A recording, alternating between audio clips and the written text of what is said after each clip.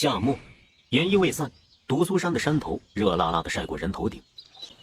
一行车骑停在靠水涧旁的树荫下，往来人马正在溪水边取水纳凉。这是越城王家的马车，正在去往都州修仙大封门太验派选拔弟子的途中。王少是整个越城的希望。越城是边陲小城，在都州的舆图中甚至都看不到这个城的存在。城中已经许多年没有出现能成功迈入金丹期的修士了。王少10岁练气，12岁筑基，从筑基1重到筑基2重，整整用了5年时间。若是此次他能够成功突破，就是越城第一个18岁前能进入筑基后期的天才。若是他能成功进入太验派，成为太验派的弟子，整个越城的百姓都要跟着扬眉吐气。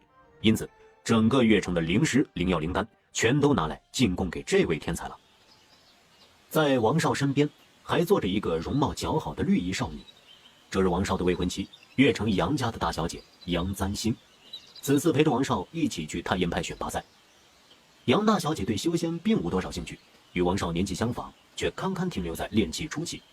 对越城的女子来说，与其苦心修炼，倒不如嫁一个修士丈夫，既能与有容颜，又能吃穿不愁，受人尊敬。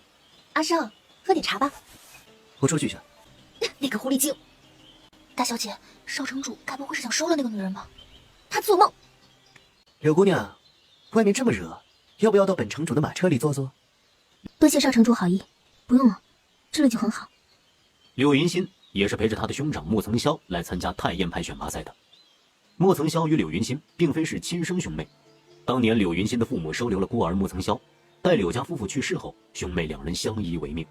王少早就看中了柳云心的美貌，只是柳云心家境贫寒，配不上他的身份，做妻是不可能了，不过做妾嘛，还是绰绰有余。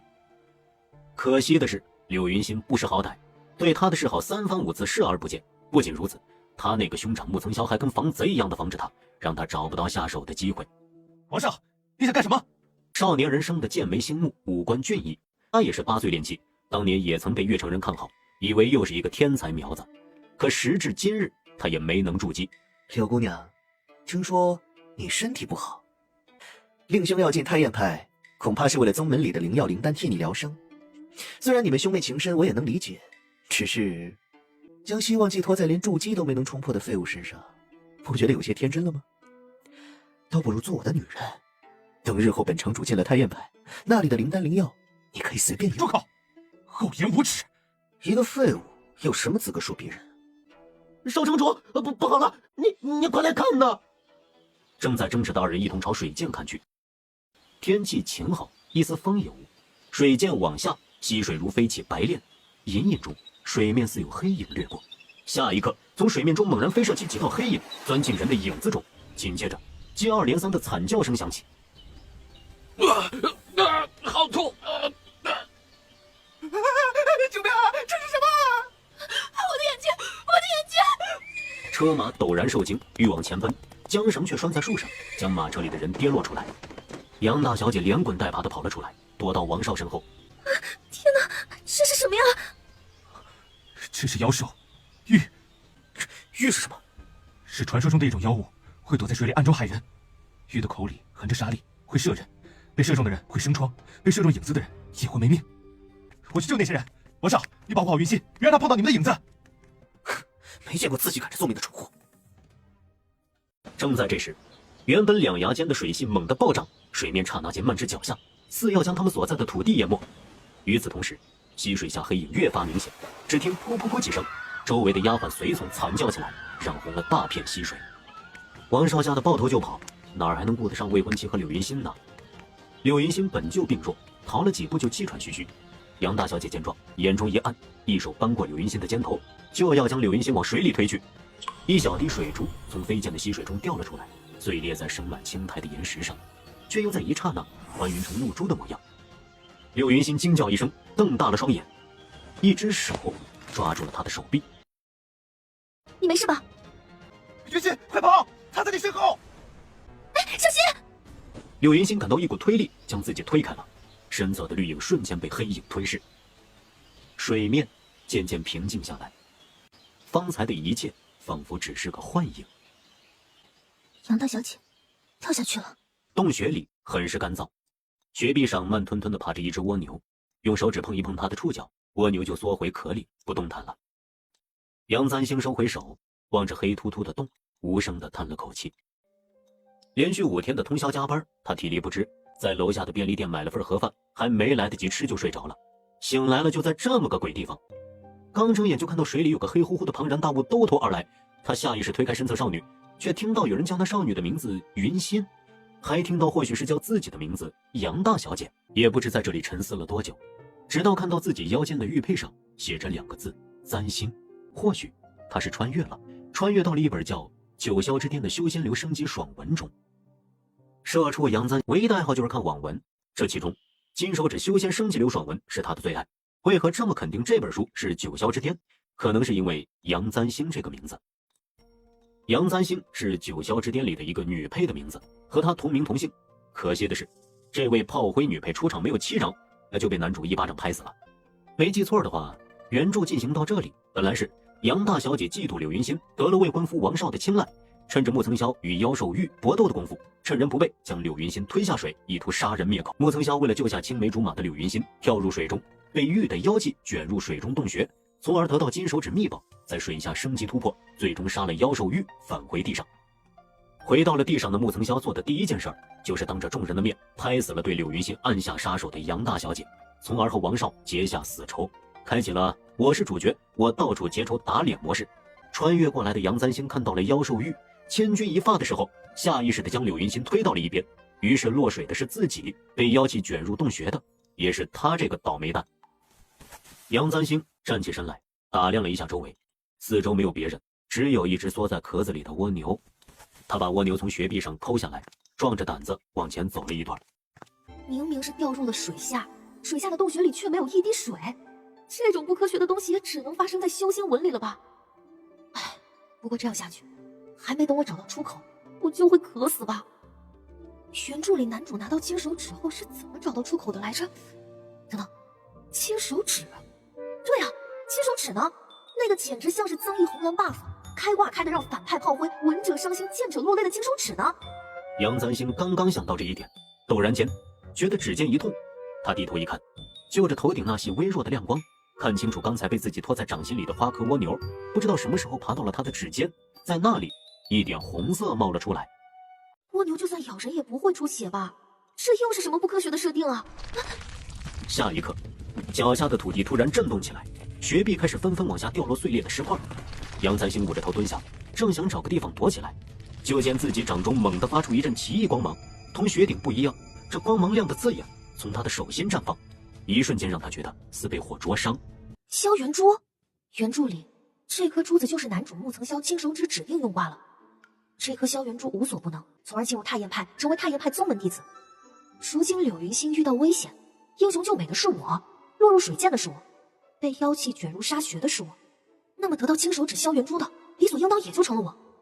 这么说来，被人骂作废物的木曾霄赶在太阳派选拔赛之前修为暴涨，剧情是发生了改变，这大概就是宝物认主了吧。所有的修仙爽文里，主角的一滴血滴上宝物，宝物就立马开启灵芝认主，缔结无法解除的羁绊，然后上天入地，可比最忠诚的情人带着主角打开新世界的大门。不过眼下最重要的事情是我如何离开这里啊。原著剧情里，男主得了萧元珠之后就在水底修炼，总之就是男主一顿操作猛如虎，灵光一闪，心下一动，连升3级，似乎就找到了出口。好像除了心口处那颗会发热的珠子没有任何不一样啊。但是现在他尝试着用手贴在穴壁上，气沉丹田，喝了一声，一掌拍向穴壁，穴壁簌簌落下2颗细小的沙。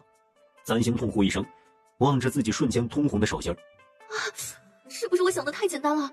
小说里果然都是骗人的，这条路行不通啊！风，这个洞穴唯一的亮光处在头顶，四面皆是穴壁，哪里来的风？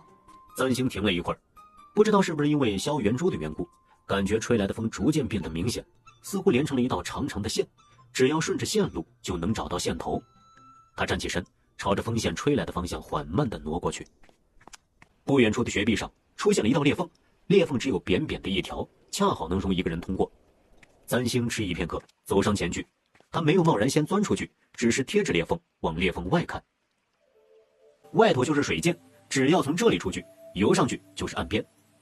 他刚试探着伸出一条腿儿，原本平静的水幕中突兀的出现一道黑影。这黑影说大不大，说小也不小，大概有一头牛大小。三星以迅雷不及掩耳之势收回了在外面跃跃欲试的腿，陡然想起来，原著进行到这里，男主上岸前还差最后一个环节，杀死那只该死的妖兽，藏在这水涧中平静溪水下的玉。这不是困难模式，这是地狱模式啊！三星一屁股坐在地上，突然觉得前路茫茫。留在这里倒是没有危险，但是迟早饿死啊，总不能吃土吧？出去，外面还有一坨马赛克虎视眈眈，含沙射影，这其实不是修仙文，这是生存文吧？啊，冷静点，杨再兴。他深深吸了口气，迫使自己回忆了一下剧情。男主木曾萧在这里拿到萧元珠后就开始修炼，他体质特殊，瞬间连升几级。升级后的男主成功杀死了妖兽，成功回到了岸上。杀死妖兽的前提是有足够的修为，难道我也要在这里修炼吗？三星还记得原著里，这个和自己同名的女炮灰的修为很低。原著里更多的描述她的漂亮跋扈、心肠恶毒。关于修为，一笔带过。不过想想也不可能有多出色。但是现在的杨大小姐已经成了杨三星，来自现代社会的社畜杨三星，别说修炼，连健身都不会尝试。小说里都是怎么修炼的？第一步应该是闭关打坐，是这样的吧？盘腿而坐，身体放松。第二步是啥来着？哎，不知道呀。哎，那就像瑜伽一样，闭眼凝神，放空头脑，调理吐息。深呼吸，吸气，呼气。闭着眼睛的三星并没有看到，从他心口处隐隐发出金色的光，从外面的水幕里渐渐显出无数如水流一般的光束，像是被萧元珠吸引，从石缝间掠入，又悄无声息地钻入闭眼静坐的三星体中。倘若有修炼之人在此，就会一眼看出炼精化气，炼气化神。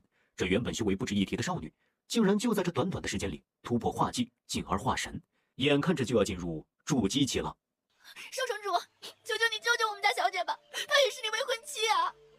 放手！三星都被那妖兽拖下水里去了，不可能还活着。那妖兽相当于一个筑基后期的修士，你要我们全都去送死不成？三星死了，本少爷也很难过。放心，待我进了太燕派，会回禀父亲，让人给杨家送上一幅丰厚典仪的。这话说的忒无情了，红酥哭得险些昏了过去。柳姑娘，你害死了我的未婚妻，说要怎么赔我才好啊？胡说八道！分明是杨三星故意推云心入水，自己却不小心摔了进去，自作自受。你少来诬陷人！不小心？谁看到了？哎，你看到了吗？你看到了吗？那就是喽。本来这事儿呢，就是一命抵一命，只是本少爷心地仁善，从来又怜香惜玉，所以你跟了我，就算赔了本少爷一个女人，我自会想办法帮你摆平此事。痴心妄想！我说姓穆的，我跟你妹妹说话，你在这里多什么嘴？要不是穆曾霄从中作梗，柳云心早就成了我的女人了。现在当着柳云心的面不好杀人，不过等到今夜，这世上可就没有穆曾霄了。穆曾霄夜里去水涧探寻，被妖兽所杀，没有比这更完美合理的理由。他心情很好的哼着小曲儿远去了。穆大哥，我们该怎么办？我不想嫁给王公子。放心，大哥不会让你嫁给这种人的。今夜我就带你离开。穆大哥，怎么了？杨大小姐的确是为了救我才掉下去的。当时他都要被妖兽扑中了，是杨大小姐将他推开了。你别替他说话，我在远处看得清清楚楚，他从背后推了你一下。那个女人骄纵跋扈，动辄体罚下人，还几次三番企图毁你容貌，怎么会这么好心？如今是报应，你别管了。杨大小姐真的死了吗？杨三星当然没死，不仅没死，他现在的状态简直好极了，整个人焕然一新，与从前截然不同。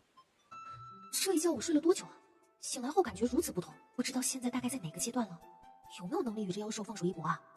那一颗萧元珠在他体内，像是与他缔结了某种联系，他能感觉到萧元珠的异动，像是被妖兽欲吸引似的，蠢蠢欲动。啊，这是在鼓励我上去干票大的。三星有点踟蹰。原著里男主是怎么打倒这妖兽的？招式功法我都记不得了，况且现在也没那东西啊。不过萧元珠是主角的金手指，只要有萧元珠，主角就算被打到丝血都能抢救过来反杀。萧元珠在暗示我冲冲冲，应该就没什么大问题吧。要相信金手指的力量，要相信主角是不会死的。既然这颗珠子想搞事情，至少说明一点，剧情线是对的。三星鼓足勇气从石缝间溜了出去，出来的一刹那，那只妖兽玉就朝他扑来。三星有一瞬间的慌乱，不过很快他就发现自己能在水流之中随意游动，脚一蹬上去，仿佛踩在弹力板上，跳得老高。他的拳头似乎也充满了力量，挥动间似有隐形气流。这就是萧元珠的力量吗？三星毫无畏惧，一拳挥上，刹那间从这妖兽的面前猛地喷射出一股黑色汁液。三星躲避不及，正面接了一脸，一股热辣辣的灼烧感从脸上传来。水幕恢复了平静，沙穴里绵软的沙子上被溅出的血染红了2滴，变成了红色的沙团。三星靠着石缝的一头，看着手上的伤口，形容十分狼狈。有什么比信心满满的出去打算大干一场，反被妖兽揍了一顿更丢脸的呢？正面挨了一耳光，脸好疼，是真正意义上的疼。原著里不是有萧元珠就可以日天日地了吗？怎么偏偏到了我这儿就不行了？要不是关键时候我偏偏逃进了石缝里，又进不来，只怕现在已经没命了。可是不应该啊！这家伙打不死，真的没有弱点吗？三星低下头看向地面，还好水里看不到我的影子。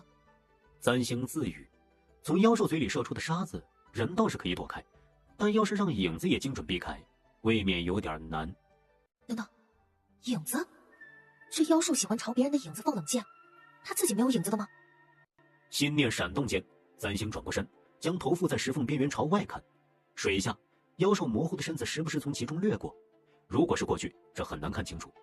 不过可能是因为萧元珠的关系，他对于细微之处也能感受得清楚，因此也就看到了挂在玉的身下如尾巴一样的一小块黑影。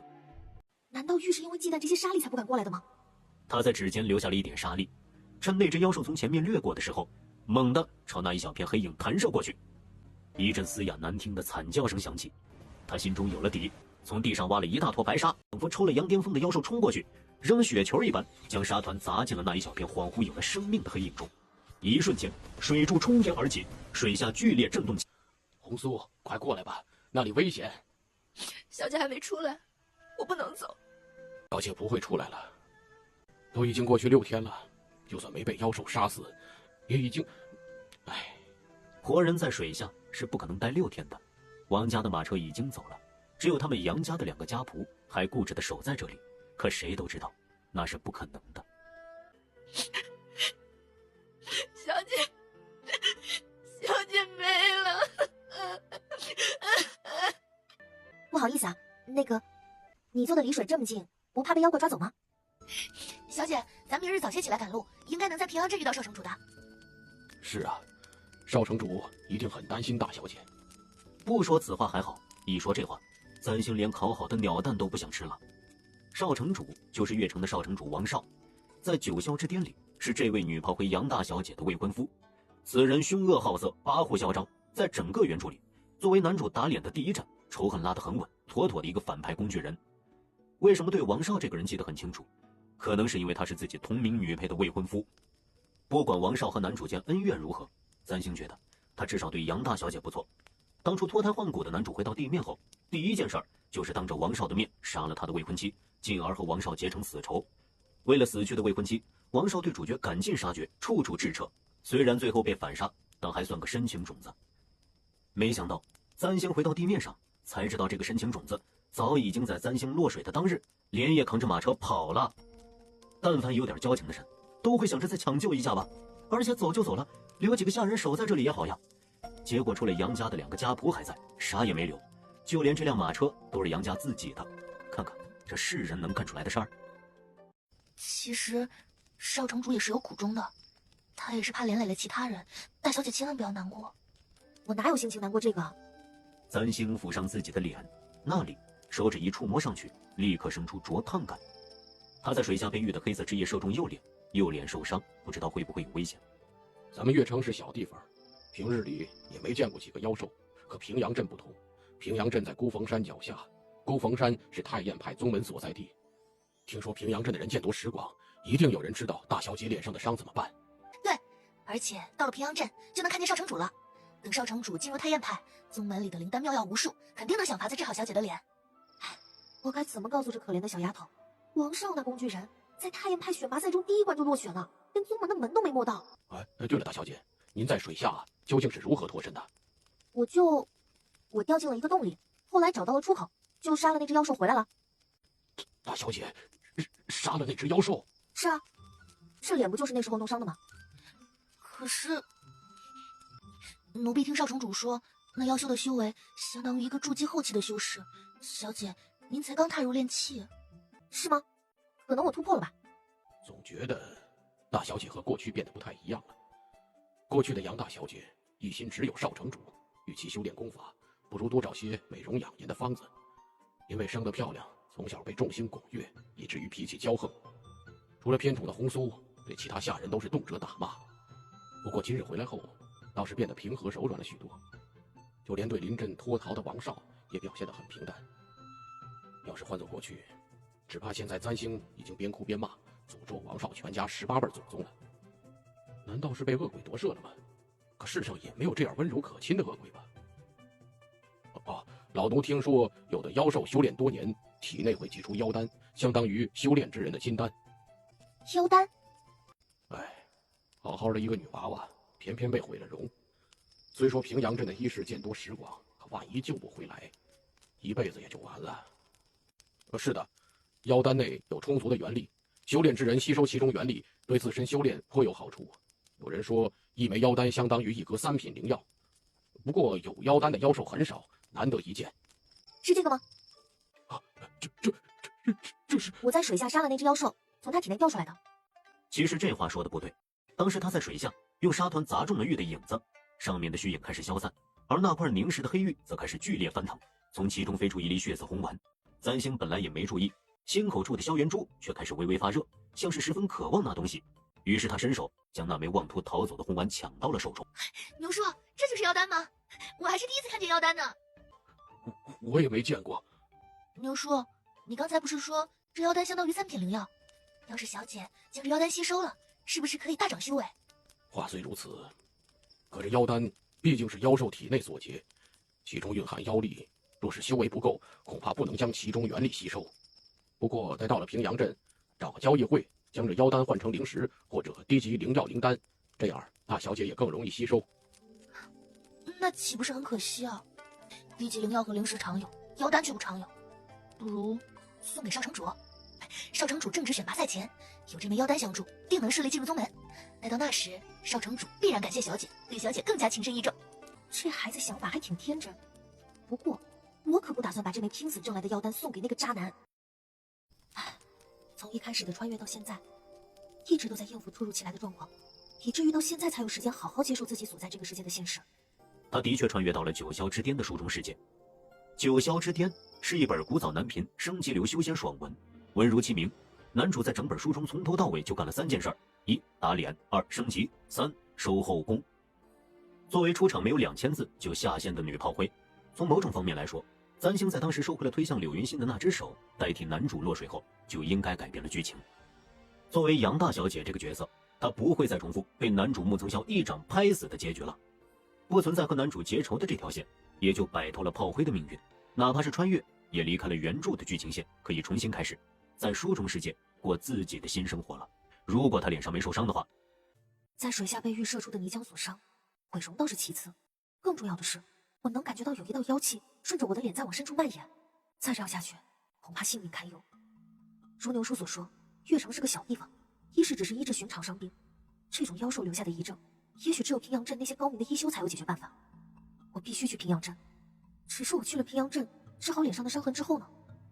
在这个世界，强者为尊，普通女子以嫁一个修士丈夫为荣，若无自保能力，好一点的如柳云星，找一个强者做依靠，还得容忍这个男人脚踏几只船。坏一点的就像杨大小姐，不仅跟错了人，连性命都不保。九霄之巅的原著作者大概对女性充满了恶意，在这本书里，普通女人就如货物，是美丽的花瓶，用来做交易的筹码，没有半点身为人的自尊和选择权利。那如果不做普通女人呢？拜从前看了无数本修仙爽文所赐，至少他对某些通用设定还不算陌生。这个世界的修仙者也是一样，从炼气、筑基、金丹到元婴、出窍分神，最后到大成渡劫化神，每一步都充满艰辛。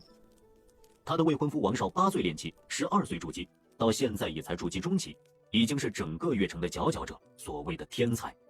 而杨大小姐今年已经17岁，才靠着王少给她的灵药丹丸，勉强进了炼气1重境。而现在，他摊开手，掌心的血色红丸在稀薄的星光下显出了几分妖异。妖丹是妖兽体内妖气所结，除了修仙之人渴望的元力之外，上头还附着了妖兽凶暴的妖力。作为一个炼气初期的菜鸟修士来说，恐怕不仅没吸收到元力，还会被妖丹上的妖气所伤。不过他有金手指，心口处的萧元珠像是等待不及似的，开始迅速发热。三星将红丸置于面前，伸出2掌相对，从掌心逐渐凝固出一股金色的气，将红丸牢牢地包裹在其中。在沙穴里修炼的那几日，包括和玉搏斗的时候，他大概已经明白了如何运用这股气。这股气也就是天地元力。以还未筑基的修为来说，3星的元力要制服妖丹上的妖气有些勉强，可萧元珠简直就是增益 buff。3星的元力在萧元珠的加持下瞬间涨了10倍，从掌心蹦出的金光刹那间将红丸吞没。不知过了多久，丝丝缕缕的红光如一道道细小的红线，自包裹的金光中一线线飞向了端坐修炼的少女面前。10日时间，平阳镇到了。大小姐，这里就是平阳镇了。那里就是太燕派的宗门所在地。日后若是少城主顺利的进入宗门，大小姐或许能去孤峰山上看看其中景致。走吧。20块灵石，你好好看清楚啊！我这株药草可是充气灵草桃面花，至少100块灵石。客人，这株桃花面的确是中级灵草不假，不过灵草的枝叶不完整，花朵只剩下一半，品相太差，就算用来炼化成丹，其效力也不过完整的1/10，给您20灵石已经足够了。客人若是不想做这笔生意，可去其他家看看，咱们楼里还要做别的生意呢。哼，这人挺刚啊。这应该就是旁人嘴里的化金楼了。化金楼，这个奴婢也听过，听说化金楼是平阳镇最大的交易所，有的人找到宝物会拿到这里，让化金楼帮忙寄卖。化金楼收取佣金，这里有各种功法、兵器、灵丹和草药。因为靠着孤峰山，太燕派的弟子有时候也会来此交易，有很多珍贵的灵药秘籍都是别的交易所没有的。化金楼的老板金翡翠，听说呀，可是个国色天香的大美人啊！哎呀，牛叔，别光顾着那个大美人了，先看看你面前这个美人吧。这地方应该有能治我脸上的药材吧？进去看看。要买药材需要灵石，那拿灵石吧。小姐，您在说什么呀？咱们身上没有灵石。怎么可能？我不是大小姐吗？难道会缺这点灵石啊3星反问。可是，大小姐从前需要灵石，都是直接问少城主讨的。奴婢们出来的时候，也就没带钱。原著里的杨大小姐虽然被称作大小姐，其实家底儿也并没有很大，就是普通商户。要不是因为长得格外漂亮，王少也不会和她定亲。而傍上了王少这棵大树的杨大小姐，也就将这张长期饭票发挥到了极致。王少那就是一个没有感情的刷卡机器。所以此行到平阳镇，杨大小姐1颗灵石都没带，车马费用兼日常出行都被王少承包了。但现在问题来了，当王少和她分开的时候，她口袋里竟然就真的1颗灵石都没有了。唉，女人手里还是要有一点钱呢。没关系，大小姐，您不是得到了一枚妖丹吗？可以将妖丹卖给化金楼，换成灵石。对啊，那枚妖丹肯定比刚才那个人的桃花面珍贵多了。被我炼化了。啊？我说那枚妖丹被我炼化了。脸上的伤越来越痛了，必须得尽快找医师医治。没有钱寸步难行啊！尽管我非常想要避免沿用从前的剧情线，可是阴差阳错，原著还是要自己和剧情人物相遇，触发下一个剧情。算了，去就去吧。小姐，那现在咱们该怎么办啊？走，去找我们的提款机。平阳镇的好运来客栈里，王少坐在靠窗的软榻上，美滋滋地望着窗外喝茶。泡茶的水用的是从孤峰山上的灵泉水，不仅清气香冽，喝下去对身体也有诸多好处。破地方虽然贵得肉疼，不过1分钱1分货，还是有可取之处的。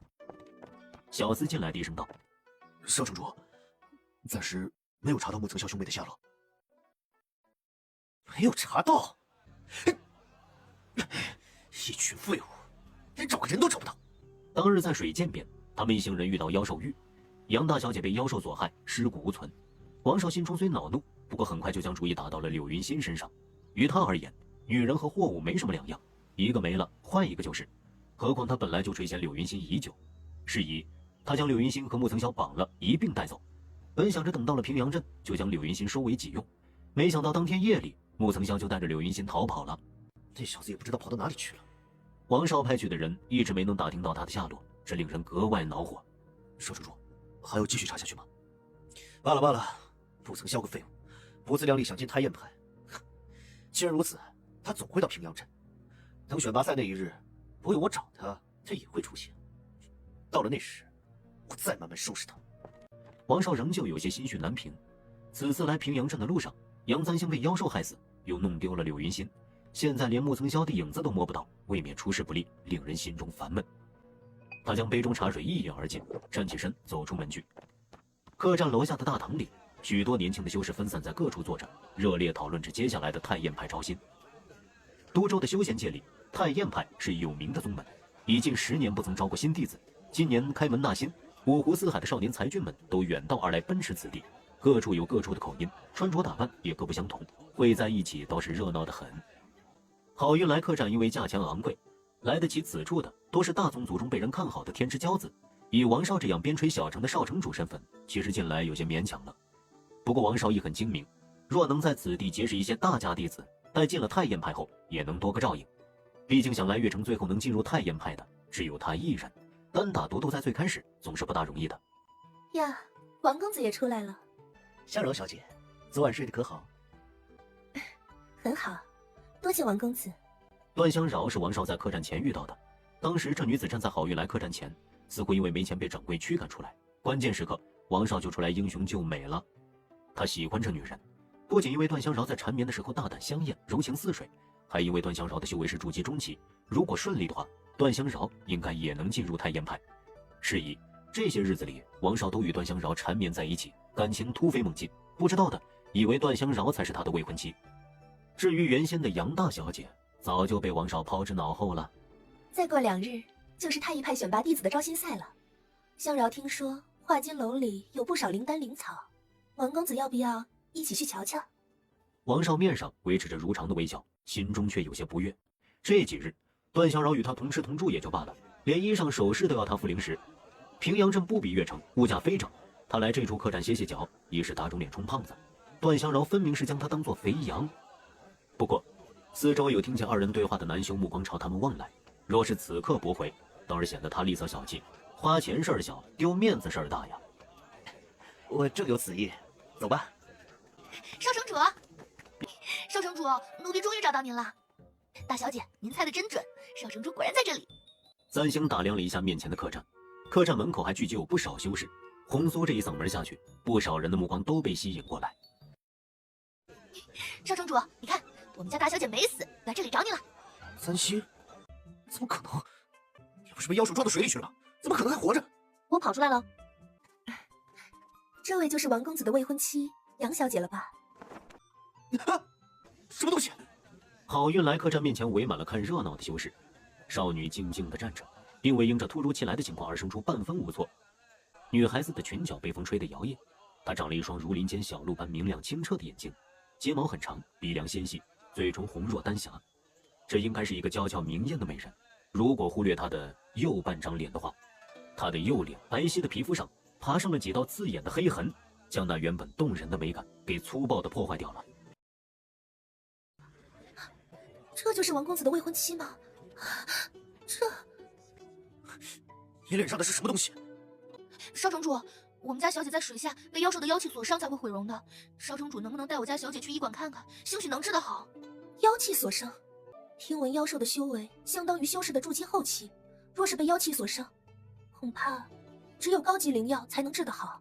可高级灵药珍贵无比，有灵石也不一定买得到啊。倘若修士得到了高级灵药，必然要为自己修炼突破所用，怎么会拿来给一个普通女人来治脸？听说太阳派的宗门里灵药灵丹无数，可每月领的灵丹灵药也是有分例的。你这女人怎么老打断人家说话？我知道了，你这个狐狸精，想勾引我们家少城主！红苏猛地朝段香饶扑去，段香饶微微一笑，看也不看前面，一掌拍向扑过来的红苏，也将红苏拍飞了出去。这一切发生的太快，三星还没来得及阻止，见状忙跑到红苏身边，将她扶起来抱在怀里。没事吧？红苏望向三星，目光落在三星右脸的黑痕之上，再看看站在王少身边神情得意的段香饶，心中越发不平，高声提醒：你别忘了自己的身份，少城主的未婚妻是我们家大小姐，才不是你这个狐狸精！是吗？王公子真的要娶这位小姐为妻吗？杨大小姐长得是真漂亮，脾气也是真坏。过去是看中杨簪星的美貌，和她定了亲，可杨大小姐也时不时的要耍些大小姐脾气。如今来到平阳镇，见识到了段香饶的柔情似水，再看那杨簪星，便觉得过于粗鲁无状，上不得台面。再说，她如今的脸也太恶心了，要真和这样的女人日日相对，就算不死也疯了。何况她脸上的伤虽然可能治好，却要用高级灵药来疗养。高级灵药，整个月城能得到一株都要靠运气，这是一桩赔本的买卖。王公子，周围的修士都看着你呢。要娶杨簪星吗？要让整个修仙界的人，日后太液派的师兄弟们，都知道我有这么一个丑陋可怖、修为低微未婚妻吗？怎么可能？杨簪星，之前你我二人的婚约本就是口头约定，并无文书，就算了吧。少城主，簪星将红酥扶靠在树下，才站起身，转身走到王少面前。你刚说什么？王少本不想说话，对上杨簪星的目光时，一瞬间竟生出些心虚。若是往日的杨大小姐，必然要开始一哭二闹三上吊了。不过今日，她竟看起来异常平静，那双明亮的眸子直视着他，眼中只有淡然，或许还有一点好奇。好奇。四周响起了看热闹的修士声音：“打他，打这个负心汉，给他狠狠一耳光！”哎呀，这姑娘也太惨了，就这么被抛弃了。切，男人的话能信，母猪都能上树了。王公子，我说，我要退婚。你要退婚？不错，看在你我过去的情分上，我可以给你一些零食作为补偿。都这个时候了，他怎么还笑得出来？你笑什么？我只是觉得这台词听着有点耳熟。这古早南平文一度被用烂了的退婚梗，没有发生在男主木曾萧的身上，反而发生在了他一个女炮灰的身上。是因为他抢走了男主的金手指萧元珠，夺走了男主的机缘，所以就连男主专有的打脸套路剧情也落到了他身上。杨姑娘，大家都知道你此刻心中也不好受，只是男女之间过于纠缠也不是好事，倒不如好聚好散。好啊，我同意退婚。少女的声音清脆，落进在场中的每一个人耳中，神情未见半分凄楚，反而像是如释重负。王少蹙眉，他原以为簪星会冲上来大哭大闹，或者婉言求情，没料到他这么爽快就答应了，反倒让他准备好的说辞全部堵在了喉咙里。再看对方云淡风轻的表情，心中竟然生出一股说不出的失落。不行啊，小姐，你的脸还需要医治呢。少城主，就算是看在过去的情分上，你也不能抛弃我们家小姐啊。这怎么能算是抛弃呢？杨姑娘自己都已经同意退婚了，眼下太医派的选拔赛在即，杨姑娘若是真的为了王公子着想，就不要来打扰她。算了，红苏，今日就让在场的各位修士做个见证。王公子，你我之间的婚约到此作废，今后桥归桥，路归路，一拍两散，各自欢喜。你识趣就好。簪星笑了笑，拉着红酥干脆利落地转身离开了。簪星的背影消失在人群中，王少紧紧蹙着眉头，总觉得心里有几分不安。怎么，王公子舍不得了？一个丑八怪而已，有什么舍不得的？他看了一眼周围看热闹的修士，虽然他们今日嘴巴上说着杨簪星被退婚好可怜，但若要换做自己，也是绝技不会娶这样一位拖油瓶的。还好他退了婚，否则一旦进入太炎派，他就真的要成为全宗门的笑柄了。咱们还是关心关心选拔赛的事吧。老牛看得心中难受，这时候倒是想起了另一桩更重要的事。大小姐脸上的伤还未好，接下来该怎么办呢？如果段香饶说的是真话，簪星脸上的伤就必须用高级灵药来医治。月城里高级灵药珍贵，杨家是绝技买不起的。可能拿到高级灵药的王少，如今又已经和簪星退了婚，这样下去，难道簪星就要一辈子顶着毁容的脸活在世上？寻常女子在这世道上活着本就不易，何况是毁了容的女人。都怪奴婢不好，奴婢当时没能撕烂那狐狸精的脸。大小姐毁容了，以后嫁不出去怎么办？拉倒吧你，人家都筑基了，你一个普通小丫头，别背死了就好。大小姐嫁不出去了，少城主被狐狸精抢走了。再过一日就是选拔赛了，选拔赛又没有规定谁不能参加，只要过了选拔赛，就是太炎派的宗门弟子。宗门弟子总能有资格用里面的物资药品吧？您的意思是？我也要参赛。今日的平阳镇分外热闹，无数修士都往一个地方奔去。望仙台是孤峰山脚下一处平整的高台。听说傍晚的时候，站在望仙台上仰头往上看，能看到孤峰山的仙境霞迹。今日的望仙台下早已挤满了熙熙攘攘的人群。多州大地修行之风盛行，如今几大宗门里，太晏派算排得上名号的大派。掌门羽山圣人在300年前开宗立派，于100年前化神飞升，是多州修仙界里的第一个飞升成功的修士。羽山圣人飞升后，其徒弟少阳真人接任掌门。自20年前人魔两族大战后，太晏派元气大伤，这些年日渐式微。不过瘦死的骆驼比马大，到底是老派宗门，宗门之中秘籍功法底蕴丰厚，若能成为其宗门弟子，只会好处不尽。何况太晏派已经近10年未曾招收新弟子了，今年招新。得了消息的修士们纷纷赶来平阳镇，只为逾越龙门，成为太晏派的正式弟子。还以为没多少人呢，这么多人，太晏派收得过来吗？毕竟是名校，想来的人多很正常。而且，今年应该是扩招了吧？正说话的时候，就见孤峰山的方向远远飞来一行人，脚踩长剑，御风而行。不过片刻，落在望仙台上。啊，是太晏派的宗门弟子，他们来了。小姐，他们就是太晏派的人，长得真好看。我是太晏派的弟子子罗，今日太晏派招新，诸位从各处远道而来，可见其修行向道之心。修行意图惊天极地，陡折蛇行，若无磐石之心，愚公之志，难免半途而废。诸位也知，修行之道，炼气入门，筑基为始。我太晏宗门人人都过筑基起步，今日招新选拔赛，自望仙台开始。不过这望仙台也不是人人都能上的。子罗说完，拂袖一挥，从他袖中窜出一道流光。这道金色流光很快落于望仙门下，形成一个拱形，变成一道门的形状。这是原理门，唯有修行已至筑基者方能通过。诸位未至筑基的道友，现在可以回去了。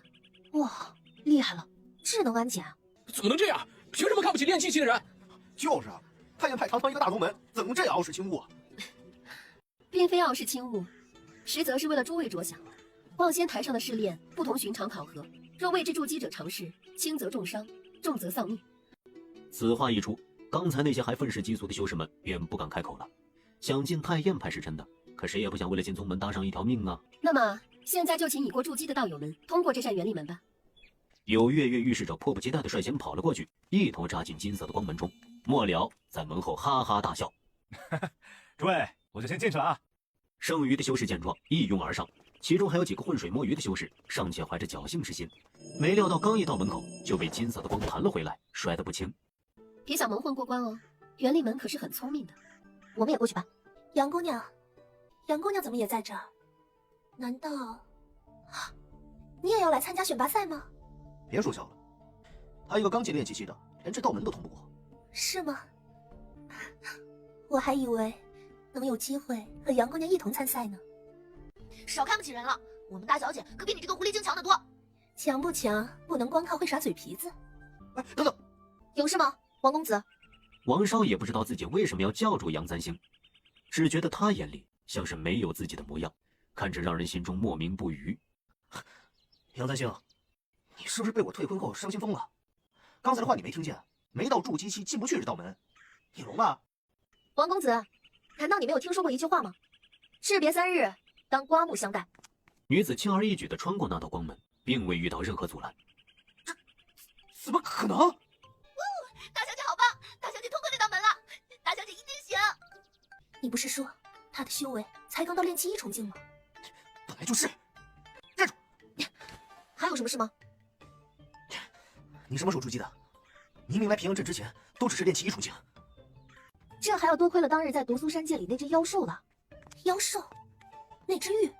我被那妖兽拖进水中，后来侥幸从妖兽嘴里脱险，还得到了一颗妖丹。王公子也知道，一颗妖丹相当于1株3品灵药，吸收妖丹中的元力，可以帮助修士突破的。妖丹在哪里？你该不会是……变化了？变化！这一下，连段香饶都失声叫了出来。王公子，本来那枚妖丹应该是要送给你的，可惜你我夫妻缘尽，我也没有什么依靠，只能自己炼化妖丹，突破筑基，过来同你一同参加选拔赛。王少听得几欲吐血呀！一枚妖丹就能让杨三星从炼气1重境进入筑基，若是我吸收其中原力，定然能突破筑基后期，说不定还能结丹。这女人简直暴殄天物！段香饶也脸色难看，他万万没想到一个没被自己放在眼里的毁容女人，竟然摆了他们一道。时间快到了，王公子，我们望仙台上见。说罢，头也不回地往望仙台走去。身后，王少捏紧双拳，气得两眼发红。贱人，我非杀了他不可！簪星才没心思去管王少现在是什么后悔心情。他走到望仙台下，此刻许多通过元理门的修士都汇聚于此。他抬头望向望仙台上的太燕派弟子，太燕派为首的那位紫罗师姐正低头对身侧修士说着什么。杨簪星站在眼前的是个17、18岁的少年，生得俊逸高瘦，麦色肌肤令他看起来少了几分修士的仙气，多了几分属于少年人的野性，眼神凶悍，带着几分防备，如一头初长成的猎豹，警惕地面对身前的猎人。虽然并未见过此人，但杨簪星几乎第一时间就明白过来，这肯定就是九霄之巅的原著男主木曾萧了。因为这少年和周围修士的画风格外不同，纵然穿着打扮并不出色，可站在这里就是令人难以忽略，浑身上下闪耀着属于主角的光环。你没死，侥幸逃生了。按照原著来说，落入水间的是木曾萧。木曾萧因为得到萧元珠这个金手指，连升几级进入筑基，从而才有资格进入了选拔赛，出尽风头。可后来我穿到了杨大小姐身上，萧元珠变成了我的所有。失去了金手指的木曾萧只是一个练气境的菜鸟，不应该出现在这里啊。可他现在出现在这里，说明他已经通过了元力门。能通过元力门，木曾萧至少是筑基修为。难道在这些日子里，木曾萧又有别的奇遇？不会是男主吧？总能坠崖遇良师，山洞得秘籍，气运机缘数之不尽，欧气满满，非洲人都馋哭了。你也要参加选拔赛？杨簪星不是个只知道吃喝玩乐的大小姐吗？白瞎了那么多灵石灵药，最后才勉强混了个炼级1重进。可如今来这里是什么意思？来参观一下。木曾萧还是到了这里，和王少碰上了，说明剧情主线并没有改变。之后他俩应该还是会打起来。不过这一次，我至少不必成为那个拉仇恨的炮灰吧。想到这里，他又补充了一句：“我毁容了，王少和我退了婚。”莫曾萧莫名其妙地看了他一眼，有些不解为何他会说这句话。正沉思着，最后一个修士进入元力门。看来诸位都已经准备好了。他从袖中掏出一个巴掌大的圆锥体，往望仙台上一扔，刹那间轰隆一声，土地冒出滚滚烟尘。不过须臾，一座巨大石山拔地而起。游乐场里的螺旋转椅吗？这是连山花，诸位可看清楚了这山上的紫色花朵。簪星细细去看，才看见这大白蘑菇上还长着许多会发光的紫色小花儿。蘑菇山地柄的花儿只有稀稀落落几朵，越往上花朵越多。今日选拔赛，诸位可自行上山采花，以一炷香时间为准，往石山上攀爬，不得从石山上掉落。一炷香后，轻点石山上各位手中的连山花，从上至下的前120位就是我太燕派的弟子了。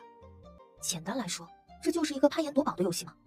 顺位录取也还行，只是看似简单，不过大白蘑菇在旋转，容易导致眩晕，对恐高症和眩晕症的人来说也太不友好了吧。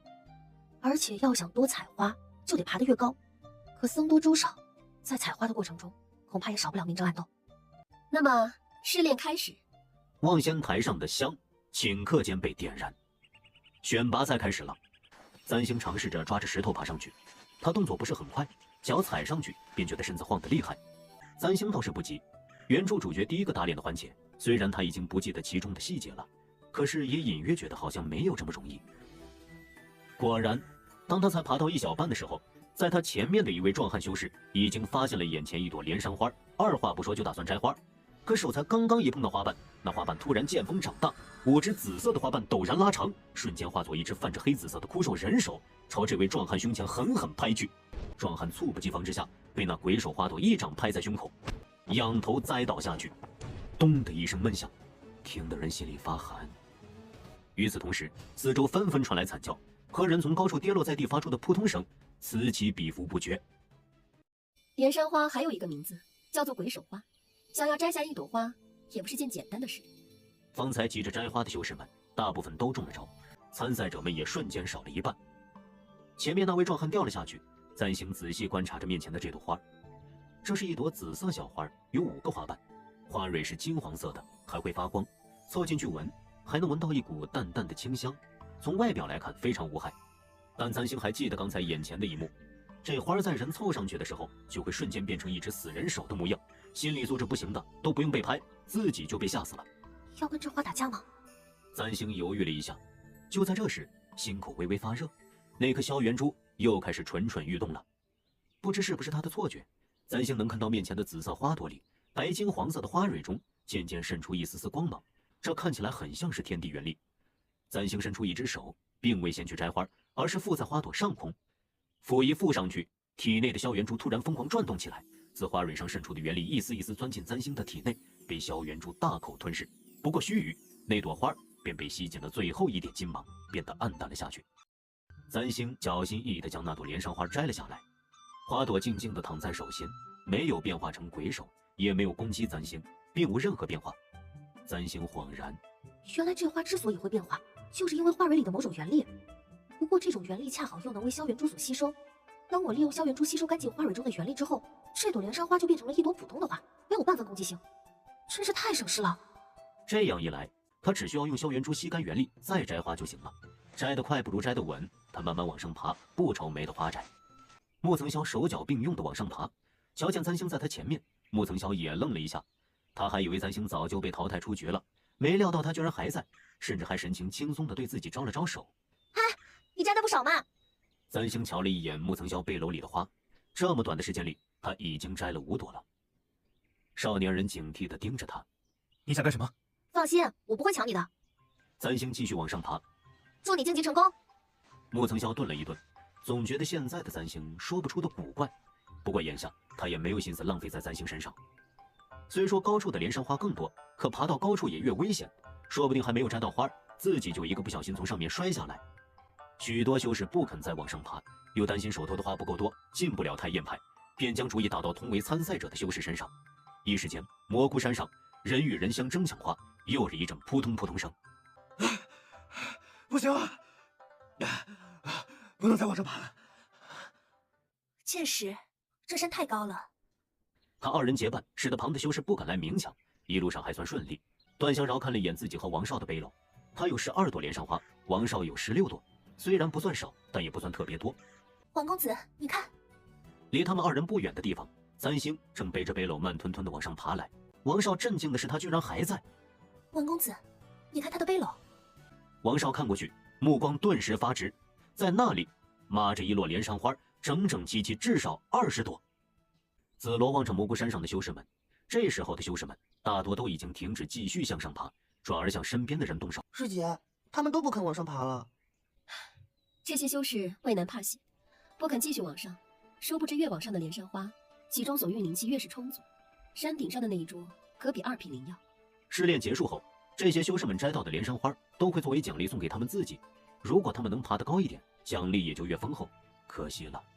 等等，那里还有一个少年。紫罗看去，就见石山之上还有一个穿主色劲装的少年，正在努力向上攀爬。他年纪也不大，额头上冒出大颗大颗的汗水，爬得格外艰难，但脚步从未停过。这位道友倒是修行之心坚定，不错。师姐看他能通过试炼吗？极有可能。另一头，咱星还在不紧不慢地爬着，大抵是因为他看起来柔弱不堪，一路上竟然没有修士来抢他的花。杨咱星，你居然能走到这里！杨咱星能通过那扇原力门，王少已经觉得很不可思议了。现在他居然能走到这里，和自己不相上下，王少简直觉得自己是在做梦。托你的福，运气好而已。他这种没有将自己放在眼里的态度，再一次激怒了王少。正要发火，身侧的段香饶轻咳一声，王少这才想起了自己想要做什么。你把花给我吧。什么？杨姑娘，你来参加选拔赛，无非是想进太燕门拿到治好脸上的灵药。待王公子进了太燕派，自然会为你寻来灵药。不错，我还会给你足够的灵石丹药，不会让你吃亏的。你是怕你自己进不了宗门，所以才打我的主意，这是作弊吧？杨咱星，话不要说的那么难听，我是看得起你才这么说的。多谢你看得起，但是我不愿意。杨姑娘，修炼之道长路漫漫，寂寞清苦，寻常女子何必去受这个折磨？你若是将花卖给了王公子，日后治好了脸，寻一门良人，琴瑟和鸣，难道不好吗？唉，女人一生不就是盼着有个好归宿，何必打打杀杀，将自己弄得粗糙不堪？我恐婚。你跟这个丑八怪分那么多话做什么？杨咱星，既然你敬酒不吃吃罚酒，就别怪我不念旧情了。听听，这说的是人话吗？别说是穆曾霄，连他这个未婚妻听了都想打死王少，这人也太招人厌了。话音未落，王少就一手抓着石壁，另一手朝咱星劈来。好说不行，来明抢了！簪星侧身避开，险险贴着石壁躲过，两手抓住石壁，差点跌了下去。我再说一遍，花给我！不给。原著里这一幕应该是穆曾霄和王少之间的剧情。穆曾霄因为拍死杨大小姐和王少结成死仇，王少在选拔赛中的蘑菇山上对穆曾霄按下杀手，企图抢走穆曾霄的花，没料到被男主反杀，从大蘑菇山上掉了下去，最后连太燕派的门都没摸到，惨遭一轮游。但现在没了这层死仇，这剧情居然发生在了我和王少身上，这难道是在暗示我现在已经拿了男主的剧本，所以给男主安排的打脸情节我都要照单全收吗？这可不是什么好事啊！来不及了，一起上吧！计时香快要燃到头了，又一波修士们手中的花被抢走，被一同参赛的修士们从蘑菇山上推了下来，从此和宗门无缘。时间快到了，不知这胜在山上的人究竟够不够120啊？紫罗不语，越是在最后关头，越是关键。有时候就那么几息时间，风云就会突变。蘑菇山上，簪星艰难地躲避着面前两人的夹击。王少也太不要脸了，居然2打1。在原著里并没有段香饶这个存在，然而不知道是不是因为杨大小姐剧情走偏了的缘故，这设定居然又硬生生地搞了第2个恶毒女配出来。段香饶堵住簪星的前路，簪星一手喷着石壁，只能用另一只手阻挡。王少则趁机靠近，劈手朝他背上的篓子夺去，无法分出多余的手去抵挡。簪星脸色一变，刹那间冒出一个大胆的想法，他运转体内的萧元珠，将方才被吸收干净的连山花元力猛地注入北篓之中的花蕊中，北篓中猛地爆发出一阵金光，那些被摘下的花倏而像是有了生命，在王少手靠近的瞬间，猛地拉长变化，形成数十只紫黑枯瘦的手，狠狠地朝王少脸上抓去。王少没有防备，被鬼手一掌劈在脸上，脚下一滑，直直地栽倒下去。王公子！当的一声巨响，巨大的白蘑菇慢慢停止旋转，石壁上的紫色花朵尽数消失。试炼结束。试炼结束了。与此同时，山上修士背上装着花的竹篓不约而同地朝着望仙台上太燕派弟子飞去。竹篓上一开始就以元力刻下众位修士的名字，不必担心拿错。紧接着，蘑菇山迅速缩小，还在山上的修士尚且没有反应过来，脚已经踩到了实地。贱人！不可在试炼场斗殴滋事，这规则挺好。王少敢怒不敢言，被赶来的段香饶扶起，只得面色阴狠地盯着簪星。簪星才不怕他。1刻钟后公布结果。哎，你摘了多少朵？不多不多，堪堪16朵。这么多，看来道友一定能进宗门了。过奖过奖，我也就是那么随随便便一摘。兄弟你呢？哈哈哈，我就惭愧了，不过18朵而已。这堪比考试后大型对答案现场。那些留在山上的，摘到了花的还能抱着忐忑的期待；那些中途摔下来的，花被抢走的修士，则是一脸的垂头丧气，都不用等结果，自行就离开了。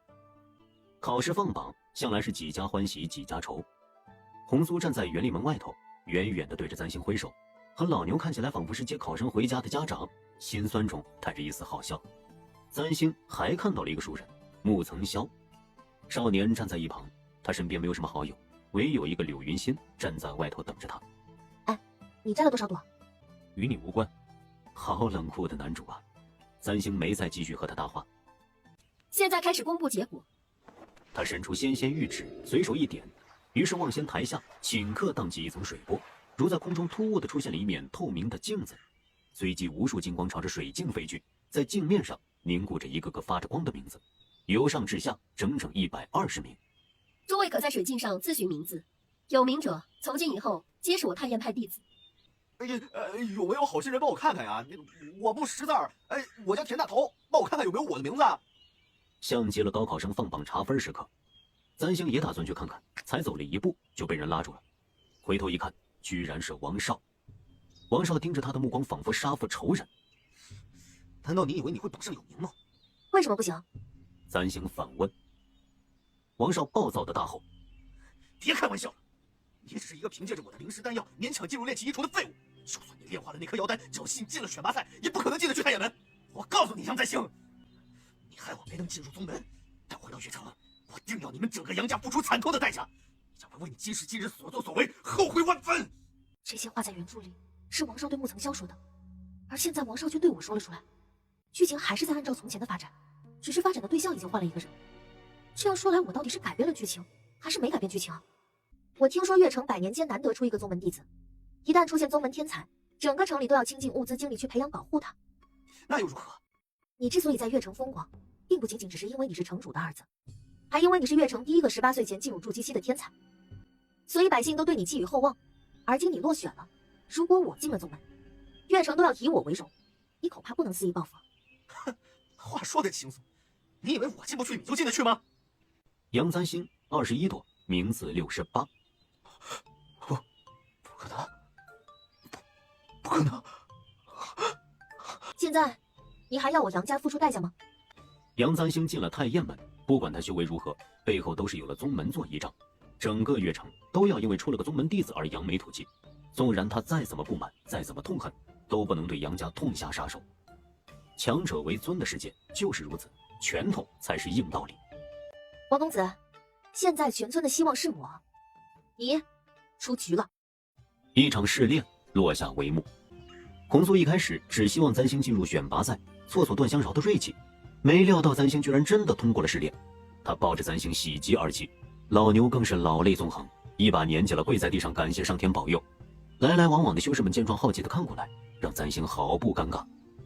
杨大小姐，簪星回头一看，就见一黄裙女子站在自己面前，正是之前与他有过一面之缘的柳云心。九霄之巅这本书里，男性角色负责打怪升级，女性角色则负责发展和男主木曾萧之间的感情线。男主木曾萧一共娶了8个老婆，每个老婆都是国色天香，风格各不相同。这位柳云心是木曾萧青梅竹马的小妹妹，清丽温婉，柔弱乖巧，属于白月光一般的存在。好漂亮的姑娘啊！你还活着？是啊，侥幸从妖兽嘴里逃了出来。对不起，当时若不是为了救我，你也不会。不用客气，应该的。当时要不是救下柳云心，我现在已经是个死人了。那你的脸啊，没事，找灵药医治就好。于心，过来，别离他太近。我长得也没那么可怕吧？木曾萧用得着这么警惕吗？诸位同门，即刻收拾，随我一同前往孤峰山。太燕派山前正式入籍。台下顿时欢呼起来。簪星的手里突然多了一捧莲山花，这些莲山花蕊中含有丰富元力，试炼后摘到的莲山花作为奖励赠与诸位，大家可以将其炼化，以助突破。果然，那些花蕊里的元力是可以被吸收的。那么事不宜迟，太燕派一行人再次御剑成风，就要前往宗门所在的孤峰山方向。簪星连忙将手中的花朵全部塞到老牛手中。老牛，宗门里不能带外人，你们拿这些花去花青楼里换成灵石，暂时在镇上找个地方住下来。待我在宗门里安顿好，就下山来看你们。学校里不能带家属伴读，只能先这样了。放心吧，大小姐，老奴等下就叫人回月城传信，等城主知道了大小姐被宗门选中，定会嘉奖整个杨家。大小姐，你一定要在宗门里好好修炼，别忘了你答应过奴婢，要给奴婢找个更好的姑爷。哦，这设定是刻在了骨子里血液中吗？知道了，知道了。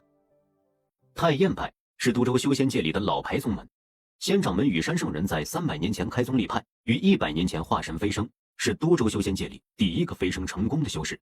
有这么个校长活招牌，太燕派想低调都低调不起来。太燕派都10年没有招过新人了，听说宗门里有无数武功秘籍，随便拿一本到交易所拍卖都是几百灵石。哎，你说啊，咱们要是偷偷拿一本去卖，能不能发财啊？我真是为太燕派这一届的招生质量感到担忧。众人都坐在去往太燕派宗门的传送灵舟上，此灵舟一次可运载数10位修士，这些修士大多还未结丹，并不能御剑，只能乘灵舟前往。身侧的汉子叫田大头，正是刚刚放榜时候不识字的那位兄弟。当时没人理会这位田大头，簪星看他可怜，帮他找到了自己的名字。这位兄弟就将他视作心地善良的大好人，自动认他当朋友了。田大头本名也不叫田大头，叫田芳芳。他嫌这个名字过于女孩子了，干脆自称田大头。田芳芳本家也是修炼世家，不过她是旁支，得不到好的资源，索性少时就自己出来闯荡。这些年也有不少奇遇。今日莲山花试炼，他得了39朵莲山花，排名第2。哎，把这些花都吸收了，我就能进筑基3重境。等进了宗门，我就能结丹了。哎，簪星师妹，到时候兄弟结了丹，第一个给你看。谢谢。待到了峰顶，灵舟停了下来，众人下了舟，再往前看，视线尽头是一座朱色大殿，在日光的映照下幽丽辉煌。到了，这里就是原著里男主木曾萧腾飞的地方。剧情正式开始的第一站，太燕派。簪星随着众人一同走上了白玉台阶。这是一处寺殿，最前方供奉着开宗掌门羽山圣人的雕像，穿过大殿，则是一处外院。外院则是与大殿的华丽截然不同，格外幽静清灵。恰好从外头走过一群人，应当是太燕派的宗门弟子，大多穿着浅灰色纱袍。这纱袍不知用何种料子制成，颜色清清淡淡，并不沉闷，行动起来如云雾流动，仙气儿飘飘。全都是高级灰啊！看来修仙界流行性冷淡风。紫罗师姐，为何他们有的人衣裳是灰色的，有的却是绿色的，您的还是紫色的呢？外门弟子皆为统一纱袍，内门弟子则可以自行选择衣袍样式，没有过多限制。内门弟子和外门弟子，那咱们算是内门弟子还是外门弟子啊？你们目前都是外门弟子，不过半月后的宗门考核排名前30的可以成为内门弟子。这群修士没有想到进了宗门还不算完，还要接着考核。那内门弟子和外门弟子有何区别啊？自然有区别。内门弟子由各位师傅亲自教导，所能接触的功法秘籍，每月领用的灵石丹药，都非外门弟子可比。这就是重点班和普通班的区别吗？签字生当然值得最好的师资培养。我先带你们去宿院吧。待安顿好后，晚点会有人将纱袍和明日的安排送来。说实话，太燕派的住宿条件是真的很好。原来三星以为王少之前住的江景房已经不错了，没想到太燕派的学生宿舍比江景房还有过之而无不及。宿舍2人1间，就在后山外，全部都是独栋小木楼。听说内门弟子的住宿条件更好，1人1间小别墅，非常豪横。三星也没想到，在现代没能达成的房屋自由，在书里达成的猝不及防。紫罗将人一一送到安排好的宿舍后，就要离开。紫罗师姐，还有什么事吗？我的脸之前被妖兽所伤，有没有解决办法？这是被遇伤了吗？不错。紫罗伸出手附上占星的脸，一股温热的感觉从脸上传来。你脸上仍有残留妖气，我已用化毒术将残留妖气从你脸上拔除。不过，你脸上留下的伤痕，可能要用高级灵药医治才能恢复如初。师姐可有？抱歉，高级灵药稀有，内门弟子每月也只能按份例领用。我这个月的份例早已用光了。你不用担心，只要成了内门弟子，就算不领用高级灵药，师傅也会为你想办法的。只要你能在半月后的考核中冲进前30，一切都能迎刃而解了。他拍了拍占星的肩，这才转身离去了。占星看着紫罗的背影，还没来得及整理一下心情。这可糟了，只有内门弟子才能有资格领用高级灵药，看来杨姑娘只能一辈子带着脸上的伤痕了。你怎么在这儿？我住这里。连山花失恋的时候，段香饶和王少联手抢夺占星手里的花，王少被占星赶了下去，剩下的段香饶刚赶上时间到，保住了背篓里的12朵连山花，吊着尾巴进了宗门。这也就罢了，偏偏还和占星成了舍友，有什么比和你不喜欢的同学分到一间宿舍更痛苦的事情呢？你该不会真的想当内门弟子吧？我早就说了，修仙之路寂寞清苦，以你的天资和领悟力，在今日试炼入选的弟子中，只能算是中等。还是靠着运气。若你如我一般美貌，尚能在这宗门中寻一门依靠，可偏偏被毁了容。你猜，这宗门中还有谁会要你？还有谁会想帮你？你说的不对，我进宗门的时候可不是想着要来这里相亲，给自己找个依靠的。占星笑了笑，姑娘想要利用自己的美貌走捷径，请便。不过也请不要把所有人都想得和你一样鼠目寸光。九霄之巅是一本男频爽文小说，文中所有的男性角色，要么是为了男主解惑，要么就是为了给男主打脸；女角色要么是为了给男主谈恋爱，要么是反派的附庸玩物。但现在不一样了，我要当内门弟子，不过不是靠男人，是靠我自己。占星坐在3楼上，望着远处出神。段香饶傍晚的时候就出去了，到现在也没回来。他是被几个新进门的弟子接走的。占星不由在心里感叹：看看人家的社交能力，入学第1天就能交到朋友。再看看我自己，不提也罢。占星盘腿坐着，到了现在，他已经能很从容地接受一个事实：他确实穿进了《九霄之巅》这本书里，并且暂时可能回不去了。占星这人比较平凡，没什么特长，最大的优点大概就是心态好，无论遇到什么事儿都能从容地走下去。这也是他为什么到现在都能这么淡定的原因。进入九霄之巅是个偶然，拿到萧元珠也是个偶然，但路毕竟是他自己选的，自己选的路，跪着也要走下去。如今脸上还残留妖气导致的伤痕，想要彻底治好，还得进入考核前30才行。今日选拔赛上入围前120名，他只排名68，还是利用了萧元珠开挂的情况下，这个成绩想争取内门弟子的名额还是有点悬。不过好在孤峰山上的灵气很充裕，太燕派选址选得很不错，这座山上四处都是丰富的天地元力，且比外面的更加纯粹，再以萧元珠修炼淬体，事半功倍。虽然他现在拿到了主角副本，但毕竟这个炮灰原主身体资质一般，想要达成主角天选之子的成就，还得加倍努力。三星闭上眼，深吸一口气，运转内力，催动体内那颗萧元珠，合动掌心间，将四周的灵气元力纷纷吸收，开始炼化起来。清晨，日光从小木楼的窗隙间溜了进来，宿楼里静悄悄的。突然间，一声嘹亮的鸡鸣破空响起，声如巨雷，震得人耳边嗡嗡直响。三星从睡梦中惊醒，一咕噜坐起身，揉了揉眼睛，这是鸡叫吗？也太大声了吧！推开门，就见远处的桂树枝头上站着一只鸡。这鸡长得很漂亮，此刻就站在梢头，不紧不慢地踱着步，精神抖擞的样子，像是穿着晚礼服来巡视的工作人员。这鸡就算站在鹤群里，也是扎眼的那只吧？哟，詹师妹，哎，你也醒了？啊，这鸡……听住我屋的兄弟说，这是太燕派的司臣级，叫有日将军。每日早上他一叫，咱们都得起床。明白了，生物闹钟啊！哎，你看那个入门安排了吗？昨晚就看了。孤峰山上灵气充裕，适合修炼，而太燕派唯有内门弟子才能接触到核心秘籍和功法。好在太燕派的武学馆里藏书丰富，太燕派也是有名宗派，只要是入门弟子都可进入武学馆挑选秘籍。不过，只有内门弟子才能去武学馆1楼以上。昨夜子罗令人送来今日的安排，等一下新进门的弟子就要去太燕派的武学馆挑选功法，作为自己这半月来的修炼主课。我去换衣服了啊，咱兄弟们，你也动作快点，去的晚了，当心好功法都被抢没了啊！三星应了一声，也回到屋里。屋里，段香饶已经收拾完毕了，昨夜半夜才回来，按理说也算是熬了夜。这位舍友却是一点都看不出来。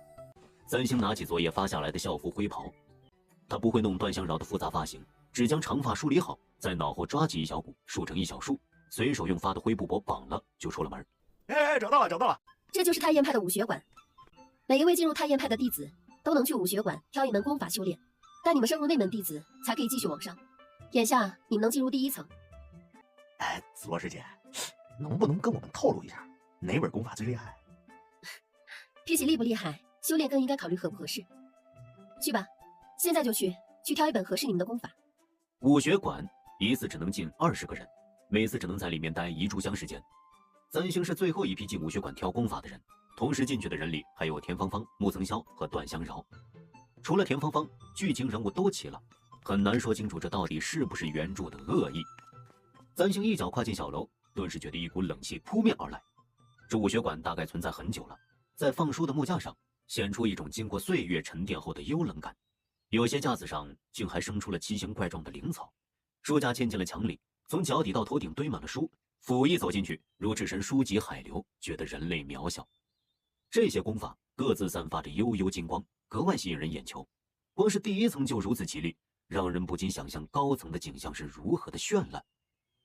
三星看了看一边，其他人都走得很远了，他还记得这个情节。主角木曾霄在武学馆里，在萧元珠的指引下，挑到了一本无人修炼的珍贵秘籍，将这秘籍修炼到极致，在之后的各种比赛上亮瞎了众人的眼。如今萧元珠在他手里，三星回头望去，满眼的书籍里，究竟哪一本才是他应该挑选的？还是说，原著里木曾霄挑到的那一本，如今会为他所有？萧元珠没有任何动静，三星走上前去，随手拿起架上的书籍翻看。巨力掌、九重印、七玄星宿剑、无量洪荒斧、第一刀法，这每本名字一听都感觉是猛男必备。一本本的翻过去，感觉每本都很厉害的样子。正当三星有些茫然的时候，心口处那颗一直没动静的萧元珠突然动了一下，他一怔，下意识地抬头，就见面前的书架里有一本书悠悠浮了起来。这要是放在电影里，大概就是鬼片了。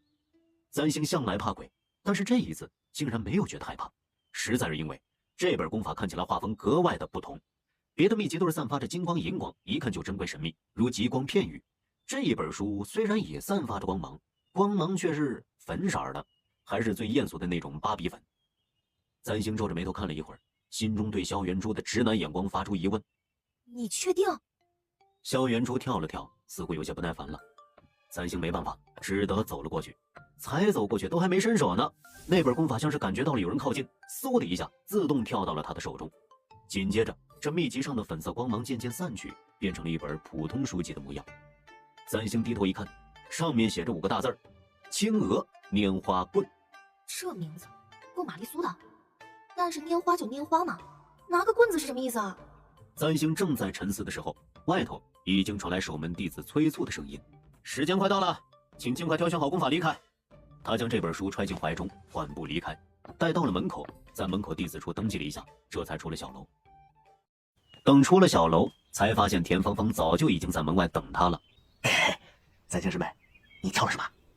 我挑了一本斩蛟诀，虽然比不上终极功法，可拿到华金楼里，估摸着也能卖个100灵石吧。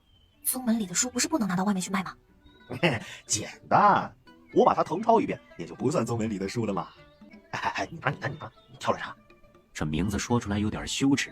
三星含糊的回答：“就一本棍法，花里胡哨的。”三星师妹，大个商量呗。等你练会了，借我几天，抄书卖了灵石，咱俩一人一半。还没等他答话，从小楼里又走出来2个熟悉的人，一个是段香饶，他大概对自己挑的功法很是满意，高高兴兴的出来，与接他的一位年轻修士一道离开了。另一个则是穆曾霄，他看起来很是平静，察觉到了三星的目光，穆曾霄侧过头看了他一眼，随即皱起眉，匆匆离开。没有了萧元珠，三星也不知道穆曾霄最后挑到了哪一本功法，不过他很确定自己怀中这本青娥拈花棍绝对不是原著里穆曾霄挑选的那本秘籍，如果不是这么玛丽苏的名字，他不会全无印象。这意味着萧元珠因材施教，特意为他挑了这本青娥拈花棍。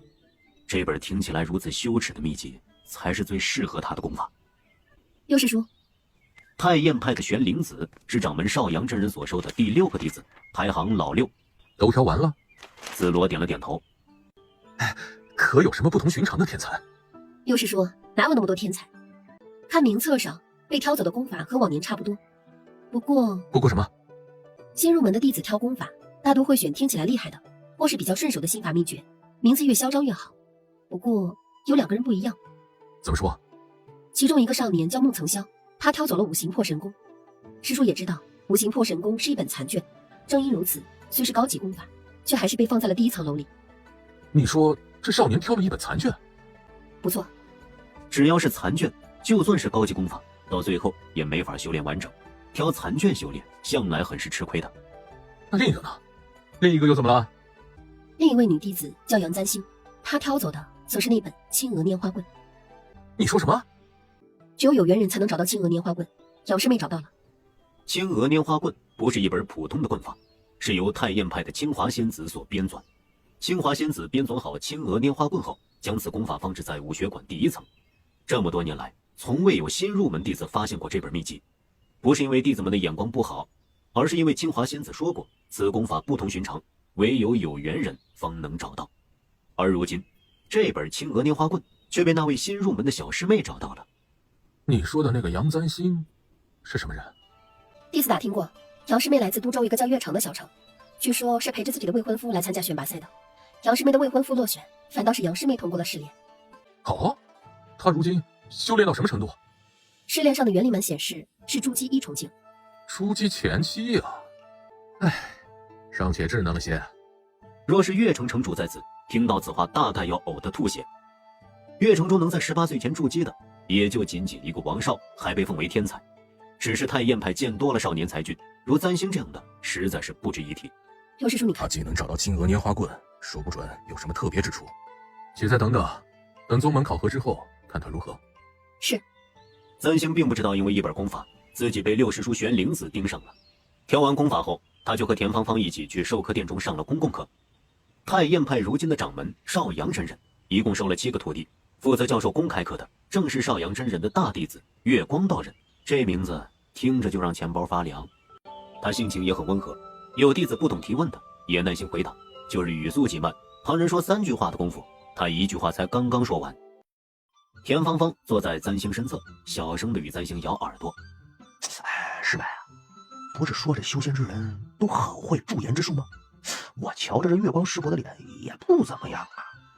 修祖秘传，大丹直指上眼，回光调息，其法自2眼角收心移处，收到2眼之间，以一身心神尽收此处。所谓乾坤大抵一齐收来是也。每个字儿的意思，三星都能明白，就是凑在一起，听得人云里雾里。三星听得两眼发绿。走，吃饭去。我从前还以为宗门弟子修炼用不着吃饭呢，小说里都是这么写的，要辟谷吗？哎，师妹，这你就不懂了。太宴派上的饭菜，那是普通饭菜吗？用的瓜果肉蛋，都是经过灵气滋养的，包括咱们喝的茶水。素日里多吃一些，对身体锻炼有好处。当然呢，你身子瘦弱，多吃一些，有助于突破。宗门里这么浪费，不会吃垮了吧？他们又不交住宿费，也不交伙食费，太宴派白养这么多人，万一哪天裁员了怎么办？怎么会呀？每年去秘境和别的宗门比试，奖品丰厚的很，再招几百个弟子都行。再说了，那宗门是最富裕的，你怎么会担心这种问题啊？这大概就是社畜的职业恐惧吧。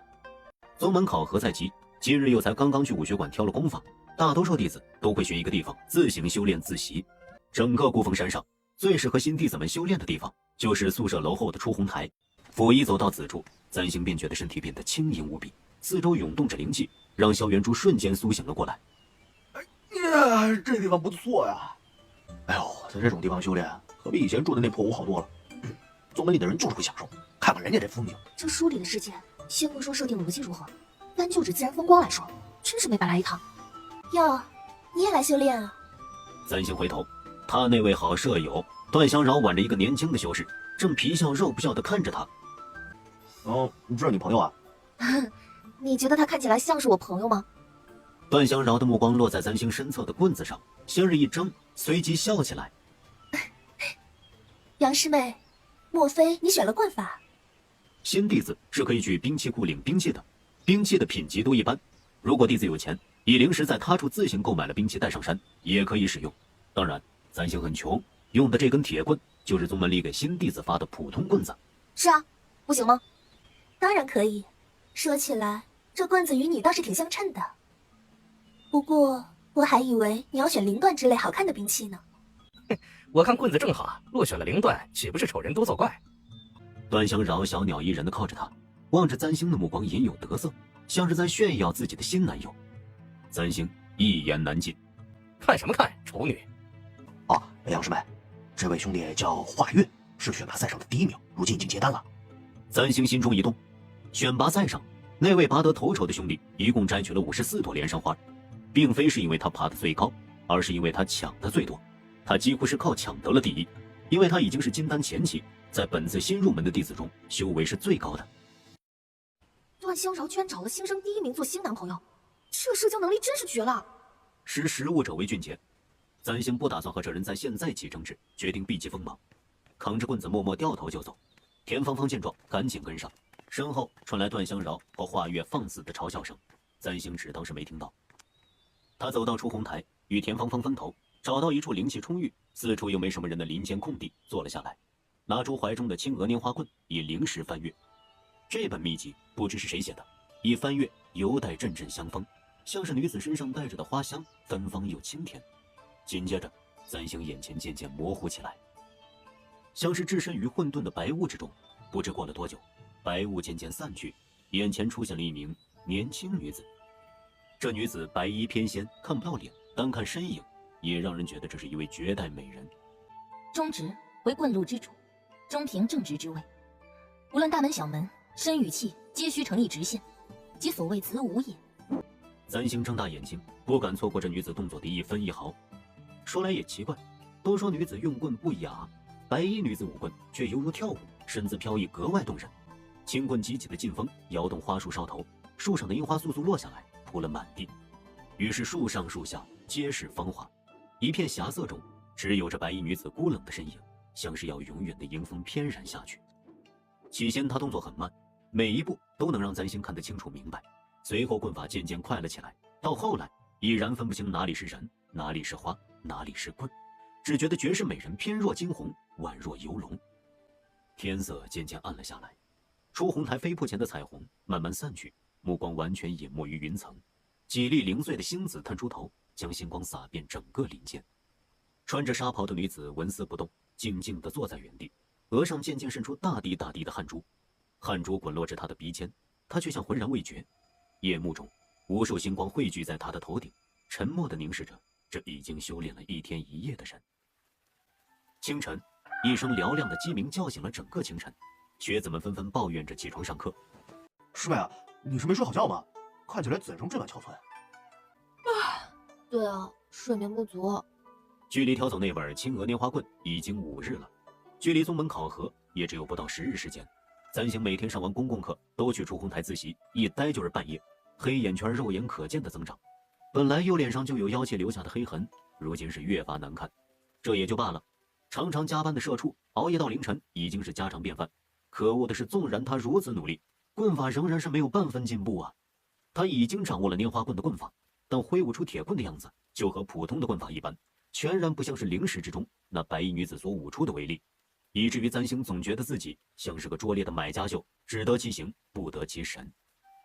三星沉浸在棍法的瓶颈处出神，以至于没有看到田芳芳拼命对他使的眼色和月光道人已经近在眼前的身影。这位弟子，你来说说方才的大道哥说了什么？惨，上课开小差被抓了个正着。段香饶幸灾乐祸地盯着他，打算看三星出丑。三星站起身，面不改色地胡诌道：就是说人生很短暂，一切都是虚妄，要我们珍惜时间，把握当下。天地万物都有自己的道，不必拘泥于形式，应当看清楚其中的真。什么是真，什么是妄啊？三星是一通瞎掰。比如外面下起了雨，大家觉得很冷，冷就是妄，雨就是真。唯物主义和唯心主义嘛，谁没学过似的。哎，天地无心，万物荣枯是妄，大树终始为真。所谓真妄，本来就是世人自比，千人千面，纷纷不一。你看到什么，什么就是真妄。等等，真妄？哎，师妹，你不去吃饭吗？你自己去吧，我等下再去。待到了出红台，今日有雨，眼下又正是晌午，门中弟子大多都去吃午饭了。三星找了个地方坐了下来，也不管衣裳会不会被雨淋湿，重新以灵石翻阅起那本青娥拈花棍。今日与月光道人在课上关于真妄的辩论，其实只是他随口胡编，却在最后关头福至心灵，想到了棍法的瓶颈之处。拈花不是为了造作，是为了更好的进攻。原来如此。三星双手重新握住铁棍，闭上眼睛。青娥拈花棍第一重，镜花水月。雨幕似乎在这瞬间停住了，空中漾起的波纹陡然间生出无数朵花的影子，这些花影层层簇簇，如云似海，猛地朝眼前的巨石飞去。随之而去的还有女子手中的铁棍。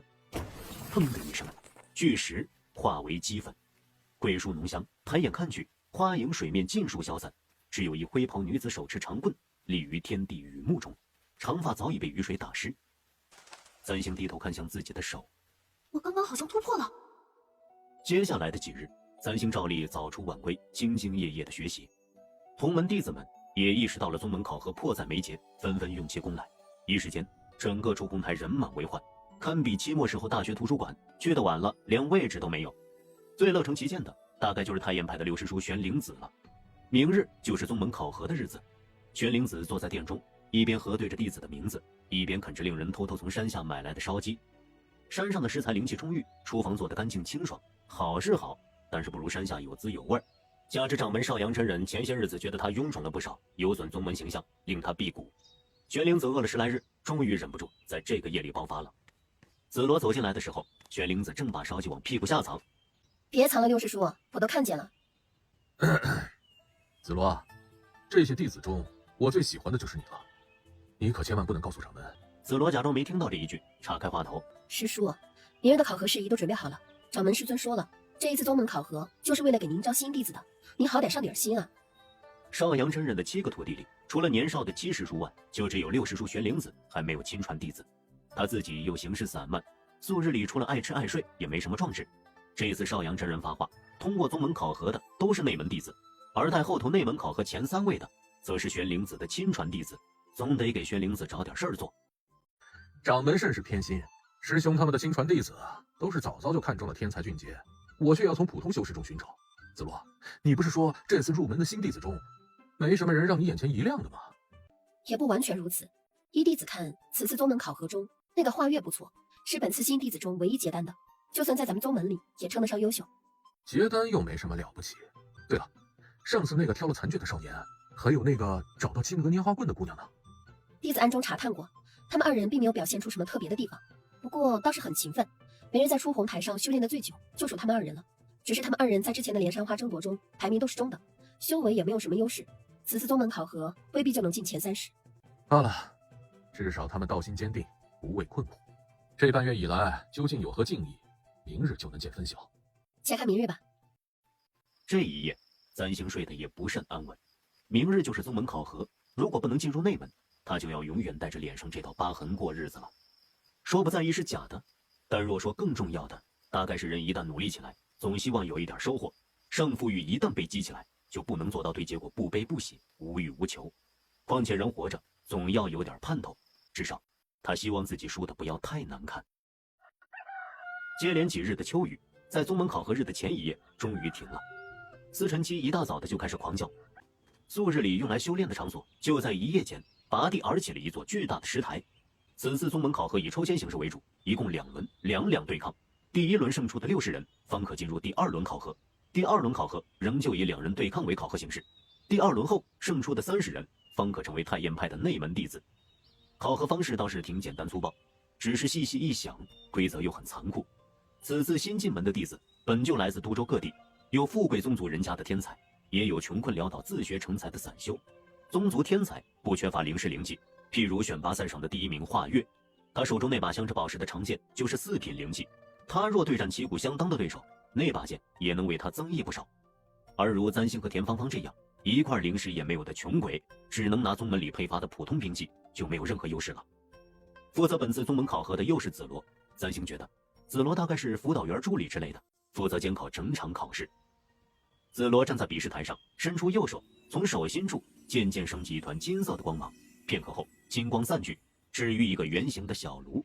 他挥手，那只圆形的小炉便晃晃悠悠地飘了起来，飘到了台下修士的眼前。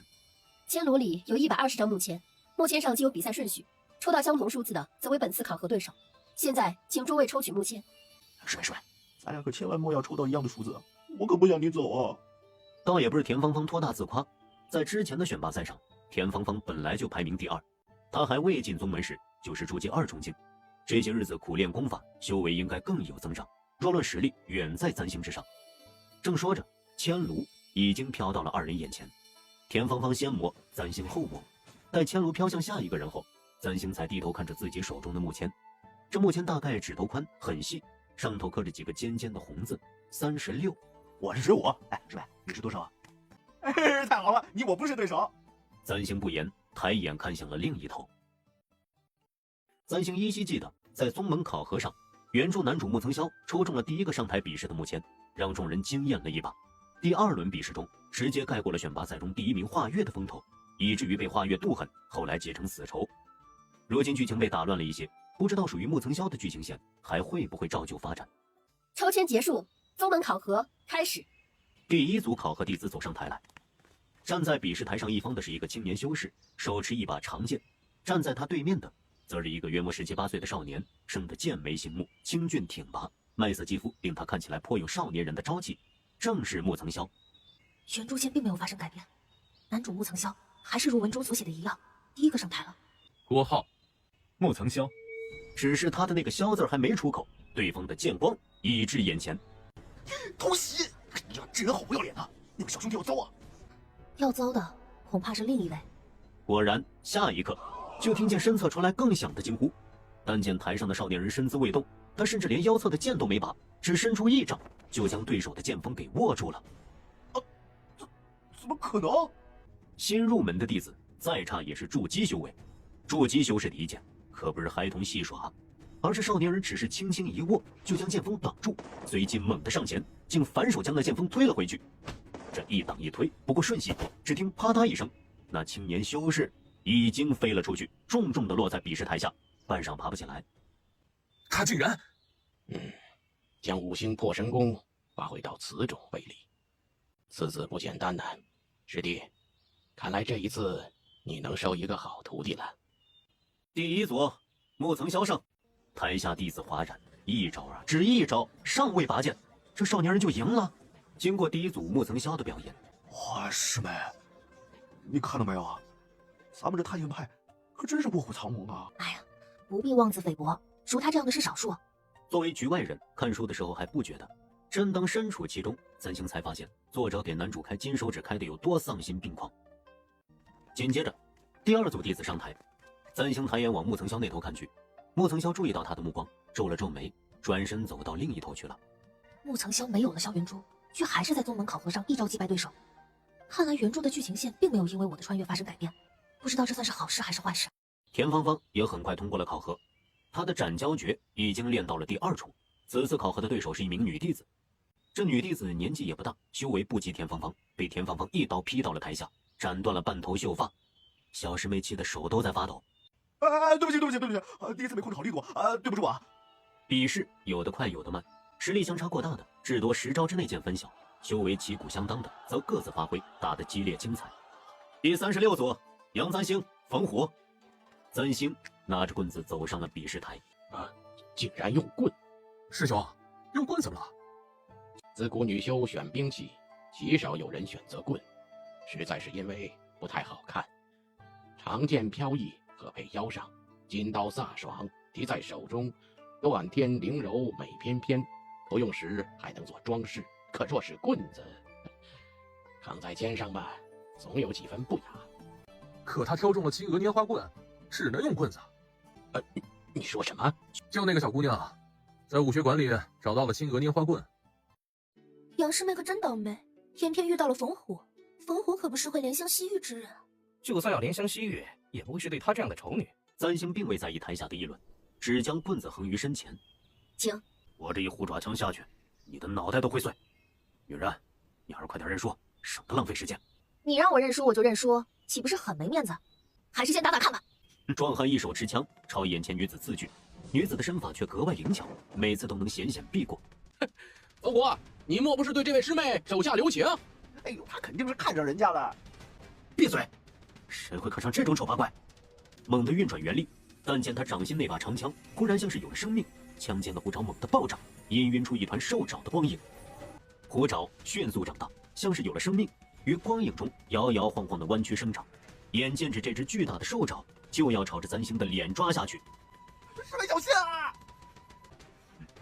没用的，没人能逃过我的虎爪。枪字儿还没说完，就见面前的虎爪扑了个空。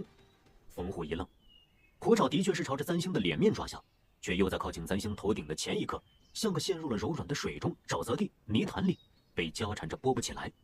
他试图去拔枪，可枪却是越陷越紧。正当他觉得心中不妙之时，自身后突然传来一个女子的声音：“师兄，你在打哪里啊？”冯虎一惊，下一刻，一股巨大的冲力从背后袭来，令他避无可避。只听扑通一声，壮硕的汉子从台上猛地跌落下去，将地面压塌了一小块。他红着眼朝台上看去，只见身着灰袍的女子站在台上，肩上扛着棍子。这本是有几分粗犷的动作，却被他带出了几分不羁的风流。四周鸦雀无声，簪星晃了晃棍子，看向他道：“承让。”台上台下一片静默，唯有持棍的灰袍女子微笑着看着众人。这到底是怎么回事啊？刚刚他们只看到冯虎扬起了虎爪枪朝簪星刺去，却又突然停住了动作，任由簪星绕到了身后，一棍将他打下了比试台。冯虎在这新入门的120名弟子中，虽算不上顶尖，却也不是籍籍无名之辈。如今被簪星这么个没听过名字的弟子打得这么惨，未免让人难以置信。虽说先前调笑他们二人有私情，但众人也心知肚明，不过是调侃而已。况且冯虎在此之前打得挺凶的，只是在最后关头不知怎么回事，像是被掩住了一般。这小姑娘，她竟然领悟了镜花水月。那是什么？青娥拈花棍第1重，镜花水月。我曾见过清华仙子使过一次。这小姑娘能在短短10几日里学会第1重，已是不易。不过只有半招。半招？只有水月而无镜花。不过纵然如此，也很厉害了。月光道人看向玄灵子的目光有几分妒忌。一个五行破神功，一个青娥拈花棍。师弟啊，你运气不错。还是师兄们慧眼识人。第36组，杨簪星上。不错呀，师妹。哎呦，我还为你捏一把汗，没想到你这么强啊！你刚刚到底是用什么招啊？那虎头怎么突然就不动了？绑面。看来你修炼的不错，希望第2轮里你我能做对手。三星觉得段香饶对他的敌意来得莫名其妙。按理说，王少已经是过去式了，段香饶也已经有了新男友。无论如何，两人都没有产生矛盾的动机。一定要说，大概是因为三星拿走了金手指萧元珠，承接其主角光环的同时，也被迫开启了结仇模式。身为爽文主角，总有各种各样的人送上来树敌打脸。就如木曾萧的对手是华月，这剧情线如今也是硬生生的给他造了个仇家段香饶。你是不是哪儿得罪了段师妹啊？我没有。不可能。段师妹人长得好看，修为也高，性格也亲切温柔，除非你哪里做错了，否则她怎么可能这么对你说话呀？你管这叫性格亲切温柔？哦，是啊。哼，男人。剩下的20多组比试就结束得很快了。段香饶和华月毫无悬念地进入了第2轮。第2轮考核自下午开始将会更加激烈，更加残酷。待考核的弟子们眼下可以先去用饭休息，1个半时辰后再次在此地重新抽签。他们怎么这样看着我？当然是因为你一招就把冯虎打下台了呀。本来今日我表现的也不差，可如今风头全被你和那个叫穆曾萧的那少年给抢走了。三星师妹啊，我都要妒忌你了。好家伙，穆曾萧自带男主光环，我有萧元珠这个金手指，一山不容二虎，一个小说里不可能有2个主角，除非是男女主。我才不想成为穆曾萧第9个老婆。照这剧情发展下去，该不会和穆曾萧对上吧？总觉得有什么地方不对。掌心突然传来一阵剧痛，他看向掌心，那里不知何时出现了一点模模糊糊的印记，像是从手心里长出来的一般。师妹，你看这手干嘛呀？没什么。不知为何，心中突然涌出一阵不安来。师妹，你抽到了多少啊？他看到了三星木签上的数字，惊道：“30，那不是和段师妹一组吗？”你我同一组，那可真是不巧。没想到你我竟然是对手。哎呀，虽然这些日子同师妹住在一屋，也有些同门情谊，不过内门弟子的位置，你我之间只能有1个，我是不会让给你的。谁让了谁还说不定呢。那就拭目以待了。三星表面上看成熟在胸，实际上慌得不行啊！而且，他看向比试台，到目前为止，穆曾萧还没有和华月发生冲突，原著线究竟有没有改变，谁也不知道。这一轮中，先上场的是熟人华月，华月的对手是一个年轻修士，看起来身手也不错，却被华月一剑将衣裳劈碎，连人带兵器一起滚下了比试台，格外狼狈。同样是一招得胜，华月却比先前的穆曾萧与三星要风骚多了。他那颗镶着宝石的长剑一挥，轻描淡写的出手，若是将脸蒙住，还真有点主角的风采。不过他毕竟不是天选之子。待华月比试过后不久，穆曾萧也上台了。这一回他没有上一回打的那般惊艳，不知是功夫不到家，还是刻意保存实力，总之赢得很艰难。这和三星记忆里的不一样。如果穆曾萧表现不够夺人眼球，那么心胸狭窄的华月就不可能对穆曾萧心存妒忌。三星看向华月的方向，果然穆曾萧的得胜并未引起华月的半分兴趣，得意洋洋地接受同门的恭维。剧情线发生大改变了，这对于眼下的三星来说，实在不是一个好消息。剧情线崩得越厉害，原著所针对他出现的修正也就会越厉害。接下来，田芳芳也上台了。她虽然平日里看起来不怎么靠谱，实则修为很高，发挥又稳，毫无悬念地打败了对手，直接进入内门弟子一行。第30组，杨三星、段香饶。台下顿时沸腾起来。可惜了。哪里可惜啊？这小姑娘找到了秦娥拈花棍，可见是有气运机缘的，可惜却只能止步于此。做一个外门弟子，当然可惜了。师兄，还没打就说人家会输，不太合适吧？他的修为不过筑基初期，而他的对手已临近结丹。你也知，筑基前期和筑基中期尚且天关地履，何况是临近结丹呢？可规矩不能废，纵然遗憾，也只能如此。我看未必，他不是都打出半招镜花水月吗？说不定能赢。半招可胜不了筑基后期的一击。三星走到了台上，两个女子，光是远看身形同样是窈窕动人，但仔细看去，一个月貌花容，芳菲妩媚，另一个右脸颊上突兀的几道黑痕，森然可怖。爱美之心人皆有之，加之段香饶在男人中惯会做人，底下的男弟子们便纷纷为他打气。想到会真的和你抽到同一组，我也没想到，你的运气不错。段香饶摊手，一支乌色长鞭现于手中，长鞭如蛇蜿蜒，上头闪耀着幽幽蓝光，诡谲又美丽。正好，让你见识一下我的蛇骨鞭。美人桃腮杏面，衣袂飘飘，站在风里，手持幽兰长鞭，美得如一幅画。相比之下，在她对面扛着棍子的灰袍女子，看起来就有些普通粗鄙了。既是蛇骨鞭，姚师妹恐怕有危险。哎，蛇骨鞭怎么了？太燕派宗门中从不限制弟子修行功法，只要不是歪门邪道，尽可选择自己擅长之道。蛇骨鞭法其实很适合女子，因鞭子小巧轻便，但若是因此掉以轻心，恐怕要吃大亏。而且没记错的话，姚师妹如今才是筑基1重境，而段香饶在入门时已是筑基中期的修为。台上，段香饶已经挥鞭向着3星而来，蛇骨鞭看起来细细长长的一条，然而挥过来的时候带着劲风袭来。3星跃开，那一鞭子直接甩在地上，将地面打裂了一条缝。你躲什么？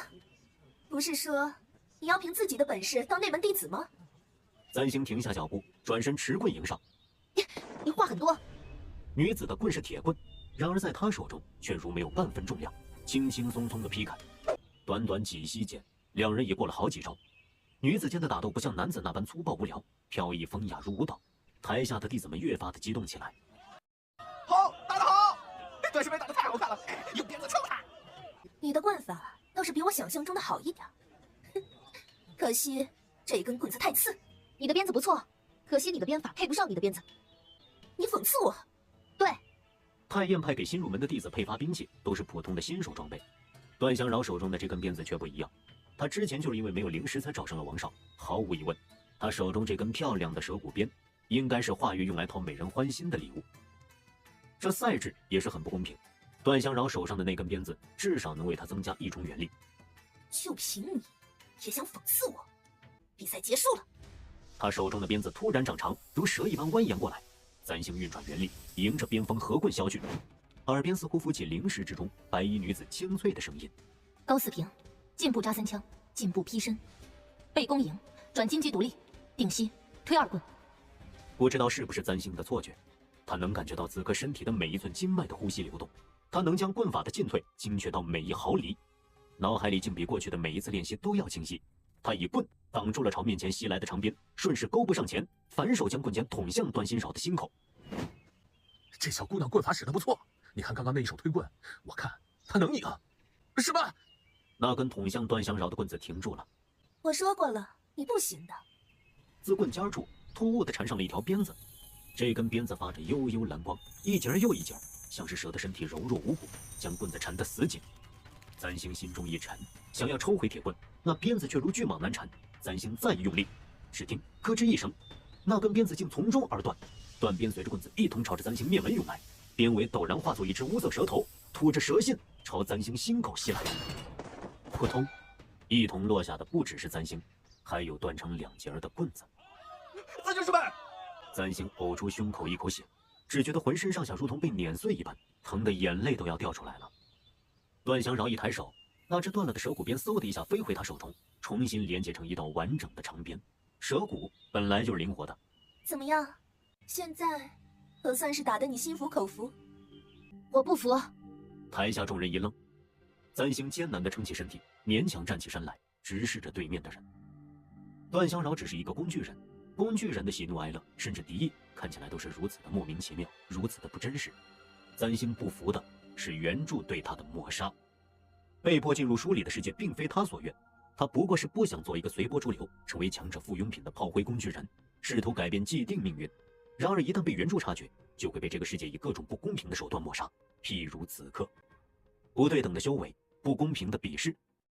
我不服。不服就打到你服。他猛地扬鞭朝3星身上抽去，一鞭子狠狠抽到3星身上，霎时间显出一道血痕，看着就让人骨头发冷。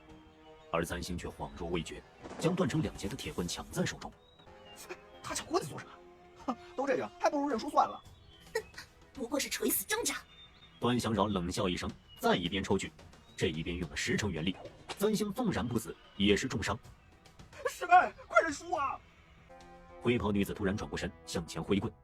这一棍看起来如此弱小，如蚍蜉撼树，螳臂当车，显得有些滑稽可笑。但那鞭子竟然没有继续向前。众目睽睽之下，那只棍子的棍尖处突兀地开出了一朵花来。生死关头，仅有半截的棍子迎着凶煞的边锋，竟然开出了一朵小花。什么东西？段香饶眉头一皱，下意识的想要抽回鞭子。向来灵活随性的蛇骨鞭，眼下却像是被什么不知名的东西交缠住似的，一时竟然难以拔出。他越是用力，蛇骨鞭陷得越深，仿佛在他与簪星面前出现了一道看不见的沼泽，将鞭子往其中吸去。啊，怎么回事？段师妹怎么不动了？簪星冷冷地看着段香饶，手中另一截断棍再往前一送。空旷的比试台上，鞭与棍交缠的曲面里，陡然间漾出一层浅浅的涟漪，如秋夜里月色的湖水，盛满夜幕下的月光。那一轮皎洁银月随着涟漪起伏，水中空中难以分辨。拙劣的手法，你之前就是用这招通过了第一轮的考核吗？他松开手，任由蛇骨鞭朝着簪星面前的水镜中飞去，猛地掌心和原力冲向鞭子，喝道：蛇影！不好了！段香饶所挑走的功法叫蛇鞭，蛇鞭里第3重招式就是蛇影，蛇影威力极大。簪星的修为本就不及段香饶，如今段香饶又以蛇影杀招相追，簪星恐怕要吃些苦头。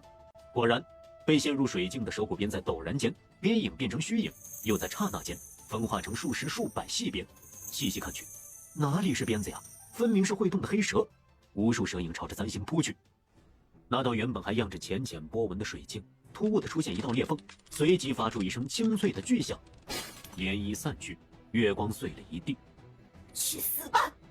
段香饶的鞭子已近眼前，簪星偷步上斜，抽棍复回击过去。那蛇影却像是无穷无尽，每一道蛇影落在身侧，就嗖的一下钻入他体内，盗走他一分元力。捉鸡后期与捉鸡前期的差距实在是太大了。不过转瞬，簪星的灰色纱袍已经被血染红。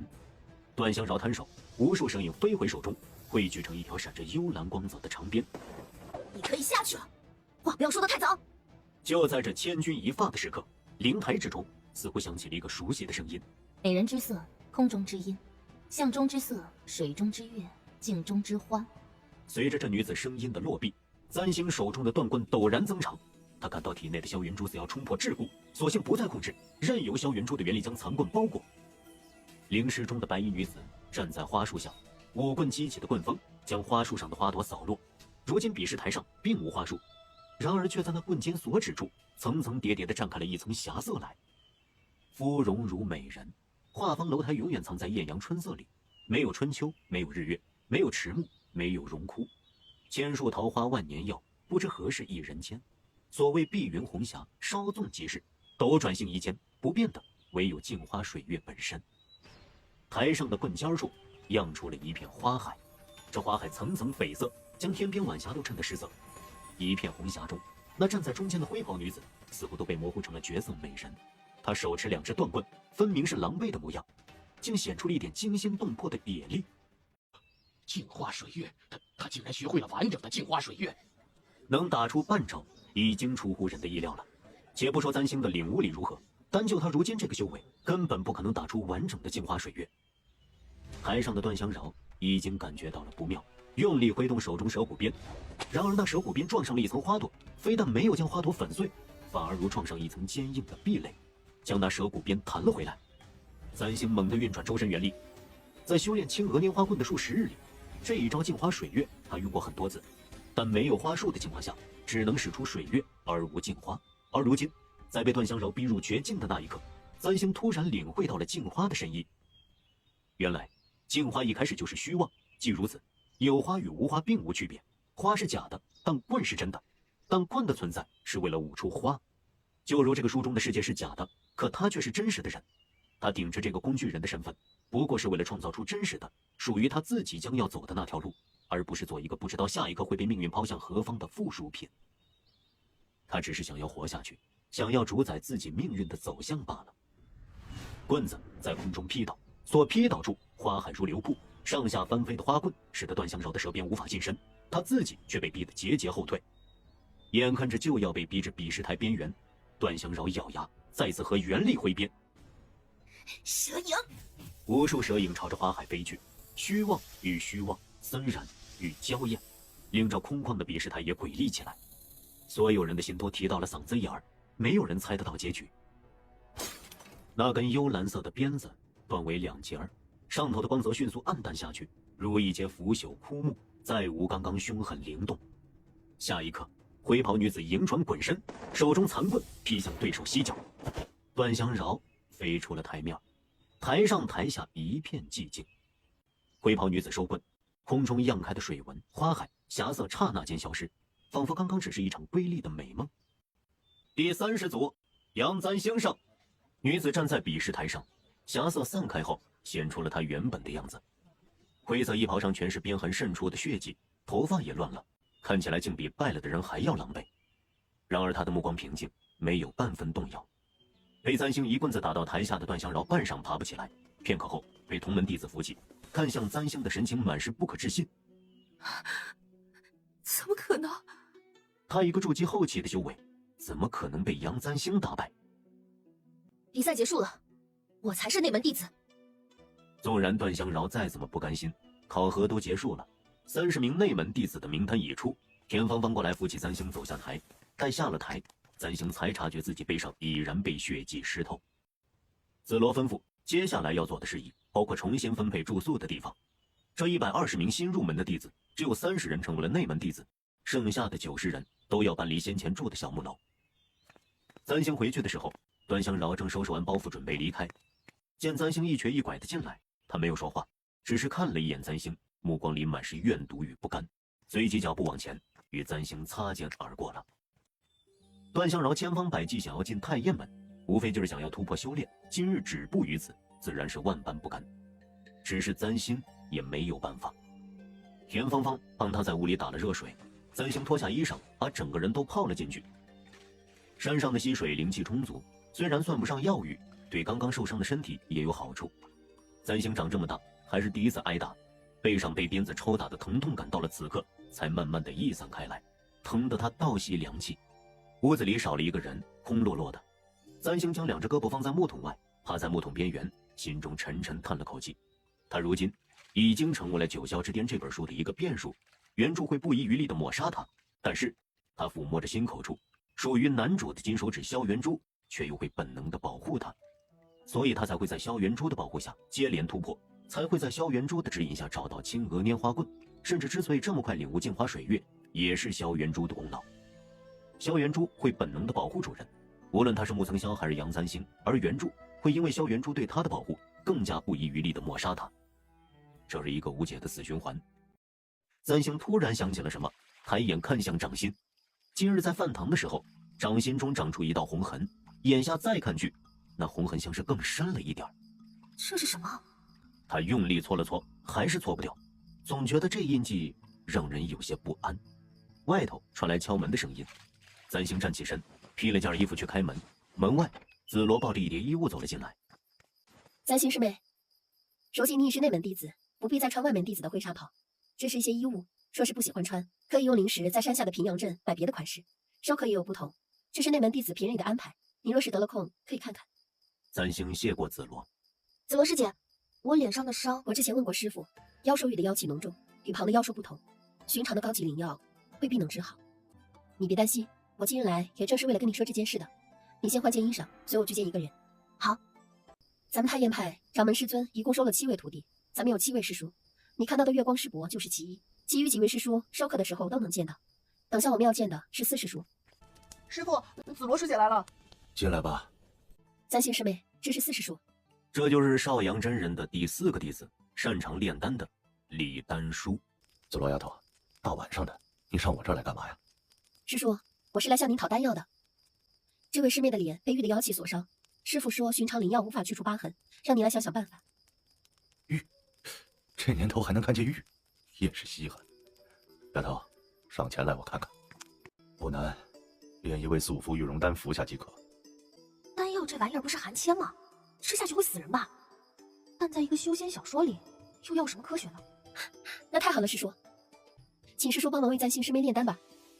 说的容易。紫罗丫头啊，我门下弟子皆是男子，极少有炼此丹的。要炼此丹，所需原料不少，其他的便罢了，尤其是需要一节叶藤枝。少了叶藤枝，这素服玉容丹可炼不成。4师叔，我听师傅说你最近在研制一味新丹，其中就少一味叶藤枝。反正就是要叶藤枝，要不要领这位丹，还是看这小姑娘自己怎么选吧。这不是趁火打劫吗？请问叶藤枝很贵吗？到哪里可以找到叶藤枝啊？好找好找，不贵不贵。叶藤枝啊，咱们孤峰山上就有。再过3日，你们内门弟子都会进山摘药草，届时啊，你将叶藤枝一并带回来就行了。师叔，咱星师妹是咱们门中弟子，你怎么能这般计较？我还是你师叔呢，你怎么就这般计较啊？多谢四师叔，待我找到叶藤枝，就立刻拿给您。咱星师妹，你不知道叶藤枝生长在极阴之地，临靠黑沼泽，十分危险。纵然是我去取，也不容易。如果真那么轻松，四师叔怎么会让你去拿？你刚才答应的有些冲动了。我只是答应了下来，未必会取得到，我会开着办的。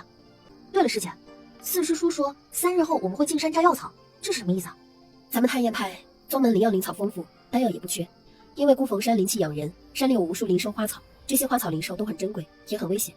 内门弟子每隔一段时间都会进山摘取药草灵果，一方面是补充宗门库房，另一方面也是熟悉药经，算是历练。跳出咱们的掌门师尊，当年也是在孤峰山里得到了一段机缘，才有了如今的成就，所以每一次进山的机会都很珍贵。三星这下明白了，也就是说，太燕派的弟子都是免费劳动力，太燕派供给吃穿住宿修行，太燕派的弟子则为他们打工填充库房。这样也好，有一套完整的循环体系，也就不怕这宗门哪天就被吃垮了倒闭。对于社畜来说，这样反而令人安心一点。新来的内门弟子第一次进山，采摘到的药材和灵果可以为他们自己所用，算作是宗门考核的奖励。记得多找一些有助于修养突破的灵草。这几日没别的事了，你在先前考核中受了伤，就趁未进山的时间里好好休息一下吧。多谢师姐。不用谢了，说不定……今儿不早了，江心师妹，你先回去吧，明儿有半日时间歇息，你可以晚起一些。四师叔，走了。走了。你说，就是这个小丫头找到了青娥拈花棍，并且还打出了镜花水月。是月光师伯亲口说的。四师叔刚刚可看出什么？哎呀，看起来没什么特别的，就是个普通小姑娘，体质灵根根本不适合修行。也不知青娥拈花棍怎么会选中了她呢？许是三星师妹身上有什么特别之处也说不定。如今掌门师尊正在闭关，到为6师叔选亲传弟子的考核赛前，掌门师尊应该能出关了。若是掌门师尊知道了青娥拈花棍重新出世，不知道有多高兴。他当然会高兴。19年了，谁能想到这世上还能有人再打出镜花水月呢？三星回到了小木楼里，夜已经很深了。他脱掉外裳，给自己倒了杯灵泉茶，喝了一口。原本以为当上了内门弟子，脸上的伤就好了，没想到还要亲自进山摘草药，这和他以为的不一样啊！听子罗的口气，孤峰山上危机四伏，不是普通的风景区。这要是有什么意外，以他如今这个伤痕累累的身体，谁知道会不会出什么幺蛾子？要知道，还有一个原著世界对他虎视眈眈。等等，原著里好像确实有这么一段情节。原著《九霄之巅》的剧情里，男主木曾霄在宗门考核赛上大放光芒，风头出尽，引得之前第1名华月心生妒忌。这之后不久，木曾霄随着其余通过考核的内门弟子一同前往孤峰山上采摘药草。在采摘药草的过程中，木曾霄与华月发生争执，华月追杀木曾霄，两人打斗动静惊动了山上深潭处的一处赤火蛟。华月见势不妙，扛着剑跑了。木曾霄被逼入绝境，反杀了那只凶暴的灵兽，大大涨了一波经验值。不仅如此，他还顺手带走了赤火蛟的幼崽，并将幼崽养大，成为了和自己并肩作战的伙伴。赤火蛟后来在原著里多次出现，所以这段剧情还挺重要的。只是当初三星看到这里，免不了吐槽，这根本就是杀了人家母亲，还要把人家榨干最后一滴血呀！赤火蛟知道木曾霄是他的杀母仇人吗？就这关系还能并肩作战，还能伙伴，膈应不膈应啊？不过如今木曾霄并没有在宗门考核赛上大放光彩，而华月看上去甚至都没有留意到木曾霄的存在。这二人不存在局域之后，就不会在静后山发生争执，也不会惊动那只赤火蛟，木曾霄更不会多一个战斗伙伴。剧情主线似乎到这里已经变了。三星看向自己的掌心，不是错觉，掌心的花朵状红印确实比之前中午在饭堂里看见的深了不少。是因为剧情在此出现第一个分叉的原因吗？不去改变剧情，以这天杀的原著线，迟早要我做回那个炮灰工具人。努力争取一下，说不定还能蹦出一条新出路。既然如此，还不如搏一搏。不必愁眉苦脸，我听说不久后玄灵子要选亲传弟子，待我做了玄灵子的亲传弟子，在太燕派自然地位非凡。届时我再与掌门说几句好话，你定能进入内门。果真？我还会骗你？说起来，太燕派的女弟子不少，也多清丽脱俗，看着是动人，但个个清高得很，说话爱答不理的。比起来，还是如段香饶这般风情解语的娇花更对他的喜欢。段香饶修为不低，本来以他的实力，通过宗门考核是板上钉钉的事儿，谁知道关键时候杀出杨簪星这匹倒胃口的黑马，前功尽弃。今日之事，我着实不甘心。一场考核，倒叫他抢了风头。那个丑女纵然抢尽了风头，也是让旁人知道她的丑陋而已，你又何必在意？我在意的其实被抢了风头，我在意的是你啊。我只是一个女人，被抢了风头也就罢了。可若是华公子你被抢了风头，又当如何？我？就凭他，你也太小看我了。不瞒你说，我认识杨簪星，是在连山花选拔赛前，那时候他是陪着自己未婚夫一道来参赛的。我听杨簪星的未婚夫提起过，在到达平阳镇之前，杨簪星的修为才刚刚到达炼气。炼气？他现在可是筑基1重境。不错，修行每一突破，少则数月，多则数年，甚至有数十年、数百年难以突破的。杨簪星根骨平凡，亦无良师教导，何以进步如此神速？说是天才也不为过。你的意思是，他的身上一定藏着什么秘密，说不准是身怀秘宝，才能在这么短的时间里突飞猛进。他现在是筑基中期，不如你，可再过些日子有秘宝相助，未必不能超过你。就如他今日能代替我成为内门弟子，焉知将来有一日我会代替你成为亲传弟子？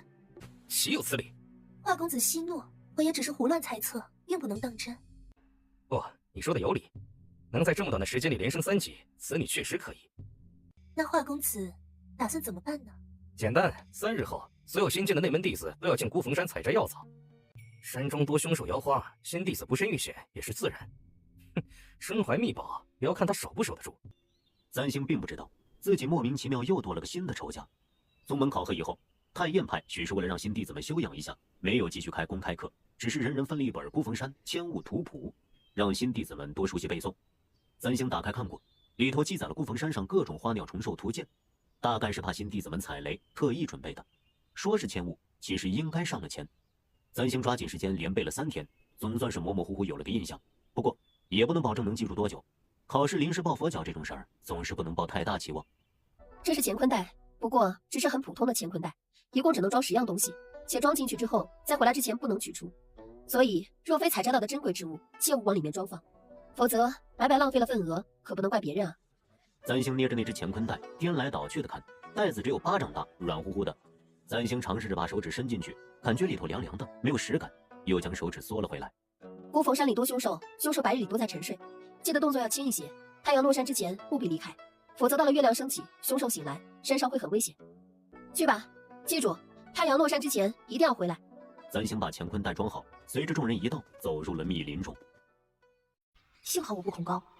突然听得一声鸟笑，众人抬头看去，就见群峰之中自远而近掠过一道长影，如灰鹤大小，羽翅乌黑，眼睛竟是鲜红色。这大鸟在众人面前盘旋一周，倏儿又拍着翅膀跑了。那啥呀，长得不像普通鸟啊！孤峰山千物图谱上有言，传太阴之地积尸之气，久化为罗刹鸟，能变幻作祟，好食人也。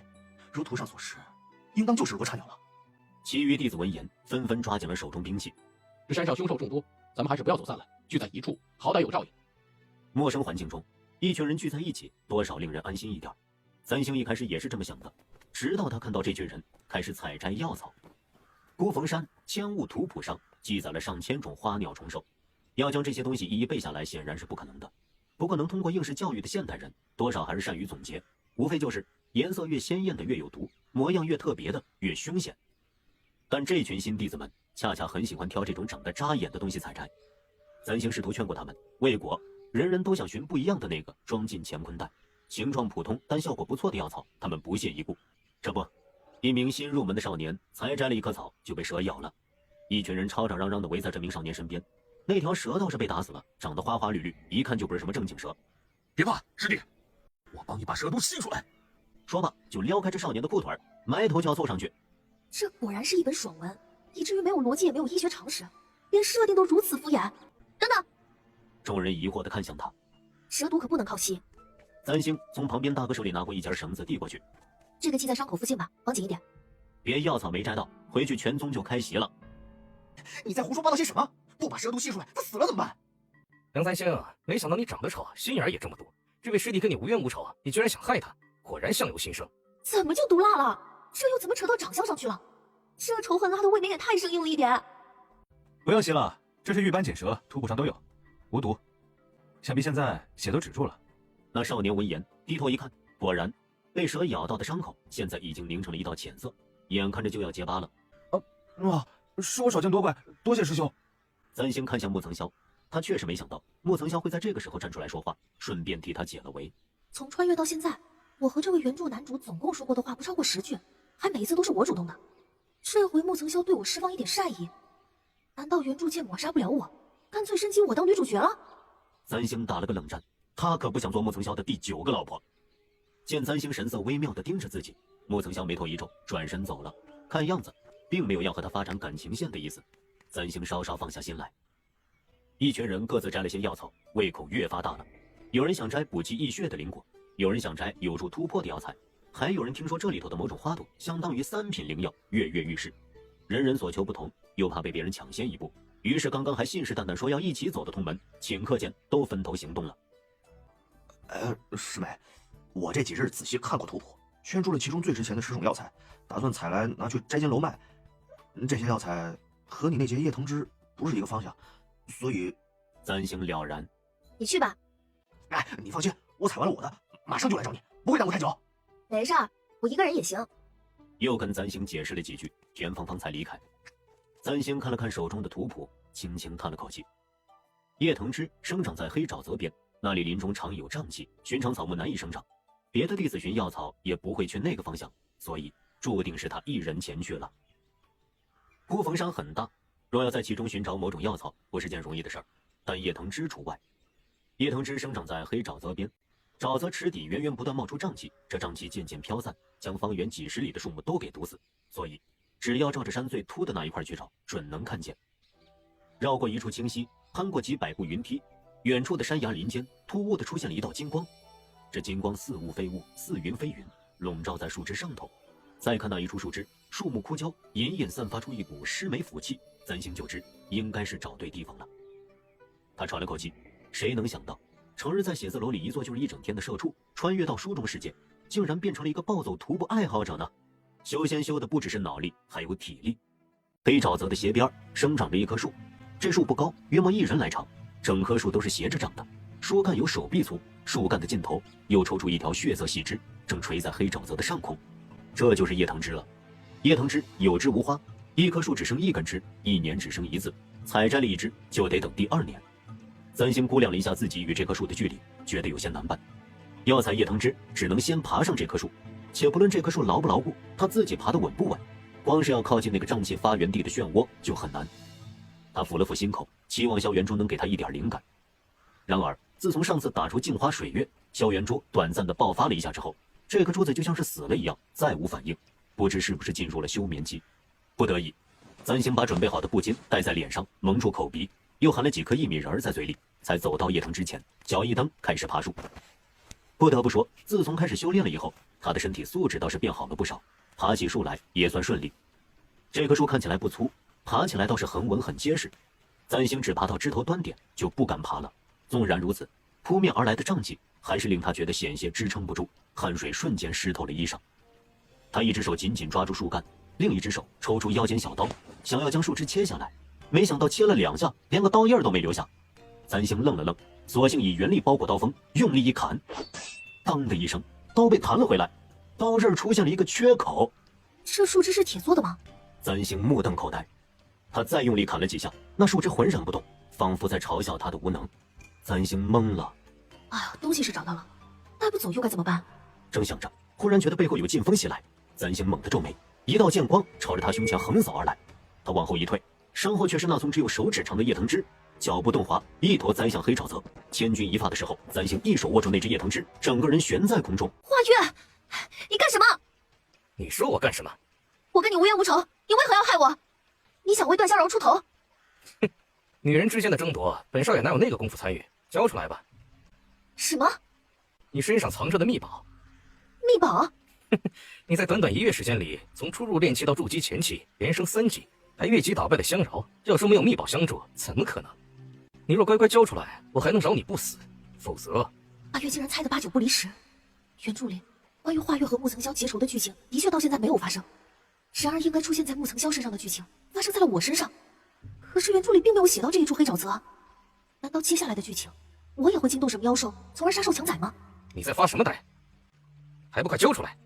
我身上并没有什么秘宝，我也不知道你从哪里听来的谣言。不过你陷害同门，就不怕东窗事发，被逐出师门吗？这黑沼泽极少有人踏足，同门师兄都忙着在另一头摘取灵草，这里只有你我2人。不过，你真的很不识相，居然如此！他突然拔剑往前，吓得簪星心跳骤停一刻，只觉得浑身一凉，他的衣袍竟然被剑锋劈开了。华月忌惮着黑沼泽，不敢上前，却用剑锋将他的衣袍切碎。簪星的乾坤袋飞到了华月手中，他再以原力扫过簪星全身，脸色木得难看起来。怎么会没有？我早就说过了，我没有秘宝，快拉我上去！哼，之前在宗门考核上你伤了我的女人，如今你害我白跑一趟，耽误了这么久功夫，我不杀了你已经是开恩。杨簪星，你怎么还有脸要我救你？是你暗算我在先，那又怎么样？你有本事的话自己上来就是，不过你也应当没有这个机会了。簪星顺着他的方向看去，目光蓦地一凝，只见之前那根刀劈不断、坚硬如铁的叶藤枝，枝头陡然出现了一系裂纹。不是吧？是不是玩不起啊？下一刻，只听一声脆响，那根叶藤枝从中间断裂，和坠在枝头上的人一同掉进泛着瘴气的黑沼泽中。人倒血霉的时候，喝凉水都塞牙。簪星一直觉得自己并不是个运气很好的人，但对于这种事儿，他一向都很平常心，不会太过执着。活了20多年，第一次中奖就是穿越到《九霄之巅》这本书里，夺走了属于男主的金手指。但万万没想到，强行逆天改命是要遭天打雷劈的。没有主角的命去抢主角的运，结局就是被原著坑成这样。属于木层萧的对手华月成了他的对手。那根在原著设定里用刀都砍不断的叶藤枝，只因为原著想要他死，就可以莫名其妙从中间断开。全身上下都浸在沼泽池中，几乎是瞬间，簪星的身影就被吞没。哼，活该！水下，簪星觉得浑身上下都开始疼起来，这感觉就如同将一个人剥了皮，放到辣椒盐水中浸泡，皮肤的每一寸都感到钻心的火辣。这还不算，胸口的质闷感越来越重，从脚下逐渐到小腿，再到腰部，像变成了石头，像是有什么东西在抓住他往深处下坠，永远无法再见光明。公共课上学过碧溪，簪星紧闭双眼，不让自己被涌入的泥浆窒息而亡，一边拼命催动体内的那颗萧元珠。不要在这时候装死啊，起来干活了！那颗萧元珠从前还挺活泼好动，自打宗门考核后就再无动静。簪星都怀疑是不是失灵了，还是说原著现在连金手指都限制了，就为了抹杀他。身子还在往沼泽深处下坠，石化的感觉从腰部渐渐往胸口蔓延。簪星没有放弃，一遍又一遍的以原力催动，不知往下沉了多久，直到他感到那股僵硬开始往心口爬去时，萧元珠动了一下。这动静很微弱，像是在漫长的沉睡中终于被唤回了一点意识。簪星心中一喜，急忙越发用力的催动。可惜的是，他如今只能心口以上的地方发力，原力衰退得很快，不能与平日相比。于是这点原力如泥牛入海，并未让萧元珠焕发出从前一般的金光。就在他几乎要绝望的时候，眼前突然出现了一点绿色的光芒。簪星的双眼紧闭，这沼泽地下泥浆如浓墨，什么都看不见，但在灵石的指引下，簪星能清楚地看见前方有一颗绿色发光的小点儿。他犹豫了一下，心口处的萧元珠微微晃了晃，似是在催促他做决定。既然如此，反正都是死，就死马当做活马医了。身体无法移动了，所幸的是两只手还未被泥浆僵化。簪星拼命地伸长手臂，终于手指头够到了那颗会发光的绿点。手指甫一碰到那绿芒，簪星顿觉一股清凉感扑面而来，所有的腥秽湿热粘滞一扫而光，胸口以下也能活动了。有用！他一把合住掌心，将那绿点收回，还没来得及下一步动作，那绿点像是有了自我意识，突然朝他飞来，飞进簪星的唇间。喉咙迅速划过去一抹冰冰凉凉的东西，准确来说，像是吃了一粒薄荷糖，糖粒入口即化，变成糖浆。也就在这绿色薄荷糖进入他腹中的同一刻，簪星的身体突然变得轻盈了起来，四周的泥浆似乎不能再对他造成任何影响，如在清澈的水中能轻松地游动。簪星奋力地往上游去，从沼泽里突兀地伸出一只手，这只手满是泥浆。紧接着，女子的身体从沼泽地里拔起，带起身侧粘稠的黑泥。片刻后，从沼泽里钻出来的女子仰面倒在岸边，大口大口喘着气，享受着劫后余生的喜悦。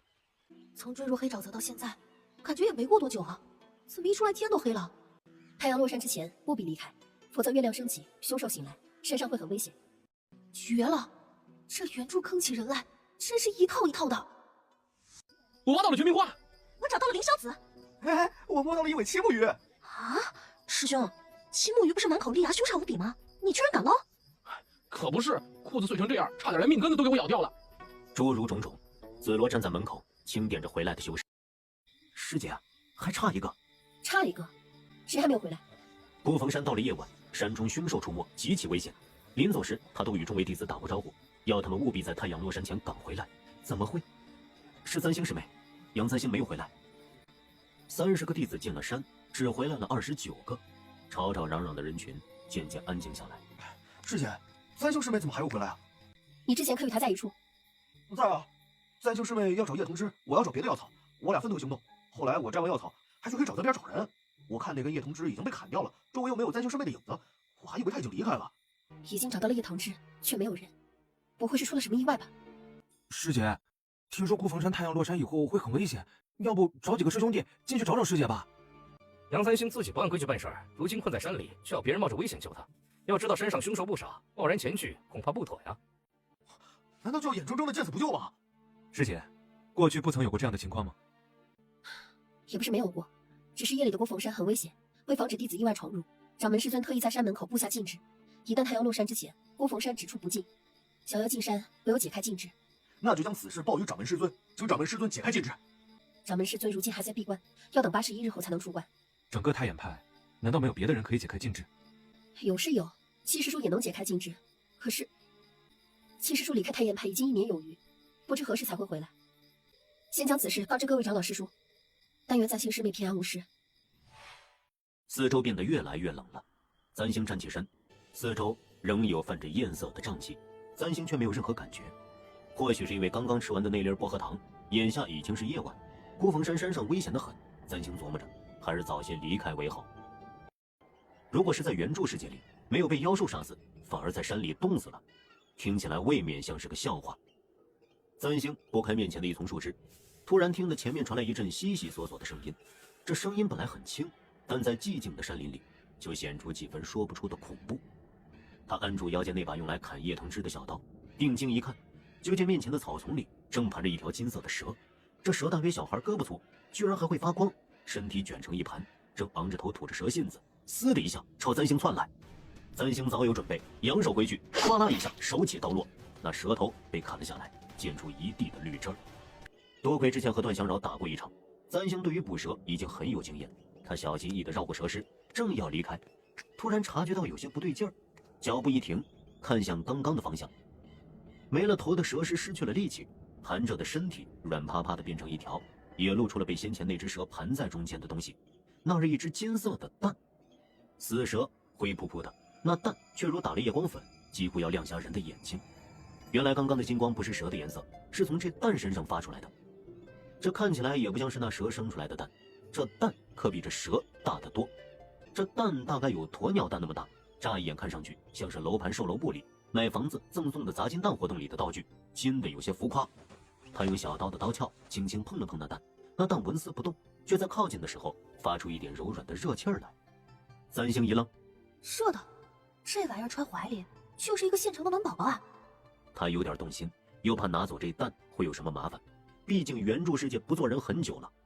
想了想，三星催动心口处的萧元珠，萧元珠眼下像是电量不足，在三星的强力催动下，勉强飞出了一丝出来，试探地包裹住面前的原力。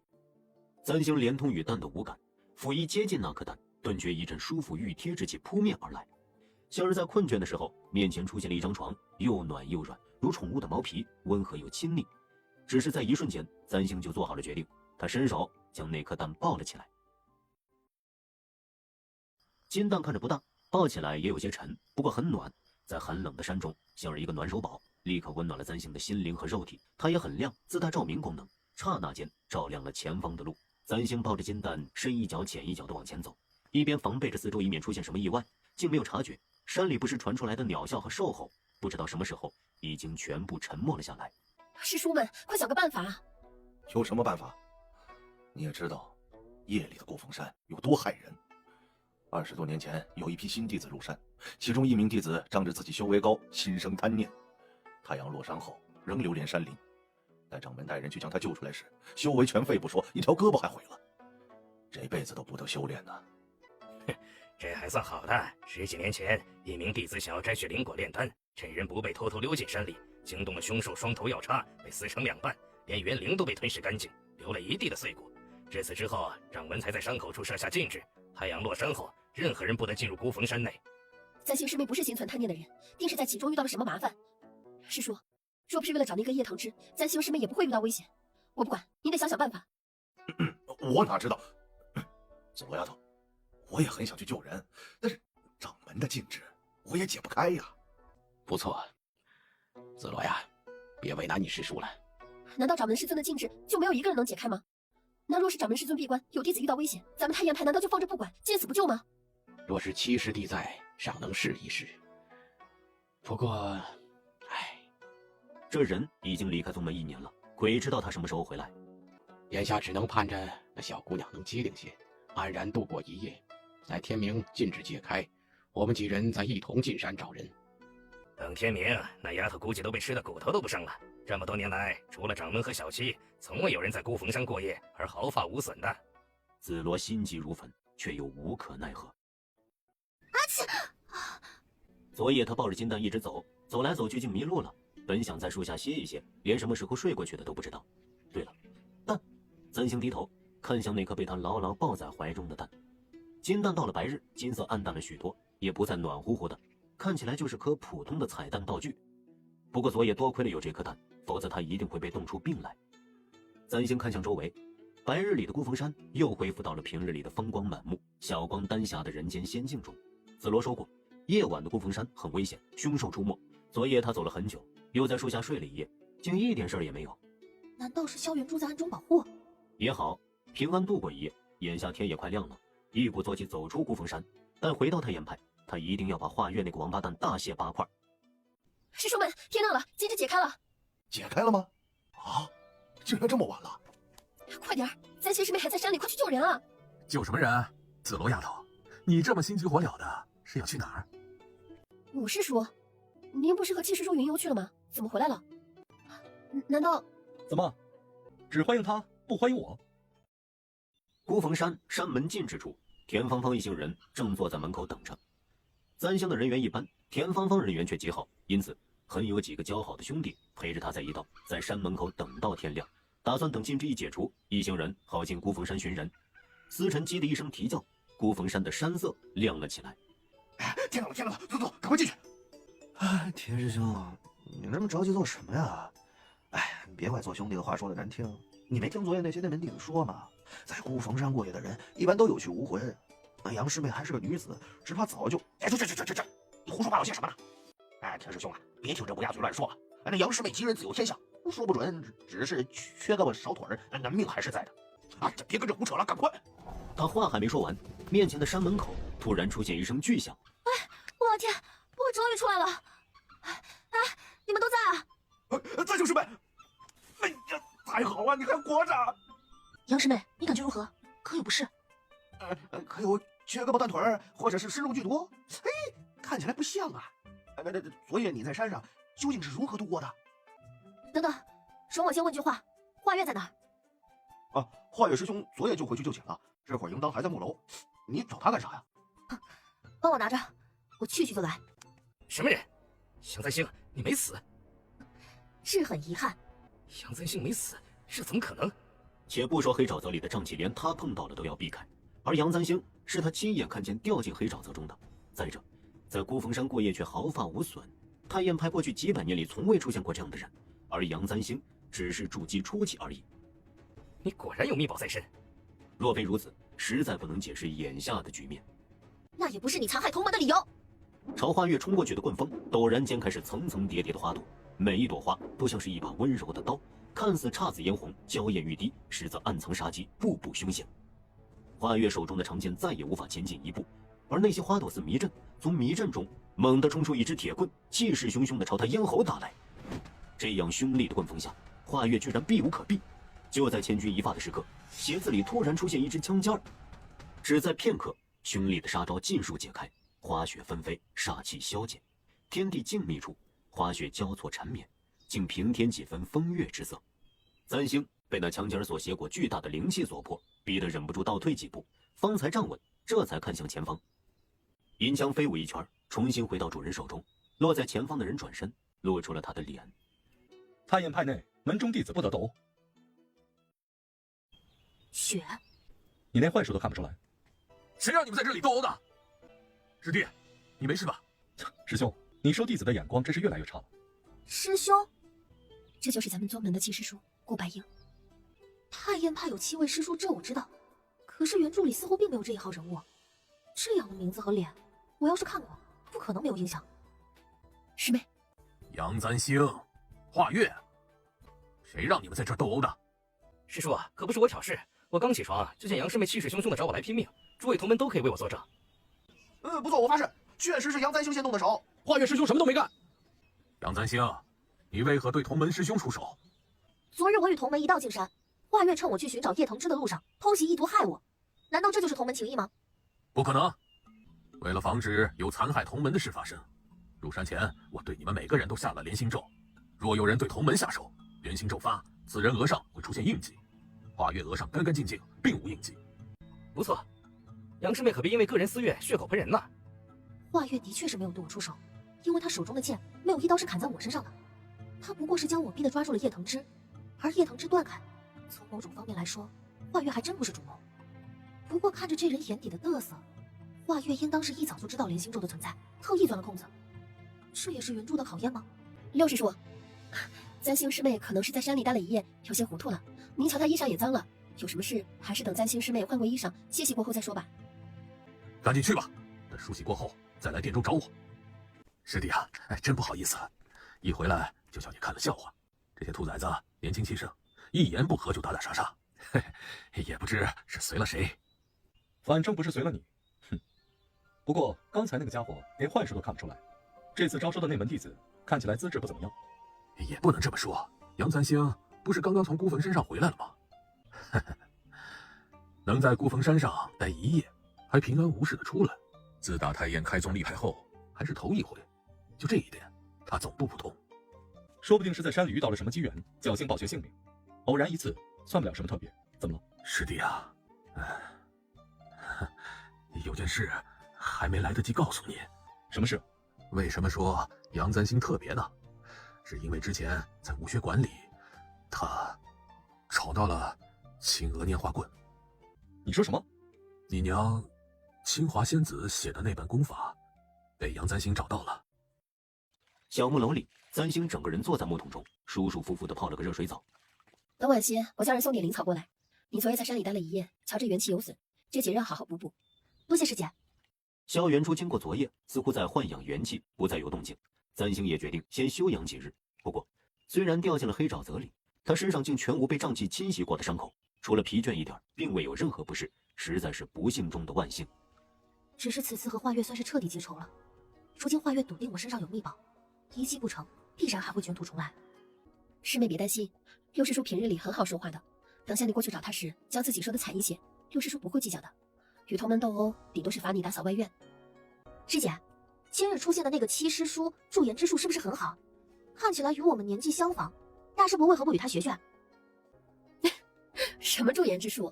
七师叔本就年上，今年还不到双10呢。19？那他年纪轻轻的，怎么成了师叔啊？玄灵子看起来都50多了，能当顾白鹰爹的年纪，却是师兄弟。虽然这是本修仙小说，不用考虑逻辑，但这个设定似乎也太随意了些。七师叔是年上，可修为高，况且他娘还是清华仙子，是掌门师尊的同门师妹，按辈分自然是与师叔们同辈。清华仙子这个名字他倒是有些印象。如果说开宗掌门羽山圣人是都州大地唯一飞升成功的修士，从而成为了太验派的活招牌，那羽山圣人的徒弟清华仙子则是太验派这么多年来经久不衰的常青代言人。原著里对清华仙子虽然只是一笔带过，但寥寥数笔也勾勒了一个修为超高、性情冷酷、容颜绝美的女神形象。不过也仅仅只是描述了女神，并未描述过女神还有个儿子呀。你在武学馆找到的那本青娥拈花棍，就是七师叔的母亲清华仙子所书。清华仙子在太验派里是个特别的存在。羽山圣人早在100年前飞升成仙，飞升前只收了2位弟子，少阳真人和清华仙子。而比起少阳真人，当年的清华仙子显然声名更胜一筹。清华仙子灵根精慧，天生适合修炼。羽山圣人飞升后，修为已至大成，离渡劫只差1步之遥。若只是修为出众便罢了。传言清华仙子的美貌可颠倒众生，最好的画师见了也画不出其1/1000的风华。一个绝色珠丽、清冷孤傲又修为不俗的女神，总是用来供人仰望的。那清华仙子现在身在何处啊？在宗门里好像没见过她。清华仙子早就不在了。不在是什么意思啊？20多年前，人魔两族大战，清华仙子率宗门修士迎战，亲手斩杀魔王，之后回到宗门，带下七师叔。再过了1年就不见了。有人说仙子是渡劫成功，飞升上界去了；有人说仙子是陨落了。总之10几年过去了，都州大陆不曾有人见过清华仙子的影子，而掌门邵阳真人也下令，门中弟子不得随意提起清华仙子一事。时光如长河，慢慢流逝，所有的波涛汹涌，最后都化作了流水潺潺。距离人魔大战已经过去20年，当年那个手持青棍的绝色女子，容颜也渐渐褪色在众人的记忆中。那七师叔的父亲呢？清华仙子不在，七师叔的父亲总要管着他吧？这话你可别在宗门里提，尤其是不要在七师叔面前提。清华仙子的道侣究竟是谁，到现在也没有人知道。当年仙子回到宗门，不声不息的就生下了七师叔，掌门因此还发了脾气。清华仙子失踪后，外头还有人传言仙子是回去找那个男人了，应该不是什么好人。与仙子结成道侣，却对仙子不闻不问，咱们宗门又不是见不得人，何以如此？虽然这是本南屏风的修仙小说，原著对于清华仙子的过往也没有细讲，但如果真的展开来说说，以一般狗血的剧情来发展，那个魔王该不会就是顾白英的父亲吧？总之，三星师妹，你千万别在七师叔面前提起此事。从前有别派弟子拿此事折辱七师叔，被七师叔打断了一条腿。我想他大概很介意旁人说起自己的父亲。我知道了。此次你从山上下来，大难不死，实属幸运。六师叔那边我也会替你说话的。多谢师姐。师弟注意仪容。我这是看七师弟回来了，高兴。吴师兄，你不是带师弟去南边云游了吗？怎么会突然回来？前段日子我眼观天象，发现星象有异，于是以龟甲伏击，发现什么？我发现有妖星出世，只怕都州有祸乱将至，于是带着白鹰速速赶回，好叫你们提早做好准备。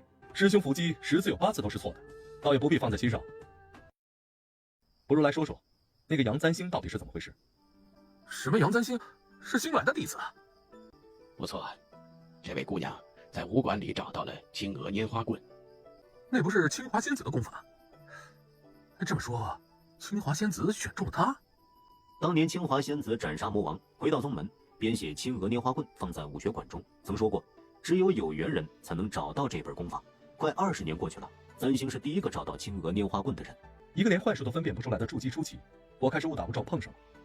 哼，我娘怎么可能选中他？那可未必是巧合。如果我说他打出了镜花水月呢？不可能。是真的，我作证。宗门考核上，杨簪星的确打出了镜花水月一招。若这是清华仙子的意思，或许这姑娘身上藏有什么机缘。白英啊，或许这姑娘能带你找到你母亲。哼，那和我有什么关系？我一点都不想找到她。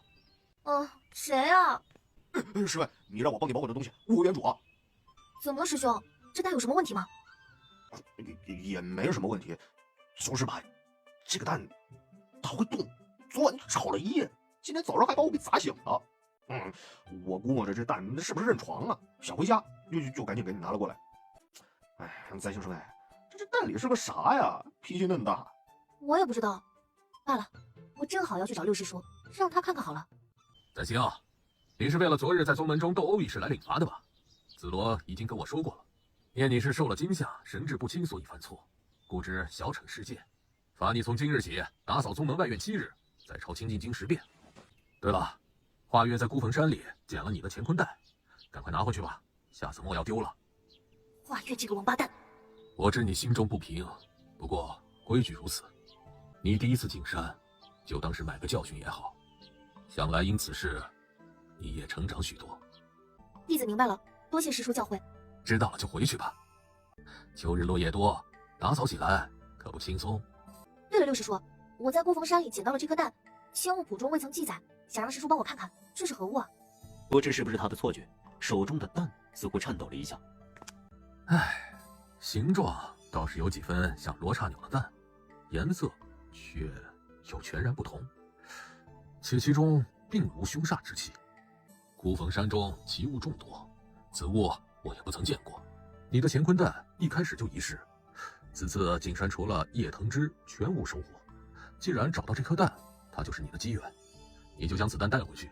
我瞧蛋壳之上灵气寓意，蛋中之物恐怕即将破壳，不出3日，就知这到底是何物种了。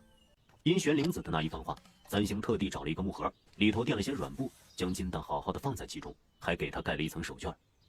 田芳芳过来看到的时候，脸色颇有些精彩，大概是觉得他有病，又不好直说。咱兄师妹倒是挺有爱心的哈，对一只蛋都如此尽心。毕竟是我的机缘嘛，这玩意儿跟开盲盒似的，不到开的那一天，谁都不知道里面能生出来个啥。想想还挺让人期待的。不过以我非洲人的体质，估摸着也不会开出什么隐藏款。这之后，他又将叶藤枝送到李丹书店中。此次进山，别的弟子乾坤袋中都装满了灵草灵果，收获颇丰，唯有他连乾坤袋都被抢了，侥幸逃生。除了路上捡了个盲盒金蛋，就只有那根叶藤枝。也亏得三星掉下黑沼泽的时候没有松手，如今费了这么多周折，总算没有白跑一趟。丫头不错，这叶藤枝很新鲜。今日啊，我就为你炼那味素肤羽绒丹，7日后你来殿中自取。多谢四师叔。不客气。哎呀，都是自家人，不必言谢啊。信你个鬼！要知道为了这节叶藤枝，我可是差点连性命都搭在了孤峰山上。接下来的几日，三星就忙着领伐，打扫宗门外院了。华月这个王八蛋暗中收买同门，故意趁三星扫地的时候在一旁练剑，剑气吹得落叶到处都是，平白增添了许多负担。为什么会被男主吊打成渣？没有一个恶毒反派是无辜的。这样辛辛苦苦打扫了3日，第4天清晨，三星从睡梦中醒来，感觉屋中一阵嘈杂，一个沉甸甸的东西压在他肚子上。三星低头一看，那颗蛋握在眼前，近得晃眼睛。三星将蛋抱起放在一边，正要下床将地上的杯盏捡起来，忽然听得咔吱一声，是不是又生了？三星陡然激动起来，蛋壳里隐约有一团白色的东西在蠕动。片刻后，一只软绵绵、毛茸茸的爪子探了出来，伴随着奶乎乎的叫声。三星伸长脖子看过去，对上了一双碧色的双眸，不由得愣住了。猫？这蛋壳里生出来的是，赫然是一只雪白的奶猫。然而三星内心有过很多种猜想，也万万没想到这蛋居然是一只猫。其他的就不说了，但问题是，猫怎么可能是卵生动物呀？虽然修仙小说里不必讲什么科学，但从蛋里孵出来一只猫，这也太不科学了。面前的猫崽儿摇摇晃晃地走了2步，舔了舔三星的手指，怎么说呢，叫人有种心脏瞬间被击中的感觉。但无论如何，这都超出了三星的认知，于是打算让玄灵子给看看。刚一出门，就撞见正要去晨练的田芳芳。书是生了，什么时候生的？男的女的？哎呦，是猫，是猫呀！全是猫，哎呀，太可爱了！三星师妹，能不能给我抱抱？走吧，我还要去妙空殿，让六师叔看看这到底是何物种。不管是什么物种，都好可爱啊！哎呀，三星师妹，我好羡慕你呀！我也想有只这样的小猫。哎呀，走吧走吧，再晚人都凑一起看热闹了。六师叔，我捡的蛋破了。这是猫啊！这蛋里怎么会孵出一只猫？六师叔也不知道此猫来历啊。我也没见过蛋里孵出猫的。哎呀，这看起来就是一只普通的猫啊。那不是猫，这是银狼狮。银狼狮？师弟，我记得银狼狮不长这样。银狼狮是什么？银狼狮是上古神兽，曾在仙集中有所记载。不过大概500年前，银狼狮就灭绝了。仙集上注明北海之东有银狼，状如狮兽，身银血足，食云为生。它是银狼狮也不是。此猫体内有银狼狮的血脉，但极为稀薄，可以忽略不计。这点微薄的血脉，就算到它寿终正寝都不会觉醒，所以你可以将它当做一只普通的家猫。只有1点血脉啊！哎，真是可惜了。就算用来作为灵兽豢养，也不太合格。都说孤峰山夜里凶兽出没，危险得很。可当日我从黑沼泽中爬出来之后，并未遭遇任何危险，最后甚至是在树下过了个夜，也安然无恙的。当时只觉得是萧元珠的保护，但如果是因为这颗蛋呢？既是神兽血脉，孤峰山的凶兽或许有所察觉，才不敢近前。虽然这奶猫现在看起来平平无奇，但都是猫科动物，焉知有一日不会发育成狮子？三星师妹，不管是猫还是狮子，现在都是你的了，你要不要给它起个名字？那就叫咪咪吧。好啊，这个名字好。好在哪里？牛女星期雨沐橙，迷迷默默得盈盈。咱们3星还是挺会取名字的，那就叫迷迷吧。他也懒得纠正玄灵子的说法，况且迷迷听起来也确实比咪咪好听得多。田芳芳正抱着咪咪正逗猫，3星察觉到一道目光落到自己身上，回头一看，顾白英已经别开眼。七师叔为何老是偷看我？谁在偷看你了？你。我为什么要看你？你长得很好看吗？我觉得还不错啊。面前的少女身材窈窕，目光平静，说起来五官倒是娇俏动人，可惜右脸颊上纵横的黑痕，实在让人难以说出美丽二字。切，大言不惭。似是懒得搭理3星，转身拂袖而去了。3星看着他的背影，心中了然，他这么一个平平无奇的新弟子，实则不知道这位天之骄子另眼相看。想来顾白英之所以频频注意自己，还是因为那本青娥拈花棍。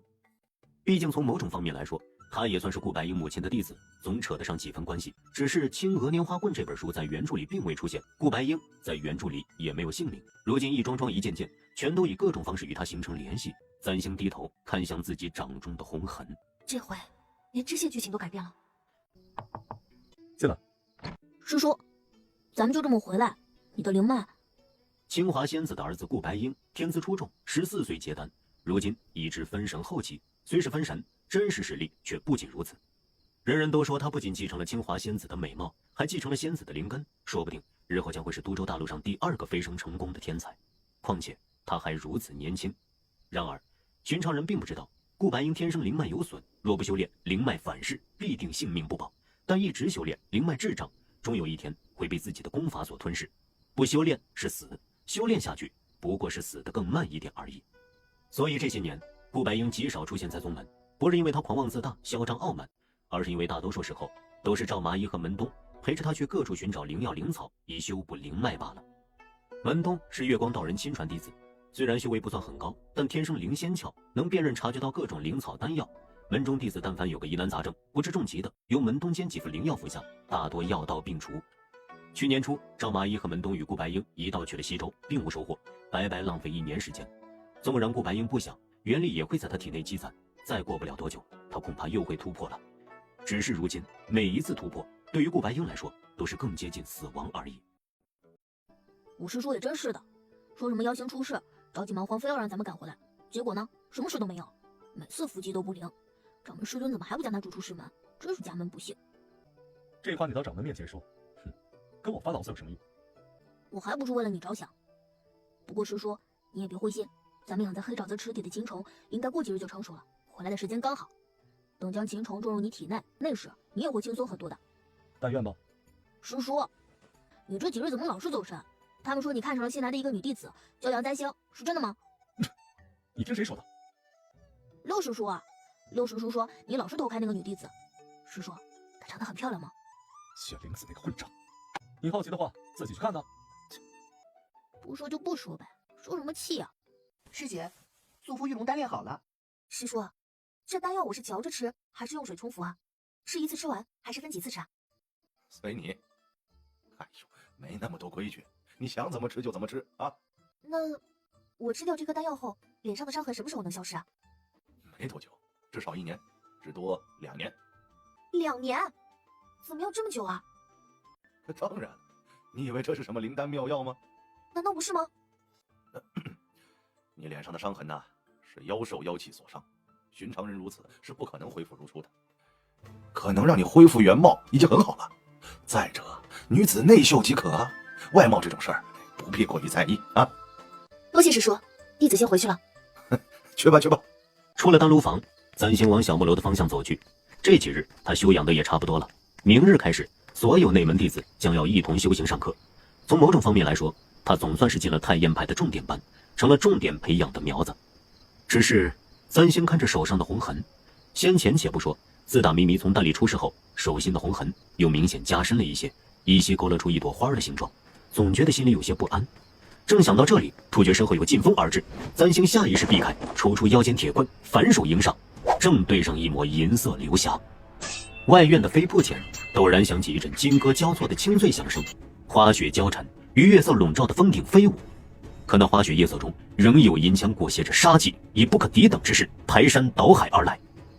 剑在他咽喉处堪堪停下。七师叔，哼，青娥拈花棍不过如此。簪星盯着他不说话。前顾白英出来横插一杠，当时簪星忙着好奇他的身份，没顾得上细看这人的长相。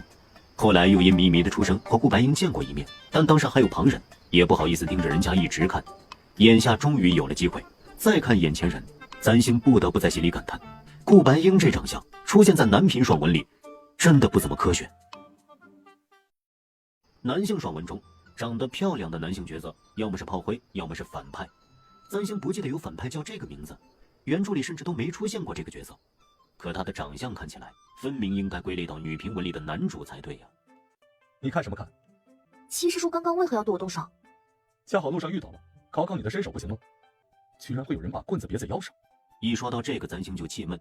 除非是极品法器，可以随召唤入手，平日里隐于身体中；普通的法器都得随身携带。若是别的也就罢了，偏偏他练的是棍，每日扛着棍子很不方便，最后只能将棍子别在腰间，好腾出手来。当然，这样看起来实在不怎么雅观。师叔，干嘛？你想干什么？七师叔啊，你是不是很奇怪，为什么青娥拈花棍会挑中我？笑话，这和我有什么关系？青娥拈花棍是清华仙子所书。师叔啊，你是不是想看看我的棍法练得如何，所以才会在暗中一直关注我？你在胡说八道什么？谁暗中关注你了？你不想我丢清华仙子的脸，所以出手试探。我的确资质普通，到现在也不能算出挑。既然如此，师叔你平日里不妨多多指点我。届时我练好了棍法，师叔也与有荣焉嘛。谁跟你与有荣焉？谁是你师叔？我现在是内门弟子，你自然是我师叔。顾白英哽住了，他在太燕派待了这么多年，因辈分高，又生了一张好皮囊，弟子们同他讲话都是温温柔柔、客客气气的。杨簪星还是他的师侄，辈分都要矮一头，怎生看起来这般无礼坦荡？难道青娥拈花棍挑有缘人，就是凭脸皮厚度挑人吗？那你做梦去吧，我可没有那个闲工夫指点一块朽木。簪星瞧着他的背影消失在夜幕中，若有所思的低下头。他这几日反复回想过，确定原著里确实没有顾白英这么一个名字的出现。然而他如今出现了，虽然不知道是什么原因导致，但如果说和自己没关系，怎么看都不可能。因他的出现，导致原著剧情线出现改变，而原著世界为了抹杀他，创造了许多新人物，譬如段香饶，就是为了抹杀他而新出现的恶毒女配，帮他拉稳仇恨的新角色。那么顾白英会不会也是原著安排的新人物？这个少年是因他的出现而出现的，但问题来了，他看起来对自己并无恶意，顶多是看不上罢了。要说是原著特意为他创造出这么一个对手，实在有点大材小用，而且这对手还是按照他喜欢的类型打造的。要是在乙女游戏里，这种设定和长相，簪星一定第一个选择攻略他。等等，莫非这是条感情线？不管顾白英的出现是不是原著为了他设定的感情线，簪星都没工夫理会。眼下来说，还是发展事业线更要紧。宗门里除了月光道人的理论大课外，内门弟子还有各位师叔的小课，譬如3师叔崔玉福的符咒课，4师叔李丹书的炼丹课，5师叔赵马一的伏击课，诸如此类。德智体美劳全面发展，非常的素质教育。这其中，簪星比较喜欢的是炼丹课。炼丹课上的灵草灵果、炼丹材料都是由宗门提供，他们如今是新弟子，用的都是低级灵草，但簪星炼丹的报废率很低，原因无他，全靠萧元珠的帮忙。炼丹最重要的就是掌握火候，而萧元珠宛若一个恒温自动加热器，将火候一直把控的分毫不差。簪星只管往里丢材料就行了。旁人一堆材料炼出1颗补气丹，他能炼出3颗，连李丹书看了都说好。炼好的丹药可以带回去自行处理，攒了1盒子后，簪星就带回小木楼喂猫。你拿这个给它吃？养猫不都这样吗？捡着好的给啊，就当是营养品了。咪咪也没白吃簪星的补气丹，相当争气。不过月余身子就大了1倍，再无奶猫的模样，至少现在它是一只胖猫了，但喜欢撒娇的个性还没有改。簪星近来清晨常常不是被司晨鸡叫醒，而是被咪咪硕大的屁股给砸醒的。他琢磨着，咪咪可能发育不成银狼师，但至少可以发育到银狼师的体重。每日除了上课和撸猫，外加去出红台自行修炼外，簪星还喜欢去宗门里的藏书阁。这些日子，簪星一有空就往藏书阁跑，好弥补自己对这个世界的认知不全。天已经黑了，他从地上站起来，拍了拍身上的灰，将手中的书放回书架，起身离开了藏书阁。这个点儿吃个晚饭，就可以去出红台自习修炼了。待簪星走后，从藏书阁楼上的架子上跳下来一个人，正是顾白英。他走到三星刚刚站定的地方，抽出三星看了一下午的书，赫然是一本《经你不知道的修仙界100个奇幻故事》。有病！这些日子，他见三星常来藏书阁，犹豫许久，还是跟了过来，想着既是被青娥拈花棍选中的人，或许有什么特别之处也说不定。但每日三星来这里看的不是冬季孤峰山养花使用建议，就是都州西北交通运输地图集，完全没有半点正形。顾白英十分怀疑那本青娥拈花棍是不是找错了人。叔叔，不好了！干什么？别大呼小叫，吵死人了！叔叔，我今日想去黑沼泽看秦虫长得怎么样，结果……秦虫是10年前掌门邵阳真人从一处秘境中得到的仙草种子。传说数千年前有一仙人飞升成仙，遗留下的法器古琴上生出了一株灵草。此灵草看上去形如幼虫，实则是灵草，待人服下于灵根中发芽，随着秦虫渐渐长大，也会慢慢的修补其灵脉中的不足。秦虫种子难得，邵阳真人费尽千辛万苦只得了1颗。此灵草需要养在瘴气充足之地。邵阳真人将种子放于黑沼泽池底，加上禁制，寻常人无法进入沼泽中。知情的赵麻衣几人从未怀疑过秦虫会有什么问题，而且门东每隔一段时间都会去查看种子的情况。如今已经是第10年了，眼看着种子就要成熟了。叔叔，秦虫不见了！叔叔，秦虫不见了！你说什么？秦虫不见了！今日我去孤峰山盘算着秦虫种子过几日就该成熟了，没想到一到黑沼泽就发现黑沼泽的禁制被人动过。我又以原力探过整个黑沼泽底，发现秦虫不见了。怎么可能？是不是你看错了？叔叔，整个黑沼泽底下就那么一个活物，好找得很。如今什么都没有，怎么可能看错？秦虫的存在只有你我五师兄和掌门知道，就算侥幸有人得知，也不可能冒着被瘴气侵蚀的危险前去摘取，除非是偶然所获。只有内门弟子采摘灵草丹采，会进孤峰山。查查我不在的1年里，有哪些弟子进了孤峰山？其实，师叔，你知道是谁？我问过紫罗师姐，之前有位女弟子脸上被妖气所伤，留下疤痕，四师叔要为她寻找一节叶藤枝，好炼成素肤玉容丹，服用即可美容养颜。叶藤枝就长在沼泽边上，听那位女弟子说，她被同门暗害，掉进黑沼泽中，侥幸逃出来。脸上被妖气所伤，留下疤痕。你不会告诉我，那个女弟子名叫杨簪星？哦，师叔，你怎么知道？哦，是了，六师叔说你时时偷看她，自然明了。我没有偷看她。那现在怎么办？辛辛苦苦养了10年的种子，说没就没了，换谁不崩溃呀？此事先不要告诉掌门和五师兄。秦虫种子入灵脉会有感应，我先去试探一番。若真是他，你给我想办法把种子弄出来。三星修炼完，扛着棍子回到了小木楼。小木楼里，田芳芳已经不请自来，蹲在地上撸猫。咪咪身子碰了一圈，成一个大字瘫在地上，被田芳芳挠着下巴，一脸的心满意足。田芳芳也得到了灵魂上的慰藉，表情称得上欲死欲仙。三星一回来，看到的就是这一人一猫无比和谐的画面。要不是这是自己宿舍，他会怀疑这儿到了大烟馆。师妹回来了。哎呦，这汗水你可真用功了。不用功能行吗？你没听见画月前日里放话，迟早弄死我。哎，别怕，有师兄罩着你，不会让你出事的。哎，不过呀，师妹，你这棍子真是有点丑哈。这铁棍还是太炎派的新生标配，用了这么长时间，或许是经不起原力的磨损，整个铁棍上锈迹斑斑，活像个乞丐捡破烂用的。整个太炎派女子用棍本就少，这棍子还这么丑，有时候看着确实一言难尽。没办法，我也没有多的灵石去化晶楼买新的。唉，如果太炎派每人给我1块灵石。三星摇了摇头，他真是穷疯了。哎，我听说呀，再过几个月，咱们内门弟子考核，六师叔玄灵子会在新弟子中。那我还听说呀，亲传弟子可以去太炎派的兵器库里自选兵器，那里头的兵器啊，全都是好东西。哎，师妹，你说，咱们要是做了亲传弟子，是不是就算飞黄腾达了？有时候我对田芳芳挺佩服的。凡人修仙，大多是为了追求强大灵力，或是跳出寻常人普通的寿命，以求永生。但田芳芳修仙，竟然修出一种俗世中力求上游之感，仿佛要立志做一位一路往上、争名夺利，最后衣食无忧的土财主。不过人各有志，求人得人，他开心就好。不错，师兄，我相信你肯定能一鸣惊人。谢谢，哎，咱们一起发财啊！三星梳洗完毕，也跟着上了榻。白日里上课，晚上上自习，累了一天，很快三星就进入梦乡。待他睡着后，窗上陡然出现一个影子。又过了片刻，屋里有人进来了。大半夜的，有人一声不吭地站在自己榻前。若是三星此刻醒来，当会被吓出心脏病来。窝在床头的白猫睁着一双闭塞的双眼，一眨不眨地盯着眼前的不速之客。顾白英看了他一眼，伸出一根手指挠了挠他的下巴。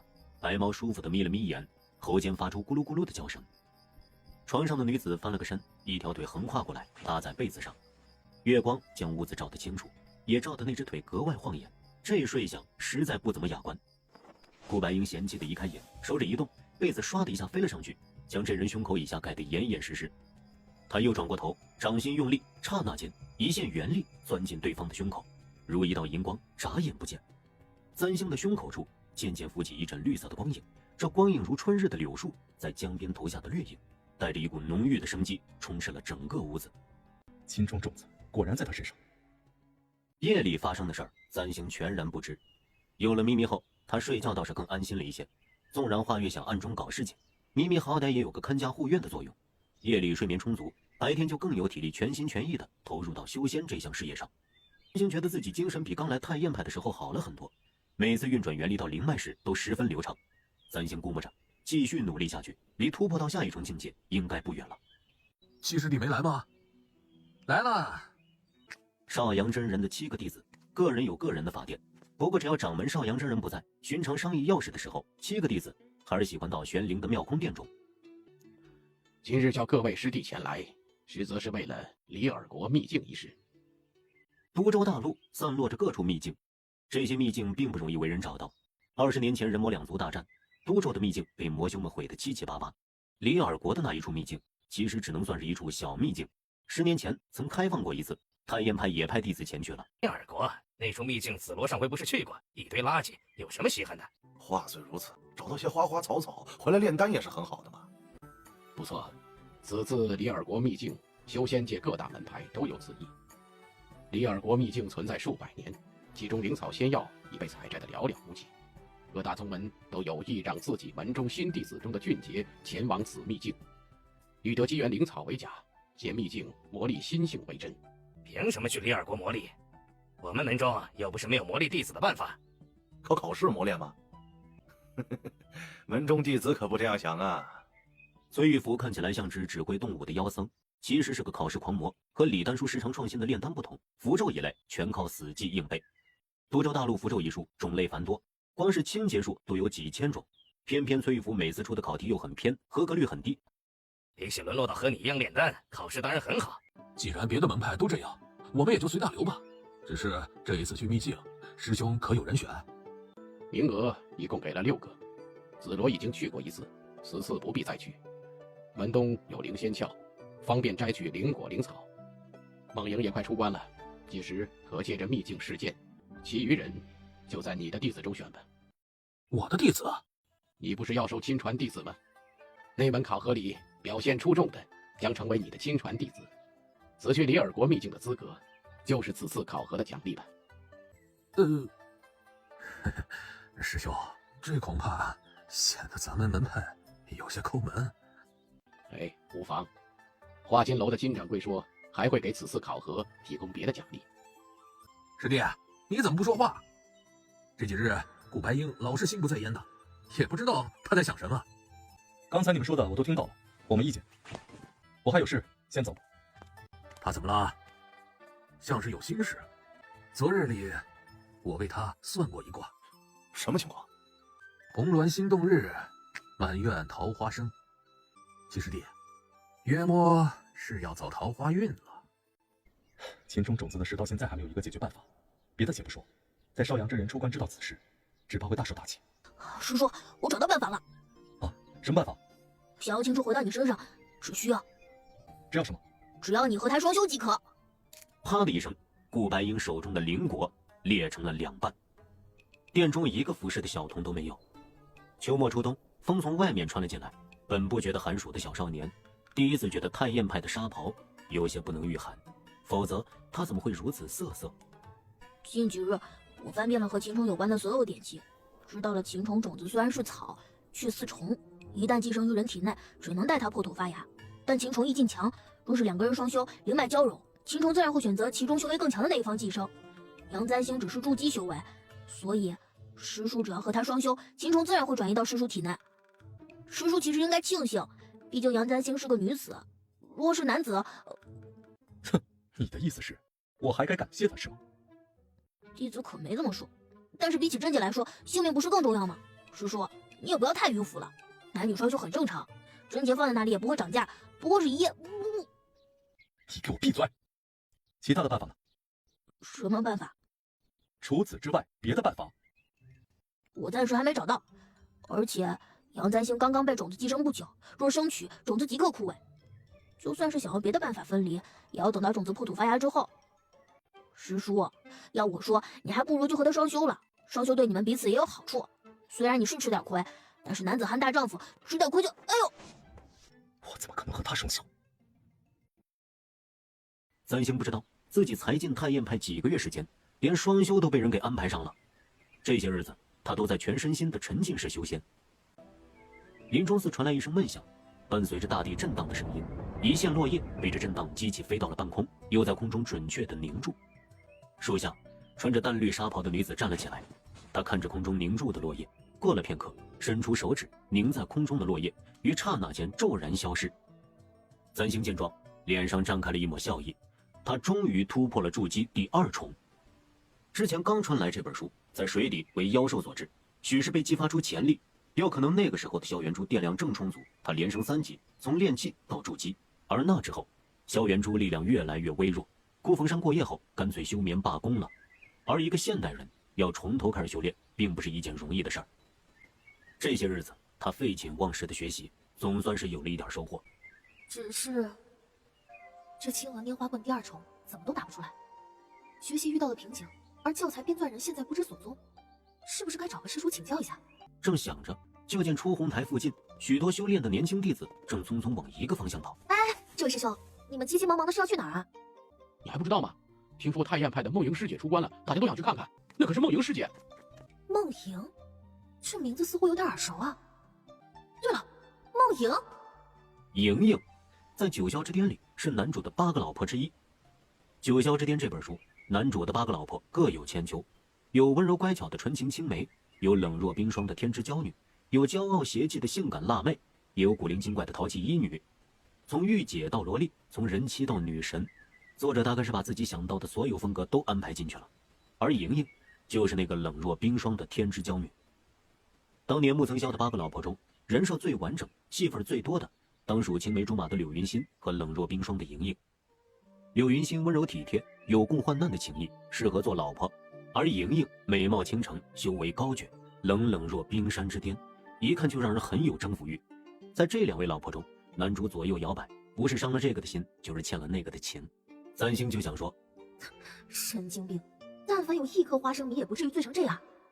柳云心他已经见过了，确实是个可爱惹人怜惜的漂亮姑娘，就是不知道在这原著里以美貌著称的莹莹，真人究竟有多惊艳。哎，快看，梦莹师姐来了！这女子和我修炼棍法时灵台中那位白衣女子的身影真是格外相似。梦莹师姐，看这里，看这里！啊！白衣少女转过头，露出了她的容颜。当时四周没有见过世面的新弟子眼睛都给看直了。好美啊！是了是了，这就是梦莹啊。原著里，莹莹是太焰派的天之娇女，是被当成未来掌门人培养的。谁知道男主木曾萧在宗门考核上大放光彩，引起了各位长老师叔的注意，到后来甚至被掌门人亲口夸赞。莹莹心中不屑，以为木曾萧不过只是走了好运道，直到后来与木曾萧共赴秘境，在秘境中为木曾萧所救，才慢慢对木曾萧改观。再加上后来有别的门派屡次挑衅太焰派，木曾萧代表太焰派打脸打得痛快响亮，于是从开始的不屑到后来的改观，再到心中暗暗倾慕，终于被木曾萧收进后宫。莹莹与木曾萧的感情线在原著里相对于其他几个老婆来说已经算是很圆满了。纵然如此，簪星看起来也觉得辣眼睛，尤其是眼下看到莹莹长得这么美，心中更觉得惋惜。这样的仙女儿居然谈了1/8的恋爱，真是人神共愤。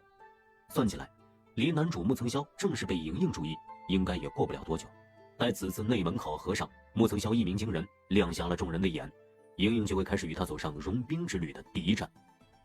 不过，剧情线开始大乱，这一次，穆曾霄还会在那门考核上大放光彩吗？三舅师妹，哎，原来你在这儿啊！哎呦，这位仙子姐是谁啊？绝了！抬头正对上莹莹看过来的目光，不知是不是占星的错觉，总觉得那目光带着几分审视之意。不过很快他就移开了目光，对身侧那位年长的女子说了些什么，两人一道离开。哎，兄弟，刚刚那两位是谁呀？是月琴师叔和他的弟子梦莹师姐。啊，梦莹师姐是仙女吧？仙女恐怕也没她好看。哎，你们看到了没？她刚刚好像看了我一眼。屁，那明明就是在看我。那是在看你吧？那是在瞪你吧？他没有说什么，只是总觉得莹莹最后的目光让他有些在意。师傅，我刚刚看到梁簪星。你是说找到青娥拈花棍的那位女弟子？这么多年了，我去过武学馆很多次，从未找到过那本青娥拈花棍。莹莹，你修炼的是剑法，纵然找到青娥拈花棍，也同你修炼方式不同。如今你已突破元婴，为何还要执念于此？师傅，掌门师尊曾告诉我，未来太阳派要交到我的手上，我须得好好努力。多州修仙界传言太燕派未来掌门人是这一代的莹莹，此言不假。从小到大，他的确是被当掌门接班人来培养的。师尊说，当年清华仙子若是不出事，这掌门该是清华仙子的。我想，或许只有找到那本青娥拈花棍，得到清华仙子的承认，我才有资格挑起太燕派的重担。而今，清华仙子选中杨簪星，杨簪星在世。不可能！我问过玄灵子，也了解过杨簪星，他身上或有奇遇，可他17岁才进炼气初期，已耽误了许多年。近来宗门课业也无过人之处，清华仙子选中他，或许自有用意，但你不能因此怀疑自己。莹莹，自人魔两族大战后，我太一派元气重伤，不如往昔。如今赤华门、银风宗等宗门虎视眈眈，掌门身子也愈发。总之，太一派未来还需你带领弟子们走下去。如今你突破元婴是一件好事，假以时日，未必不能超过清华仙子。我知你心中包袱沉，时常思虑过重，有时为师盼着你知晓轻重，用功修炼；有时为师却又盼着你不知道，只愿你能活得轻松一些。师父所言，梦莹记住了，我不会再妄自菲薄。待那门考核后，弟子会同师弟师妹们一同前往里尔国秘境。待事件过后，用心修炼，争取早日突破。月琴微笑着点了点头，再看面前的白衣少女，心中忍不住掠过一丝苦涩。若太燕派不是如今这个局面，以莹莹这样的资质，本该是各大宗门争抢之才，不该是如今这个境遇。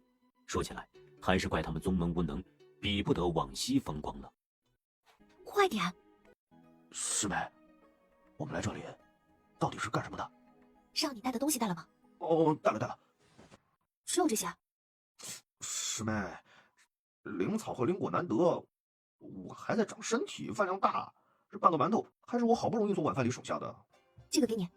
他炼丹课上的不错，每次带回去的丹药都比别人多，攒得多了，猫吃不完，就留在小木篓里。谢谢师妹。但我们到底要干什么呀？明日就是那门考核，你知道吗？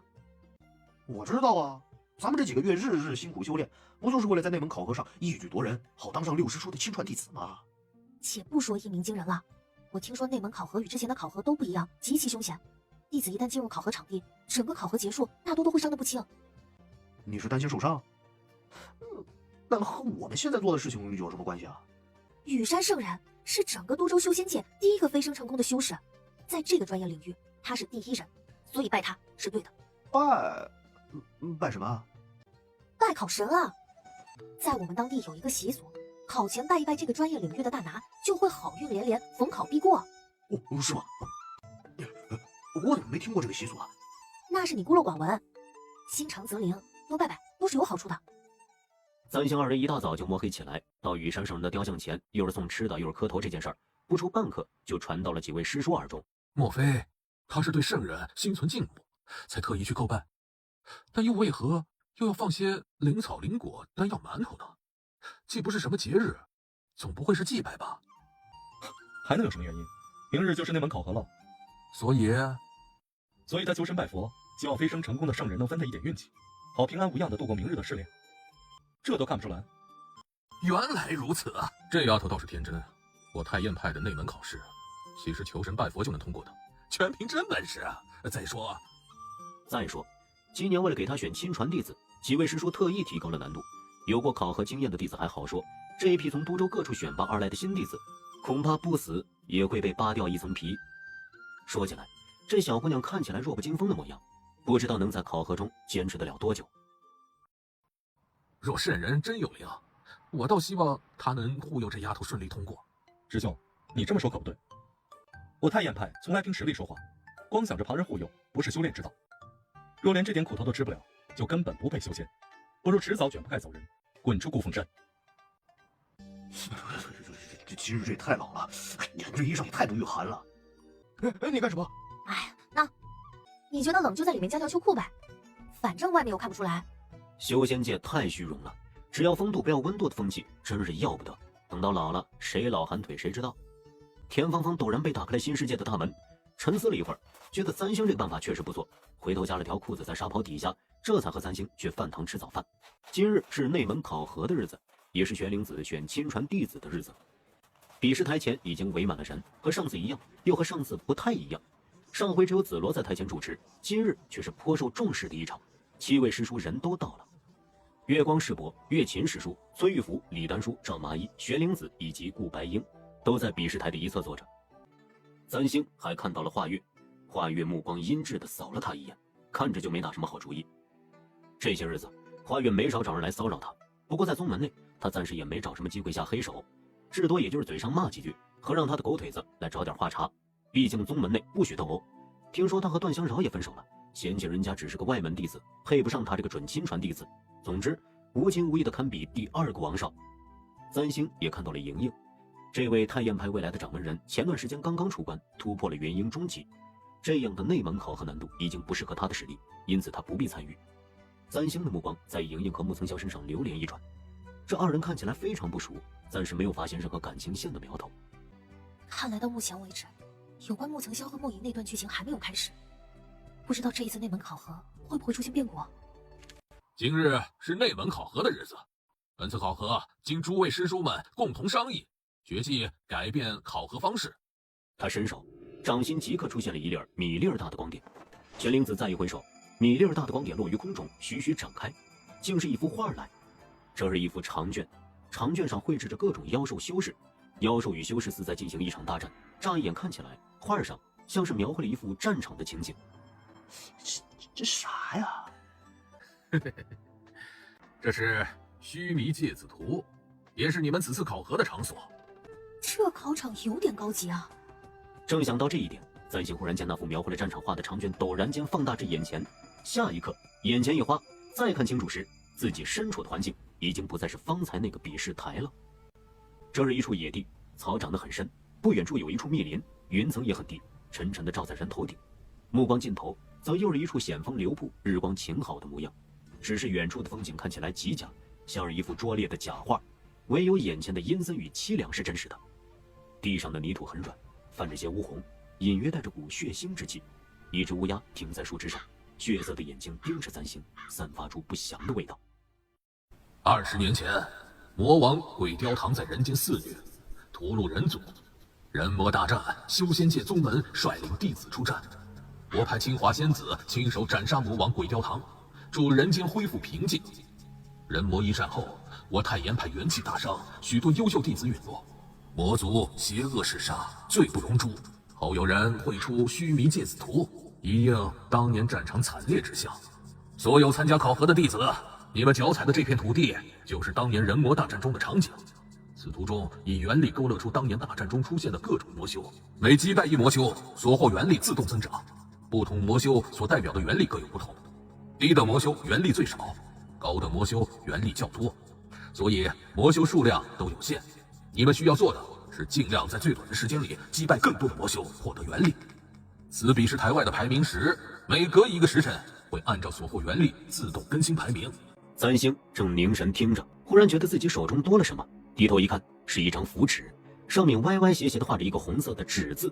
你们每人手中都拥有一张离场符。须弥芥子图中，魔修虽是假的，考生与魔修搏斗过程中却有可能受伤，坚持不了的时候，可捏碎离场符，自行离开考场。若遇到魔煞，以你们目前的修为，不必打，直接捏碎离场符就是。比试最长2日时间，以最后一位考生离场为界，整场考核结束。现在试炼开始。咱先看向远处，一个人都没有。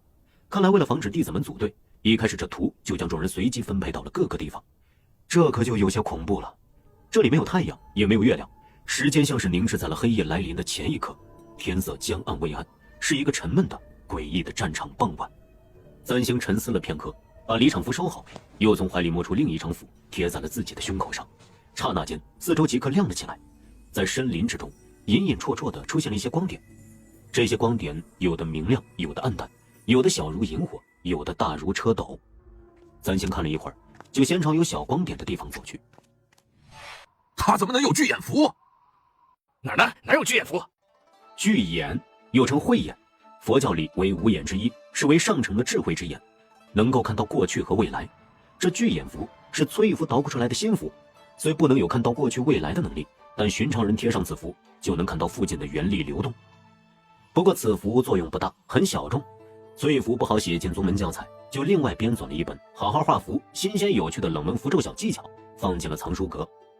这本书放进藏书阁里至少也有5年了，没有一个人借过，估摸着也没人去看。而如今，一枚巨眼符却在三星胸口上明晃晃地贴着。他什么时候练的符，你不知道啊？你是不是给他透皮了？透什么皮我自己都不知道巨眼符还能这么用。考生们进入须弥芥子图，随身携带着各种丹药符咒并不意外。考场中自有规则，规则自会评判。所携带物品如果对考核结果造成巨大影响，进入考场后自动失效。譬如杀伤力很大的符咒之类。寻常治疗用的丹药辅助的一些符咒并不会受到限制，这也是为了鼓励考生们平日里用心上丹药符咒课，不要偏科。但平日里上课也就罢了，确实没有人想到三星居然还会去藏书阁里看崔玉符编纂的冷门书籍，他可是真有闲呐。这么一来，三星在这场考核里就能拥有得天独厚的条件。旁人也许在不经意的情况下，一开始就遇到了高等魔修，打不过提前出局，而三星可以通过元力光点来判断，选择最适合自己的对手，不慌不忙，悠悠闲闲的积攒元力，一直到比赛结束。投机取巧罢了，只有实力不足的人才会想这种旁门左道。我倒是觉得这小姑娘很聪明，至少要练成一道巨眼符，也不是件容易的事儿啊。师弟，你怎么不说话？嘿嘿，你怎么看？相貌碰上死耗子，有什么好看的？须弥芥子图里，三星正手起铁棍，地上躺着一头四耳妖狼的尸体，被斩杀的四耳妖狼化作一道青烟，一道道元力涌进三星体内。不必看，也知道外面排名石上自己的名字又往前移了。比试台前的排名石换第一次名字的时候，有支撑不住的弟子捏碎了离场符，主动退场，结束了自己本次的内门考核。目前来看，撇去老弟子不提，此次新进门的内门弟子中，排名第一的是华月，毕竟已经结了丹，寻常魔修不是他的对手。哟，钱芳芳也不错，他倒是生猛，似有怪力，一本斩蛟诀倒是真被他练出了几分斩蛟伏龙的气势。那个穆曾霄呢？听说他挑了5星破神功这本残卷，先前还好，残卷修炼到了后半部分，隐缺也无法修炼成功，他会很吃亏。他已经能熟练地运用5行力量了，依我看，此次前途不可限量。若是三星能听到月光道人此时说的话，必然要大笑三声。穆曾霄可是男主啊，别说是一个化月，就算100个化月加起来，也不是他的对手。莹莹丫头，这批新弟子中，你最看好的是谁呀？旁人我都不关心，我只关心杨簪星。被大美儿关心的杨簪星本人正坐在树下休息，看起来十分惬意。倘若这里不是考场，看在旁人眼里，简直会觉得他大概是踏青来了。别的考核弟子自然是争分夺秒的刷怪上分，是因为他们没有巨眼符，有时候遇到一个弟子刷出了魔修，还有人会去抢。三星则不同，他是选择性挑战，打累了就从怀里掏几颗元气丹嚼着吃了。炼丹课上的丹药迷迷吃不完的，被他丢进了乾坤袋，带进了考场。这些元气丹虽然能补充元力，但一次也只能补充1点，不过聊胜于无。刚刚遇到魔修，我打不过，逃跑到这里崴了脚，师兄莫要笑话我。我不会笑话你的，我扶你起来吧。对不起，我好像不能走了。那我背你吧。簪星眼睁睁看着那个男弟子将这姑娘背了起来，这姑娘的后心处隐隐散发一小团光点，如蹴鞠大小，一看就是个狠角色。他终究是起了点善心，站起身跟了上去，想要捡个什么东西砸过去提醒一下这小师弟。姑娘，我之前没在宗门里见过你，你叫什么名字？我叫小双。小双，原来是双头修罗，这魔修还给自己起了个这么别致的名字。哼，居然遇到了双头修罗，这小子运气不怎么样啊。双头修罗是魔修中很难缠的一种，顾名思义，此魔修前后有2张脸，一张美人脸，一张恶鬼脸。遇到人类，此魔修便将恶鬼脸藏起来，以美色相诱，再趁其不备将其一口吞掉。吞掉后剩下的那张美人皮，则会被他当作下一张用来诱惑他人的脸。丛林中，簪星站在原地，已经看不下去了。眼前的画面太过于刺激，对于怕鬼的簪星来说，无异于在看一场全息投影的恐怖片。小双，你的名字真好听。是吗？那你喜欢我哪张脸？小弟子一抬头，对上的就是那张青面獠牙的脸孔。此时天色将歇，自己背上背着这么一个玩意儿，未免冲击力太大。林中顿时传来一声惨嚎，他甚至没来得及掏出离场符捏罪，就被恶鬼脸一头咬在脖子上，如被黄鼠狼叼住脖梗的鸡。一阵扑腾后，被迫离场。那穿着纱袍的人影有些遗憾地看着化作青烟离场的修士，重新站了起来。虽然知道是假的，但目色沉沉，丛林里站起来这么一个东西，看起来也是格外瘆人。簪星还没想好要怎么撤退，就见那转过来的人影不知何时已经抬起头，拨开黑发，露出一张英俊的男子面容，如一张生硬的雕刻完美的面具，望着簪星，微微勾起唇角，泛着诡异的恶心。完了，忘了这玩意儿脑袋后面也长了一张脸，还会随着攻略对象的变化而变化的。但刚刚才看到那么血腥的一幕，就算现在换了张绝世美男的脸，簪星内心也没有任何波动，甚至还有那么一点害怕。想来这家伙身上的婚纱袍，应该是从哪个倒霉弟子身上扒下来的。眼下双头修罗已经注意到了自己，要跑也跑不了。他甚至对簪星露出一个温和的笑容，上前走了2步。姑娘，我……簪星唰的一下抽出腰间铁棍。别说了，动手吧。双头修罗相当于元婴后期的修为，杨簪星如今才筑基中期，修为不低。那可不一定。之前宗门考核里，他不也越级打败了段相饶吗？修士与魔修又有不同，魔修惯来手段凶残，看起来还没练到第2重吧？若要硬打，自然是打不过，但是我总觉得他会有什么别的惊喜也说不定。密林里，簪星的铁棍被这魔修一把抓住，竟上前不得。双头修罗比之前与他战斗的魔兽都要凶狠，还很狡猾。镜花水月的波纹甫一在空中漾开，一只青黑色的爪子便狠狠地将其一把撕碎。双头修罗粗暴地撕开面前花布，尖利的爪子直直朝着簪星胸前掏来。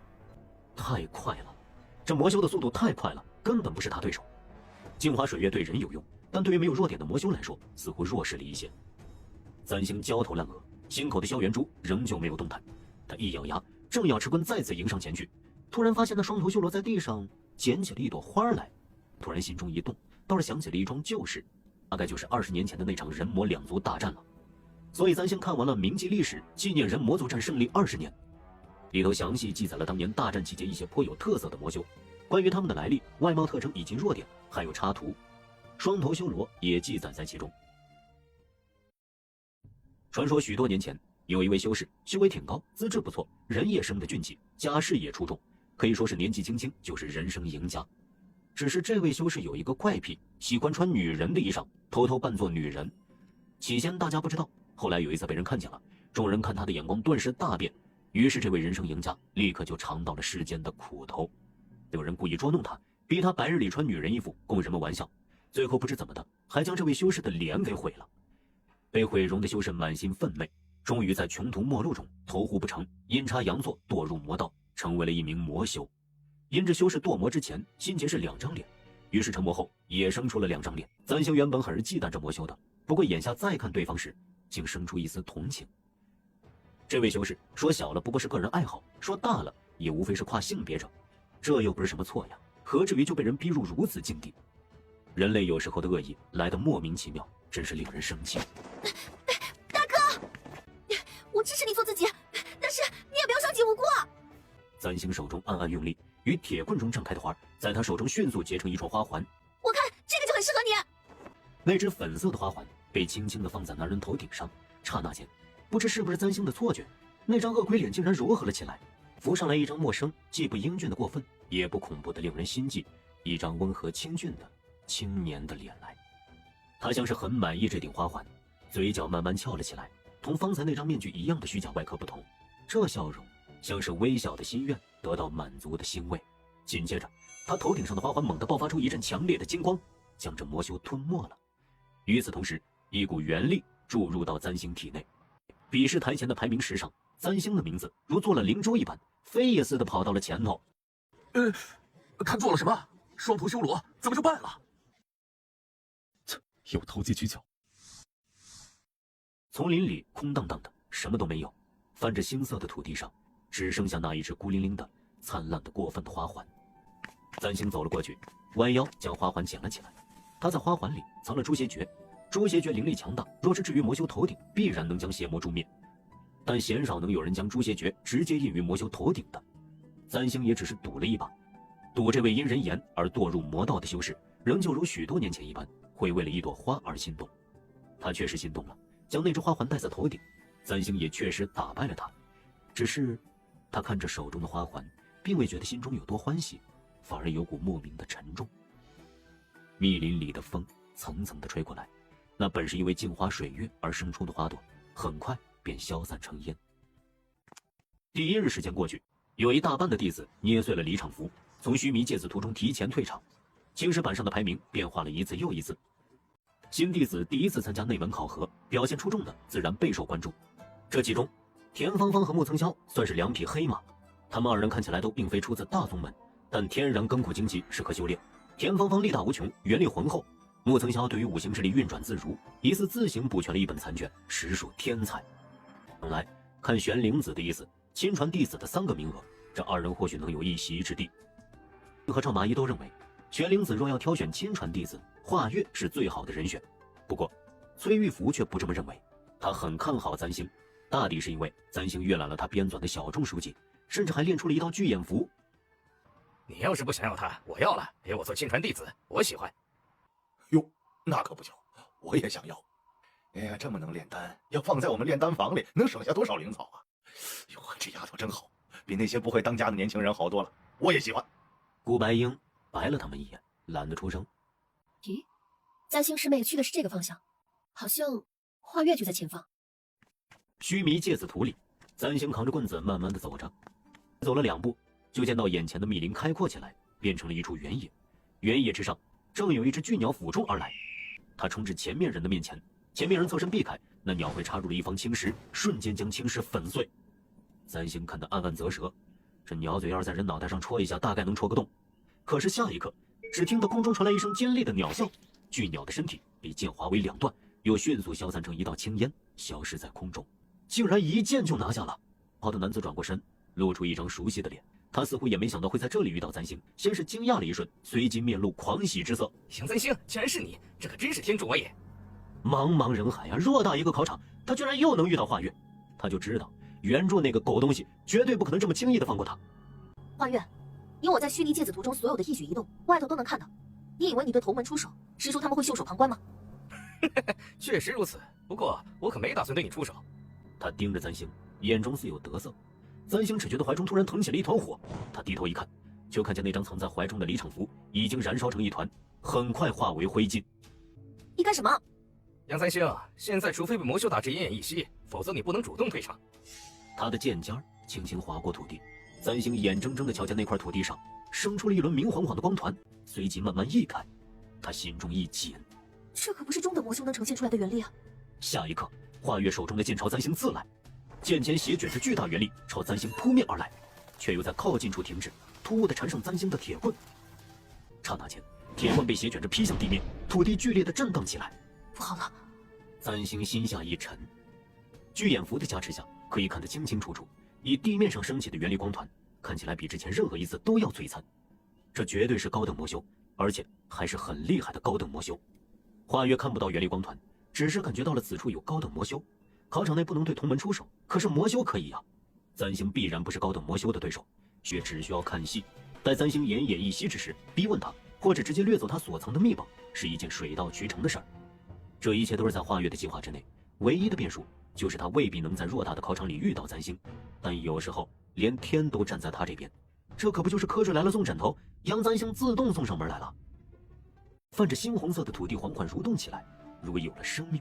占星定睛一看，就见脚下的土地上不知何时浮起了一张巨大人脸。王人种，王人种是高等魔修的一种，或者说它不能算作是魔修，而是一块有了生命的被诅咒的土地。多年以前，有一处村庄灾年大旱，村里恶殍无数，后爆发瘟疫，为免瘟疫蔓延，城主下令封死村庄，将所有的村人就地掩埋。掩埋时，许多村人尚有活气，大抵是怨气太浓，这块土地竟生出了魔气，有了意识，成了一块魔种。你怎么把这么恐怖的东西放了出来？如今你的离场符已碎，杨占星，你就好好享受吧。呀，不好了，这丫头居然遇到了王人种。子罗也是第一次见到王人种。四师叔，那是什么？是魔煞吗？王人种厉害之处在于这块土地本身是爆发过瘟疫的土地，一旦为魔种所伤，也会为瘟疫所困，虽不至于丢掉性命，却会对修为有损。寻常弟子遇到此魔种，为免受伤，即可捏碎离场符离场就是。可现在符纸被华月所毁，这丫头只能和王人种一战了。若他能胜过王人种呢？那很难呐。他是新弟子，不知此魔种的弱点，就不可能击败他。师叔，王人种的弱点是什么？李丹叔没有说话，看向清新镜里的人。一条红色的舌头从人脸的嘴巴中射了出来，占星猛地跳起躲开。占星正欲举棍，陡然间觉得自己脚下一沉，一股强烈的吸力将他往地底吸去。王人种会吞噬一切路过的东西，哪怕是一根羽毛落在土地上，也会被瞬间吸收成养分。占星奋力跳起，抓住面前的一棵树枝，待站定，就见自己小腿处鲜血淋漓，已被腐蚀掉一层皮。这王人种好生厉害。占星感到这棵树在缓缓下沉，如同他此刻的心情。虽然知道不会死，但是想想要被活埋的感觉，占星只觉得全身的汗毛都快要竖起来了。紧接着，身下的树木咔嚓一下剁为两截，占星躲避不及，无处可攀，然后那张红色的嘴唇一下子张开，将占星吞了进去。图内图外，霎时间安静了下来。这一切发生的太快，谁都没有来得及反应。待华月意识到占星已经被王人种吞噬时，地上已经没有了占星的影子。该死！华月的目的从来就是占星身上藏着的秘宝，可这魔修不知道是何种来头，竟然将秘宝带人一起吞了进去。这样一来，他岂不是前功尽弃？清新境外，月光道人一行也呆住了。这就完了？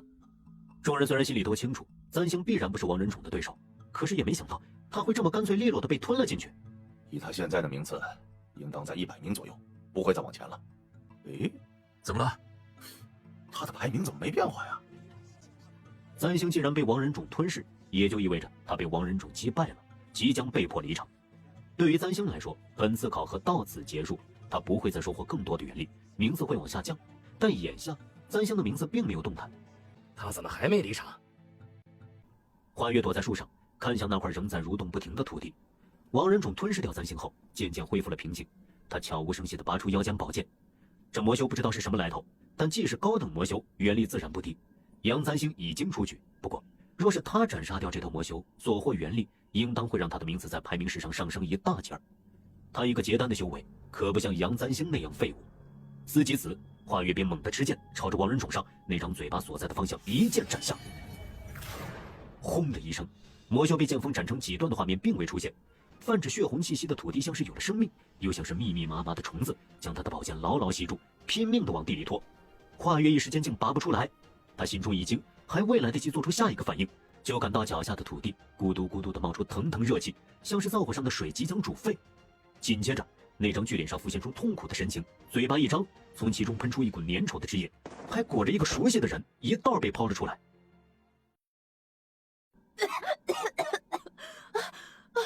憋死我了！杨占星，你怎么还活着？啊，不可能！被王人种吞噬的活物，不可能会被吐出来。冷不防听见自家小师叔传音入耳，顾白英的声音回响在耳边，十分冷凝。王人种不肯吞噬杨占星，是不是因为秦虫种子在他身上？不知道啊，叔叔，我也没听说过秦虫种子有这种功用。我知道了。39，你知道什么了？我知道王人种为何将这丫头吐了出来。为何？香灰，因为香灰。须弥芥子图里，簪星的手碰到胸口前口袋里的锦囊，恍然大悟，原来是香灰啊！簪星曾在考核前一日，带着田芳芳一道去拜了考神，除了奉献1点灵果丹药外，顺带还烧了2沓纸钱。虽然也不知道仙界的货币是不是纸，但总归是意思意思。烧完后，还抓了点香灰，用锦囊装起来带在身上。全知道歪打正着，只有祭拜王者才会用到的香灰，竟然会让王仁种将他看作是王者，示意将簪星吞了进去后，又给吐了出来。万万没想到，拜考神居然真的有用。簪星想通这一点，还没来得及高兴，就听见那头华月气急败坏的声音传来：“香簪星，你搞什么鬼？为何这魔兽不攻击你，只攻击我？”他扭头一看，就见华月脸色难看至极，一只脚已经陷入泥土中，正在奋力挣扎。先前有簪星在前吸引王仁种的目光，华月还没和王仁种正面撞上，不知道魔种有多难缠。只攻击你，当然是因为你讨人嫌了。差点把我拉上去，伤害同门，你以为宗门会放过你吗？你说的啊，我可不打算对你出手。现在是你和魔修交手，你自己实力不济，关我什么事？不过你可以挣扎挣扎，万一还有机会呢？他嘴角一翘，从怀中掏出一把丹药，打石子一般的朝着华月附近抛去。你干什么？华月陡然生出一股不好的预感，就见那土地上浮现出巨大的人脸，似是被簪星所丢的丹药吸引了目光，眼球转动着朝这头看来。紧接着，那双眼睛竟慢慢的眯起，露出了一个诡谲的笑容来，嘴唇渐渐张开，从里面散发出一股腥臭令人作呕的气味。不要过！来字还没说出口，如蛇信卷走小虫，将他整个人一起送入嘴里。他甚至没能捏碎自己的离场符，土地上就霎时间看不见华月的身影了。泥土又开始蠕动起来，像是在消化刚刚的美餐。簪星忍着心中的不适，站在原地，既没有逃走，也没有用铁棍去对付魔种。他身上带着香灰，魔种已经将他自动看成是王者，不再对他出手。他怎么不动了？没看到他刚刚扔的那一把丹药啊？看见了，他这是嫌王仁种不够厉害，还送了对方几颗丹药补充元力。那可不是补充元力的丹药，那是助眠丹。1、2、3、4。须弥芥子图里，簪星在心里默默数着，数到第30的时候，王仁种的眼睛开始有一搭没一搭的合上，上下眼皮开始打架，仿佛上课打盹的学生。簪星心道：很好，安眠药没白吃。把吃下去，是个魔种也该有点反应。果然，不过片刻，王仁种就已经睡得不省人事了，鼾声震天。看样子是睡熟了。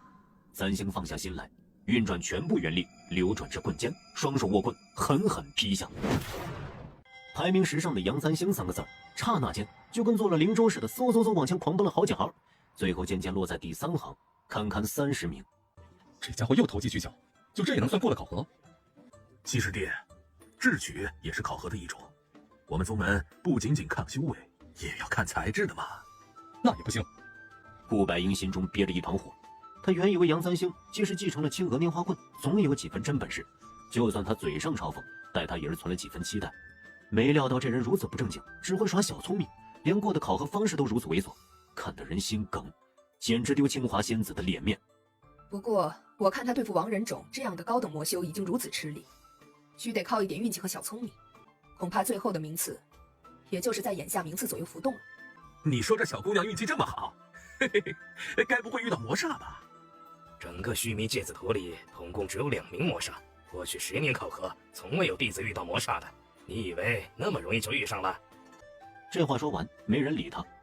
崔玉福有些疑惑，一转头就见所有人目光都盯着清心镜，他跟着瞥了一眼，随即怔住。簪星刚刚击败了王仁种，收获了一大把元力，方才被王仁种吞进去，搞得衣裳黏黏哒哒。他正想用个清洁术整理一下，一回头就看见一个黑衣男子站在自己面前。魔煞就是先天魔修，此种魔修完全有灵智有思想，除了物种不同，和人类一模一样。魔煞最低也相当于元婴修为的修士，且凶残嗜血，狡诈狠辣，一旦遇见是人类修士的噩梦。这幅须弥芥子图的画师修为已经很高了，纵然如此，也只能画出2名魔煞，便再难画出了。而此刻，簪星看着眼前人，都不用去想，也明白这是遇到魔煞了。他居然遇到了魔煞，这是什么难得的运气啊！先不说运气了，魔煞可不是普通魔修，他那些小把戏对魔煞可没用，打下去恐怕会重伤。不能不打吗？打坏了怎么办？他若有离场符还好，能赶在打起来之前自行离场。但离场符不是被化月毁了吗？眼下看只能硬着头皮打下去了。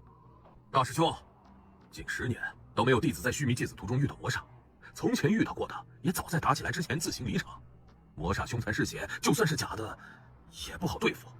她毕竟只是个小姑娘，这样比试不公平。哎，师弟，你如此惊惶，如何能做他们的师傅啊？可是，怎么回事？怎么木层萧也遇到了魔煞？须弥芥子图本来就有无限大，如三星一连2次在考场撞上同门师兄弟，已经算是10年难遇了。而如今，原本图中仅有的2名魔煞，竟然同时出现在了考核弟子面前。木层萧如今也只是临近结丹，不是魔煞的对手。可他怎么也不用离场符？三星的离场符是为人所毁，不得不应答。木层萧的离场符却是完好无损，而这少年只是死死盯着面前的魔煞，举起长刀，随即向着眼前的黑衣魔煞冲杀而去，竟也是要应答。虽然我很欣赏少年人有勇气，不过明知结局还要硬撞，到时候损了修为，可算是得不偿失啊。这2人同时遇上了魔煞，也算是倒霉。看来结局已经注定了，虽没有拔得头筹，不过以他们的修为能冲到这里，也不算太差。远处的群峰间，远远传来一声轻喝的长啸，这笑声回荡在山谷中，洋洋盈耳。是掌门的灵少，掌门出关了。太燕派的掌门人少阳真人已经闭关了很久，今日恰巧出关。众人听见轻喝长啸，知少阳真人必有突破，心中都大喜过望。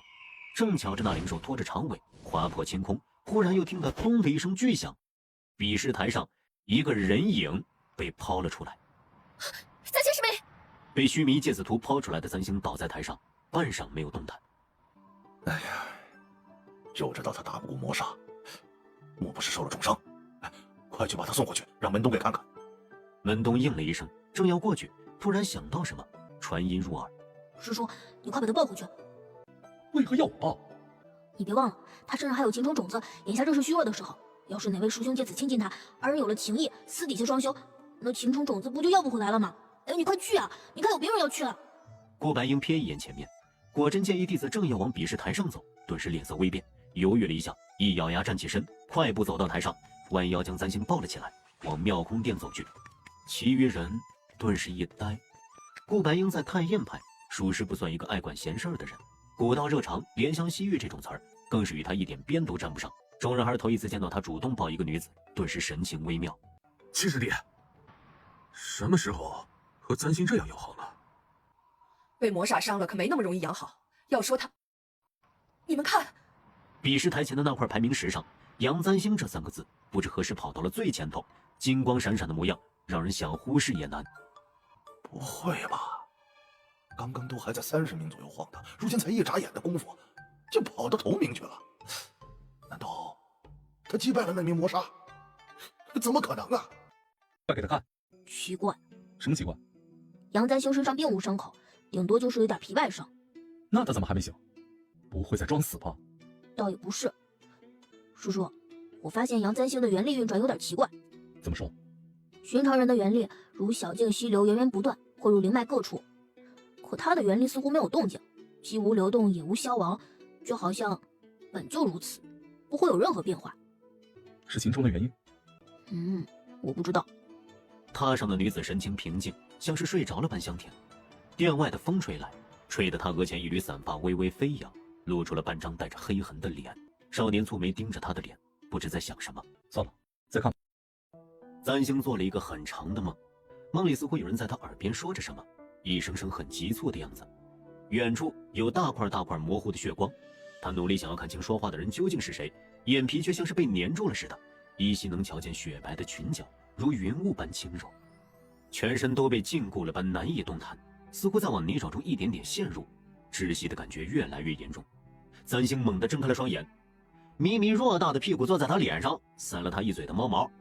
三星动了动，这胖猫才意识到他醒了，不紧不慢地从他脸上踩过，走到了一边。哎，三星师妹，你醒了？我怎么在这儿啊？你在考核里受伤晕倒了，出了须弥芥子图之后，是七师叔把你抱过来的。哎呀，三星师妹，没想到你才是真人不露相啊，竟然凭一己之力击杀魔煞，成了本次考核第一。兄弟，姐妹，日后你成了亲传弟子，哥哥飞黄腾达可就全靠你了。你说我击杀了魔煞？是啊，你不记得了？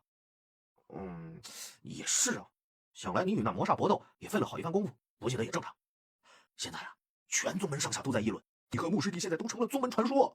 新弟子越级斩杀魔煞，放在都州修仙界哪个门派都是值得夸耀的大事儿。穆曾霄，他也遇到了魔煞。是啊，那说来也巧，你们二人同时遇到了魔煞，又都将那魔煞斩杀，最后核算原力，牧师弟差你1厘。此次6师书选亲传弟子，你和牧师弟就在其中。不过呢，我也不差，我第3，凑合一下，说不定也能当个亲传弟子。化月呢？化月怎么样了？你说化月师兄啊？我听同门说，他在须弥芥子图里遇到了难缠的高等级魔修，早早的就出了局，想要恢复也不是件容易的事儿。哎，你别担心他找你麻烦了，等你成了6师叔的亲传弟子，有6师叔在背后为你撑腰，怕什么呀？啊！亡人种本就是因瘟疫而生的魔种，一旦被吞噬，自然也会被瘟疫缠上，不至于死人，却也会很麻烦。想来化月近2年是没心思在我身上了，只是我竟然成了第1，穆曾霄成了第2。别说是田芳芳，连簪星自己都感到意外。你现在感觉怎么样了啊？6师叔跟我说啊，掌门师尊出关了，等你醒来还得去见见掌门师尊。我感觉好的差不多了，现在去见掌门师尊吧。原著里可没说掌门少阳真人是这么一个神仙俊男啊。簪星，快见过掌门师尊。弟子杨簪星见过掌门师尊。眼前的少女看起来年纪不大，只要稍一试探，就能察觉到她亘古一般，修为也不算高超。纵然右脸上有道疤痕，却未见自卑苦恼之色。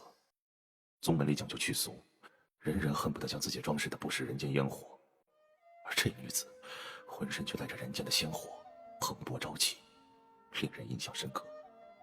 须弥芥子图中，你击杀了1名魔煞，凭你筑阶中期的修为，是如何做到的？师叔，你们没看见吗？当时掌门出关，我们都顾着去看清鹤去了，一回头你都出图了。原以为我在须弥芥子图中的一举一动早就被师叔们看了个清楚，没料到竟然会恰巧错开，这难道也是原著的陷阱？我当时打铁棍迎上，用了青娥拈花棍，那魔煞很强，我打不过晕倒了，再醒来已经在妙空殿了。田师兄告诉我击败了魔煞这件事，起先我也不敢相信，本想让师叔们为我解惑，没想到师叔们也不知道是怎么回事啊。你自己也不知道？难道是歪打正着？这运气也太好了一些啊！杨簪星，你是不是用了什么秘宝，钻了比试的空子？七师叔，说这话也要有证据啊！顾白英语塞，早在他将簪星抱回妙空殿中时，就以原力探测过，确实没在他身上发现什么异常。不过门东也说过，杨簪星身上的原力流动与寻常人不同，加之他还抢走了秦虫种子，顾白英瞧他怎么瞧都不对劲儿。如真有秘宝，亦是属于他自己的机缘。你能在本次内门考核中击败魔煞，排名第1，不管是用了何种方式，既然须弥芥子图默许了你的行为，就不算犯规，亦是命中注定。玄灵子，如今排名师已出，亲传弟子名额可以定下了。是。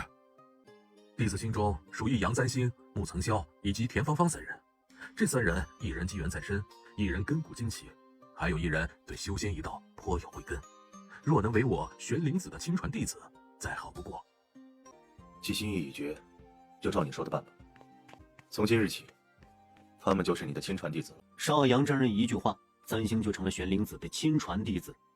宗门里成事众多，过点仪式由赵麻衣卜卦，选一个良辰吉日，当着太燕派所有弟子的面举行。而按照先前的规矩，簪星既赢得了本次内门考核的第1名，也理应得到第1名的奖励。簪星，你此次在门内考核中虽拔得头筹，但也吃了不少苦头。还好，这彩头不赖，你也没亏。你如今修为尚浅，比不得那些天资聪颖之辈。不过师父对你有信心，以后咱们妙空殿也算后继有人了。簪星谢过玄灵子，同诸位师叔告别，走进了妙空殿。紫罗陪着他去领亲传弟子的用度。不知第1名的奖励是什么？簪星低头看向手中的盒子，这盒子就是一个普通的黑色木盒，上面还沾着一点带油脂的指头印。不知道是不是玄灵子吃完烧鸡没洗手就去取盒子蹭上的。簪星想了想，打开盒子，是仙玉灵芝。秦掌柜这次可真大方。仙玉灵芝是一种天生灵草，普通人服用可淬炼筋骨，步入修炼一途。若是修士服用，自然能增长修为，咱仙师妹，你要好好将此物收藏，待到后头灵境突破时，服用紫灵芝即可事半功倍。三星愣了一下，他记得原著里穆曾霄在内蒙考核里大放异彩，狠狠打脸了华月。一方面是因为华月自己作死，另一方面穆曾霄拼了命的修炼，就是为了第1名的奖励仙玉灵芝。仙玉灵芝对于普通人来说可淬炼筋骨，不仅如此，还能强身健体。而穆曾霄的青梅竹马柳云心自幼身体羸弱，先天不足。穆曾霄之所以去参加太燕派选拔赛，就是为了进入宗门，好将宗门里的药材拿给柳云心治病。如今仙玉灵芝却到了簪星手中。怎么，咱仙师妹，你不喜欢这个奖励？师姐，不知第2名和第3名的奖励又是什么？你是说穆师弟和田师弟的奖励？方才你没在的时候，六师叔给他们了，我瞧见了。穆师弟的奖励是天机法衣，可抵御一些法术攻击的；田师弟的奖励是火狼牙，可以用来辅助修习火系法术。这些固然不错，可还是没有簪星师妹你手中的这朵仙玉灵芝珍贵的多。多谢师姐，我明白了。师妹，你在内门考核中的表现可真是令人吃惊。掌门师尊虽然没说什么，可我瞧着他顶满意你。之后你在宗门里好好修炼，修仙界里定会有你的一席之地。师姐，掌门师尊看起来颇年轻，是本身年纪不大，还是驻颜有术啊？仙境门的女弟子见到掌门师尊，10个有8个都会这么问。掌门师尊如今都100多岁了，不过是生得年轻一些罢了。也不是一些吧，要不是他一头白发，我还以为他是什么年轻的师兄呢。掌门师尊和清华仙子是同门师兄妹，当年人魔2族大战，清华仙子斩杀魔王，自己也受了伤，好像是为了给清华仙子疗伤吧。掌门师尊耗费了大量元力，一夜白头。他如今还只是闭关养伤呢。那可未必，俊美出尘的师兄，绝色盖世的师妹，同样的天赋异禀，结果师妹居然芳心另投，很难不多想啊。少阳真人那头白发是为情伤所生，还是因为元力受损而褪色？想想还有些虐心啊。师妹，我就送你到这里了，你先将东西收拾一下，明日起你和穆师弟、田师弟一起搬进妙空殿，用不上的东西就不必带了，记得将仙玉灵芝收好。啊，多谢师姐。紫罗又叮嘱了几句，这才离开。他在金华殿中对着少阳真人说了谎。须弥芥子途中，簪星在击杀王仁种之后，一回头遇见了黑衣魔煞，星本想着随便打2下就被魔煞击杀就好，可当他手握铁棍迎上去，魔煞也是提刀相向时，胸口的萧元珠突然剧烈颤动起来，紧接着那名黑衣魔煞像是被人点了穴道，不动弹了。簪星手中的铁棍劈到他身上，没有留下半分伤痕，那魔煞却迟疑了一下，缓缓地跪下身去。他对着簪星下跪，簪星目瞪口呆，刹那间掌心爆发出一阵剧痛，令他不由得惨叫一声，随即眼前一黑，晕了过去。再醒来，已经在妙空殿里田芳芳的跟前了。那名魔煞并不是被簪星击败的，或者说他根本就没有对簪星出手，就跪下了，仿佛是为某种东西所震慑。是因为萧元珠吗？可原著里穆曾霄即便拥有萧元珠，在击杀对手时也是花里胡哨的，不曾这么简单粗暴。虽然现在剧情已经如脱缰的野马，9头牛也拉不回来，但是这样胡乱发展让簪星总觉得格外不安。他低头看向掌心，那里掌心的痕迹已经变成了明显的红色，花儿的形状也趋于完整，似乎他每次改变主线剧情，掌心的红痕就会加深一些，像是某种警告。上次只是剧痛，之后呢？簪星盯着掌心看了一会儿，目光瞥见桌前放着仙玉灵芝的黑和尚，先是一顿，随即想到了什么，目光犹豫了片刻，终是站起身抱起那黑盒，转身出了小木楼。屋子里，穆曾霄正将几件衣服叠起来收进包袱中。虽然那些衣裳都打满了补丁，有些地方拆了又缝，缝了又拆，但他看着就觉得心里暖意融融。正想着，外头有人敲门，穆曾霄以为是妙空殿里送东西的弟子过来，走去将门打开，待看清楚外头站的人是谁，不由得愣住。穆师兄，杨簪星，你来干什么？当然是来恭喜你的，穆师兄，日后我们都是师傅的亲传弟子，同住妙空殿，你不必一看见我就给我摆脸色吧？没什么好恭喜的，得魁首的是你，不是我。说到此处，穆曾霄心中亦有不服。他上太燕派为的就是找到灵药给柳云心治病，仙玉灵芝对柳云心来说无疑是雪中送炭，所以他拼了命也要在内门考核中争夺第一。可没想到技不如人，竟然输给了杨簪星。杨簪星明明只是一个狂妄娇气、心胸狭隘的女人，一心只想抓住王少的心，却不知她和王少之间发生了什么，最后竟是她进了太燕派，且一路顺风顺水，许是有什么奇遇，就如我一样。可运气这种事，羡慕也羡慕不来。你干什么？这鞋不是宗门里的鞋子，是柳姑娘给你做的吧？做的真好，针脚这么密，一看就暖和。你到底想说什么？三星看着他，少年站在灯火下，他不如顾白英那般俊俏明亮，却也不是一眼就会被忽略的人。寡言冷峻，灰蓝色的纱袍穿在他身上，却将他衬得沉毅了几分。这种力量感确实非常引人注目。你和柳姑娘一道长大，青梅竹马，虽然没有血缘关系，却比亲兄妹还要亲密。可是柳姑娘身体不好，上次在平阳镇的时候我就瞧出来了，她先天不足，身体羸弱。你之所以想进太炎派，就是希望能庇护她吧？与你何干？此次内门考核，第一的奖励是仙玉灵芝。对修炼之人来说，仙玉灵芝能帮助突破；对寻常人来说，却能淬炼筋骨。柳姑娘应该很需要这个灵芝吧？你是来炫耀的吗？听说你的奖励是天机法衣，穆师兄，我们来做个交易吧，用我的仙玉灵芝换你的天机法衣。你说什么？换不换？你不用这样看着我，我对于突破成强者并无多大兴趣，相比起来，我更喜欢那件漂亮的法衣。既然如此，你我交换各取所需，不是皆大欢喜吗？你若是怕我在其中动手脚，可以拿此物去师傅那里鉴别，究竟是不是真的仙玉灵芝。有师傅长眼，总不会出错吧？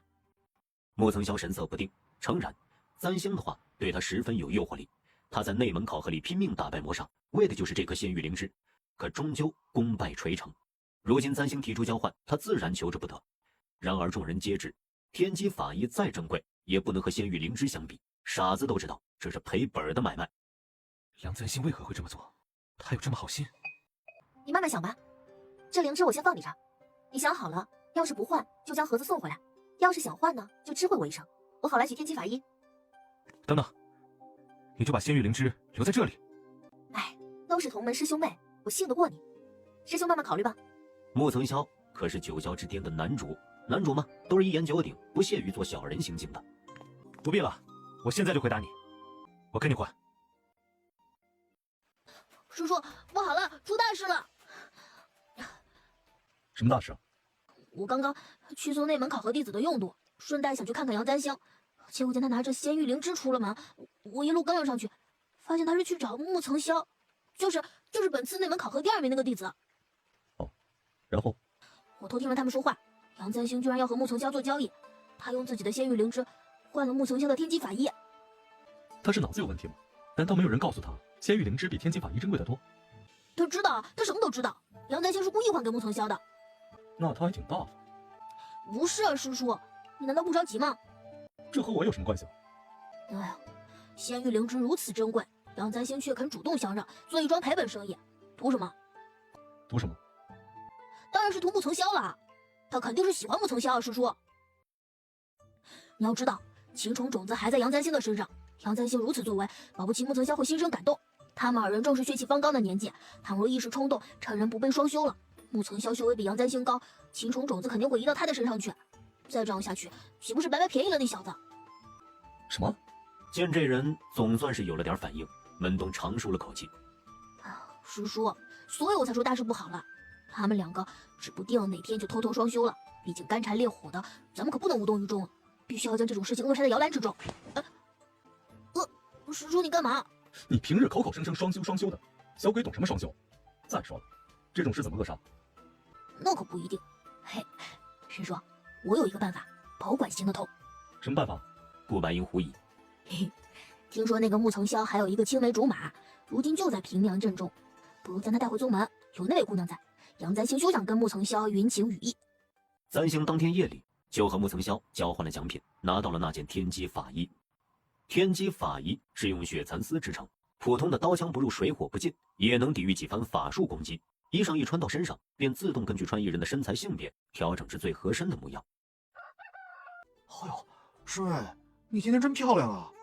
天机法衣毕竟是法衣，要说样式有多精美也算不上，不过这明朗的颜色在满宗门高级会中自然十分亮眼，如在蒙蒙冬日里瞧见春日柳叶，自有勃勃生机。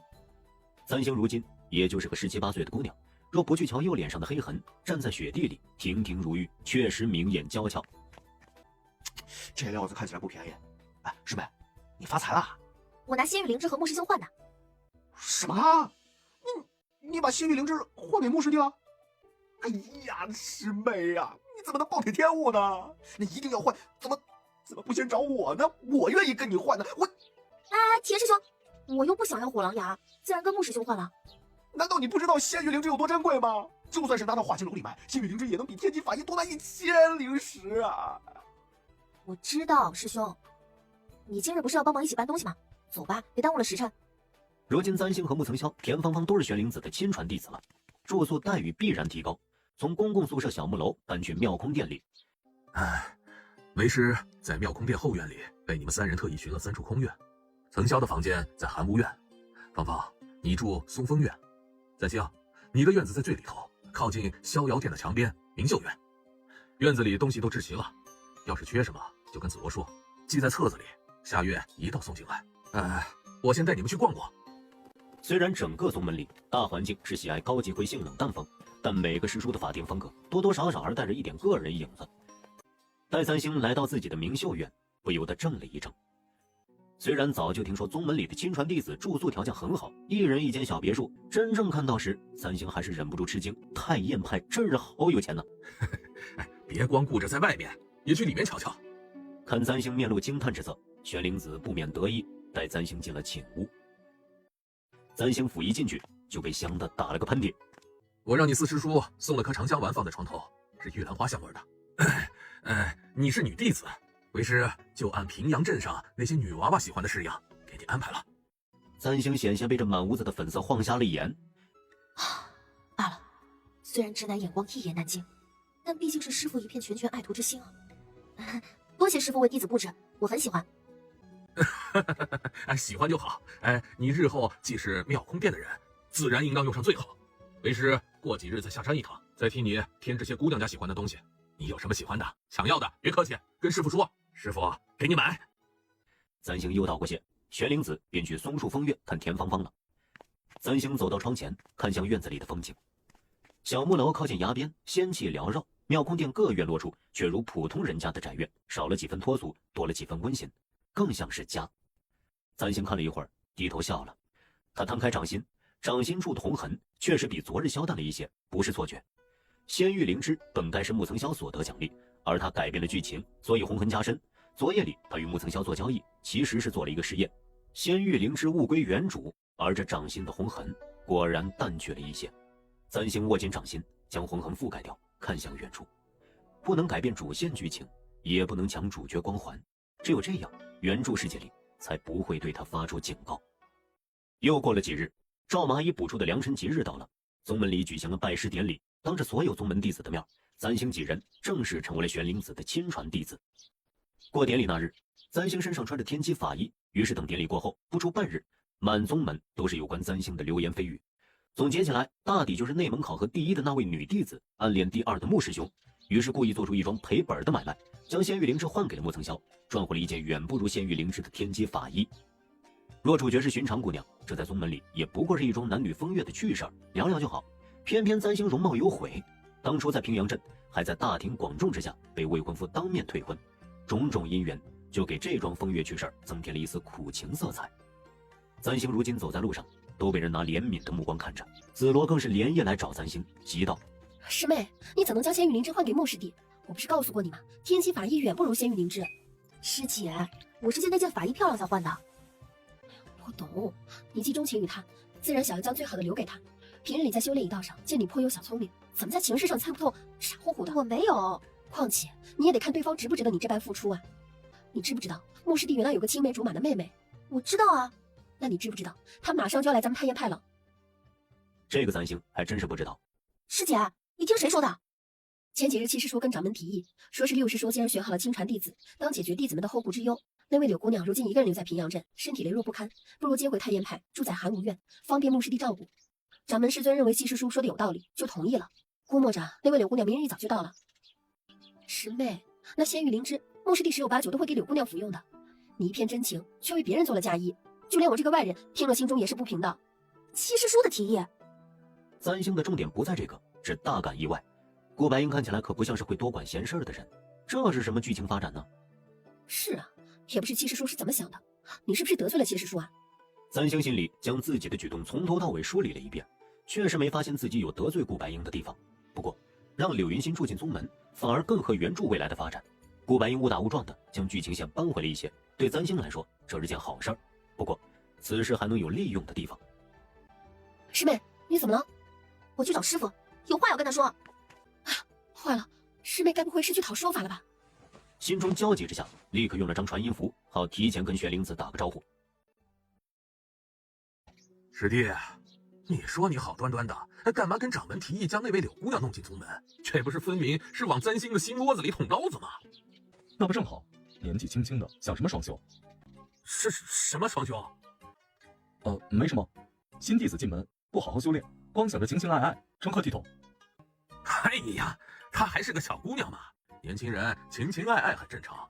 那柳姑娘是曾萧的青梅竹马，簪星又是我的亲传弟子，若是他们二人争风吃醋打起来，我这个师傅如何将一碗水端平？师弟啊，你这不是在给我找麻烦吗？干嘛要将一碗水端平？你就端好莫曾萧那碗水，杨簪星那碗水别端了，泼了吧。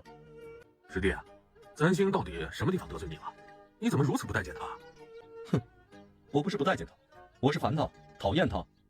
习惯了自家师弟轻狂傲慢的模样，玄灵子也只得叹了口气，正要说话，忽然听得一道传音入耳，是紫罗的声音：“刘师叔，簪星师妹刚刚得知了柳姑娘要进宗门的消息，愤懑不平，这会儿正气势汹汹的去外殿了，大概是要向师叔讨个说法。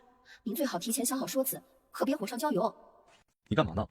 簪星过来了，哎，我找个地方躲躲，你别。师傅，簪星来了。七师叔也在。簪星，这么晚了，你怎么来了？这几日也没来得及问你，在妙空殿里住的可还舒心？有没有需要添置的东西？屋子里的那套茶具可还喜欢？芳芳说迷迷最近在掉毛，我去找你四师叔要了几颗固发丹，回头你给他喂了，可不能掉秃。师傅，我亲眼前来是为了柳姑娘一事。真的？可是我记得刚进宗门的时候，紫罗师姐曾经说过，无关人士不能进入太液派，为何现在又要打破规矩呢？不是，那个簪星，他如今是亲传弟子，亲传弟子与普通宗门弟子自然有不同，规矩是规矩，不过偶尔也可破例。我不服。簪星啊，其实柳姑娘住进来也没什么，她身子不好，岑萧也只是照顾她而已。平日里岑萧也要忙着修炼，他们二人相处的时间并不会太多。再说了，宗门里青年才俊很多，或许你过几日就不再迷恋他了。我不服。你和穆岑萧之间的私事，宗门管不了。我奉劝你，也最好将心思用在修炼一道上，少想些无聊的爽，情爱痴缠。有那功夫，不如多看基本功法，早日突破才是正道。如今簪星的修为还未结丹，但凡有点资质的修士都比他强。谁要和他一双修，秦虫种子立马就会转移。若是他潜心修炼，能在短时间里突破结丹元婴，甚至出窍分神，那么就算是和别人双修，秦虫种子也能安然无恙。可惜啊，这家伙刚进宗门就想着这些风月之事，叫人怒气不争。簪星蹙眉盯着眼前的人，这少年眉宇之间多是不耐烦，偏那双深茶色的眼眸里却又含着一丝警告。簪星无言片刻。第一，我和穆师兄之间清清白白，我对他没有任何非分之想。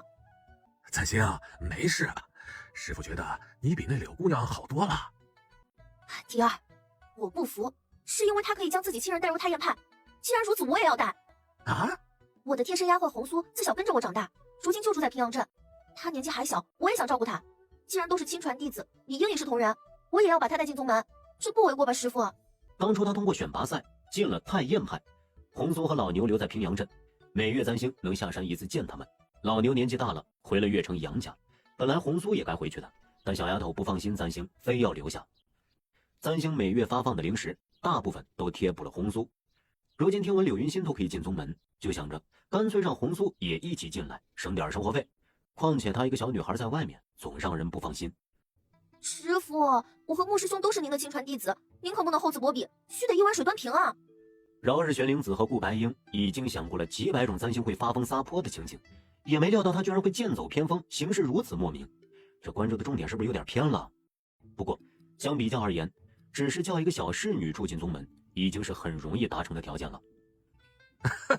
当然，理应如此。我等下领人去平阳镇，明日一早将你的丫鬟接进宗门，同你一道住进明秀院。簪星，你还有别的要求吗？没有了，多谢师父替弟子着想，那弟子就先回去了。吓死我了！我还以为他要闹呢。真要闹起来，岂不是让宗门里其他人看了笑话？师弟，你说是不是？师弟。顾白英不知什么时候已经离开了，师弟徒弟没一个省心的。做师傅可真难，可怜天下父母心呐。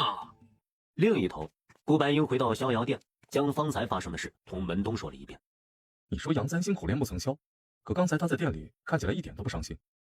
那同玄灵子做交易的架势，让他怀疑在杨三星心中，穆层霄恐怕还没有他那个小丫鬟来的重要。师叔，这你就不懂了。女子多是口是心非，别看她表面不在乎，定是为了维持自己的脸面，不想叫别人看了笑话，才装作若无其事。等明日那位柳姑娘进了宗门，师叔你瞅着，她肯定会在背地里偷偷哭。是吗？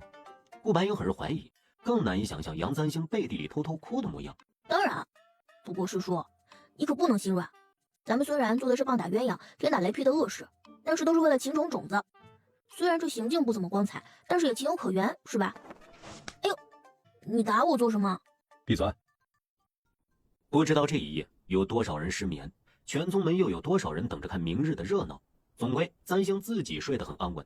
第二日，咪咪将他踩醒的时候，已经是清晨了。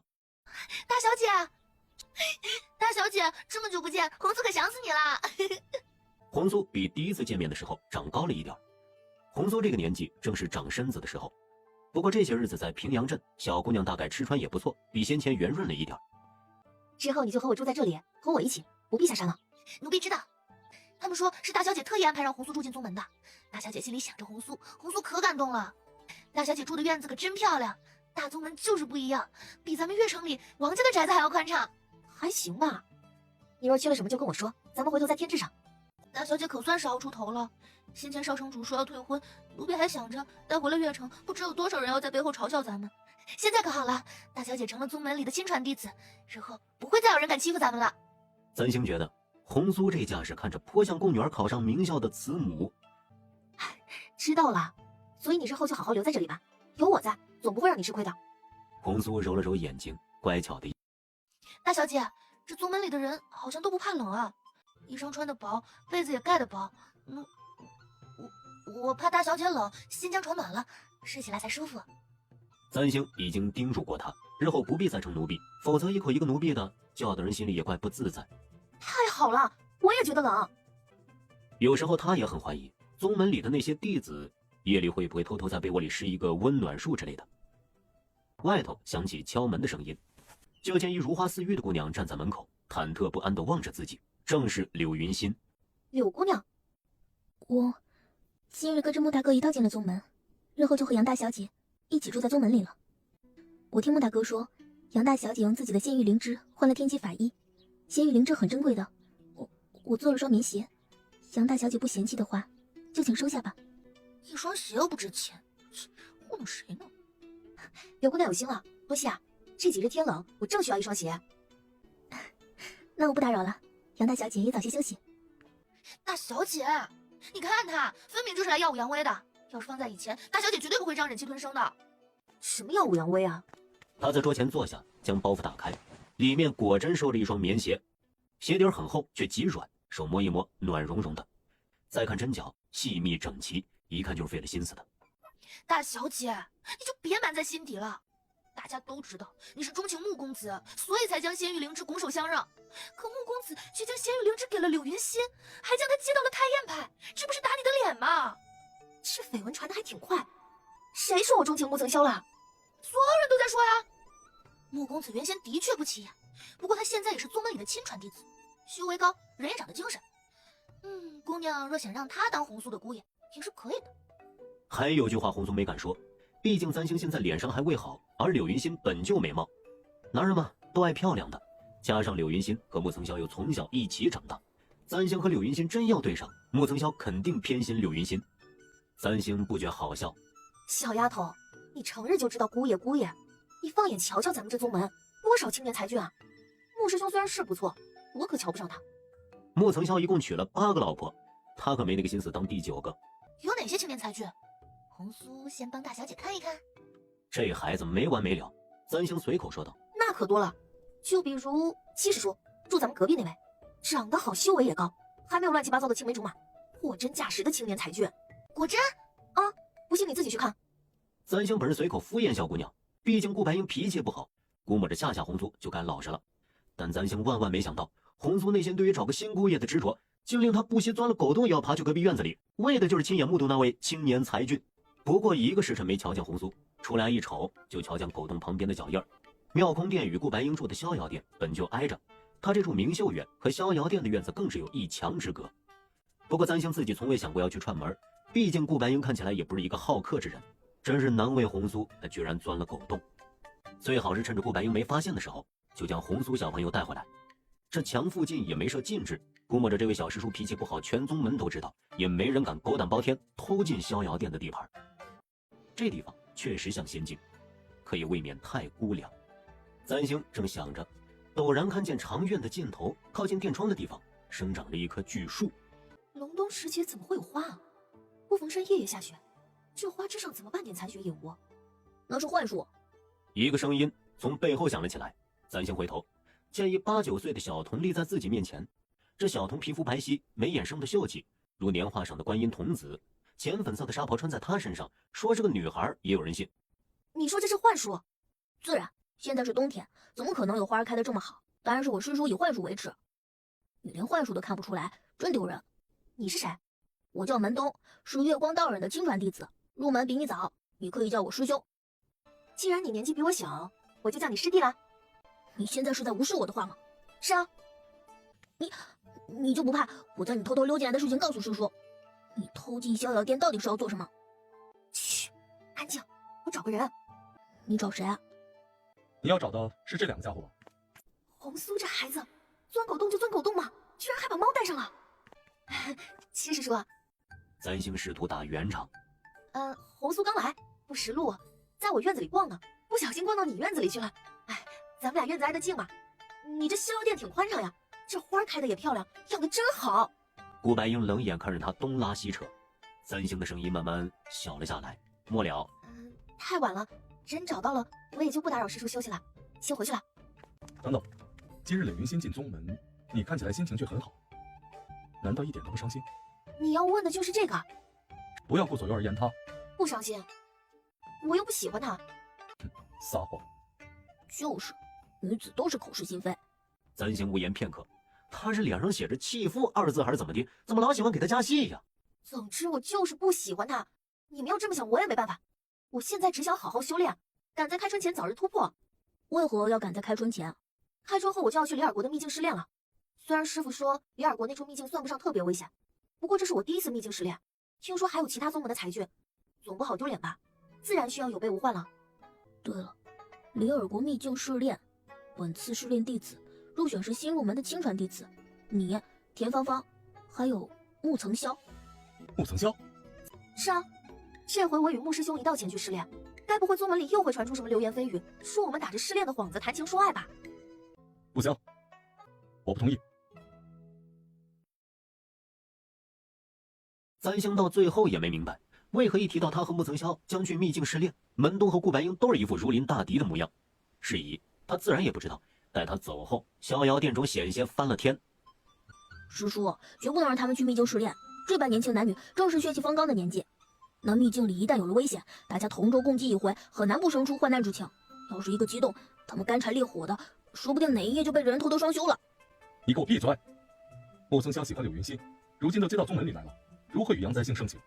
师叔，你怎么这般天真？你不了解男人吗？男人是什么秉性？纵然穆曾霄心中有柳云心，可远水解不了近渴，万一他饥不择食，只图一时之欢怎么办？平日叫你多读书，少胡乱用词，说的什么乱七八糟的。总之，师叔，你一定不能给他们单独相处的机会，咱们可冒不起这个险。掌门师尊现在还不知道青虫种子在杨簪星的身上，如今尚有挽回的机会。可青虫种子一旦换了宿主，就再也不可能有转移的机会了。师叔，三思。我知道了，我想想，明日怎么对师傅说。新入门的亲传弟子去秘境试炼，都是太燕派的老规矩了。纵然他说的容易，可真要贸然提出不让簪星或是穆曾霄前去，难免惹人怀疑。人魔两族大战后，少阳真人的修为到现在也没恢复过来，万不能让他再操心。或许这是天意，自己本不该活到现在。哎，其实你来这么早，一起吃点儿。我吃过了。师弟不爱吃我们这些老头子的东西。白英，长机上有颗核桃酥，掌门亲手做的，没有放糖，你拿着吃吧。顾白英捡起来一个，心不在焉地端详着，思索着等下要如何对少阳真人开口。白英，你来的正好，此去李尔国秘境试炼的弟子名单已经拟好，你记得拿给玄灵子。掌门，去李尔国的弟子都有谁？就是老样子呗。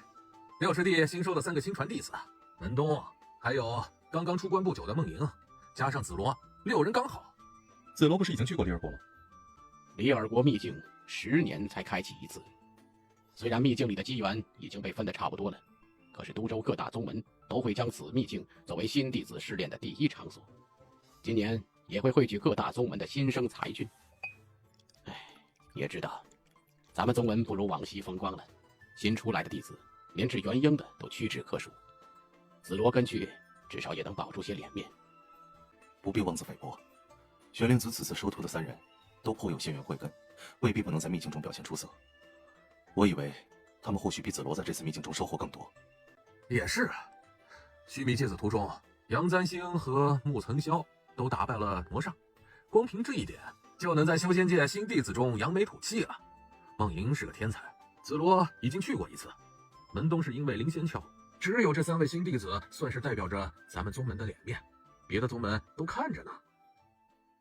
话已至此，杨簪星和穆岑霄是肯定要去李尔国秘境的，可是门东的话浮响在耳边：叔叔，绝不能让他们去秘境试炼，这般年轻男女正是血气方刚的年纪，那秘境里一旦有了危险，大家同舟共济一回，很难不生出患难之情。要是一个激动，他们干柴烈火的，说不定哪一夜就背着人头都双休了。师弟，你怎么不说话？核桃酥都快被你捏碎了。掌门，这次李尔国秘境试炼，抱我去吧。你说什么？我说，我也要去李尔国秘境。金华殿中发生的事儿，簪星是一概不知，只是等他拿到去李尔国秘境试炼的名单时，不免有些疑惑。穆岑霄、田芳芳和他自己在名单上是铁板钉钉的事实。据说那个叫门东的小师弟有捞神子灵仙窍做辅助很绝，带上也不意外。大美人莹莹要去秘境试剑，当然不这样也不能和男主发展感情线呀。但他盯着最后顾白英3个字，就有些看不明白了。以顾白英的辈分和地位，完全没有必要去李尔国这样普通的秘境试炼，剧情里也没有这一遭呀。簪星看向掌心的红痕，并未有加深的痕迹，剧情线似乎并没有发生什么改变。他想了许久，也想不明白，索性先将此事抛到一边，潜心修炼起来。毕竟是第一次进秘境，谁知道原著会不会又暗中挖什么坑等着他往里跳？还是先提升修为，只要不抢主角光环，改变主线剧情就行了。转眼又是2个月过去，萧元柱自打上次休眠后，在每日充裕的灵气滋养下，渐渐又恢复了一些生机。过完年初期的第1个晚上，簪星再一次突破，到达了筑基后期。这个修炼速度已经算是很快了。当然，这其中亦有萧元珠推波助澜的作用。加之许是觉得他是个好苗子，玄灵子找李丹叔讨了些好温养灵脉的丹药，每日吃几颗，总算是有了点长进。带去李尔国秘境的前3日，玄灵子叫他开始收拾行李。作为亲传弟子，簪星如今的行头比先前要体面了一些。玄灵子给了他一只大红织金的乾坤袋，比起在孤峰山上遗失的那只能装得更多，料子也更珍贵，就是颜色过于浮夸了一些。玄灵子告诉他这是掌门少阳真人送来的，簪星也就不意外了。少阳真人虽看着是位不食人间烟火的美男子，但某些习惯确实和100岁老人差不了太多。喜欢养生，审美庄重喜庆，在偏爱清淡脱俗的太艳派中确实与众不同。他坐在地上，将乾坤袋打开，把一些丹药放进去，顺便将一些书籍收好。自打上次见簪星在须弥芥子图中用上巨眼符，崔玉福便隔3差5的差弟子送来一些小众符咒典籍，当然都是他自己编写的，譬如符阵师留给弟子的365封信，从筑基到化神最伟大的符阵师训练计划之类。簪星以为，如果崔玉福能活在现代，一定是1线教辅资料编纂专家。簪星又将从藏书馆里借来的几本杂书一并带走，毕竟他也是第一次去李尔国，就顺带带了几本相关的，全当是旅行指南了。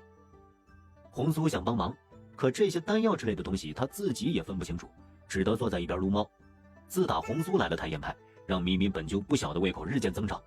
簪星觉得再这样下去，他还没发育成银狼师，就先长成银狼猪了。大小姐，他真的不能说人话吗？不能。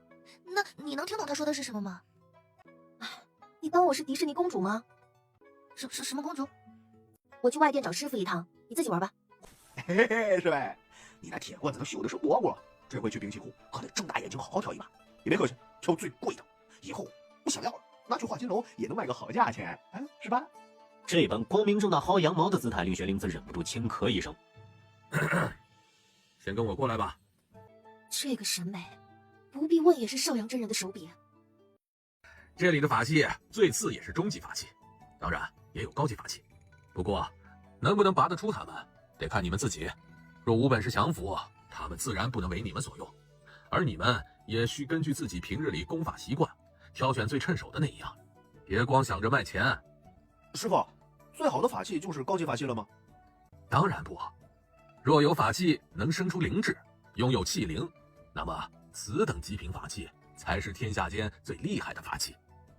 不过这种极品法器千年难生一见，我们宗门没有，想来修仙界宗门里有这样宝物的也寥寥无几。不说这些了，你们谁先挑？我最后挑，师兄们先请吧。他不能抢走穆曾霄的机缘，否则原著世界会发出警告。那么做个第二、第三也没什么不好。田芳芳摸着下巴四处转悠，三星的目光落在穆曾霄身上。玄灵子也在打量着穆曾霄和田芳芳。说实话，每次新弟子进兵器库挑选法器的时候，作为师傅总是格外紧张。原因无他，人看人有时候会看走眼，但兵器不会。厉害的法器都有自己的选择，大多数时间从挑选法器一事就能看出子子的潜力。他到太燕派几十年了，还是第一次收弟子，自然希望收到的弟子都是最好的苗子，叫那些自诩厉害的新派宗门看看。正想着，只见穆曾霄在一处法器堆前面站定了。少年看了一会儿，弯腰从其中拔出一把刀来。三星心中一动，来了，原著里重要的一幕来了，就是这把看起来平平无奇，甚至还有些残破的铁刀，最后在修仙界里成了一把让人闻风丧胆的神刀。因为刀上暗含了禁制，但穆曾霄以萧元珠将刀上的禁制解开，又以鲜血灌溉，使得这把灭神刀最后生出气灵，陪伴穆曾霄上天入地，斩妖灭神，走上人生巅峰。如今萧元珠在他身上，可穆曾霄还是拔起了这把刀，是否说明男主光环并没有受到影响？到目前为止，主线剧情还是按照原著发展。玄灵子见穆曾霄拔起了那把刀，目光隐有惊讶，想说什么终是没说。这把斧头不错，看起来都很值钱，我就要这个了，师傅。几人回头看去，就见田芳芳举着一把金灿灿的斧子大步走来，笑得格外灿烂。但不知是镀金还是纯金打造，整把斧子呈赤金色，极尽奢华，一追衬得田芳芳像是个从皇家杀鱼的帮主。可不管如何，他们二人也算是挑到了自己满意的法器。三星，跟你挑了。三星看向仓库里挂满的刀枪剑戟，心中一沉。他原本是想着不要和穆曾霄抢主角光环，让他先选，只要避开灭神刀就行。但现在萧元珠没有动静，萧元珠不曾给他提醒，不管是原著里还是在之前武学馆里挑选秘籍的时候，萧元珠都发挥过巨大的作用，就如一个精准的探测仪，总能发现失落的秘宝。但现在无论三星怎么催动萧元珠，萧元珠都没有半分反应。去呀，师妹，这么多法器，就没有一把你瞧得上的？还真没有，没有什么比把一个选择恐惧症扔进仓库里更让人崩溃的事了。穆曾霄也提着灭神刀盯着他，在众人的视线下，三星走到墙角，目光落在了一把银色的棍子上。他练的是青娥拈花棍，理应选一把棍子。既然萧元珠没有动静，那他就自己选吧。三星站定，将手伸向这根棍子，深吸了口气，将棍子没拿起来。三星一愣，这棍子看起来纤细小巧，比宗门里分发的那根铁棍看着还要短一些，似是为女子准备的。然而斧一入手，却如坠着一座山似的，怎么都拿不起来。他试了2次，银棍纹丝不动，气氛变得尴尬起来。你拔不起来吗？三星缩回手，掌心火辣辣的疼。好像拔不起来。那就是你与他没有缘分。兵器库中表面上是主人挑法器，实则是法器挑主人。曾霄能拔起灭神刀，芳芳能拿动乾阳斧，都是因为法器认定了他们，能做他们的主人。如果你无法拔起这只棍子，只能说明它不是你的法器，属于你的法器在别的地方，去挑下一个吧。三星目光微暗，这居然还是双向选择。难道这么多法器就没有你中意的。是啊，师妹。我一看到这把金斧头，就觉得上头好像写了我的名字。你找找，一眼看上去就特别像男人手上的，准没错。没有。他走到另一根看起来像是棍子的长戟边，这长戟看起来其貌不扬的，三星伸手试图拿起来，仍觉沉得要命。这一方长戟最终也没能被拔起来。接下来，三星又依次使了刀、剑、盾牌、鞭子、叉、糖、长锤、狼牙棒，没一个能拔得起来的。到最后，三星累得大汗淋漓，玄灵子面上的笑容逐渐消失，眼看着慌乱起来。哎，师傅，不行了，我一个都拔不起来。看来这兵器库里的兵器没一个和我有缘分的。不是，不应该啊！你修为虽不算太高，但也不算垫底，就算拔不动高级法器，中级法器也该拿得起来，怎么会一个都拔不动？不如去问问掌门师尊。大概是拿人手短，自从柳云心服用了仙玉灵之后，木曾霄对三星的态度好了很多，虽然不算热络，但也不怎么会甩脸子了。罢了，你们先出来，我去金华殿问问掌门，三星何以拔不起兵器库的法器？三星点了点头。玄灵子说到做到，一出了兵器库，立马就去了金华殿。金华殿中，几位师兄弟都在商议着此去李尔国秘境一事。师弟啊，你这是从兵器库回来了？怎么，今日你那3位小徒弟都挑走了什么法器啊？哎，芳芳挑走了潜阳斧，曾霄挑了灭神刀。潜阳斧啊，那可不错啊。田芳芳本就修习是火系功法，这法器再适合她不过。虽然中级法器，但配合他的功法比高级法器还要厉害。这小子，我还以为他那么贪财，会挑选一把高级法器，没想到是我小看了他的眼光。可灭神刀上不是有禁制吗？木曾霄怎么会挑一把有禁制的刀？该奇怪的不是他为何能拔起那把刀吗？过去这么多年，也不是没人看上那把刀，没一个能拔起来。你可别忘了，这少年之前还在武学馆里跳了5星破神功这本残卷，不是照样修炼的如鱼得水？或许他能解开这上面的禁制也说不定。既然灭神刀能被他挑走，木曾霄就是被灭神刀承认了，而解开禁制的灭神刀……他没有说下去，但所有人都知道灭神刀真正的威力有多令人震撼。怎么不说说你最宠爱的那个小弟子杨三星挑了什么法器啊？没有。什么？他一把都拔不起来。怎么回事？我带他们3人去了兵器库，三星没有一眼看上的法器，而且他试过很多，一把都拔不起来。虽然法器与修士间自有缘分，但连中级法器也拔不起来。掌门，我也糊涂了，弄不懂这是怎么回事。我就说了，光靠小聪明进了内门，迟早有一日要翻船。连法器都看不上的人，太阳派似乎还是第一个。师弟，你不要说风凉话，法器承不承认我不知道，他可是找到青娥拈花棍的人，反正是被你娘承认了。玄灵子，哎，别吵架，别吵架啊！没挑到法器也不是什么大事啊。咱们宗门兵器库里的法器本来就各有各品嘛。对，我也认为杨三星是有机缘慧根之人。崔玉福难得和李丹树一致战线，大约是因为三星捧场了他的小众符咒书籍一事，为三星说话。没有法器也不是什么大不了的事儿，我平日也不怎么用法器，用符阵就够了。此事不必再提，法器与修士间有灵脉感应，杨三星拿不到法器，或许是因为他的机缘另在别处。可是他们几人即将前去李尔国秘境，若无好一点的法器，别说是在秘境里与人争斗，光是看着也会被其他宗门耻笑的。白英，你带杨三星去华剑楼，重新为他挑一把法器吧。没兴趣，我不去。此去李尔国你也要动身，一并看看可有用得上的东西。顾白英还想推脱，掌门去。当少阳真人说一个字的时候，就是没有转圜余地的意思了。是，掌门。掌门，有件事情我不明白，亲师弟为何这次也要跟着一道去李尔国？嘿嘿，你当然不懂了。终日披桃瓤，人在心里。2朵隔墙花，早晚成连理。什么意思？你是说他们2人有私情？怎么可能？怎么不可能？你又没有道侣，也不是年轻人，成日就知道练剑。梦莹好端端一个小姑娘，被你教的现在总是端着个架子，冷冰冰的，一点儿都不可爱。你再看人家三星，多活泼，性情又好，我要是年轻个几十岁，我也喜欢她。赵麻衣，你疯了吧？莹莹哪里不好？不好好练剑，难道像你这般一把年纪为老不尊，要不要脸？哎呀，你们都别吵了，人掌门都听不下去，先走了。顾白英提出要去李二国秘境试炼，的确出人意料。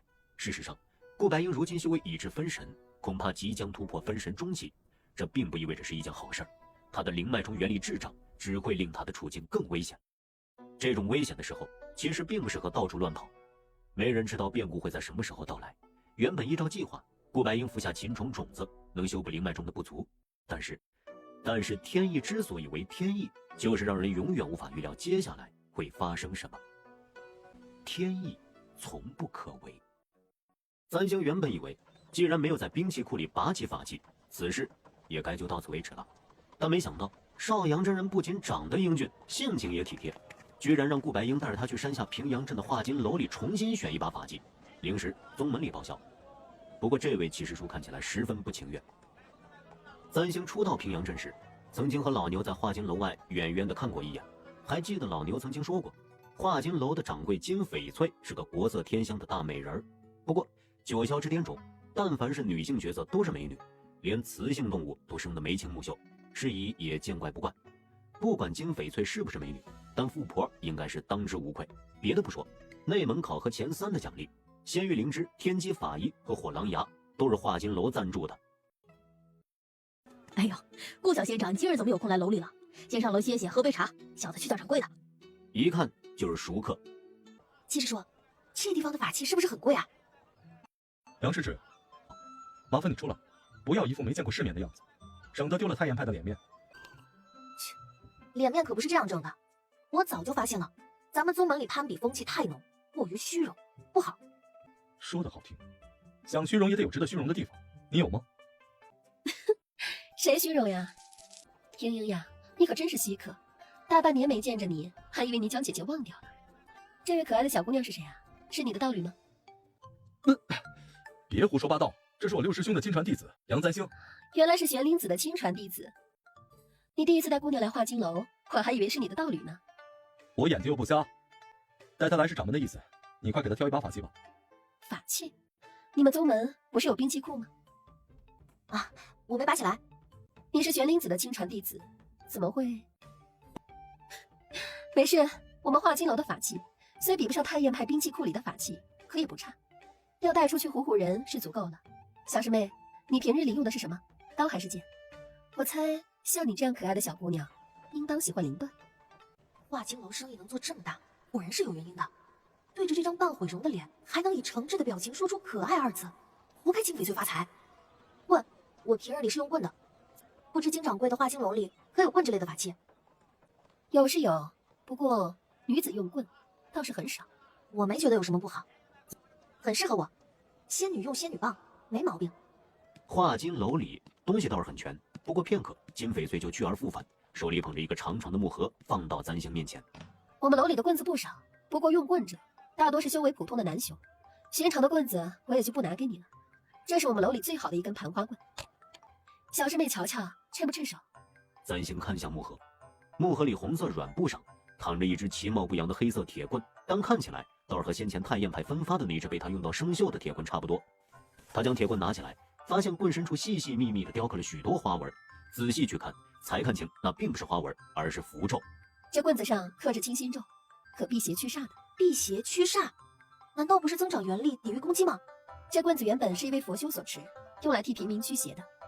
盘花棍上自然也蕴含元力，而且棍身轻巧，小师妹用再合适不过。簪星掂了掂，确实比先前的铁棍轻多了。这是中级法器，小师妹要是看不上这个，楼里剩下的棍子就都是低级法器了，所以就这个吧。簪星将棍子提在手里，除非是高级法器，可以隐于体内，使用时再召唤入手。中低级的法器只能随身携带。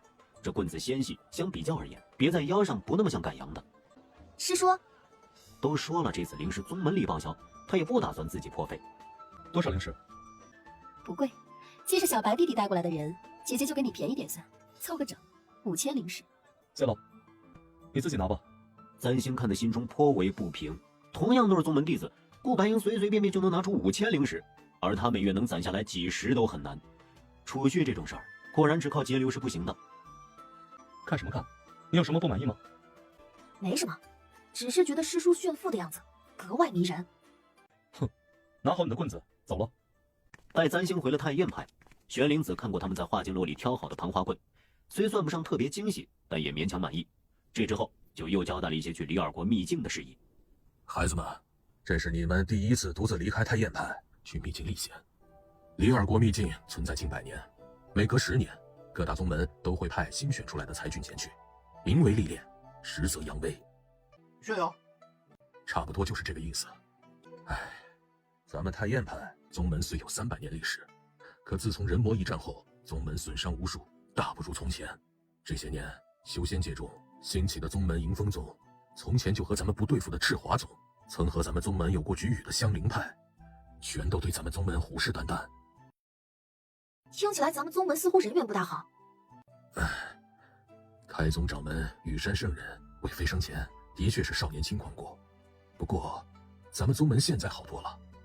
为师的意思是，你们此去李尔国秘境中的试炼，其实为师并不怎么担心，担心的是你们面对其他宗门弟子的刁难。若有不长眼的刁难，直接迎上就是。反正这世道，强者为尊。你们能有这种自信与勇气，为师就放心了。好了，多余的话为师也不多说，今夜回去好好歇息。明日一早，孤峰山上的传送阵将会将你们送至李尔国。记住，你们代表的是妙空殿的脸面，承担着整个太宴派的荣光。出门在外，一举一动都要谨守分寸。我们不惹事，也不怕事。真要有解决不了的麻烦，就去找你们的七师叔和孟师姐，他们2人修为长，见多识广，也知道如何处理。簪星，你等一下。怎么了，师傅？你既有灵兽，此去李尔国理应将灵兽带在身边。灵兽与主人本就是一同成长，试炼能使你得到机缘，同样灵兽也会有所收获。但是咪咪到现在也没有半点特别之处，就与普通的普通的猫一般无二。你带在身边很可能会多一个累赘。为师将此事告知你，如何做决定还需你自己拿主意。我知道了，师傅，我还是带你那一道去吧。他既有银狼师的血脉，不管有多微薄，我都要试一试。更重要的是，如果把咪咪放在太宴派以红酥的喂法，簪星很怕咪咪会得肥胖症暴毙。为了咪咪的身心健康，他还是将咪咪一道带在身边为好。行，你决定了就好，快回去收拾东西，早些歇息吧。簪星点头答应了。看到簪星进来，莹莹的目光落在他身上，他的目光也是很淡的，带着点凉意。簪星对他笑了笑，莹莹也微微点了点头，别开了眼。她果然和原著一样，是一个高傲冷漠、颇有个性的女神。紧接着，门东和顾白英走了进来。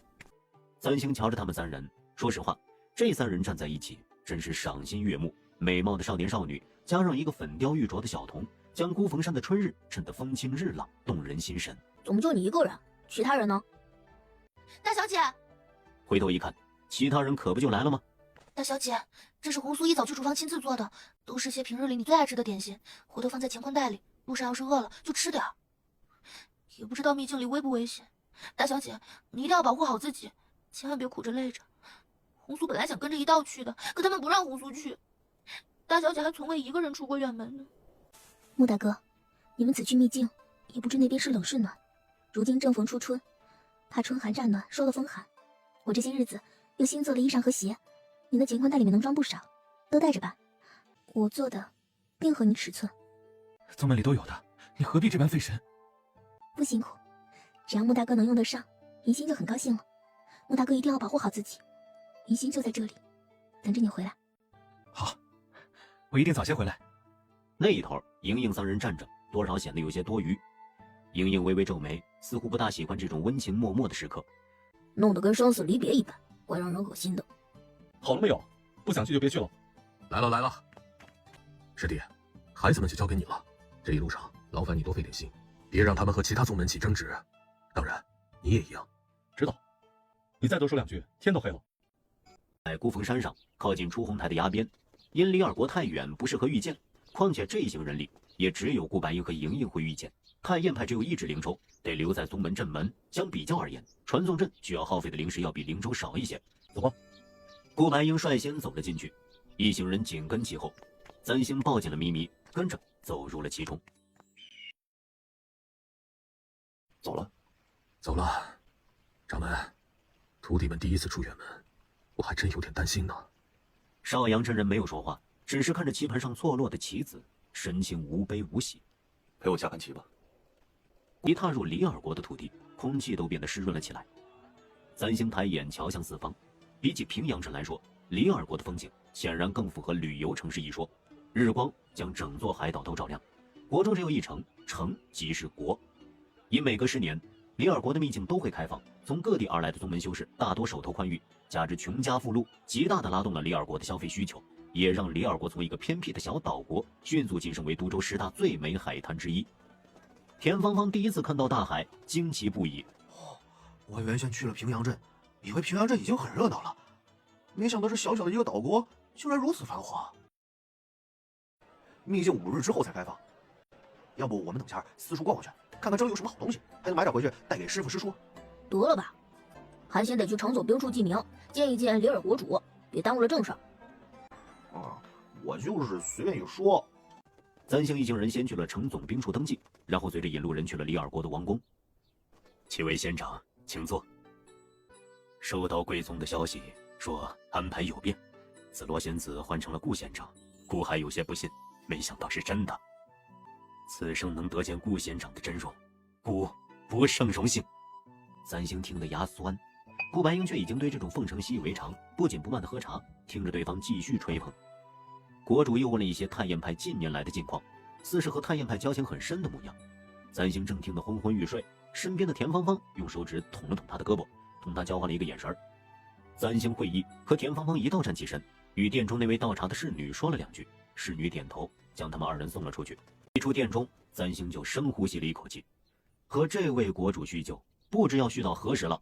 倒不如他们2人先出来透透风，反正对方眼里也只有顾白英和莹莹。师弟，你怎么也出来了？听说这附近有市集，我打算去看一看。我不会抱你的，你要去自己走。师妹，你不要对一只猫这样苛刻呀。它再不动动就变成一只猪了。父母之爱则为之计深远，你不懂。旅游城市就是会骗人掏钱，整得花里胡哨的。要不是我囊中羞涩，肯定会买一杯尝尝鲜。田芳芳看得口水直流，终究是舍不得掏自己的零食。师妹，咱们晚上让师叔买一些吧。想多了，他肯定会说，买什么买？这等凡人吃的俗世食物，没有灵气，拿到手上只会丢我太燕派的脸面。师妹，你学的真像。各位仙长是来秘境试炼的吧？咱们李尔国好吃好玩的都多，要不买一杯冰糖浆进去玩个凉吧？赌方？是啊，宗门里的修士都爱去摸两把，赢了呢算是讨个吉利，去秘境的时候也开心。几位仙长一看就是好运之人，进去玩两把，定能旗开得胜。那他可猜错了，运气这种东西从来都和我沾不上边。算了，师妹，我们又没有零食。没兴趣。妙空殿里3位弟子都对赌方兴致不高，正要转身离去，地上的咪咪突然嗷呜一声跳到三星肩上，压得他肩膀一沉，紧接着砰的一声巨响，从赌坊里飞出一个人影，猛地砸到了小贩的摊前。怎么回事？是个脸色苍白的年轻人，也顾不得看自己身上的污痕，头也不回地往赌坊里跑。去看看。3人一道进了锵锵赌坊，众人围在中间的则是2个扭打在一起的人，准确地说是单方面的殴打。站在地上的男子穿着修士的黑色长袍，凶神恶煞的模样，正对着地上的人拳打脚踢，地上的人躲避不及，被揍得吐血，眼看着进气少出气多了。太燕派宗门内不得斗殴，何曾见过如此暴力的场面？哎，兄弟，这怎么了？嗨，过来赌没带够零食，赖账不成了呗？那也不能把人往死里打呀，怎么都没人劝着呀？不是不想劝，实在是得罪不起啊！别打了，饶了我师兄吧！滚一边去！那位谭公子一脚将年轻人踢飞，又捡起桌上的铜碗，朝地上人脑袋上砸去。空中陡然出现一把金色的斧头，斧头轻松一劈，那只铜碗便从中一破为二，掉在了地上。先前的年轻人一愣，喧闹的人群渐渐沉寂下来。谭公子将目光缓缓转向田芳芳。哎，兄弟，零食不过乃身外之物，有什么事儿不能心平气和的好好说啊？非要动刀动枪的，哪来的野狗？本公子面前有你说话的份吗？三星眉心一跳，这人说话的语调，这炮灰味道也未免太浓厚了。让开！这公子，他欠了你多少零食可以写债条嘛？何必非要斩尽杀绝呢？你这么帮他，看来是想和他一起死了。呀，这小子真是不知天高地厚啊！竟然得罪了赤华门的人，这下可有苦头吃喽。赤华门？是啊，赤华门的谭天信可不是一个好脾气的人。簪星默然。在来之前，玄灵子曾经提及过，修仙界里100家宗门里，太验派人缘确实算不上好，其中的赤华门大概能算作是死对头。当年赤华门的仙掌门和羽山圣人同样接近化神修为，同时渡劫，羽山圣人化神飞升，留下一代传说，赤华门的掌门却渡劫失败，就此陨落。同样是天才修士，境遇却截然不同。修仙界中议论纷纷，赤华门中上下颇受打击，一直到20年前人魔两族大战，太验派在这一战中元气大伤，赤华门趁机发展，短短20年早已赶上太验派的名气和资源，就连新招的天才俊杰，赤华门也比太验派多得多。玄灵子千叮咛万嘱咐，最好不要和赤华门的人起冲突。然而冤家路窄，刚一到李二国，还没进秘境就遇到了。这位公子是想要和我切磋？切磋？哼，看来你还不知道你得罪了什么人呢。说罢，渐渐直朝田芳芳而来。田芳芳持斧迎上，在宗门里，几位师叔就曾说过，田芳芳虽然看着贪小便宜又粗枝大叶，实则心细如发，考虑周密。她又有无穷巨力，寻常人还真伤不了她。是以田芳芳和唐公子刚打起来的时候，簪星并没有担忧，想着田芳芳自己大约也是存了弑首之意。然而赤华门之所以在这些年在修仙界里名声大振，自然也是有些真材实料的。谭天信手中的剑招和华月比起来，差了1000个断相饶的差距。他一时很自大，连剑招都不怎么使，单凭原力压制，就让田芳芳的千阳斧难以近前。他怎么如此厉害？谭天信可是金丹后期的修为，这大老粗看起来才刚结丹，自然不是谭天信的对手。真惨，落在谭天信手中，这人不脱层皮才怪呢。簪星心中担忧，手握上腰间盘花棍，正要前去帮忙，却见另一侧有人影一闪，只听得一声清脆的响声，莫曾霄挡在了田芳芳面前。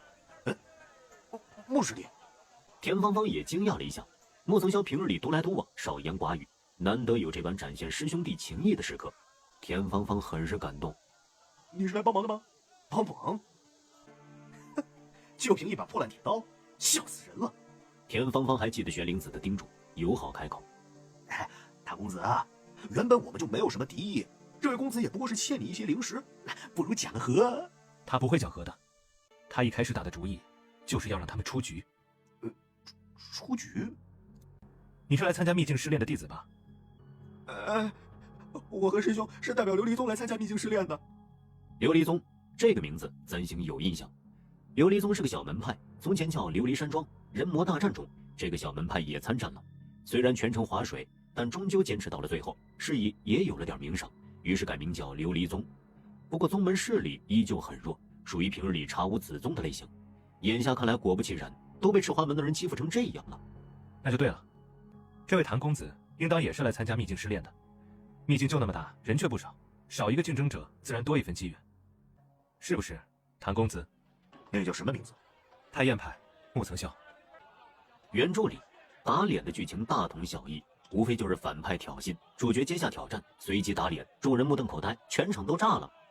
但簪星记得很清楚，从未有过一次莫曾霄是这般一开始就自报家门的，这不是原著里的情节呀。哎呀，竟然是那个破落户宗门，这下可有趣了。什么叫破落户宗门？听身边这人的语气，似乎也像是哪个宗门弟子。太验派。没想到居然是太验派来多管闲事。太验派就你们2个人了吗？你们就是此次来参加试炼的天才。太验派如今已经凋零到这个地步了。凋不凋零，不是你一人说了算。好啊，那就试试。王范，来人，教这群野狗看看什么叫真正的大宗门。3打2，好不要脸！簪星捏了一个传音诀给顾白鹰，拔出腰间铁棍冲了上去。师兄，我来帮你们。这位叫黄范的修士也很年轻，然而斧一交手，簪星就察觉到对手的可怕。太验派讲究素质教育，宗门内用什么法器的都有，而赤华门上上下下都用的是剑，他们的剑招十分狠厉，原力都带有一股嗜血的煞气，并不飘逸出尘。使剑的时候，不像是宗门里的修士，倒像是个拿钱办事的杀手，没有感情的杀人工具。太验派真难看，竟然给弟子用这样低级的法器，真叫人看不下去。法器不在于高级，在于使用的神。说罢，棍尖一点，从棍身处层层叠叠地开出一大片花海，似要将对方的长剑吸入。黄范见状不好，猛地拔出剑尖，被3星的铁棍劈得后退2步，目露惊异之色。哈，赤黄门真难看，竟然收这么低级的弟子，真叫人看不下去。闭嘴，丑八怪！黄范节节后退，3星心中一喜，忽然感到身后有劲风而至，师妹小心！竟然偷袭！3星转身避开，然而面前的黄范一剑已经朝着他的胸口刺来。正经的男主就在面前，2打1，却是冲着他这个炮灰，这原著未免也太狗了！咪咪尖叫一声，一支雪亮的枪尖从鞋子里冲出，轻而易举地挑开那把杀气腾腾的长剑。枪尖带起的劲风如海，长剑的主人躲避不及，直接被自己的剑柄对到了脸上。师侄们，1刻钟不到就给我惹事，你们可真行啊！师叔，你怎么来了？小辈们不懂事，做长辈的可不得看着吗？哼，算你识相，不过晚了，惹怒了我们赤华门，你就等死吧！白衣少年手中的银枪只是轻轻一挥，枪头陡然生长，如一道银霞刺向剑尖。紧接着，啪的一声，人影重重地撞在赌桌上。其余2人，黄范和何日见状，一齐持剑扑来，那长枪却陡然调转了个儿，从枪尖飞出无数飞雪，将这2人围绕其中，如红雨炼就的囚笼，将他们2人困住，进前不得。少年人锦衣如雪，不紧不慢地走到谭天信身边，然后一脚踩在他的脸上。周围人倒吸一口凉气，只一招就结束了。哼，你好像弄错了，我说的那个小辈是谁？住手！你到底是何人？太燕派中什么时候出了这般不守规矩的狂徒？快点放开我师兄！我规矩？谁定的规矩？你定的？少年的语气张狂，嚣张的姿态令周围的人看得都是一惊。谭天信是金丹后期的修为，在此次来参加试炼的弟子中，绝对能排得上名号。然而却在这人手中如手无寸铁的小儿，他究竟是什么来头？你到底是谁？他可是赤华门新一代弟子中的天才，而太燕派近几十年都不曾在宗族里招到什么好苗子，去年更是只能从民间普通修士中招揽人才。此人刚刚与他交手，所用的元力浑厚，几乎是全面压制，修为至少也是元婴中期。但太燕派何时有这样的人了？如果有，长老们不可能不告诉他呀。告诉你也没关系。太燕派，顾白鹰。修仙界宗门里，或许从前没有人听过顾白鹰这个名字，但不可能没人听过清华仙子的名字。而清华仙子生下的那个儿子，在修仙界中向来都是一个神秘的存在。作为少阳真人最年少的一个弟子，听说他天分很高，14岁就已突破元婴，几乎是完美的继承了清华仙子的容貌和修为。不过修仙界的人却很少看到过他。顾白鹰常年不在宗门里，大多随着他的师兄在外游历，总是瞧不见人。修仙界中便也生出猜测，直到清华仙子的儿子顾白鹰不过是资质平庸的凡人，所谓的少年天才不过是太燕派打肿脸充胖子编造的谎言。但如今这少年若说是顾白鹰，那从前那些流言就立刻不攻自破了。不可能，顾白鹰怎么可能来李尔国秘境？要知道修仙界宗门里的秘境试炼，顾白鹰从未参与过。李尔国这一处秘境里的灵果灵草早已被摘得七七八八，无甚油水可捞，又怎么会劳动顾白鹰亲自走一趟？没受伤吧？没有。哎，师叔，你来的真及时。3星想能不及时吗？他身上带着的传音符统共没几张，这就去了1张了。多谢各位同修。待荣誉回到琉璃宗，必会将此事告知诸位长老，奉上谢礼。哎，算了，兄弟。哎，你师兄呢？看起来伤得不轻，恐怕都不能再进秘境试炼了。本就是亏本生意，再送点谢礼，岂不是要将你们宗门家底掏空啊？荣瑜面上显出赧然之色，嗫嚅着嘴唇，想说什么又不敢说。3星看向他那位师兄，正想询问伤势，腰间的盘花棍却微微颤动起来。好端端的盘花棍怎么会动啊？3星正奇怪着，就见荣瑜那位昏迷的师兄后颈处皮下似有什么东西在蠕动。师叔，你看。下一刻，顾白鹰突然伸手朝昏迷之人的后颈处猛地拍去，众人还未看清楚，只听赌坊里传来一声尖利的叫声，从荣瑜师兄的后颈处飞出一道1寸长的金色光影。他动作极快，猛地朝人群中窜去，嗤的一声，一支银枪从天而降，将这光影定在地上，逃跑不能。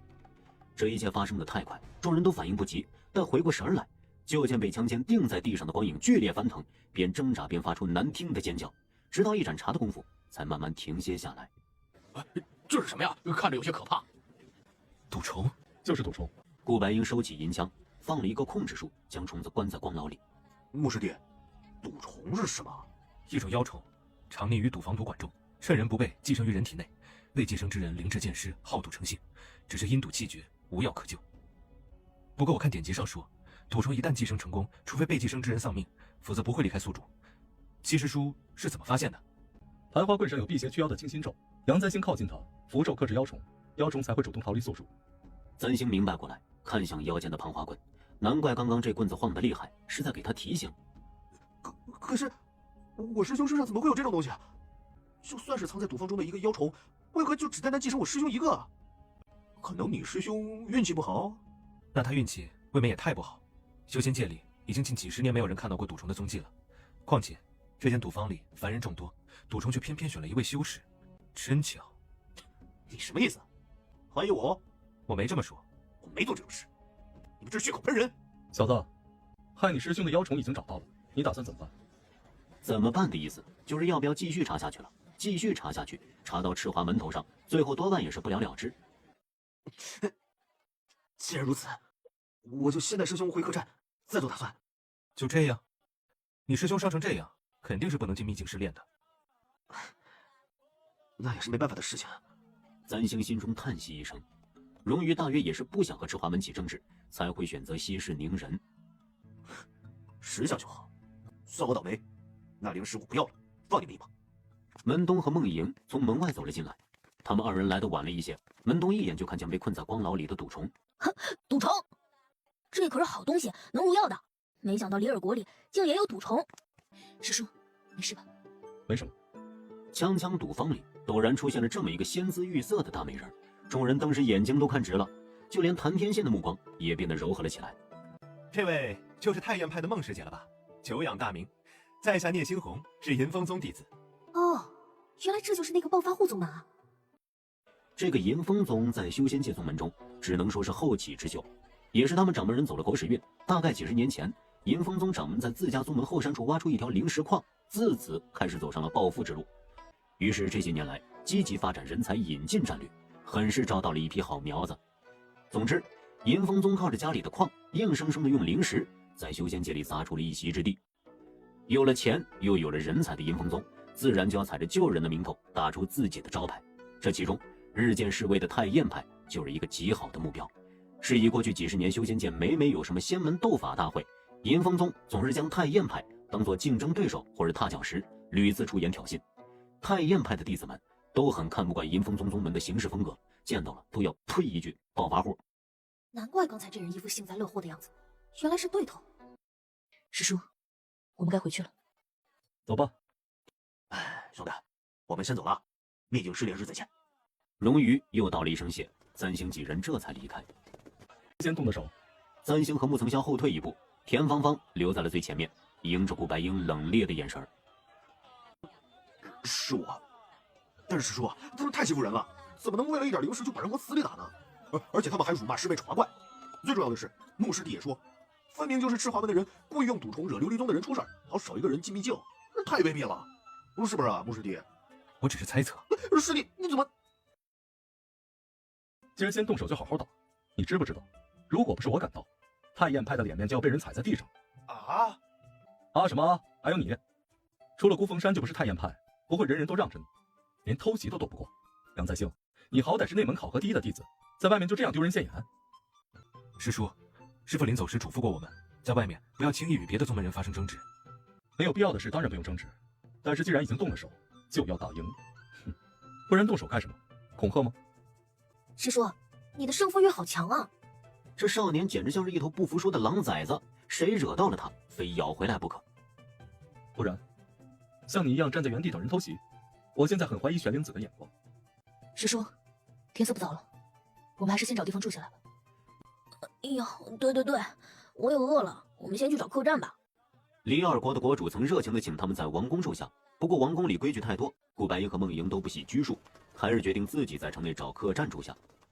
李尔国作为旅游城市，客栈不少，每10年一次的秘境开放期间，靠近海滩边的客栈更是人满为患。修士们都是宗门里精挑细选的好苗子，身上灵石自然不缺，客栈都紧着好的住。李尔国里最贵的客栈就是仙寻海客栈。这种好地方，不度个蜜月也太可惜了。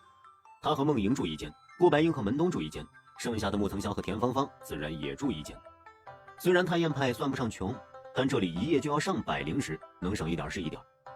三星在屋子里坐了一会儿，腹中开始觉出饥饿，本想问梦莹要不要一起出去吃点东西，就见梦莹不知什么时候已经开始打坐养息。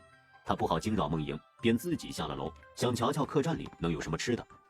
三星下了楼，想穿过院子去前厅，路过的时候见院子树上还挂着一方铜镜，不知是不是特意挂在这里让人整理衣着用的。三星走到镜子面前，看向镜子里的人。镜子中的姑娘身材高挑窈窕，五官俏丽动人，只是右脸上青黑的疤痕突兀，让那原本漂亮的容貌显出几分狰狞。他叹了口气，素肤玉容丹都吃了好几个月了，疤痕一点也不曾减退。三星怀疑李丹叔说的2年能恢复如初，是否只是一个安慰？三星的手抚上面颊，这疤痕看着实在是太碍眼了。真难得，我还以为你不在乎呢。七师叔，爱美之心人皆有之，我也不想天天被人叫丑八怪。怎么，被杜芳里那些混蛋的话刺激到了？哼，我毕竟是个姑娘家，也没有师叔风姿轻重，朗若朝霞。当然。师叔啊，这棵树长得好像逍遥殿当中那棵花树啊。所以我太喜欢了，你能不能教我幻术啊？自打上次在逍遥殿中看到了那棵在冬天也能开花的树后，三星就对幻术产生了浓厚的兴趣。可太燕派里没有幻术这一学科，就连藏书阁里有关幻术的典籍也是寥寥无几。我之前问过师傅，师傅说太燕派中你的幻术最好。师叔，你能不能教教我？幻术只是障眼法，没有任何攻击力。你现在最重要的是提升自己的修为，不要好高骛远，眼高手低。怎么会没有攻击力呢？我们第一次见面的时候，你的法器里飞出的血就是幻术，可也伤到我了。那是功法，不算幻术。修仙界中修士不屑于用没有攻击力的障眼法，因为障眼法只能哄骗没有修为的普通人。幻术多以妖类害人所用。你在须弥芥子图中遇到的双头修罗，从某种方面来说，看到的2张人脸也是幻术造成的效果。意思是幻术只对普通人有效吗？绝大部分情况是。那小部分情况？传说妖界有活了上千年的大妖，能幻化一座城池，池中花鸟虫兽、日月晴雨、人畜蝼蚁，与真的一般无二。如果遇到此种大妖，纵然是修为高超的修士，也可能难以分辨。这么厉害啊！传言而已，当不得真。妖类天生善蛊惑人心，凡人修习幻术没有任何意义，所以你最好不要胡思乱想，给我脚踏实地的好好修炼。三星觉得此刻的顾白英浑身上下都散发着教导主任的光芒。按照师叔这么说，咱们修仙之人修习幻术既没有意义也没有优势，那为何师叔还要学呢？总不能就是为了想在冬天看会开花的树吧？你懂什么？虽然没什么用，但是姑娘家都喜欢。为了修炼而修炼，那多无聊啊！这小孩长着一张粉雕玉琢的小仙童脸，偏偏每次说话都老气横秋的，叫人气也不是，笑也不是。但你的小师叔看起来可不像是会撩妹的人。撩妹是什么意思？就是讨姑娘欢心的意思。我师叔还需要讨姑娘欢心？从来都是别人讨他欢心。你出来干什么？田师兄和穆师兄来敲我门，问我要不要出去一起找点吃的。喏，他们来了。师妹，刚好你也在，我和师兄去海滩边走走。听说里尔国的海猎现在能把人舌头吞掉，我和穆师弟打算先瞅瞅。哎，师妹去不去啊？去，我也想尝尝你说的海猎。出来旅行不吃遍当地小吃等于白来。师叔也一起去吧，咱们孤峰山那头没有海，难得见到这些东西。不去，凡人吃的食物没有半分灵气，于修炼并无好处。我劝你们也少吃。好，我们保证只尝一点点。你也不准去。师叔叫什么？师叔三思啊！青虫种子还在杨三星身上，他还对那穆层霄邪念未消，这黑灯瞎火的，可不能让他们2个人出去，万一双休了怎么办？你操的哪门子心？田芳芳还在，他们怎么双休？田芳芳那个傻大个懂什么？说不准3言2语就让他打发走了。青虫种子还是放在眼皮子底下安心。师叔，你都为了秦虫来里尔国了，可不能功亏一篑，细节决定成败啊！师叔，你快看，他们都走在一起了，这么亲密很危险的呀！顾白英原本迫不耐烦听门东胡扯，哪知门东越说越撕心裂肺，终是忍不住停下脚步回头望去。看，他们肩碰上了，手也快碰上了！天啊，他们今晚不会就在一起了吧？你给我闭嘴！我改主意了，我也去。最终，太燕派的所有人都去了，毕竟只留梦莹一个人在客栈里，显得他们像是将梦莹孤立了似的。梦莹在太燕派中也如顾白英一般，吃穿修炼都很讲究，寻常碰都不会碰这些凡人的食物。今夜出来算是很给面子了。当然，是看在顾白英的脸面上。咪咪走到一处卖烤海蛎子的小摊前，便走不动了，蹭着摊主的腿撒娇：“谁家猪跑出来了？要不我们就在这儿吃吧？”“好啊，不知道味道如何呀？”“哎，放心吧，几位县长，不是小的自夸啊，咱们李尔国的海蛎和花蟹那可是一绝，不尝尝肯定后悔。哎，前面有桌椅，各位啊，稍等片刻啊。”既是顾白英做东，便没有省钱的道理。田芳芳卯足了劲儿的点菜，挑了海蛎和花蟹，还有一些鱼虾。三星几人在桌椅前坐下，桌上还送了一小碟蜜瓜，看起来简直和海鲜大排档没什么两样。这算是团建吧？第一次团建就是在海鲜大排档，没有啤酒怎么能行？这附近有卖酒的吗？要不我们买点酒喝吧？好啊，我就说好像缺了点什么呢，嘿嘿，还是师妹你懂。不行，宗门规定，出门在外喝酒误事。这也不行，师门管得真宽。那当然，咱们宗门可是正经宗门，门规本就森严，在外不仅不能喝酒，也不能赌博，跟琉璃宗、赤华门他们似的逛赌场可不行。还有呢？还有，双休也不行。此话一出，其余人都静了一下。师弟，小孩子骗人鼻子会长长的。我没有骗人，我说的都是真的。三星不以为然，要是宗门里真不准双休，穆曾霄那8个老婆从何而来？见三星还是不信，门东急了。不信你们师说，师说是不是？三星看向顾白英，顾白英轻咳一声：“不错，宗门里规定确实不准双休，所以杨在兴，你要把心思全部用在提升修为上，不要想不该想的事情。”怎么就想不该想的事情啊？还有太液派，这是怎么回事？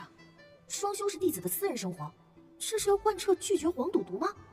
倒是一边的梦莹若有所思地看了顾白英一眼。不多时，烤好的海蛎便盛在银盘里端了上来，看起来肉质格外鲜嫩，鲜香扑鼻。文东年纪小，嘴巴馋，想也不想就要拿起筷子夹在自己碗中。忽而想到了什么，偷偷瞥了一眼顾白英，一本正经道：“生力肉治虚损，解酒后烦热，滑皮肤；杜立壳化痰软坚，清热除湿，治心脾气痛，利下赤白术，消疝积块。就要进秘境了，大家都多吃点海蛎，于修为上大有裨益。”小县长真是见多识货，的确不错。这海蛎配上冰糖浆也是一绝啊！县长们可以去前方小船处买些冰糖浆，味道会更好。待摊主走后，田芳芳招呼众人赶紧趁热夹海蛎，并不提冰糖浆的事儿。毕竟冰糖浆也挺贵的，要出自己的零食，总没人愿意。对了，师叔，这个还你。那是一只小小的青色铃铛，看起来玲珑剔透，精巧得很。顾白英一愣，下意识地摸了摸腰间，似是现在才发现自己丢了东西。结心铃怎么在你手上？结心铃，今日在赌坊的时候，赤华门的黄凡偷鞋，师叔救我的时候从身上掉下来的。我捡起来后本想还给师叔，一时忘了。这是铃吗？怎么都发不出响声啊？他捡起来还晃了晃，不过这铃铛却一点声音也没有。结心铃在寻常的时候本就不会响，也从未有人听过结心铃响起的声音。为什么？正在这时，顾白英突然站起身来，众人一愣，见这少年眉宇间似有不愉。师叔，怎么了？不是要喝冰糖浆吗？我去买。师叔是不是有点不高兴啊？怎么了？师姐，你刚说没有人听过结心铃发出的响声是什么意思啊？什么又叫寻常时候？难道不寻常的时候它会响吗？这当然会响啊，只是我们都听不到罢了。结心铃本来是清华仙子的铃铛。太艳派的清华仙子本来就充满了传奇色彩，更何况她还是一个荣华婀娜、秀色绝世的神女仙娥。人人都说如今的修仙界中，梦莹是千年难遇的大美人，可比起清华仙子来说，还是不得其神韵1/10。这样优秀的女子，想成为她道侣的人，说数以万计也不为过。奈何美人无心风月，一心修道，只愿早日飞升。就有那么一位弟子，屡次被拒后，愤而送了一只青色铃铛给清华仙子。这铃铛就是结心铃。结心铃是极品灵器，一旦与此铃铛结下契约，就是铃铛的主人。结心铃在寻常时候并不会响，只有在遇到自己心仪之人、心动之时，方才会发出响声。这不就是心动探测仪吗？未免也太智能了些。那位同修本意是认为清华仙子不可能没有喜欢上自己，要让她当着众人的面证实自己的真心。结果众人都知道了，没戏。不过这之后，结心铃反倒是成了考验仙子真心的工具。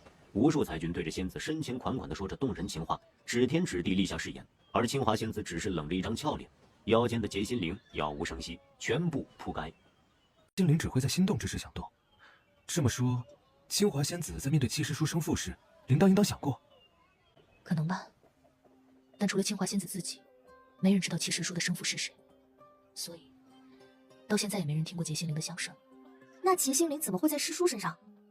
清华仙子消失前，留下劫心灵，并抹去了上头的契约，应当是特意留给七师叔的。掌门后来便将劫心灵给了七师叔，也让七师叔重新结下契约。如果有朝一日，七师叔有了心仪之人，心动的那一刻时，我们或许能听到劫心灵的铃声。得了吧，我师叔这么好，要让他动心，得是个仙女才行。我看说不定也和清华仙子一般，咱们这辈子都听不到劫心灵响起来是个什么声了。别胡说，怎么能这么诅咒小师叔呢？仔细想想，咱们这辈子能见到仙女的可能性还是有的。七师叔修为确实很高，今日一招就拿下谭天信，他尚且年少。说到此处，语气有些不服输。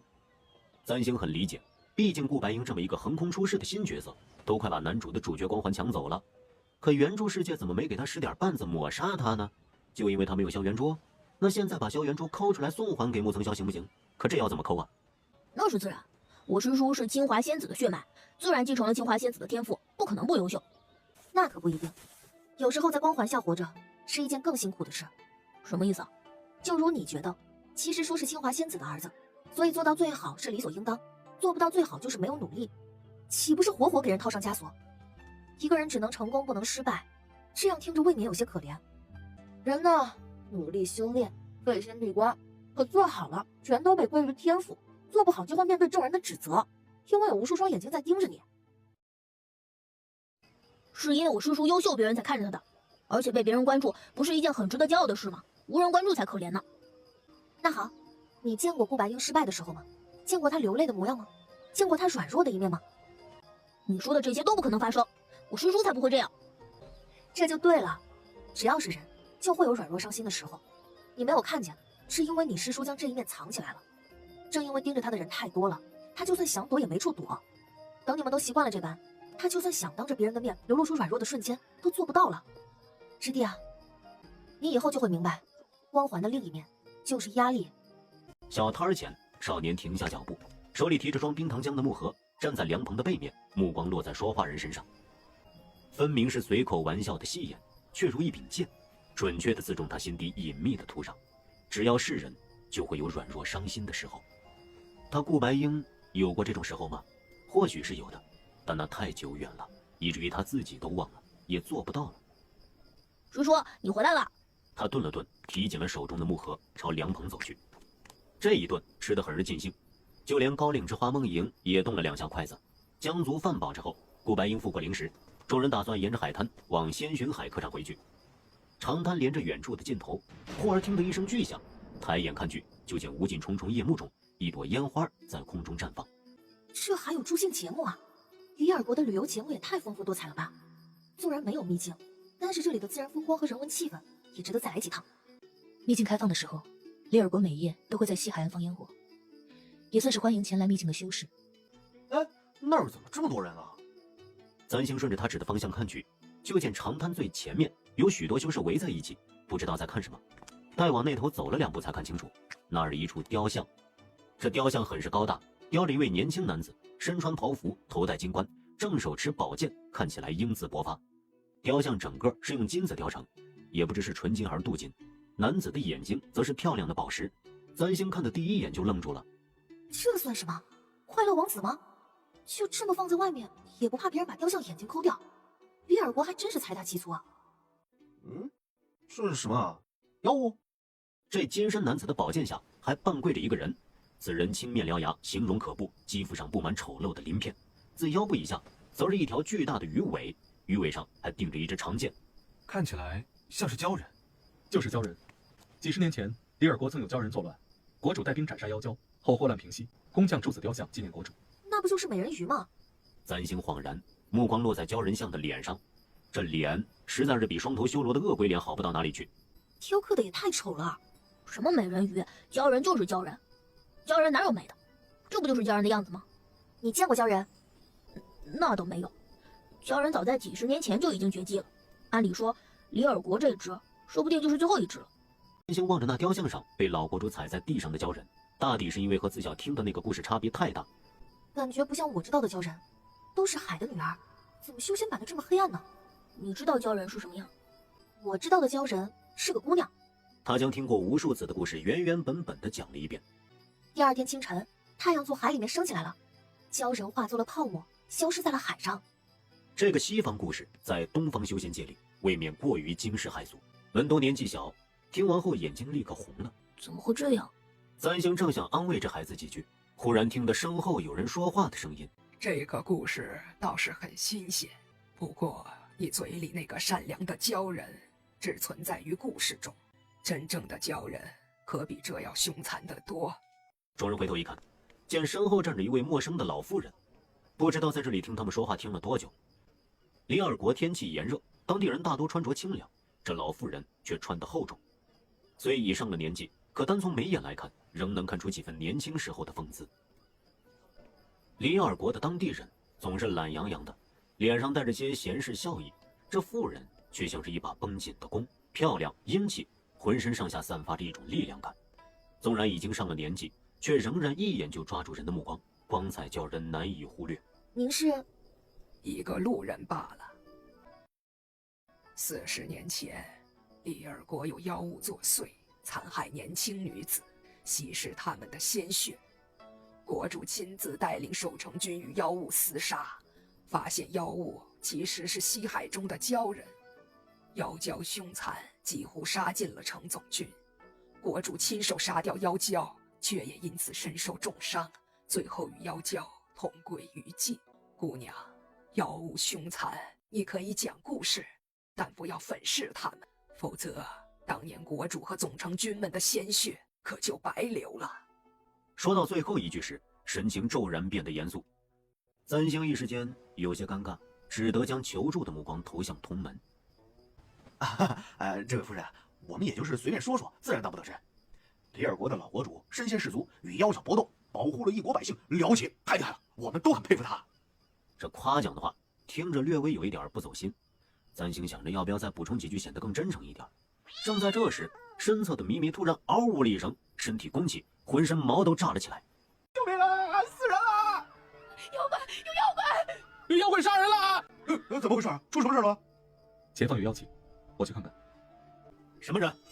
梦莹将国主分发的通行牌给他看一看，原来是太燕派的几位仙长，请进。这里出什么事了？是有妖物作祟？一句话也说不清楚。几位仙长们还是先进去看看吧。里尔国挨近海滩边的客栈不少，三星住的仙巡海那头靠近城里，风景最好，买东西方便，价钱最高。靠近红树林深处的另一头，价钱就要便宜得多。这间出事的客栈就是靠近红树林那头。刚一踏入客栈，咪咪就嗖的一下从田方房间上跳了下来，直奔某个方向而去。众人跟上，就见在一间房前，白日里见过的那位琉璃宗的荣鱼正抱着咪咪，一脸讶然地看过来。荣鱼，你怎么在这里啊？我看这附近有药铺，出来给师兄找些草药。路上听说这里出事，就进来看看。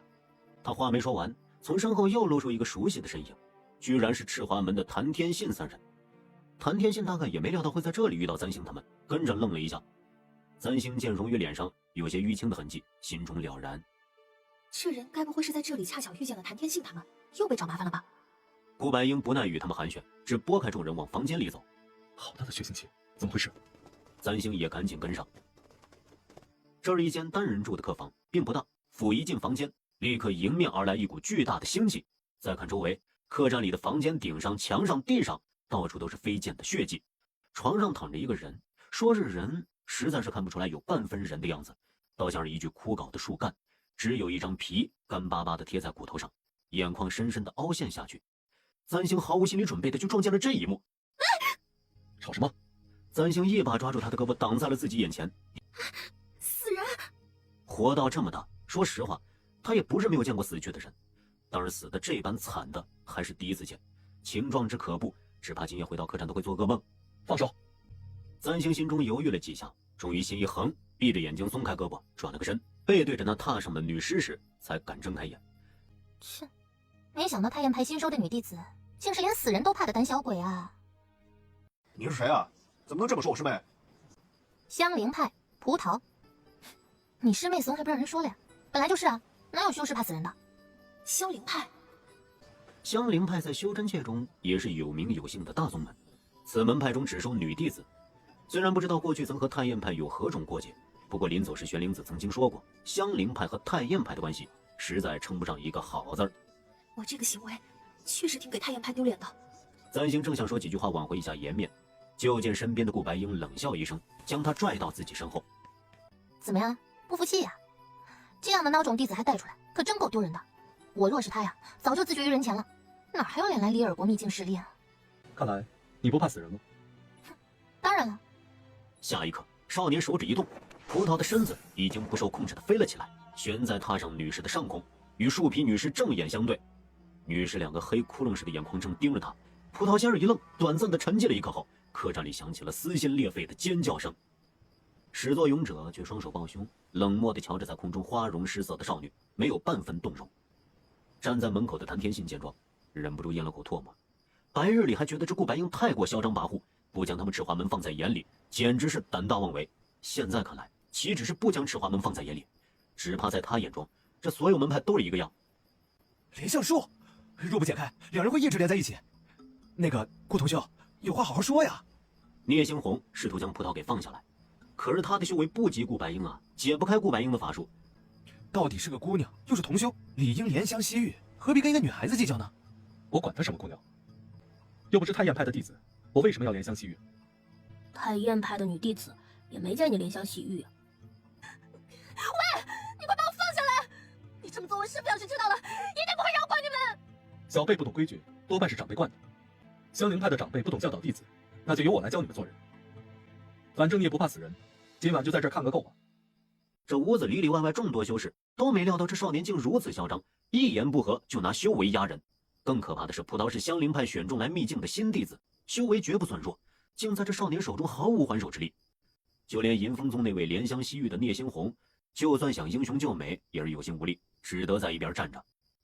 那形容可怖的女尸就悬挂在离自己不到3寸的地方，只要对方术法一松，随时就可能与女尸亲密接触。葡萄在香菱派也是被宠着长大，何时受过这种委屈？你到底要怎么样才能放我下去啊？你顾师叔也不是不讲规矩之人，给我师侄道歉。啊，他们好像2个小学生吵架。我又没说错，为什么要道歉？那你就在这儿待着吧。等等，好，对不起，我不该说你是孬种，我错了。顾白英哼笑一声，手里一动，连相术一解，葡萄赶紧跳开，离那女尸远远的。切，明明自己也怕死人，还说别人孬种，真是死要面子活受罪。看我师妹就不这样，从不打肿脸充胖子，坦率。好了，别说了。那个，客栈门口的成军首领见风波平息，终于松了口气。几位仙长，还是先看看这具尸体吧。女尸躺在榻上，神情痛苦狰狞，四周也并未有打斗的痕迹。那妖物应当是一开始就将死者控制住了。咱先不敢直接去看，躲在顾白英身后，只草草扫了一眼。这具女尸的血液分明是被人吸食干净，凡人绝对不可能做到如此。我们来这里住店已经3日了，今日傍晚，妹妹说身子不适想休息，我和夫君下楼用饭。我让店里的厨子做了些清淡吃食，本想拿给她，一推门。几位同修，出事时我和葡萄正在附近的方室，听见有人尖叫赶过来的时候，曾感到一股妖气从此客栈离开。我和葡萄二人追了上去，但妖气到了红树林深处就消失了。你们可看清是何种妖物？那倒没有，不过那妖气很强，寻常妖物断不可能有如此强烈的妖气。孟姑娘请放心，在下一定会尽快抓到那只妖物，不让他惊扰到孟姑娘。簪星被这人油腻的搭讪膈应了一下，抬头看向别处。这间客栈的风格和仙寻海不同，仙寻海毕竟是高端海滨别墅，主打仙气飘渺，帐子皆是里尔国最时兴的尊贵白，海风从窗外吹过来的时候，白纱帐鼓帐如云海，清灵曼妙。而眼下这一间客栈，到底价格要低一点，一分价钱一分货，虽然乍看也不错，仔细去看，帐子布料却显得粗糙了些，床榻也不讲究，床柱上甚至还钉着一面巴掌大的圆镜。等等，镜子，怎么会有人把镜子钉在床柱上？子清，想什么呢？怎么都不说话呀？我在想，这里怎么会有镜子？众人一愣，随即目光都落在那面镜子上。孟莹上前一步，她对着榻上的女士毫无畏惧，只抬手将那面铜镜取了下来，拿到了众人跟前。这铜镜不大，若说是用来梳妆打扮的圆镜，实在是小了些，何况也不会有人将梳妆打扮的镜子挂在床柱上。这镜子背面好像有东西啊！孟莹将镜子翻转过来，见镜子背面的边缘果真雕刻着一圈符咒。驱妖咒。一直在门边没敢进门的谭天信也走了过来，看了看那镜子，忽而伸出五指，一股元力拂过铜镜所刻的符咒上。过了片刻，他收回手，轻咳2声。这驱妖咒灵力充沛，应该是有人特意留下的。特意留下？难道一早就有人知道这里会有妖物作祟吗？这怎么可能？这就是之前有位仙长留下的，恰好遇上了。恐怕不只是碰巧，你们城里近来应该风波不少，如这样的惨剧也不是头一次吧？师叔这话是什么意思？之前在仙虚海客栈院子里，我曾见凤凰木上钉着一面铜镜，之前没有在意，现在想想，恐怕那铜镜的背面也刻了驱妖咒。铜镜后的驱妖咒专刻妖邪，每间客栈都如此，这样的事情应当不是第一次发生了。仙巡海院子里的凤凰木上的确挂了一面镜子，出门前我还照了照。现在想想，客栈院子又不是什么玄关，怎么会特意留一面镜子在树上？确实十分古怪。这妖物作祟不是第一次，可我们来里尔国已经有2日了，怎么从未听人说起过呀？掌柜的神情闪烁，躲避着众人的目光。簪星心中也疑惑，若真不是第一次出事，那就说出实情。这般闪躲隐藏是为了什么？总不可能是因为怕影响修士们心中对里尔国的治安印象，使这里的旅游业大受打击吧？没有，这就是第一次。各位仙长，这其实是个偶然。什么偶然？明明就是那妖娇复仇来了，为何要躲躲闪闪？妖娇？门东不久前才听了簪星的故事，正印象深刻着。是40年前在里尔国作祟的那只鲛人吗？不是，那只妖角早就被老国主杀死了，怎么可能回来？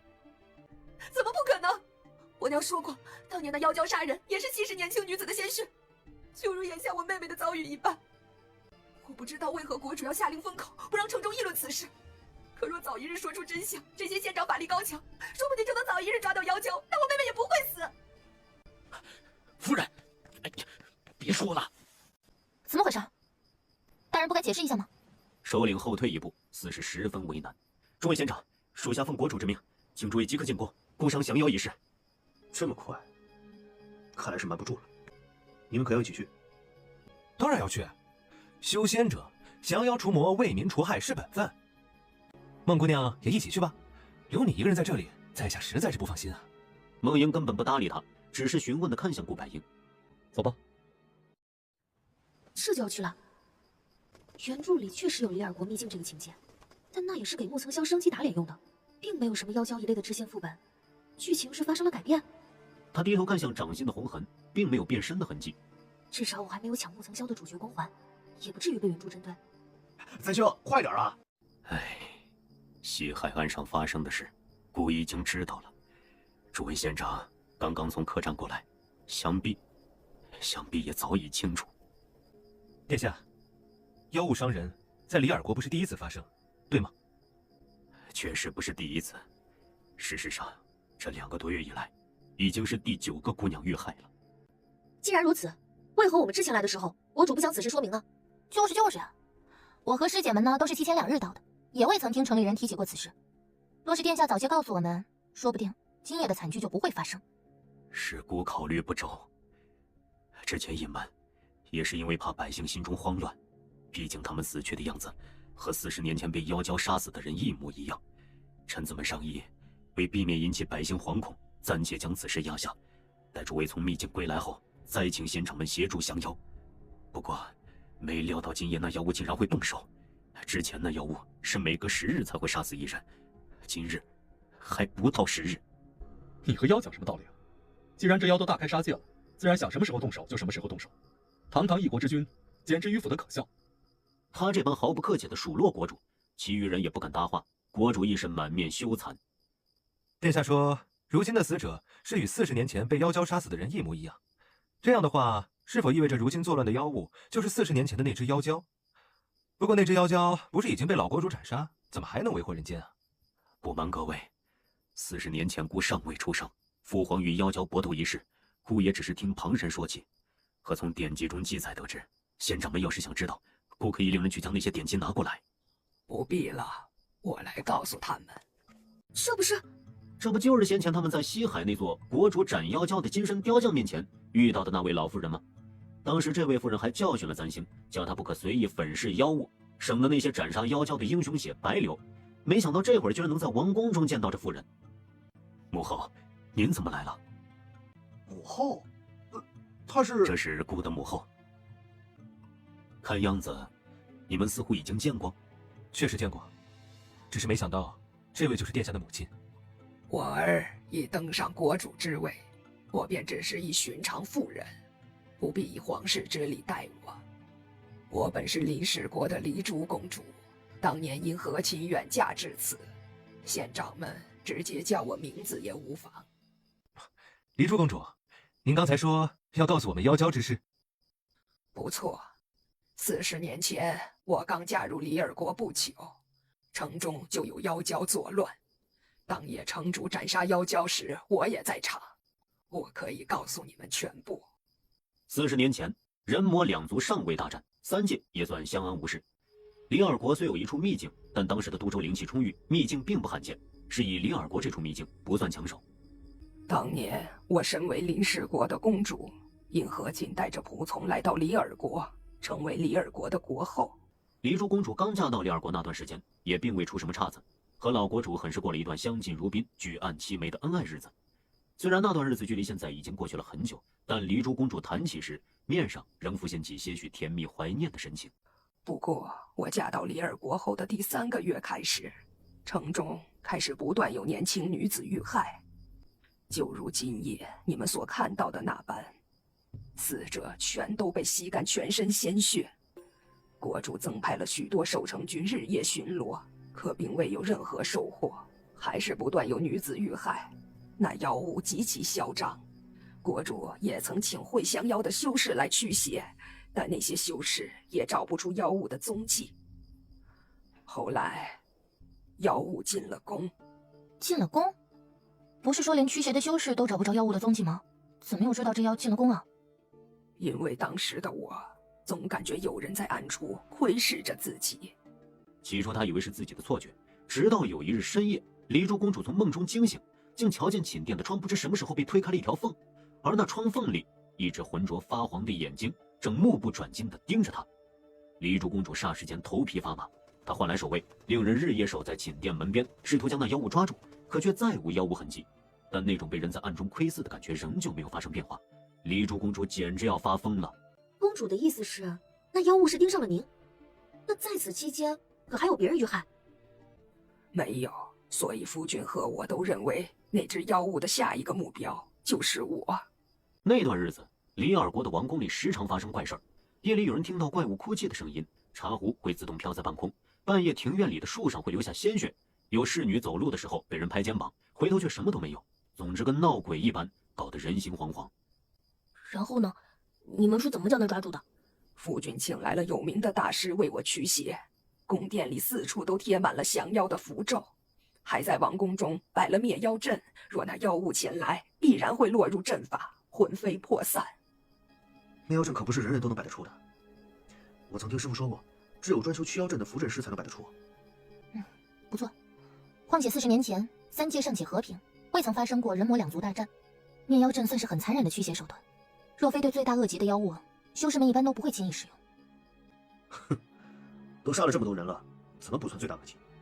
要我说，这灭妖阵早就该用了，可惜我们赤华门不修符阵，否则摆几个灭妖阵，不出3日，那妖就乖乖落网，再无生路，怎么还能在人间为非作歹？你们还是先听公主怎么说吧。然后呢？那些符阵可有效？有了那些符阵之后，王宫中的怪事的确停止了。不过夫君仍旧担心我的安危，让贴身侍卫寸步不离地守在我身边。有一夜，我回寝殿的时候，听见外头有人在喊，说抓到那只妖了。你见到了那只妖娇？离珠公主没有说话，她仍记得那个夜晚。她听到前殿里的士兵们紧张的高喝，心中担忧，拿起弓箭跑进前殿，就看见被灭妖阵禁锢在中间的那只妖物。那是一只银蛟，身上的鳞片斑斑驳驳，不怎么完整，有些地方还留着乌黑的血迹。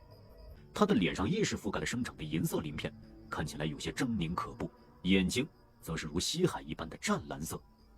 看到是黎珠公主，这被灭妖阵困在中间的妖娇便剧烈的挣扎起来，朝他恶狠狠地扑来。那鲛人往上一跃，身体挨到符阵的地方，便被灼出一阵青烟，疼得他发出一阵嘶哑沉闷的吼叫，重新跌倒在地。黎珠，你不要过来，这鲛人要害你，快离远些！黎珠公主便往后退了一步。后来她时常想，若是那一夜她没有后退那一步，国主是不是就不会死？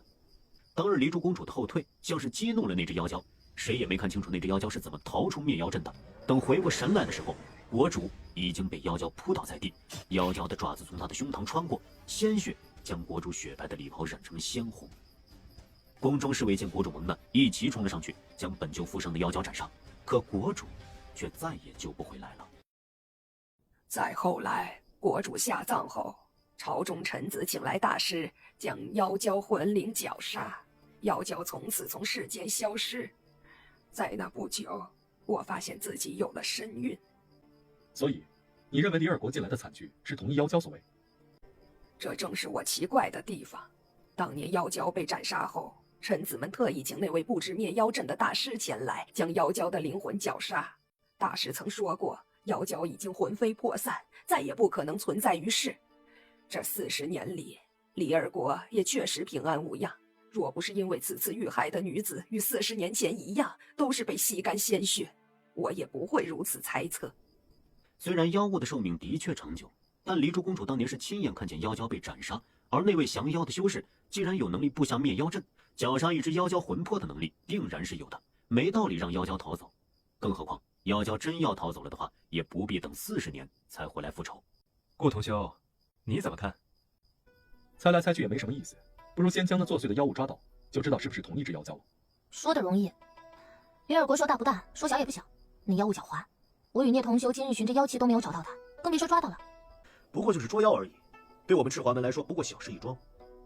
我出门前随手从宗门库房里抓了几样法器，其中有一样正是千里妖麻。千里妖麻是什么呀？是一样宝物，一只专吃妖气的蛤蟆。若有妖物经过，哪怕是再微弱的妖气，这只蛤蟆也能循着妖气吃过去。咱们明日一早，只需将这妖麻放出，随着它一路找去，定能找到那妖物的老巢。待找到了，管他是不是什么鲛人，再叫他魂飞魄散一次即可。什么千里妖魔，听起来跟个旅行青蛙似的。果真，如此一来，那妖物岂不是无处可逃？孤贤代李尔国的百姓们，多谢诸位仙长。待仙长们将妖娇擒拿，孤必送上厚礼相谢。诸位既已决定共同降妖，今夜不妨就住在王宫之内。况且，若真是当年那只妖娇死而复生回来复仇，定不会放过王宫上下。是以他巴不得多来几个保镖。哎呀，那是自然。既然大家已经决定一同降妖，自当住在一起。诸位同修也没有异议吧？我没异议。等一下我用传音符将师姐们也一道进宫。我也懒得走了，就住这里。众人的目光看向顾白英，都猜测以顾白英这种傲慢的性格，绝大可能会不太合群。但没想到的是，顾白英只点了一下头，就说道：“行，就住这里。”师叔，降妖除魔吗？修仙之人当然义不容辞。我们也留下。你脸上的伤……不要紧。刚刚我同国主言明琉璃宗的情况，国主已经让我将师兄接进宫中，过几日进入秘境，王宫中会有人帮我照料师兄，我也更放心些。琉璃宗也是运气不好，本就只有2个进秘境的名额，如今荣鱼的师兄连床都下不了，更别说进秘境了。荣鱼瞧着修为也不算特别出色，这回真是亏大了。咪咪嗷呜叫了一声，跳到地上。哎，这谁家养的猪啊？还挺白的。师姐，那是太阳派弟子养的灵兽。灵兽？对不起啊，我不知道啊。没事没事。三星抱起咪咪，同荣鱼招呼了一声，回屋将门关上了。师叔，香菱派和咱们宗门究竟有何局域啊？还能为什么？就是因爱生恨呗。啊，这是谁因爱生恨了？师弟，别胡说。当年掌门师尊曾与香菱派的掌门人荣双姑姑有过一门亲事，那时2派尚且交好，后来不知何故，掌门师尊主动退亲，荣双姑姑大怒，在仙门大会上当着各大宗门的面宣布与太燕派老死不相往来。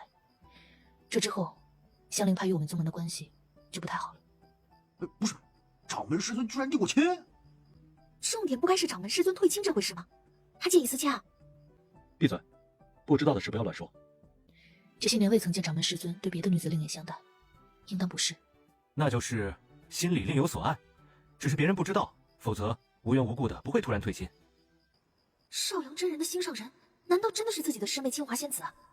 这样一来，少阳真人还真够惨的。心上人被抢了不说，还要帮齐无敌养儿子。他每次看到顾白英的时候，难道心不会痛吗？看什么？我还没说你，杨再兴，今日在客栈里，你可真给太阳派长脸。就是，你居然连死人都怕，你是修仙之人，怎么能怕尸体呢？我又不像你们，成日里打打杀杀的。我之前也没见过死人，这怎么了？哎，要不师叔教我幻术，下次再看到尸体，我便施个障眼法，把那尸体幻化成别的东西，就不怕了。荒唐！你用幻术模糊尸体，骗的是自己，不是别人。下次再遇到此事，你如何从尸体上寻找线索？又如何抓住作恶的妖物？不管这少年素日里看起来多么背懒不靠谱，但在这些正事上，他一向很严厉。簪星便不敢说话了，不过仍在心中暗暗自语：看尸体是不可能的，这辈子都是不可能的。明日，其他宗门的人要跟着谭天信一同去追寻妖物，他们手中有千里妖魔，应当能循着妖气找到对方。师叔，我们也一道去吧。不，尼尔国国主似乎隐瞒了一些事情。如果只是妖蛟害人，就算是40年前的妖蛟回来复仇，也没必要下封口令，禁止百姓议论此事。此事有说不通的地方。师叔的意思是，40年前的死者家眷多半已经找不到了，不过近2月的遇害者金卷应当不难找。田芳芳，你明日和门东一起去询问近2月遇害的死者家眷，问清楚这些死者最近做了什么，死前是什么情况。其余人明日跟谭天信一起擒拿妖物。那你呢？我留在王宫，王宫藏书阁里有记载40年前妖蛟一案的卷宗，我要查清楚一些事情。我也留在宫里，和师叔一起查好了。你想干什么？我怕死人嘛，要是中途妖物又多害死几个人，我见了尸体失态，被别的宗门弟子瞧见，丢了咱们太阳派的脸面就不好了。而且我看书很快，又很会抓重点，说不定能帮上忙。不需要。门东默默地施了一个传音术到顾白英耳边：师叔，这可是天大的好事儿，万一杨再兴和穆师兄一起出门遇到危险了，穆师兄英雄救美，这患难与共，生出真情就太危险了，指不定哪一日杨再兴就感动得以身相许了。不过看在你有心的份上，我同意了。男人未免也太善变了。明日你和我一道留在宫中看卷宗，莫曾霄和孟莹跟随谭天信他们找妖物，田芳芳和门东去打听近2月死者，若有变故，记得用传音符告知。众人点头称是。那没什么事儿，我们就先回屋睡了。哎呀，也不知那谭天信的蛤蟆明早什么时候醒，要是跟司晨居一般，咱们就睡不了多久了。不错，师叔也早些休息。簪星进了屋，将门掩上，他在桌前坐下来，总算是松了口气。今日刚到李二国，就发生这么多事儿，且这些事儿都是原著里不曾写过的，真是让人有些不安。簪星低头看向掌中的红痕，这红痕红苏看不到，田芳芳看不到，玄灵子也看不到，所有人都看不到，除了他自己。这像是一个警告，警告他不可乱动主线剧情，也不能抢走穆曾霄的主角光环，所以他只能在安全的范围内，尽量避免原著给他挖的一些坑。他的确怕看到尸体，但决定留在王宫里和顾白英一起看卷宗的却不是因为这个原因。原著里孟莹是穆曾霄的妻子，这2人的感情就是在一次又一次的历险中渐渐升华。他要是明日跟着一道去了，万一无意间又破坏了什么，2人的感情线拉不起来，原著又把这笔烂账算在他头上，该怎么办呀？他可不打算又背这个锅。簪星梳洗了一下，上了榻。管他呢，既然掌心红痕没有提醒，那就顺着现在的剧情走吧，总会没有什么麻烦。王宫中万籁俱寂，一道扁长的黑影从墙头掠来，僵直地立在窗前，一只眼睛从窗缝中露出来，死死地盯着榻上的人。床头上的猫浑身毛发竖起，弓起身子发出嗷呜一声嘶叫。榻上的人翻了个身，窗缝处空空如也，唯有冷薄的夜风从缝隙处一点点吹了过来。第2日一早，簪星醒来的时候，太阳已经出来了。迷迷卧在院子里的石凳上打瞌睡，院中的凤凰木下有人正在舞枪。少年人涂白的锦衣浸在金色的日光里，衣袍出红色的燕纹，精致又鲜艳。比朱色发带更灿烂的是他的容颜。凤凰木开红色的花，他手中银枪飞舞，流星赶月，枪锋带起嫣红落花在身侧飞舞，如掠影惊鸿。路过的王宫侍女似为美色所惊，经过时频频回头，含羞带怯。哇，七师叔人美枪准，我都看呆了。你胡说八道些什么？都什么时辰了才起？杨再兴，之前在孤峰山上听玄灵子说你勤奋，你是装的吧？我这是积蓄体力，好为进秘境做准备。毕竟像师叔这样天赋出众还勤奋修炼，也不是人人能做到的。对于旁人的恭维，顾白英从来就不知道谦逊二字如何写。哼，少来恭维。顾玄长、杨仙子，国主令奴婢将妖娇当年的卷宗送来了，你二位用过早膳之后就可以翻阅。若还有需要的东西，叫奴婢就是。文东和田芳芳一大早就出发了，莫曾霄和孟莹也早就随着谭天信一行人去寻妖气。此院落中暂且就只有簪星和顾白英二人。侍女很快就将早膳端了进来。簪星一看这早膳，就觉得李二国果真很富有，度蜜月的感觉更强烈了。他将雪耳椰子粥端到自己面前，拿勺子尝了一口，唇齿间十分清甜。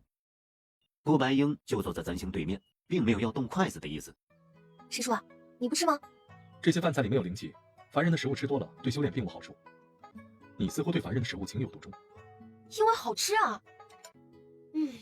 评价一样食物好吃，就是对食物最好的赞美。只顾口腹之欲，我看你这辈子也就这样了。那也不错啊，我又不打算只把修仙气。大约觉得簪星实在是一块不可雕的朽木，顾白英也懒得跟他说了。簪星迅速解决了一大桌子早膳。顾白英看了一眼瘫倒在门边晒太阳的咪咪，原来物随主人行是真的。这位七师叔不知为何总是横竖看我不顺眼，时时找我茬，仿佛我抢了他宝贝一样。吃饱了，师叔，我们还是先来看这些卷宗吧。卷宗很厚，簪星拿起最上面一册翻开来看，起先还耐着性子一点点琢磨，待到后来渐渐觉得有些奇怪。师叔，我怎么觉得有点不对劲？哪里不对劲？你看，这卷宗说是记载着妖娇一案，可我怎么觉得关于妖娇习性特点没写多少，全都去夸老国主的英勇大义了。你瞧瞧这写的，陛下手持宝剑与妖娇缠斗，妖娇凶残，陛下大智大勇，挺身而出，为李尔国一国百姓同妖娇浴血奋战。这不像是记载妖娇的卷宗，像是特意写来夸赞老国主的宋词一般。哼，皇室就这德行，都雕金身像了，几卷宋词算什么？不过这些卷宗确实少了点东西，是吧？这么厚的卷宗，总要写点有意义的东西啊，好歹也写写他们当年是如何发现这妖娇，又是如何将她制服的。可上面什么都没有。卷宗简直就像是将黎珠公主嘴里的话又复述了一遍，而且这复述里还往死里夸了一番老国主。虽然李尔国人敬重老国主的心情，簪星也能理解，但一本就够了。本本卷宗如此，只会让人觉得李尔国的史官是否是靠拍马屁混上的官职。40年前的死者消息也记录得不够。鲛人善水，常生活在水中，没有理由上岸杀人，而且心甘人血，并不符合他们的习性。会不会其实不是鲛人作乱？对于人鱼，他总是天然存了一份好感。当年的灭妖阵确实在王宫里捕捉到了鲛人，这一点没有作假。但那只是当年啊，就算当年是，也不能说明如今作乱的是同一只妖娇吧？黎珠公主自己也说了，当年那只妖娇已经魂飞魄散，虽然死者都是被人吸干人血而死，但也有可能是模仿作案啊。模仿？对啊，当年的事情闹得很大，李尔国的人都知道，说不定有人或者妖看到了，用同样的方法杀人，顺带栽赃嫁祸到当年的鲛人身上，这也不是没有可能。那你觉得谁会这么做？那可多了，心理扭曲变态的，反社会的，或者是鲛人的亲朋好友后人，还有可能是他的情人回来复仇。情人？你话本看多了吧？不是啊，虽然是妖，但是说不准他也有情人。想想，知道自己的爱人被灭妖阵魂飞魄散，情人该有多伤心啊！说不定人家苦心修炼就是为了杀回来。妖娇报仇40年不晚，王宫灭了我情人，我便要整个王宫为他殉葬。看看，多么令人感动啊！闭嘴！什么感动？恶心死了！当然感动了，我喜欢的人要是被人害死了，我肯定会隐姓埋名为他报仇。师叔，你真是不解风情，难道你不会这么做吗？并不会，我根本就不会让我的人身陷险境。话虽如此，不过师叔，你的结心灵真的会响吗？你真的会有喜欢的人吗？顾白英忍无可忍，你说够了没有？再废话就给我滚出去！随便说说，不要生气嘛。顾白英不理他了。簪星又翻了几本卷宗，确实没发现什么有用的东西。师叔，这些卷宗大同小异，看也看不出朵花来，现在怎么办？顾白英将手中卷宗往木盒里一扔，从怀里掏出一只传音符。七师叔，你们现在到什么地方了？可有找到妖物？没有，这里的妖气十强十弱，谭天信的千里妖马走走停停，我们现在正往山上走，不知天黑前能不能找到妖物的巢穴。知道了，你多注意周围，照顾好木曾霄，若有危险，记得传音于我。是，师叔。喝吧。孟英没有接，他惯来爱干净，若非实在需要，素日里也不用旁人的杯盏水壶。水壶是今日出发时问宫里侍女要的，水是山泉水，我没有碰过。穆曾霄将水壶塞到孟莹手中，自己走到另一边坐了下来。天热，孟姑娘一定口渴了吧？在下特意令人去买的冰糖浆，甘甜解渴，孟姑娘尝尝。孟莹冷漠地从他身侧走过，拔掉水壶的塞子，仰头喝了一口，看也没看他一眼。看来孟姑娘是不爱喝甜的。不远处的谭天信坐在树下，看着地上那只通身翠绿色的蛤蟆。李二国的妖气若有若无，千里妖蛤追出大半日也没发现什么影子。众人正歇着，突然间像是发现了什么，尖锐的嘎嘎声响了起来，朝一个方向迅速跃去，将众人惊得不轻。妖马找到妖气了，那妖物就在前面，快跟着他！哎呀，李二国爷，太热了吧！孤峰山地处山上，总是比山下多了几分凉意。李尔国的日头却是恨不得将人晒干一般。仙长想知道什么尽管问，只是离我阿妹当年出事的时候已经过去了几十年，可能有些事儿也记不大清楚。没事儿，我们就是随便问问，你不用紧张。老伯，我们就是问问，当年您阿妹被妖蛟所害，当日的情形。妖蛟啊，那可是个可怕的妖怪。当年的死者人家好多都已经不在人世了，要么就是已经离开了李尔国，总共就只找到了5户人家，咱们走了3户，说辞都差不多，都是年轻女子，都是被吸干了浑身血液，都是在落单时被害的，和如今那些人的死状一样。我看就是40年前那只妖蛟回来复仇了吧，这还有什么可说的？话虽如此，我总觉得像是有什么地方被忽略了。这些人都没有亲眼见到过妖蛟害人的画面，口径却很一致，真奇怪啊！有什么奇怪的？他们都是普通人，如何能看到妖蛟的真身？李尔国的皇室中人也是因为灭妖阵才抓到那只鲛人的。不过当时的符阵师大概也是学艺不精，才会让鲛人寻得生机逃脱，40年后再卷土重来。罢了，想这么多也没用。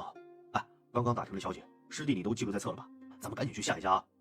三星将侍女送过来的卷宗翻来覆去看了几遍，确实没有任何收获。晚的时候，穆曾霄又闪过一次传音画符来传话。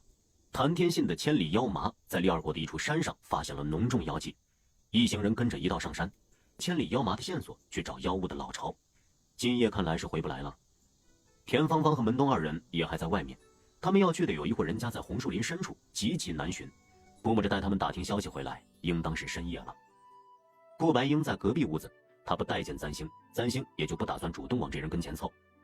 他坐在桌前，望着油灯里跳动的灯火，一时有些恍惚。今夜过去，离秘境开放就只有4天了。宗门里的人都忙着去抓妖蛟，在9霄之巅中完全不存在的剧情。他来到李二国后，一直不曾主动去改变剧情，但剧情为何还是改变了？手心里的红痕倒是没有任何改变，不过心口的萧元珠也没有半分动静。这萧元珠又跟死了一般，簪星很是怀疑，原著里明明全能的金手指，在他这里是否只有生死攸关的时候才会短暂的发挥一下作用？主角光环真不是人人都能配得上的。簪星想着想着，不知不觉睡着了。夜深人静，窗外的夜风拍打着窗户，将窗户轻轻推开了一条缝。一个黑影顺着窗户的缝隙一点点爬上来，随着微弱的月光，一点点朝伏在桌前的人身前靠近。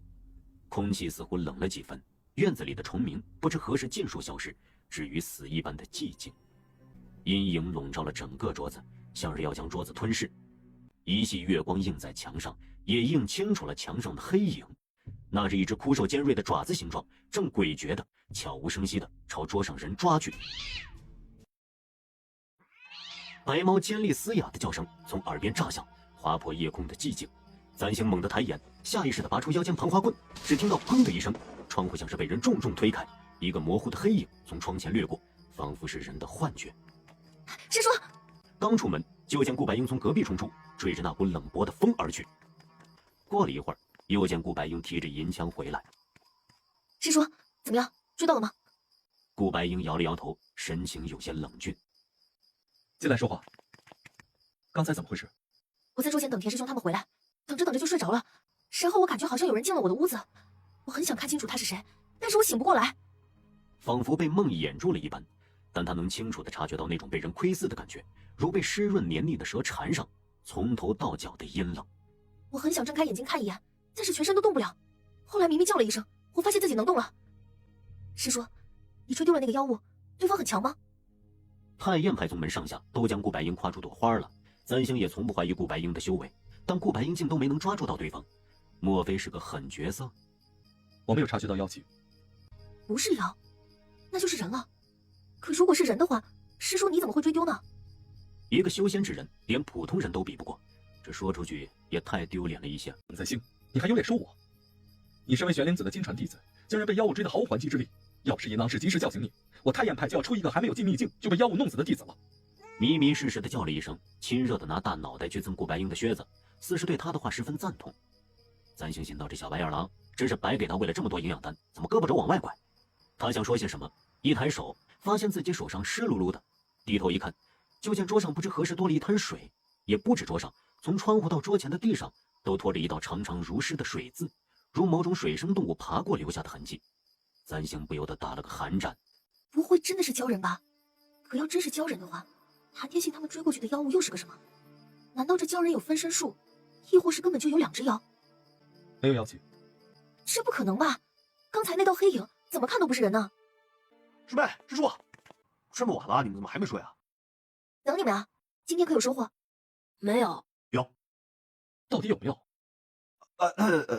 有是有，不过好像没什么用。那我和师弟今日一共去了5户人家，打听到的消息都记在这册子上了。门东年纪虽小，却写得一手好字。不过果如田芳芳所说，这册子里记载的东西看起来确实派不上什么用场。当年之事离现在已经过去很久了，很多人都记不清细节。我们问了好些人，情况和昨夜遇到的死者差不离，都是独自在家中的姑娘被人吸干鲜血而死。可是这册子上怎么都没有记载鲛人的模样？因为没有人看到过鲛人啊。那些遇害的姑娘被发现时，人已经死了，没有人看到过鲛人长什么样子。鲛人是妖，害死人之后自然会离开，寻常凡人又怎么可能抓住妖的真身？我还是觉得不对。照这么说，见过鲛人长什么样的，就只有40年前鲛人被诛杀的皇室主人，但并没有人抓到鲛人行凶的样子。而且，他看向地上那道如诗的痕迹，说真的，他真的很难想象鲛人拖着一条鱼尾在地上爬行的模样。顾白英只看着手中的卷册，师叔，你怎么不说话？40年前遇害的女子全都是18岁。是啊，这妖物真是会祸害人。姑娘家正是花儿一样的年纪。那我们今日去了1户人家里，人姑娘都快出嫁了，就在出嫁前1日被妖蛟害死。那新郎痛苦之下，竟然自觉跟随而去。哎呦，可造孽了！莫非他是特意挑选18岁的女子？是偶然吧？前夜里遇害的那个女人不是才15岁吗？或许是口味变了。嘿，这妖蛟可真挑嘴。不对，你们今日出门没有打听那些女子的生辰？没有。田芳芳摇了摇头。我们又不是节庆换更贴，打听人生辰八字做什么呀？见顾白英的眼神越来越锐利，田芳芳的声音低了下去。我忘了，师叔。怎么了，师叔？这生辰八字有什么不对吗？你们明日再跑一趟，拿到那些女子的生辰八字，不要漏掉任何一个。他语气很严肃。田芳芳和门东也不敢再说什么。此刻已是深夜，明日一早，田芳芳2人又得起早去打听消息。示意2人说了几句话就离开，先回屋休息了。顾白英也要起身离开。哎，师叔，干什么？今夜那妖物偷偷跑到我屋中，想对我下手。虽然中途逃走了，难保不会卷土重来。连你都追不上对方，说明对方很强，我一个人可能打不过。所以今夜要不你到我屋里来睡吧，也好有个照应。你说什么？这屋里有2张榻，你可以睡那张宽敞的，我睡小的，又不是一张床，隔得也很远，应该没什么吧？顾白英见了鬼似的盯着他。杨在兴，你是女子，我是男子，怎么能同室一卧？你们修仙界这么严格的吗？哎呀，你就把这屋子当做野地，咱们一人睡一角不就行了？你死了这条心吧，我是不会跟你睡的。三星看着他，这少年紧紧抿着唇，铁青着一张脸，仿佛他说的是什么十恶不赦的坏事一般。算了，不行，我去找田师兄，他修为虽不及你，要真出了事，也好有个照应。这大晚上的，刚刚才被人摸进了屋，他还没有心大到马上就可以当做什么事都没有发生过。离2国宫里的侍卫又实在没什么用，人都跑出3里地了，才有人来询问出了什么事儿，凉了都没人知道。不行，杨在兴，我告诉过你，宗门里不许双修。我没有双修啊，我们就在一间屋里睡觉，不修。那也不行。那师叔你说怎么办吧？你今夜别睡了，在屋中修炼。师叔，就算我一夜不睡，离秘境开放还有几日，我总不能夜夜不睡吧？再说了，现在将精力用尽，带进了秘境，我拿什么跟吃花门的人争？届时你又要说我给宗门丢脸了。顾白英抬眼看向对方，这人站在屋中，看他的目光坦荡极了。宗门里也不是没有贪图安逸的弟子，但既做了亲传弟子，还能耍赖得如此理直气壮之人，杨簪星大概是第一个。他亦没有身为女子的自觉，居然连一起睡都说得出来。这要是换了一个人，那秦虫种子要易主可太容易了。秦虫，想到秦虫，顾白英心中又是一阵气闷。师叔，你想好了没有啊？簪星见少年眼中眸光变幻，一时也猜不到他心中在想什么。你睡吧，今夜我在你屋中修炼。你不睡？我又不是你。顾白英在屋中的长椅上坐下，果然开始闭目养息。真不睡啊？顾白英闭着眼没搭理他。簪星心中便很感叹，看看多么正直的少年，这种性情人设在一本男频爽文里简直是怪物一般的存在，太不科学了。不过有顾白英今夜守在这里，想必妖娇也不敢卷土重来，他可以放心休息。簪星轻手轻脚地上了榻，屋中的长榻上，少年的背影挺拔，在这个微凉的夜里如一道春风，带着和煦的暖意，让人梦中也安心。他看着看着，不知不觉睡着了。第二日，簪星是被咪咪踩醒的，臃肿的白毛从他胸前踩过，留下4个灰色脚印，尾巴一甩一甩的拂过人鼻尖，比日光还叫人心中发痒。长椅上，少年的背影与昨日一般无二，简直像座雕像。这人果真在这里坐了一夜，不过这会儿是睡着了吗？顾白英平日里说话的时候，总是带着几分不耐烦，若是有人惹恼了他，那点不耐烦就会变成了狂妄。当他闭着眼睛的时候，眉宇平展，就显出寻常时难得见到的温柔。他长了一张顶俊俏的脸，五官无一不精致。太燕派宗门上下都说清华仙子是个千年难遇的大美人，这一点簪星从未怀疑过。别的不说，看看顾白英这副皮囊，也知道清华仙子不可能丑到哪里去。日光落在少年的鼻尖上，将他的皮肤也衬得剔透，唇线极漂亮，下颌线条简直像是画上去的一般。因闭着眼，睫毛便垂了下来，柔和的如春日的蝶翼，又如院子里的凤凰花，总让人想到鲜艳美好一类的词语。簪星望着望着，犹如被蛊惑一般，忍不住伸出手想要碰一碰这人的睫毛。手才刚举到一半，顾白英睫羽一动，慢慢睁开眼来，他就在对方的眼睛里看到了自己的影子。你干什么？我……簪星不好说自己看他的美貌看呆了。看师叔好像睡着了，给你拿件衣服盖着。衣服呢？忘了。杨簪星，你是不是在心里打什么主意？没有。我能打什么主意？师叔，你要是不睡觉呢，就去梳洗一下，等下是你们该送早膳来了。不知道师兄和门东师弟出发了没有？他一边说一边打开屋子大门，门口恰好有人走过，一抬眼就看见顾白英与簪星在屋中。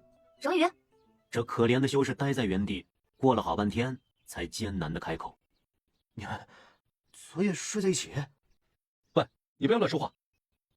我在他屋中修炼一夜，什么都没做。顾白英平日里应当很少跟人解释，这澄清的还不如不澄清呢，越描越黑，简直子弟无银。昨夜我屋里似有妖物来过，师叔担心我的安危，所以在我屋中修炼和保护我。做长辈的照顾晚辈是应当的。小子，你胆敢到处乱说，我就宰了你！我不会说的。你这是去做什么？啊，这几日师兄住在宫里，国主令人送了许多药材过来，再过几日就要进秘境了，师兄得留在宫中。我想去拜谢国主。荣于自从在锵锵赌坊和赤华门结下梁子后，日子便很不好过。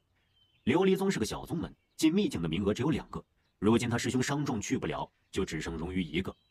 谭天信虽然碍于顾白英的面子，不敢明着动荣于，但估摸着之后也不会少使绊子。簪星望着荣于那身打了补丁的旧衣裳，心中摇了摇头。这宗门都穷成这样了，得亏这次李二国国主财大气粗，愿意拿宫中库房里的药膳给他师兄养着，否则估摸着他们连买药的零食都出不起。正好，我们也有些事情想问国主，你等我们先梳洗一下，一起去吧。关于40年前妖娇一案的卷宗，详细的记载实在是太少了。昨夜簪星和田芳芳他们也商量过，今日一早用过早膳后，去问一问国主可有其他的卷宗。眼下既然荣于要去，就一起去了。好。国主知道了他们要来，已经到了主殿，看见3人，国主便令人送上早膳，请他们边吃边说。顾白英果然不肯吃凡人食物，荣于今日本来就是来道谢的，饭没吃几口，先倒了8回谢。簪星听着他们往来恭维，吃得更香了。杨簪星，注意你的仪态，顾白英施了一个传音术到簪星耳边，还不忘教训他。我看太燕派几百年的形象，迟早会在你手中。簪星默默传音回去。大哥，人家请你吃饭，你不肯吃还甩脸子，这才叫没礼貌。顾白英决定放弃跟簪星讲道理了。天宫理事卫说，昨夜似有妖物潜入仙子屋中，仙子可有受伤？没有受伤，也不能确定是妖物吧。其实我们今日来也是为了问问陛下有关卷宗一事。昨日侍女送来的卷宗，我和师叔都看过了，有关妖娇的记载比较少，所以我们想问问陛下，可还有记载的更详细一些的卷宗，最好是有关妖娇的记载多一些的。唉，当年妖娇一案时，吾尚未出生，当时从头到尾亲眼目睹妖娇祸乱的臣子们，许多也已经不在人世。王宫里能找到的卷宗，吾已经全部令人给你们送来，其他的确实已经没有了。国主说着说着又咳嗽起来。如今里尔国妖娇还未找到，陛下心焦，但也要保重身体啊。哎，不碍事儿，姑都是老毛病了，自打出生就是这样。听闻当年父皇疫逝，严重的时候日日咳血，正因如此，宫里库房里从不缺药材，如容仙长师兄所用的药材，实在算不得什么。冒昧的问一句，陛下生的萧似老国主吗？不错，姑的确是和父皇更像一些。师叔，你有没有觉得有点奇怪？怎么说？昨日我们一共看了8卷妖娇案的卷宗，全都大同小异，将老国主说的神勇无比，跟个力拔千斤的大力士一般。而最后与妖娇同归于尽，也是因为妖娇太过狡猾的缘故。但是今日听国主的意思，老国主身体不太好，还经常咳血，是个虚弱的药罐子。然后？这就很矛盾啊！你还记不记得我们在海边看到的那个金身雕像？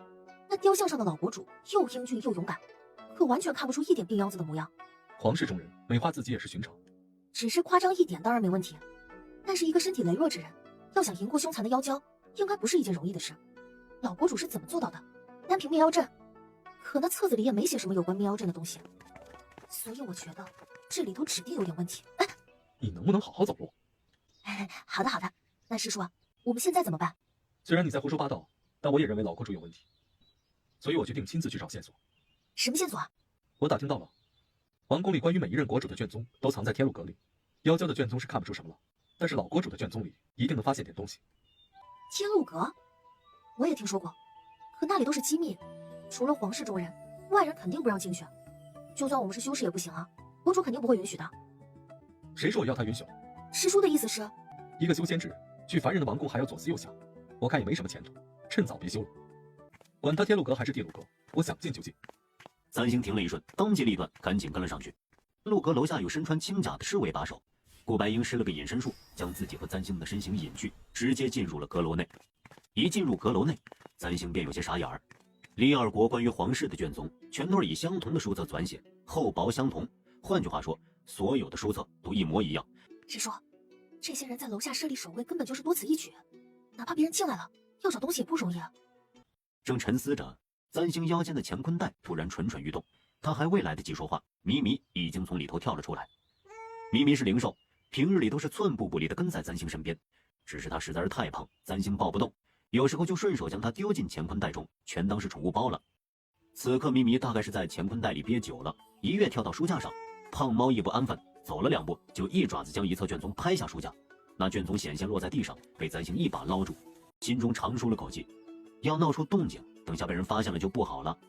他正要将那卷宗放回书架，陡然看到卷宗的右下角写着2个字儿：圣明。圣明是老国主的尊号。簪星抬头看向书架上的咪咪，咪咪顶着一张胖脸，悠哉悠哉地坐在架子上摇尾巴。簪星收回思绪，将那本写着圣宁2字的卷宗拿到顾白英跟前，示意顾白英看。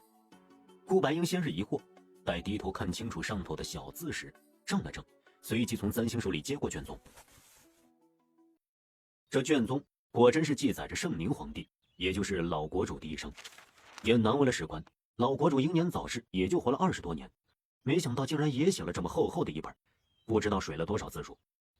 圣宁皇帝自打出生起，身体就羸弱不堪，隔三差五的卧病在床。里尔国的神医都看过，这是打胎里带出来的毛病，治不好只能养着。不过王宫里流水似的药材并没有让圣宁皇帝的身体有所好转，在他幼时期尚且还能跑能跳，等到少年时已经不能做剧烈的运动。待过了20岁，更是日日咳血。海边那个金身雕像，真的不是讽刺吗？那金身雕像看起来能一个打10个。别说话，继续看。话说回来，圣宁皇帝虽然羸弱归羸弱，但这样一个药罐子，竟然还想着娶妻。在圣宁皇帝22岁生辰的时候，迎娶了林氏国的黎珠公主。咱星猜测，或许这是为了冲喜，只是这冲喜似乎没什么用。圣宁皇帝虽然没病死，却被妖娇给杀死了。圣宁皇帝在娶了黎珠公主后，身体渐渐好转了一点。没多久，李尔国就出现了妖娇作乱一事。之后的记载就跟先前卷宗写的一样，圣宁皇帝勇斗妖娇，捐躯济难。再后来就没了。就这？倒不是他对圣宁皇帝有成见，只是看完了这幅卷宗后，实在觉得圣宁皇帝一生做的成让人有点印象的事儿，大概就是娶妻和斗妖娇了。顾白英又往后翻了几页，这似乎是一张附在卷宗后面的药单，上头清楚地记录了圣宁皇帝这些年用过的太医院的药材。可见幼时还好，只是一些补气健身的药材，到后来人参、灵芝什么的全都是吊命的东西，每年所用的药材也在成倍增长。圣宁皇帝的病似乎越来越重了。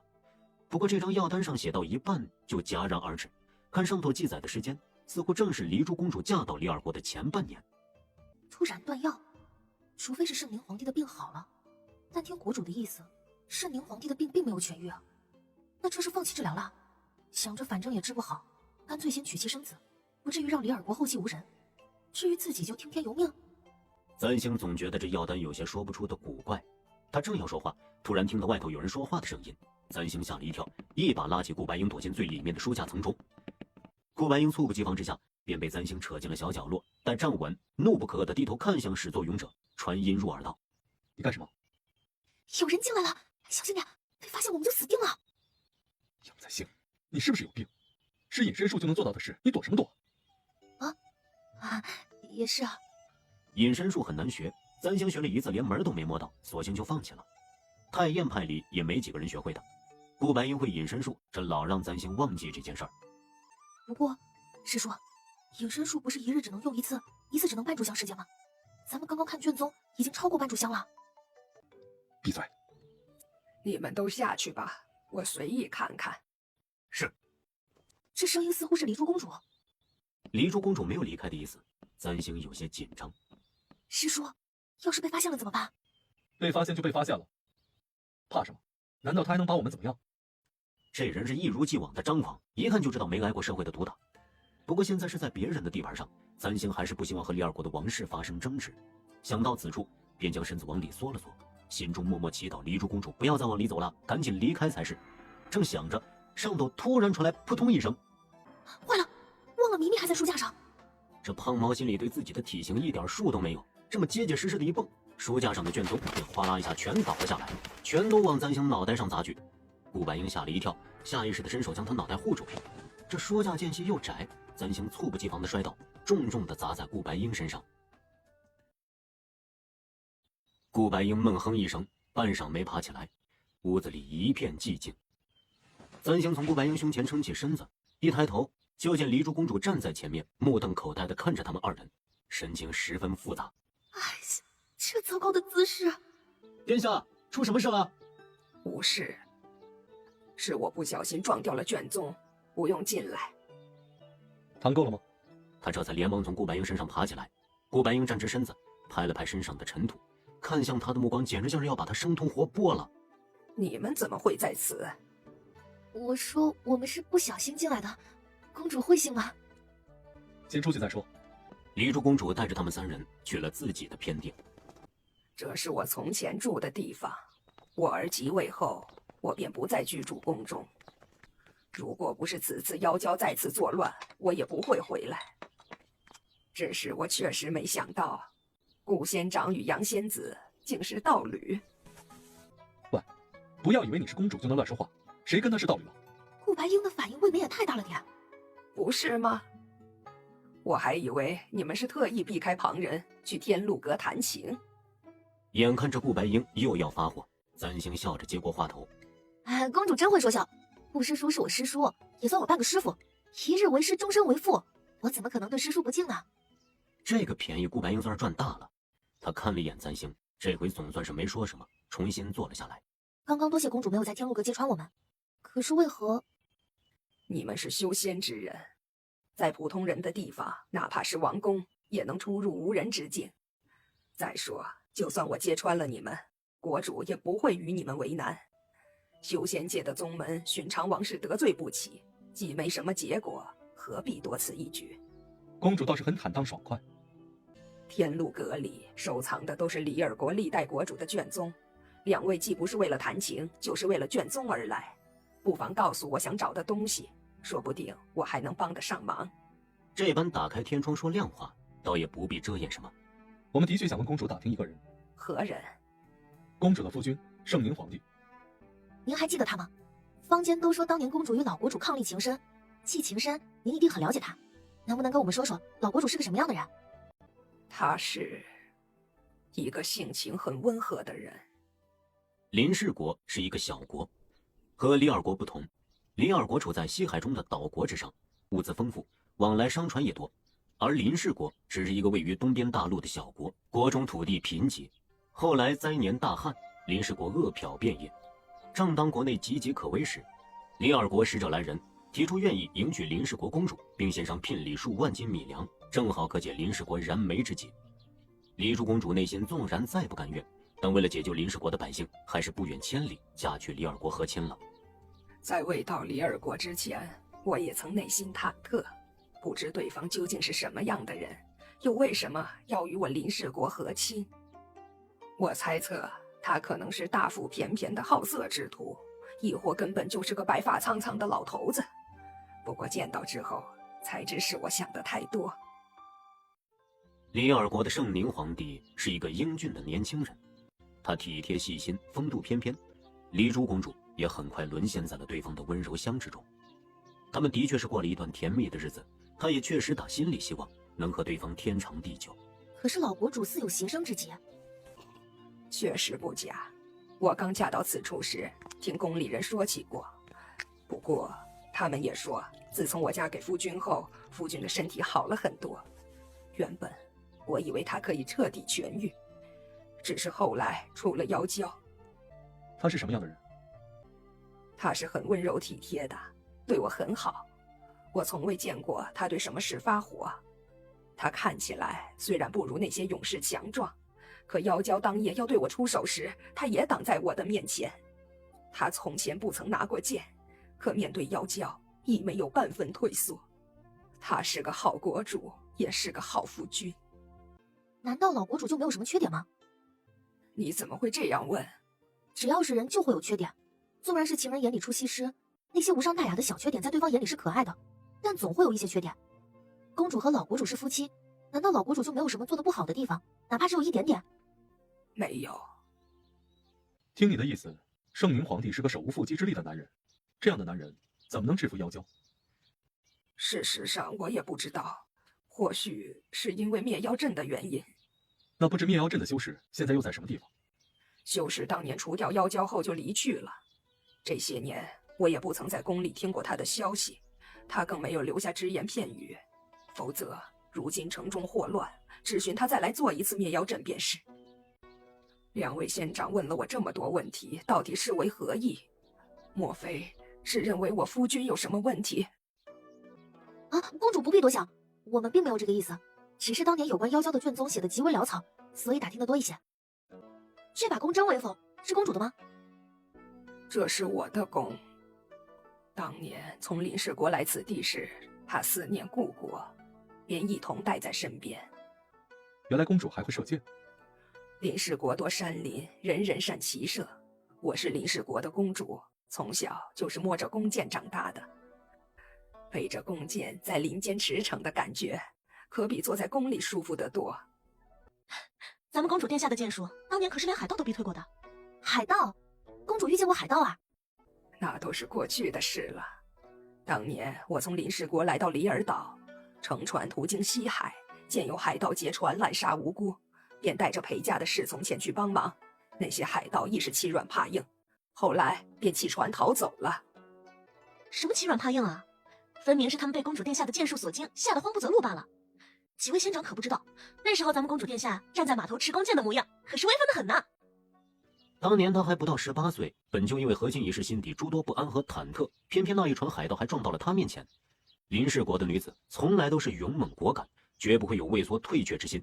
于是他便取了随身的牛角弓，在夜里带着几个侍从潜入水中，摸黑上了船，杀了那些海盗一个措手不及。那些海盗劫掠了许多路过的船只，妇人就留下玩乐，男子全部杀掉。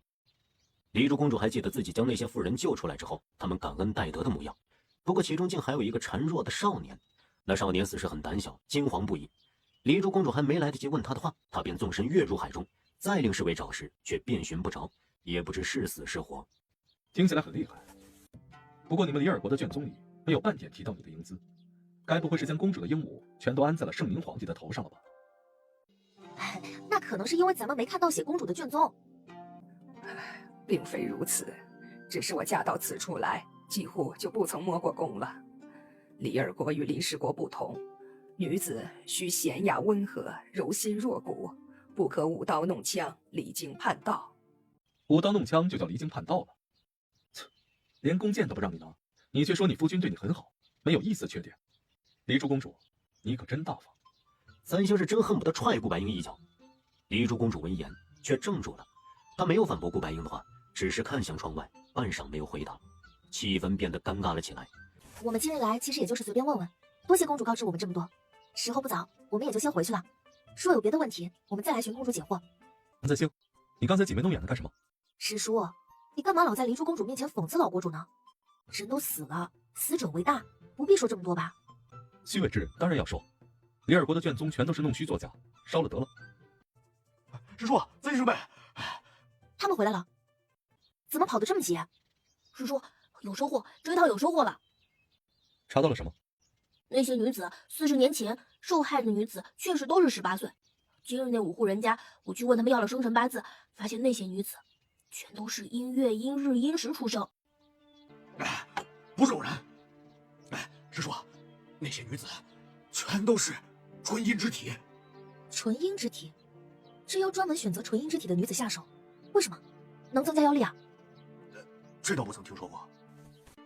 师叔，我倒是知道有一种秘法，需要纯阴之体的女子鲜血。炎阳秘术？什么是炎阳秘术啊？是传说中的一种秘术，传闻寻49位纯阴之体的少女，以少女鲜血炼技，能使人获得长生，延续寿元。我怎么没听过？这只是旁人传言而已，谁也不知道是不是真的。而且这种方法过于残忍邪恶，修仙界怎么会有人用？除非是一些妖道为了害人才会如此。你的意思是，40年前那些女子之所以遇害，也许是因为有人想用炎阳秘术来延续寿命，获得永生？不排除这个可能。可是不对啊，妖族的寿命不是很长吗？怎么还会多此一举？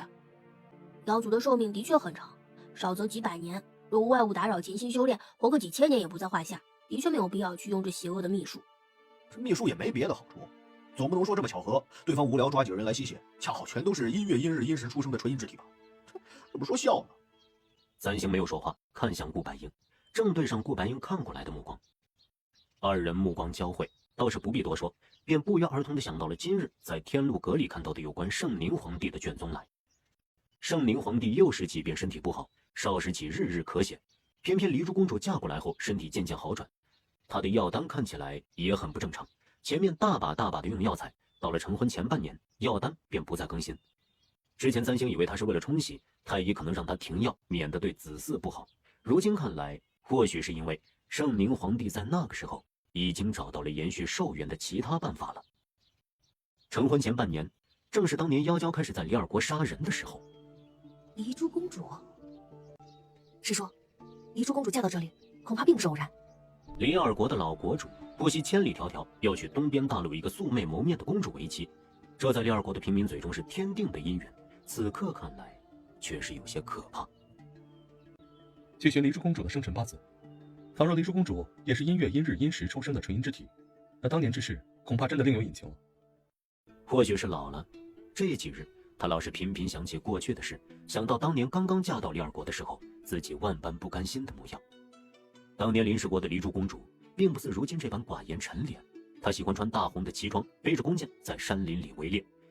直到和亲的圣旨一下，她放下手中的弓箭，换上精致的衣裙，去往里尔国，不再是黎珠公主，而是做别人的皇后。她有些郁郁寡欢，黎珠公主甚至还想过逃走。她记得有一个夜里，或许是因为月色太过晴朗，她竟然萌生出一种要逃离皇宫的冲动。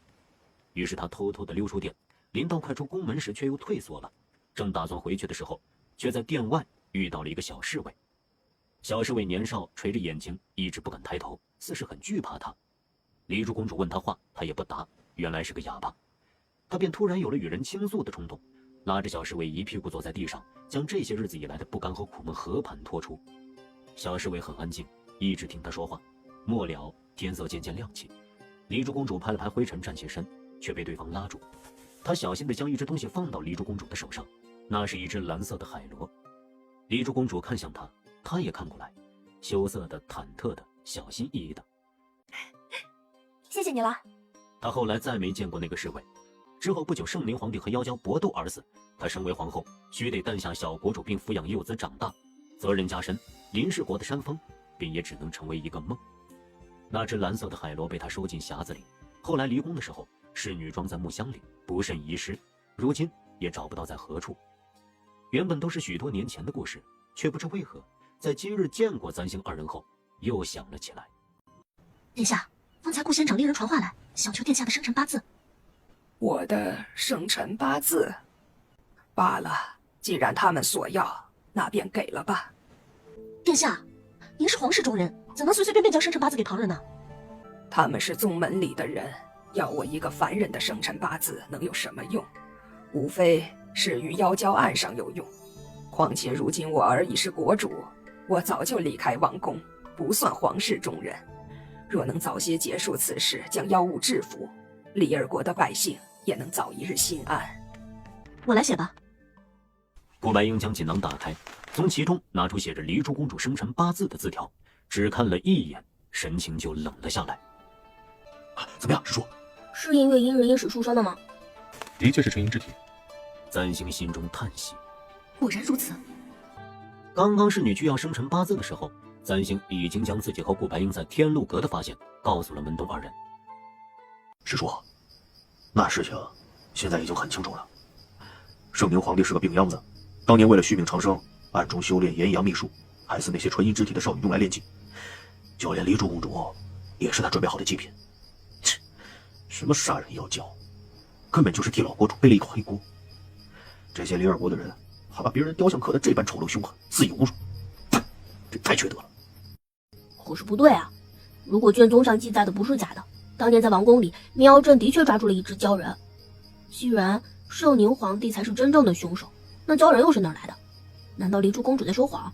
簪星并不觉得黎珠公主是在说谎，恐怕她自己也没有想到圣宁皇帝迎娶她这个林氏国的公主是为了获得永生。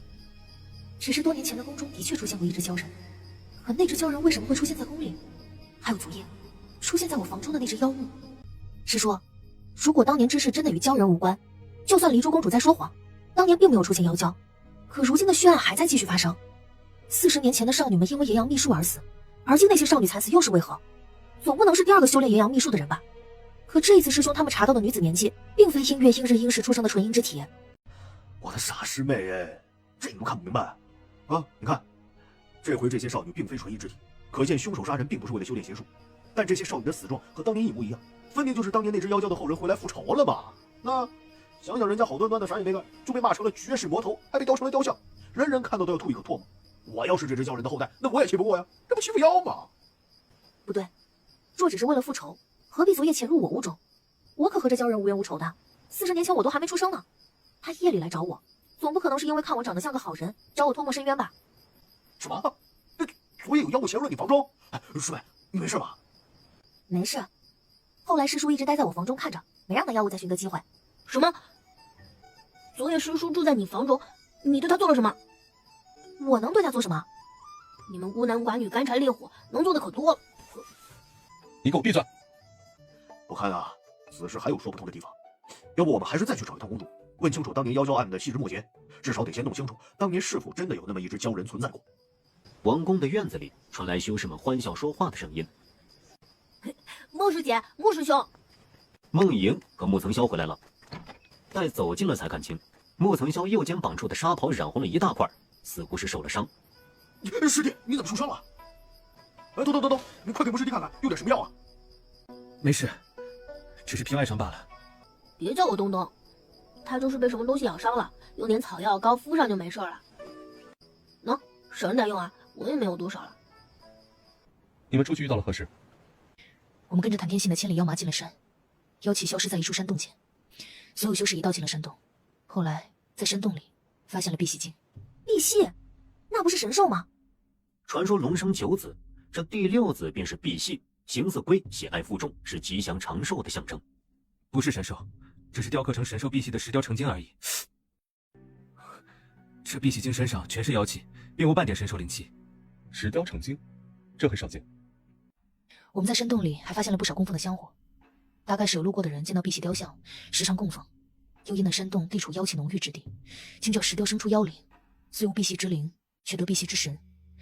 当时修士一行人进去，不少人都受了伤。之后，修士们就和碧玺经混战在了一处。木曾霄肩上的伤口，也是为了救一位香灵派的女弟子不慎被碧玺经咬到的。哼，不愧是娶了8个老婆的海王，梦莹就在身边，也没耽误他英雄救美，可真是个人才。只是香灵派里有木曾霄的红颜知己吗？我怎么记不清了？之后呢，孟师姐，你能把那只碧玺经抓到吗？碧玺经毕竟只有一只妖，不敌修士。只是此妖本就是借助碧玺雕像成型，元神就藏在石像中。智怀门的谭天信一剑将石雕劈碎，那碧玺经便死在了他的剑下。连个全尸都没留下？哎呀，你好歹让人家说句话吧！啊，你们是去抓鲛人的，怎么还顺带灭了个碧玺经啊？那人家一块石头，好不容易修炼成精，藏在山洞里好端端的，也没招惹谁，何必赶尽杀绝呢？田芳芳和门东不同，门东或许是因为出自宗门，对于妖族和魔法天然存在了一份敌意，认为降妖除魔是理所当然的事。但田芳芳是从寻常民间而来的修士，三教九流的人见得多了，很多事情都喜欢和稀泥，只要不是大过，都睁一只眼闭一只眼算了。不，杀掉碧玺经后，他们在山洞里发现了很多具女子尸体，皆被吸干了血液。阴风宗的人问过山洞附近的村民，说是近半年的确有女子在附近走失后再无音讯。那他们的意思是，这个碧玺经就是这段时间在里尔国里作乱的妖物啊？孟莹点了点头，三香还是觉得不对。如果碧玺经是凶手的话，那昨夜里潜入他房中的妖物又是什么？若不是这碧玺经有分身术的话，那么里尔国就有2只妖。你认为碧玺是杀害城中少女的凶手？我不知道，但也不是没有可能。我倒觉得不是。我和碧玺经交过手，那只妖看起来似乎并不聪明，只知道啖食人类血肉，而城中那些少女之死，手段看似粗糙，其实心思缜密，否则不可能这么久都没被人发现端倪。而且今日碧玺伤人，并没有只挑少女，也并不止吸食血液，这都和之前妖物害人的手段不同。谭天信那个王八蛋，根本就是为了交差，随便找了一个妖抓上去，就说这是杀人凶手，这太不负责了吧？这也不错。其实谭天信爱怎么交差就怎么交差，这事咱们也管不着。重要的是，再过2日，所有修士就要进秘境了。倘若里尔国百姓都以为妖物被抓了，放松警惕，回头再有人遇害怎么办？诸位仙长，陛下请您们去殿中一叙。国的国主很高兴，谭天信他们抓到了碧玺经，回到王宫的第一时间就迫不及待地向国主邀功。大殿中，赤华门的几个修士将一点碧玺石雕的碎片从匣子里拿出来，听说也带回来几具在山洞中发现的死尸，只是尸体情状惨烈，怕吓着国主，先让侍卫们看过了。诸位仙长修为精妙，此次里尔国有难，愿挺身而出抓住害人妖物，故代里尔国的百姓们谢谢你们。今日一晚，仙长们想好好休息，明日夜里故在宫中设下长宴，感谢诸位仙长相助，也算是进秘境之前提前恭贺仙长们觅得机缘。这就开始庆功了？才刚抓住了个碧玺，事情了没了都还说不定，着什么急呀？芳芳兄这话是何意？田芳芳最讨厌旁人讲的芳芳，闻言便没好脸色道：你们有什么证据证明这妖怪就是在城中作乱杀人的妖？里尔国这么大，想必藏匿的妖族也不止一个，你们随随便便抓个妖回来就说是凶手，现在妖都死了，死无对证，自然想说什么就说什么了。胡说！我们一行人都是跟着千里妖麻循着妖气找到碧玺经的，况且那山洞里也有别的被吸干血的死尸，若非如此，我们又怎么会笃定碧玺经就是作恶凶手啊？哼，你们这些胆小鬼，不敢跟我们一起去捉妖，反倒留在皇宫里躲清闲。如今妖都抓到了还来找茬，真是难伺候。你这个小鬼，长得漂漂亮亮的，怎么说话这么不中听呢？我们是躲清闲去了吗？我们是去查妖交案的细节去了。大热天的，你以为在外面跑来跑去的不累啊？那你们可曾查到了什么呀？关于圣明皇帝的事儿，可这到底是皇室中的丑事儿。眼下这正经国主还在眼前，殿中又有各大宗门的人，倒是不好一口说出来。词穷了吧？啊，躲清闲就躲清闲呗，何必找这么多借口，反而让人瞧不起。我师兄怀疑碧玺经不是真凶，并非随意揣测。我们检查过之前那些尸体，女尸身上只有很微弱的妖气，而方才你们带回来的碧玺石雕碎片上，妖气却很浓郁，实在蹊跷。大惊小怪，妖族狡诈，多半是用了什么法术隐蔽自己的妖气罢了。当时我们在山洞里人多势众，那妖族见我们这些修为高深的弟子，吓破了胆，妖气外泄，这很难猜吗？殿中忽然有人笑了一声，看见了你们吓破了胆，赤华门的人倒是自信的让人羡慕。顾白英嘲讽众人，向来是不留情面的，可惜旁人又打不过他，眼见着谭天心的脸色逐渐青了起来。仙长一心为李尔国的百姓考虑，孤也十分感动。只是妖教一案本就复杂，仙长们意见不一，也不急于一时。如今能除去碧玺经也是好的。明晚的长宴过后，各位仙长就要进秘境了。仙长们进秘境也需要数十日，若是这些日子李尔国并无他事发生，就说明真凶已被除去，百姓们再无后顾之忧。若是仍有人遇害，待仙长们出了秘境，故再与仙长们做打算。这国主大概是两边都不想得罪，只是簪星却听得不是滋味。要知道进秘境的数十日里，极有可能再次有无辜少女遇害，而国主并不将这些少女的性命放在心上。不过眼下各大宗门的才俊们都认为此事已了，自觉惩恶扬善，做了一回救世主，当然不会自己拆自己的台。叔叔，现在该怎么办啊？我觉得咱们还是应该先将40年前的事情说出来。毕竟当年圣明皇帝杀人是为了长生，如今这妖杀人手段和当年妖教案一模一样，多半和从前的事脱不了干系，得从这一层下手。孟莹和穆曾霄已经知道了圣明皇帝一事，此事关系到皇室丑闻，就算你将真相和盘托出，李尔国的皇室也不会承认的。不错，他们甚至可能会为了掩盖此事，反而认定碧玺才是真凶。但是就让他们这么做下去吗？这对当年那只妖蛟来说也太冤了。做错了事就要付出代价，不管是国主还是妖族都一样。只是我有件事不太明白。什么事？我查看过这几个月以来遇害的女尸，有些已经入葬，但坟冢处仍有残留的妖气。可见一开始妖气很足，但到后来妖气渐渐不再明显。直到我们抵达李尔国的当日遇害的女子，身上妖气已经很微弱。昨夜潜入女巫中的她，身上完全没有半点妖气。意思是，凶手一定是妖，但妖气在渐渐衰退。不是衰退，是隐藏起来了。世上没有任何妖族能完全隐藏得住自己的妖气，除非用了某种方法。但什么法子能够做到如此？太眼派的藏书阁里可从来没有记载过这一条，我也不曾听师叔师尊们提起过。我不知道。这一夜，因孟莹已经回了王宫，簪星便不必死皮赖脸地拉着顾白英共处一室，而是和孟莹住一间屋里。不过不知是不是孟莹修为高，对方忌惮，这一夜十分太平，并未有任何妖物前来骚扰。簪星睡了个好觉，但一觉睡到天明。第二日，因碧玺经已经被抓到，王宫里的气氛便比之前好了许多。因明夜皇陵处的秘境入口会将开启，各宗门弟子便都在院中休养修炼，好为接下来的秘境做准备。簪星也是一样，自打来到李尔国后，因为妖教一事，簪星都忙得顾不上修炼青娥拈花棍。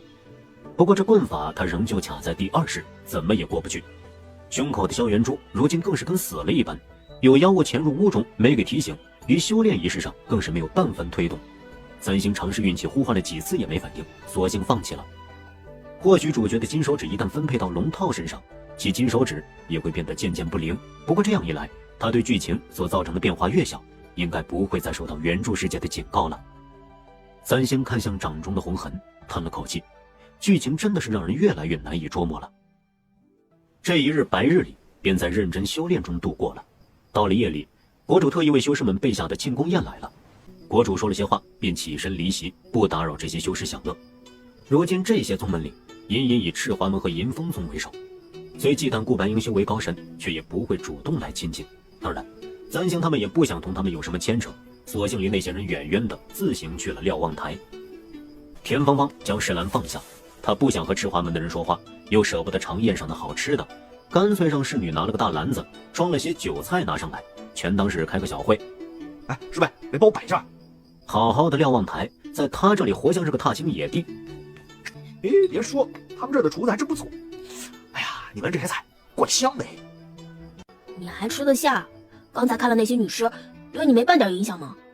说实话，我是挺同情他们，但这也不能影响吃饭呢。啊，再说了，那不吃饱了怎么查真凶啊？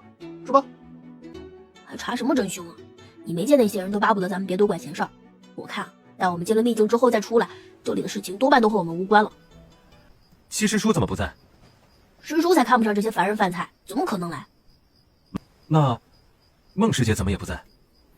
师姐在屋里修炼，就不出来走动了。况且那个迎风宗的聂星红老是缠着她，不出来也对。孟莹真是天资出色又很努力了，三星几乎没有见到她有什么娱乐活动。听说孟莹此次出关进离二国秘境也是为了试剑，否则他们这一行新人根本不可能和孟莹有同行的机会。三星才尝了点田芳芳带过来的酒菜，咪咪忽然嗷呜一声从他身侧跳开。杨师姐，荣鱼被咪咪扑了一脸，正不知所措的想把咪咪从身上抱下去。这猫现在的体重还真不是荣鱼这样柔弱的同修能负担得起的。不好意思啊，荣师兄，这猫就是太喜欢你了。没关系，它很可爱。虽这么说，面上的表情却完全不是如此。怎么，你也被他们孤立了？琉璃宗本就是小宗门，同赤华门平日不会有走动机会，也无所谓孤不孤立。哎，荣师弟，你师兄怎么样了？明天还能进秘境吗？啊，师兄到现在还不能下床，恐怕明日进秘境都还是不行了。啊，不过也没关系，不只是师兄，其实昨日和赤华门他们一起去抓碧玺经回来的那些修士，也有不少受了重伤，不能进入秘境的。这一次进入秘境的人数，可能比之前师门里料想的少得多。受伤的人很多吗？轻伤的多，伤重不能进秘境的大概10来人左右。我们琉璃宗一共就来了2个人，师兄出事，我上还能进，已经是不错的了。谭天信倒是打得一手好算盘。这话什么意思？谭天信是故意让那些修士受伤的？以赤华门的霸道性子，也不是做不出来。在碧玺经大开杀戒的时候故意不出手，待将竞争对手都伤得差不多了，再慢吞吞出马。一来打起来不费力，二来也消耗了未来的对手，一举两得。这个道理那些修士们未必不明白，只是事已至此，都不愿意将话挑明，得罪了赤华门罢了。啊，没关系，你一个人进秘境，难免赤华门的混账们为难你。待进了秘境之后，你就和我们一道，放心，我们保证不抢你的好东西。那就多谢田师兄了。嗨，谢什么谢呀？我也是看你们这么穷，想到了当年我没进太阳派的日子，也是如你这般。好兄弟啊，以后咱们就是兄弟了，祝我们都能发财啊！咪咪还要往荣鱼身上跳，被三星一把揪了回来。看样子，碧玺经的事情就这么过去了。可事情真的就会这么容易过去吗？离二国的秘境10年开放一次，开启秘境时，离二国的王室重臣都要在场。秘境的开口处是皇室陵墓，礼制非常繁琐，光是注意的事项就有厚厚一卷，比圣宁皇帝的卷宗都还写得多。顾白英看也没看，田芳芳大字不是一个，孟莹一个天之娇女，更不会将这些凡人的礼法放在心上。门东和穆曾霄也只是草草看了几页就不看了，唯有簪星本着多了解离二国风俗民情的心思，将这份注意事项认真阅读起来。但这玩意儿也太长了，簪星还没看完，进秘境的时间就到了。因离二国秘境内的时间与秘境外时间是完全相反的，因此深夜亥时进秘境，到了秘境里大约是白日的午时。所有宗门修士随着引路的侍女到了皇陵，皇陵依山而建，众人抬头就看见陵园之外地面有一道长长的玉石台阶，台阶的侧方则矗立着一块极高的玉石碑，这便是功德碑，上头篆刻着历代帝王的丰功伟绩。眼下这块是圣宁皇帝的功德碑。三星抬眼一看，果然少不了当年妖娇案的赞颂。先前看只觉得夸张，而如今再看却觉得有些恶心了。正想着，外头传来沉闷的钟响，离二国国主到了。三星也看到了离珠公主，她穿着大红的礼服，衣裙上织着斋纹，离二国以白色为尊，不知她这是特立独行，还是女子的肌肤本就如此。总之，站在白玉殿前如一道燃烧的火，灿然又浓烈。各位仙长，秘境入口已打开。率先走上台阶的是赤华门的人，紧接着是银风宗的人，再接着是香菱派。三星他们也走了上去，宗门里也踩低捧高，那些不怎么出名的宗门则在最后。荣鱼就是那个留在后头的人。哎，荣师弟啊，快点啊，等一下你跟我们站在一起啊。荣鱼笑了笑，走上台阶，1步2步3步，眼看着最后一步他就要走上星宿台了，荣鱼突然停住了脚。怎么了？怎么不走了？叔叔我来搅啊！身侧别的修士都已经走上了高台，唯有他一人落在后面。所有人登上高台后，秘境才能进行传送。这小子磨磨蹭蹭的干嘛呢？快走啊！荣鱼没有动弹。过了片刻，荣鱼抬起头，目光在人群中逡巡，最后他看向了顾白鹰。愣着干什么？走啊！你做什么？没什么，做了个显妖阵而已。显妖阵只有符阵师才能做，要成为一个符阵师，需要出色的精神力天赋。都州大陆能做显妖阵的符阵师寥寥无几，这跟修为无关，跟天赋有关。顾同修，你什么时候会做显妖阵了？我师叔自然和你们这些修为低劣又没天赋的修士不同，这显妖阵，人家昨日忙了一夜才做好。可是师叔，你在这儿做显妖阵做什么？难道咱们这些人里有妖？哼，妖族可以用秘法隐藏妖气，但无法隐藏妖丹。只要妖族进入显妖阵，就会立刻显出原形。如果不显出原形，就无法通过此阵。你怎么不上来，荣鱼？你什么时候开始怀疑的？很早，从我第一次见到你开始。这个回答令荣鱼有些意外。你确实有一点奇怪，我第一次见到你的时候，明明就往你身上扑，似乎很喜欢你。你们怀疑我，是因为银狼师在给你们发出提醒？那倒不是。事实上，到现在为止，明明身上没有半点银狼师的影子，更像是一只普通的猪，猫。而我的猫并不常常亲近人的。孤坟山上的诸位师叔师伯们，平日要撸猫都得用灵果诱惑。田芳芳免费当猫仆人当了许久，咪咪还是和他不亲。而这陌生的修士，自打第一次见面开始，咪咪就可劲儿往他身上钻。所以我后来想，他并不是在给我提醒，而是单纯的喜欢你身上的味道罢了。味道？若你是鲛人，来自大海，或许也能算半只鱼类吧。猫喜欢海产，这很正常啊。荣鱼的脸色刹那间变得难看起来，大概占星的这个说法，属实侮辱了他作为鲛人的尊严。别生气嘛，我想你也不喜欢咪咪，所以每次他往你身上扑的时候，你的脸色都很勉强。这无关喜不喜欢，还是天敌之间的本能。就凭这个，没想到修仙界的宗门人士说要如此随意。也不止于此，还有你总是穿着宽大的长袍，浑身上下都遮掩得严严实实的，袖口更是半分不露，是因为你身上或许还藏有未推进的妖形吧。还有你也不落汗，比尔国这样热，你却每事都清清爽爽的，因为你本就不是人。这简直无稽之谈。我第一次见你在赌坊，赌虫寄生了你师兄，赌虫妖力羸弱，不能直接伤人，只能寄生在人身上迷惑宿主心智，所以赌虫挑选的对象一定是修为低微、意志不坚定之人。听说此次琉璃宗派你和你师兄二人，你师兄的修为比你高得多，赌虫放弃你，选择你师兄当宿主，这说不过去。也许是谭天心在其中动了手脚呢。既然要除去未来对手，自然先选择除去威胁最大的那个。我说过了，我没有做这种事情。确实有这个可能，所以当日我也没多想。但是杨三星的盘花棍在发出提醒，盘花棍驱邪清心，看一只赌虫还不至于让棍子发出这么大的动静。起初我也以为是在提醒赌虫，后来才明白，他真正要提醒我们注意的是你。这都是你的猜测而已，听着只觉得可笑。不错，这都不算证据。哼，所以昨夜进宫宴，我特意去你师兄的房间看了一眼。你那位师兄可并不是因为被人殴打重伤无法下床，他是被人控制，所以闭目不醒。我猜你之所以没有杀他，是因为一旦他死了，命盘一碎，宗门里的长老立刻就会发现端倪，赶赴此地，让你的谎言被戳穿。甚至于这个身体，你也没有彻底杀死他，留了他一线命魂，占据了他的身体，所以你才能完全收敛妖气，让人无法寻觅到你的踪迹。看来你们修仙界里也不全是蠢货。哎，等等，这是什么意思？他是妖吗？荣鱼竟然是妖？荣鱼不是妖，他是被妖占据了身体，我们之中竟然混入了一个妖族。那些城中被害死的少女，是不是你干的？当然。怎么会？害人的妖不是碧玺精吗？碧玺精？怎么可能是碧玺精？哦，对了，差点忘了，人族都一个德行，找不到凶手，就随意找一个替罪羔羊来背负罪名。40年前如此，40年后亦如此。40年前，你到底是谁？我是谁？荣鱼缓缓反问，忽然跃起，飞至空中。这人乘着天风，模样渐渐变成了一个陌生的绝色少年。少年有一双湛蓝如海的双眼，五官漂亮的像是画出来一般，于魅惑中又多了一点难言的脆弱。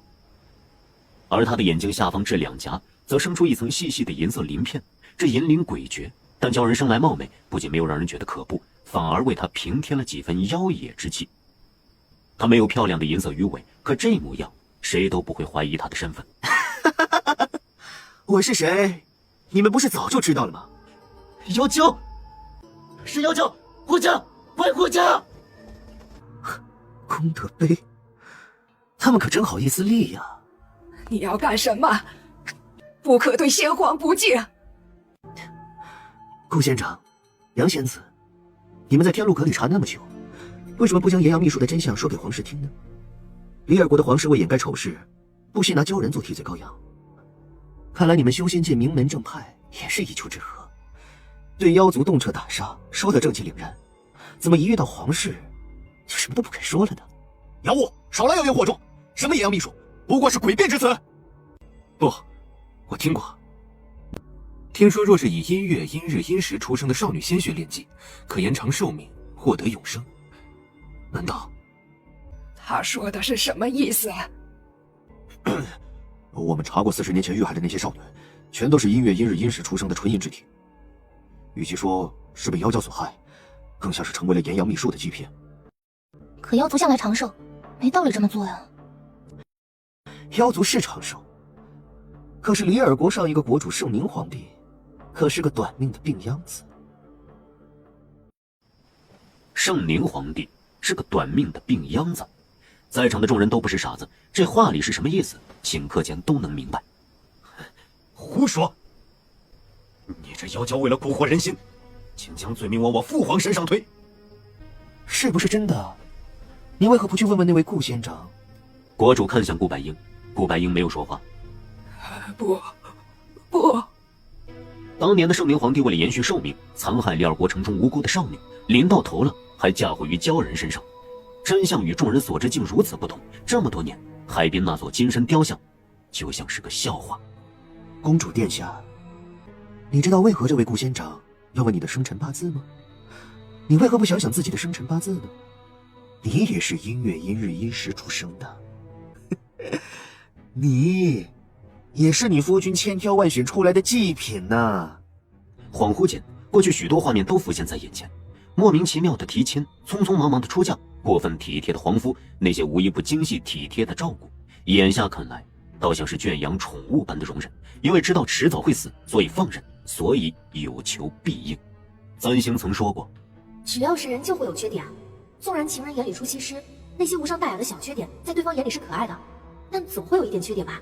难道老国主就没有做得不好的地方，哪怕只有一点点？纵然是再恩爱的夫妻，只要在意就会有摩擦。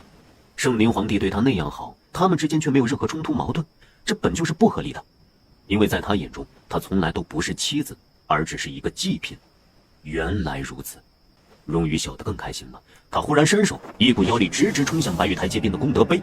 砰的一声，无数细碎的石渣在空中飞舞，那些曾经细细纂刻的丰功伟绩，此刻如豆腐灰尘一般眨眼成空。这样就好看多了。你现在是要为当年的事复仇吗？复仇？何止是复仇呢？我要把这里的人全部都杀光，我要毁了利尔岛，让都州的余途中再也找不到半死子弟的痕迹。哼，小小妖物也敢大言不惭！今日就是你的死期！赤华门的剑术向来高超，然而荣宇只是微微一笑，衣袍在风中抖了抖，众人甚至没看清楚他是如何出手的，就听得一声闷响，谭天信整个人便飞了出去。再抬起头看向荣宇时，目光里满是骇然。宗门修士也敢来献丑？别说是你，就算是灭妖阵来了，我也照杀不误。这不是显妖阵？自然不是。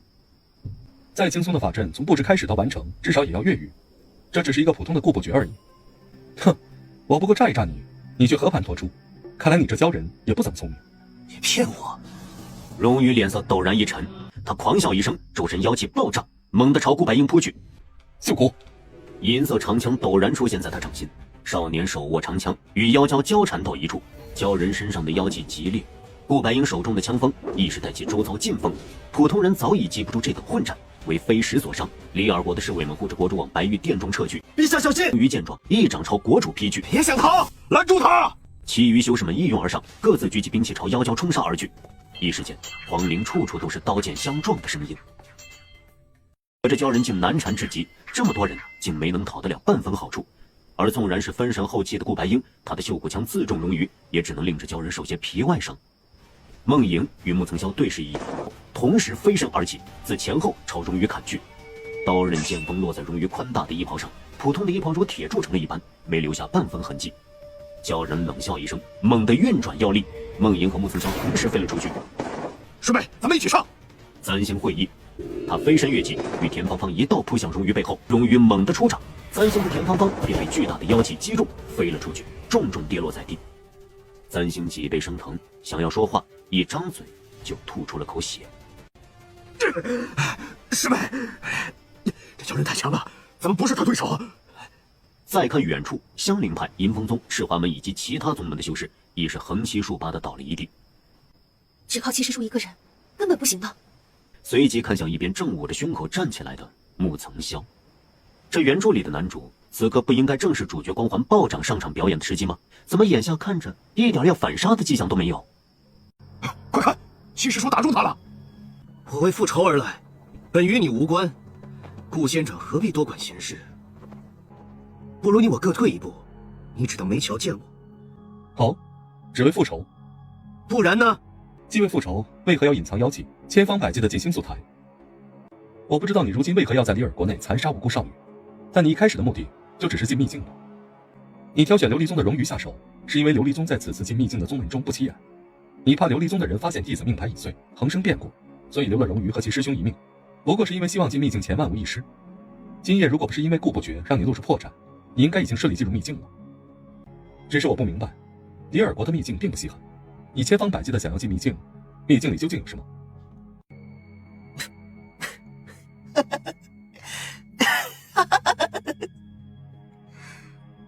不愧是清华仙子的儿子，只是秘境里有什么，我也不知道。叔叔小心，快去帮忙！眼见着这鲛人越发疯狂，梦莹和穆曾霄再度持刀剑朝荣鱼冲去，田芳芳也扛起斧头加入战斗。三星的血将天机法医胸前的忍冬纹浸成红色，他方才被荣鱼那一掌伤得不轻，再抬眼就见荣鱼身侧的黑雾源源不断，仿佛没有尽头，而且越来越广，越来越浓了。他怎么会有这么强烈的妖气？当年若是如此，又怎么会被灭妖阵所杀呢？这样下去，就算是顾白鹰恐怕也杀不了他，里尔国迟早会被毁掉的。就在这时，心口的萧元珠突然动了一下，三星一愣。这个萧元珠自打他进入里尔国后，就跟死了一般。三星渐渐都快忘记了萧元珠的存在了。而在此刻，这颗珠子却微微的发起热来，眼前似乎被蒙上了一层雾般。三星揉了揉眼睛，忽然发现有什么地方不一样了。他看见了黑雾中的荣鱼，他甚至能看到荣鱼的本体。它有一条银白的鱼尾，而它的胸前有一块鳞片和其他银色的鳞片不同，是漆黑的，就如它周身的黑雾一般。这是他的弱点。一阵狂喜掠上他的心头，三星拍了拍胸口，这个萧元珠还不错，他不该说萧元珠坏话，关键时候还是靠得住的，了不起。师叔，我来帮你。自寻死路罢了。他回身一掌拍来，却在遇到三星长棍之时荡起层层涟漪，一时竟上前不得。师妹的镜花水域又精进了。三星按捺住妖气的侵袭，扬起手中盘花棍，对准他胸前的漆黑鳞片狠狠劈下。棍尖像是碰到了什么坚硬之物，当的一声被反弹回来。三星被妖气震开，荣鱼却脸色微变。师叔，鲛人心房偏左一寸，是他的弱点，攻击他的弱点。三星尚没有来得及再次举起盘花棍，一道妖气兜头而来，将他灌倒在地。下一刻，荣鱼的脸出现在他面前，他一把扼住三星的喉咙。三星惊骇地发现，他的元力在这鲛人手中竟微弱如烛火，连发力都发不出来。放开他！荣鱼回身迎上，而他周身缠绕的黑雾却如绳索一般，刹那间将三星捆了个严严实实，抛向空中。师妹，我来救你！田芳芳举着斧头砍来，然而前阳斧的斧刃劈在黑雾上，一点用都没有。莹莹飞身试图将簪星拉住，可那黑雾像是洞悉了他的意图，将簪星裹在其中，迅速往前冲去。香菱派和银风宗的弟子们个个都奈何着黑雾不得，眼睁睁看着黑雾斜裹着簪星掠到一处井边。井？这皇陵里怎么会有井？放了他，我可以饶你不死。仙长真是天真，能看出我弱点的人，也能让他活在这个世上。黑雾倏而散开，被裹挟在其中的女子失去依靠，坠入井中。师门！莫曾霄飞身而起，掠至井中，不消片刻，又双手空空的出来。杨师妹呢？井里什么都没有。你做了什么？那井里是当年老妖道封印鲛人留下来的灭妖阵，我将我的妖气种入杨簪星体内，灭妖阵以为他是妖，自然会绞杀他。灭妖阵是什么东西？你们不会不知道吧？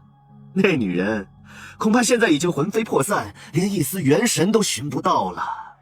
这是一处漆黑湿润的地方，他被荣鱼丢进了井里，可这似乎并不是井底，四面空旷，远处似有光亮，这地方待着让人很不舒服。簪星浑身上下也只有一根盘花棍，他扶着墙站起身来，往光亮处悄悄地挪过去，不管怎么样都得先离开此地才是。大概走了几十步后，眼前的光逐渐亮了起来。这是一条长长的甬道，甬道的石壁上挂着火把，火把还在燃烧，光就是从这些火把上发出来的。那股混着水草腐烂味道的腥气逐渐浓烈，让他一瞬间有些头晕，一时间支撑不住，半跪在地。你没事吧？一张漂亮的脸出现在他面前，少年有一双湛蓝的眼睛，眉眼精致如画，他不知道是什么时候出现的。荣鱼，你怎么在这儿？荣鱼，你在叫我吗？你是谁？你是鱼的记忆吗？我们刚才还在外面打过。等等，你不是荣鱼。这少年的五官和荣鱼一模一样，普通人也实在难以生出这样动人的美貌。然而细细看去却又有不同，荣鱼的眼下这两颊都有银色的鳞片，这少年的皮肤却很白皙，什么都没有。他望向簪星的目光有些茫然，似乎还很紧张，倒是没有半分力气，和荣鱼看起来格外不同。而且簪星的目光往下，这少年的胸口处也没有那块漆黑的鳞片，他也没有鱼尾，仿佛就是个凡人而已。他怎么会和荣鱼长得一模一样？这副纯良的样子，难道荣鱼是双重鱼格？你是谁？我叫银丽，是被封印在这里的鲛人的一丝元神。元神？你是元神？那外面那个和你长得一模一样的人是谁啊？难道你被夺舍了？夺舍？不可能的，我已经在多年前魂飞魄散，肉身也早就不在了，夺舍从何说起？多年前魂飞魄散？你就是40年前那个鲛人啊！40年前，李尔国的圣明皇帝为了延续寿命获得永生，四处残害无辜少女，完了还捣鼓出一个鲛人背锅侠。簪星一直不太清楚当年传言中的鲛人究竟是真实存在的，还是只是皇室为了掩盖丑陋真相而杜撰出来的对象。直到荣鱼出现，簪星以为他是回来复仇的鲛人，但眼下看来，自己面前的这个叫银丽的少年才是当年真正的背锅侠。你知道我？我当然知道你，要不是你，我也不会落到这里来。不过你和我想象中的有点不一样啊。李尔国传言中的妖鲛丑陋凶残，性情凶暴，跟个嗜杀的怪物一般。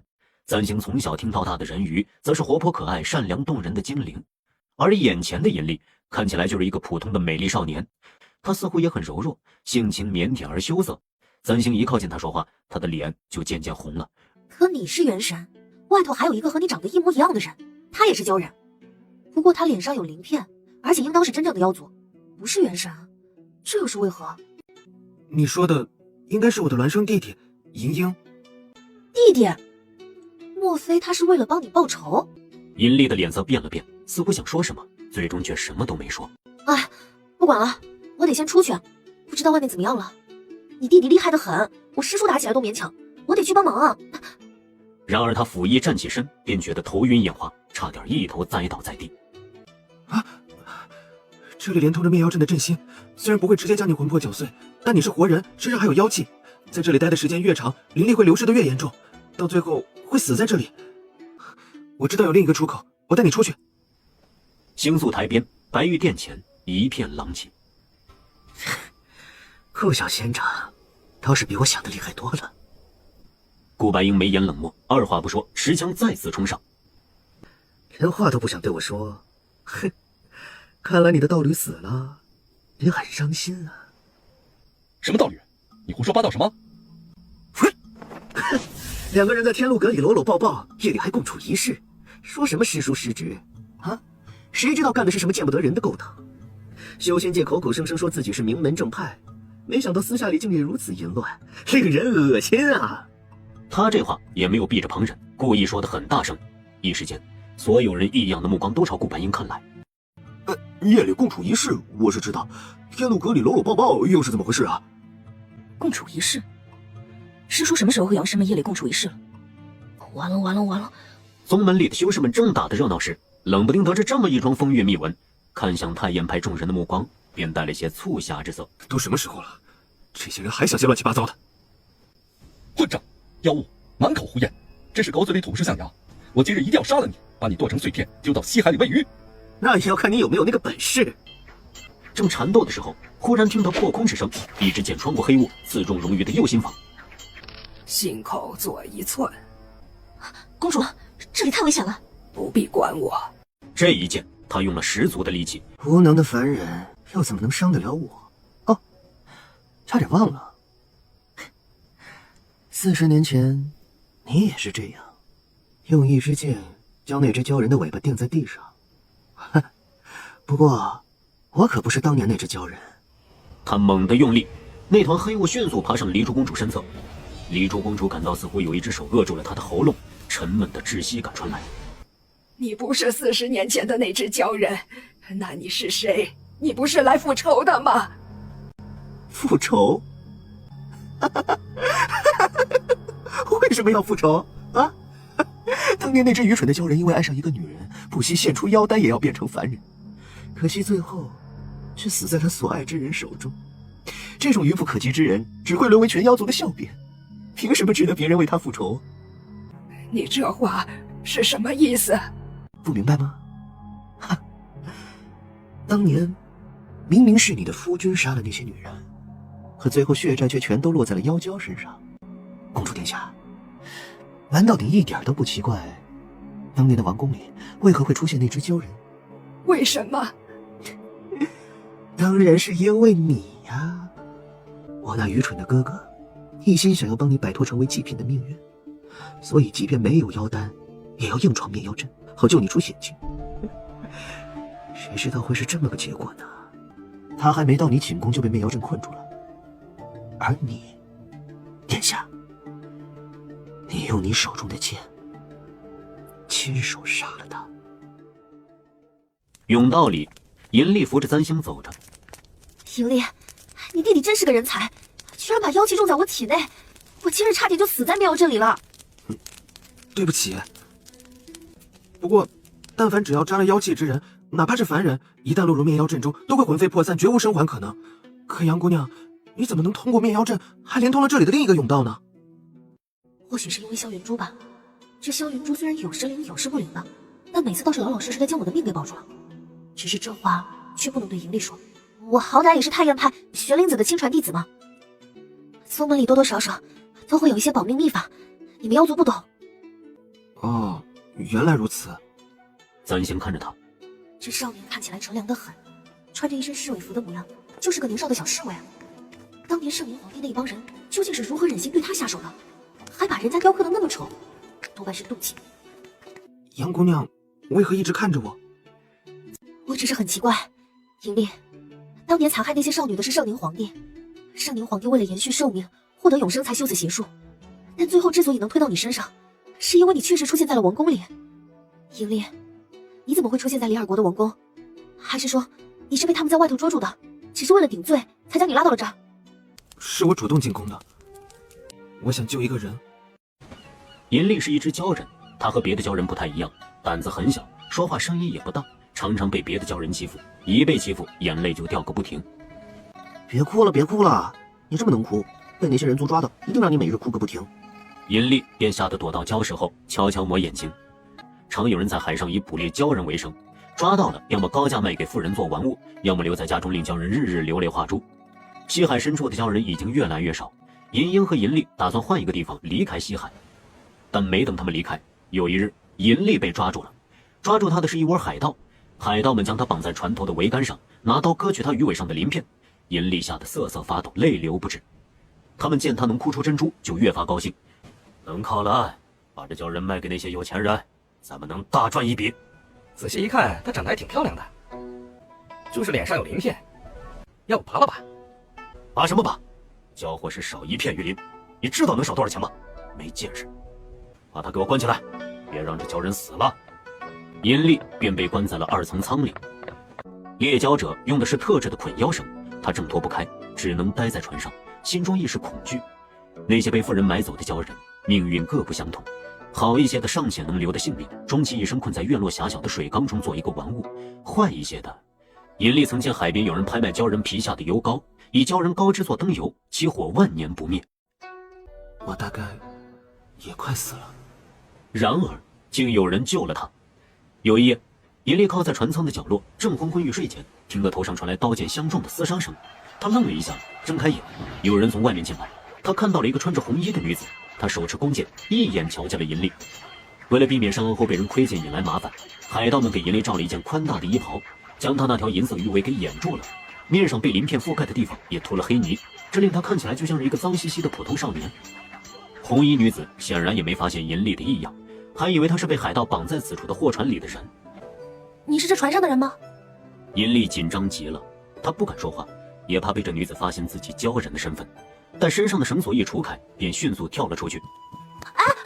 你……红衣女子吓了一跳，银丽纵身跳进了大海。人族都是一样，看见鲛人便想着将他们抓起来卖掉，她不可能再落入到人族手中。银丽远远地跟着，她看见红衣女子将货船上那些女人放了出来，她听见那些人叫红衣女子为黎珠公主。原来这就是她的名字。黎珠公主是林氏国的公主，也是李尔国未来的皇后。此去李尔国就是为了和亲，只是没有想到半路上遇到了海盗劫掠船只，这位擅长骑射的公主便亲自带着侍卫杀了海盗们一个措手不及。她可真勇敢啊！那些海盗凶神恶煞、残暴可恶，她却冷静无畏，一点也不把那些人放在眼里。她那把牛角弓也很威风，和她格外相称。你要一直跟着她到什么时候啊？你该不会爱上她了吧？爱？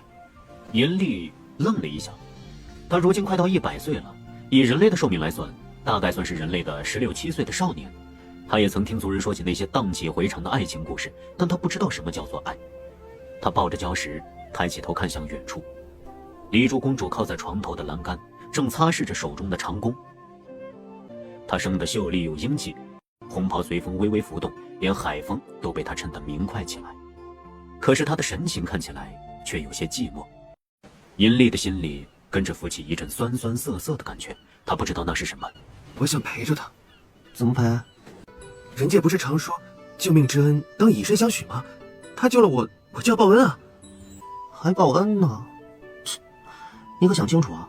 我们是妖，他是人，别说相恋了，你要是出现在他面前，立刻就会被当成妖怪抓起来。银丽知道他说的没错，可是他还是想陪着黎珠公主，所以他找到了蛇巫族的巫女，请求巫女同他做一个交易。他听说蛇巫族的巫女喜怒无常，也并非人人的心愿都能满足，是以在见巫女之前，拿流泪草熏了一夜的眼睛，攒了满满一筐子珍珠眼泪，算作是给巫女的见面礼，请求她能够满足自己的心愿。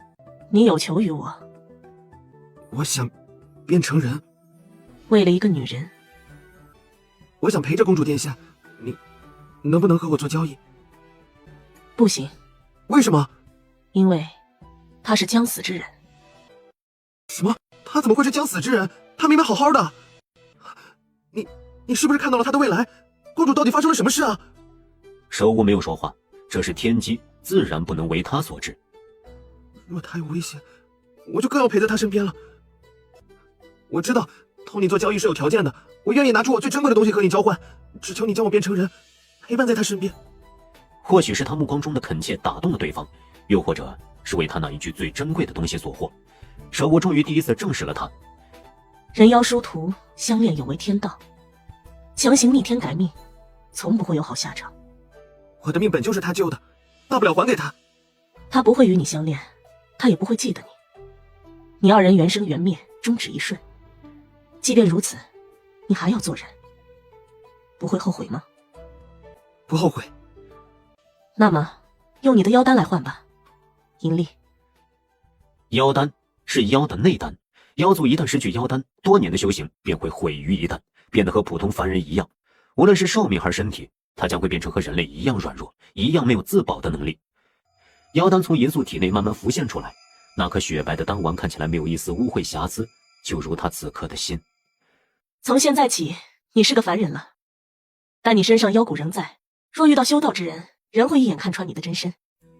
你需自行除去鳞片，也永远不能在离珠公主面前说话，以免泄露天机。巫女挥手，她的体内被种入了一粒晶莹的碎片。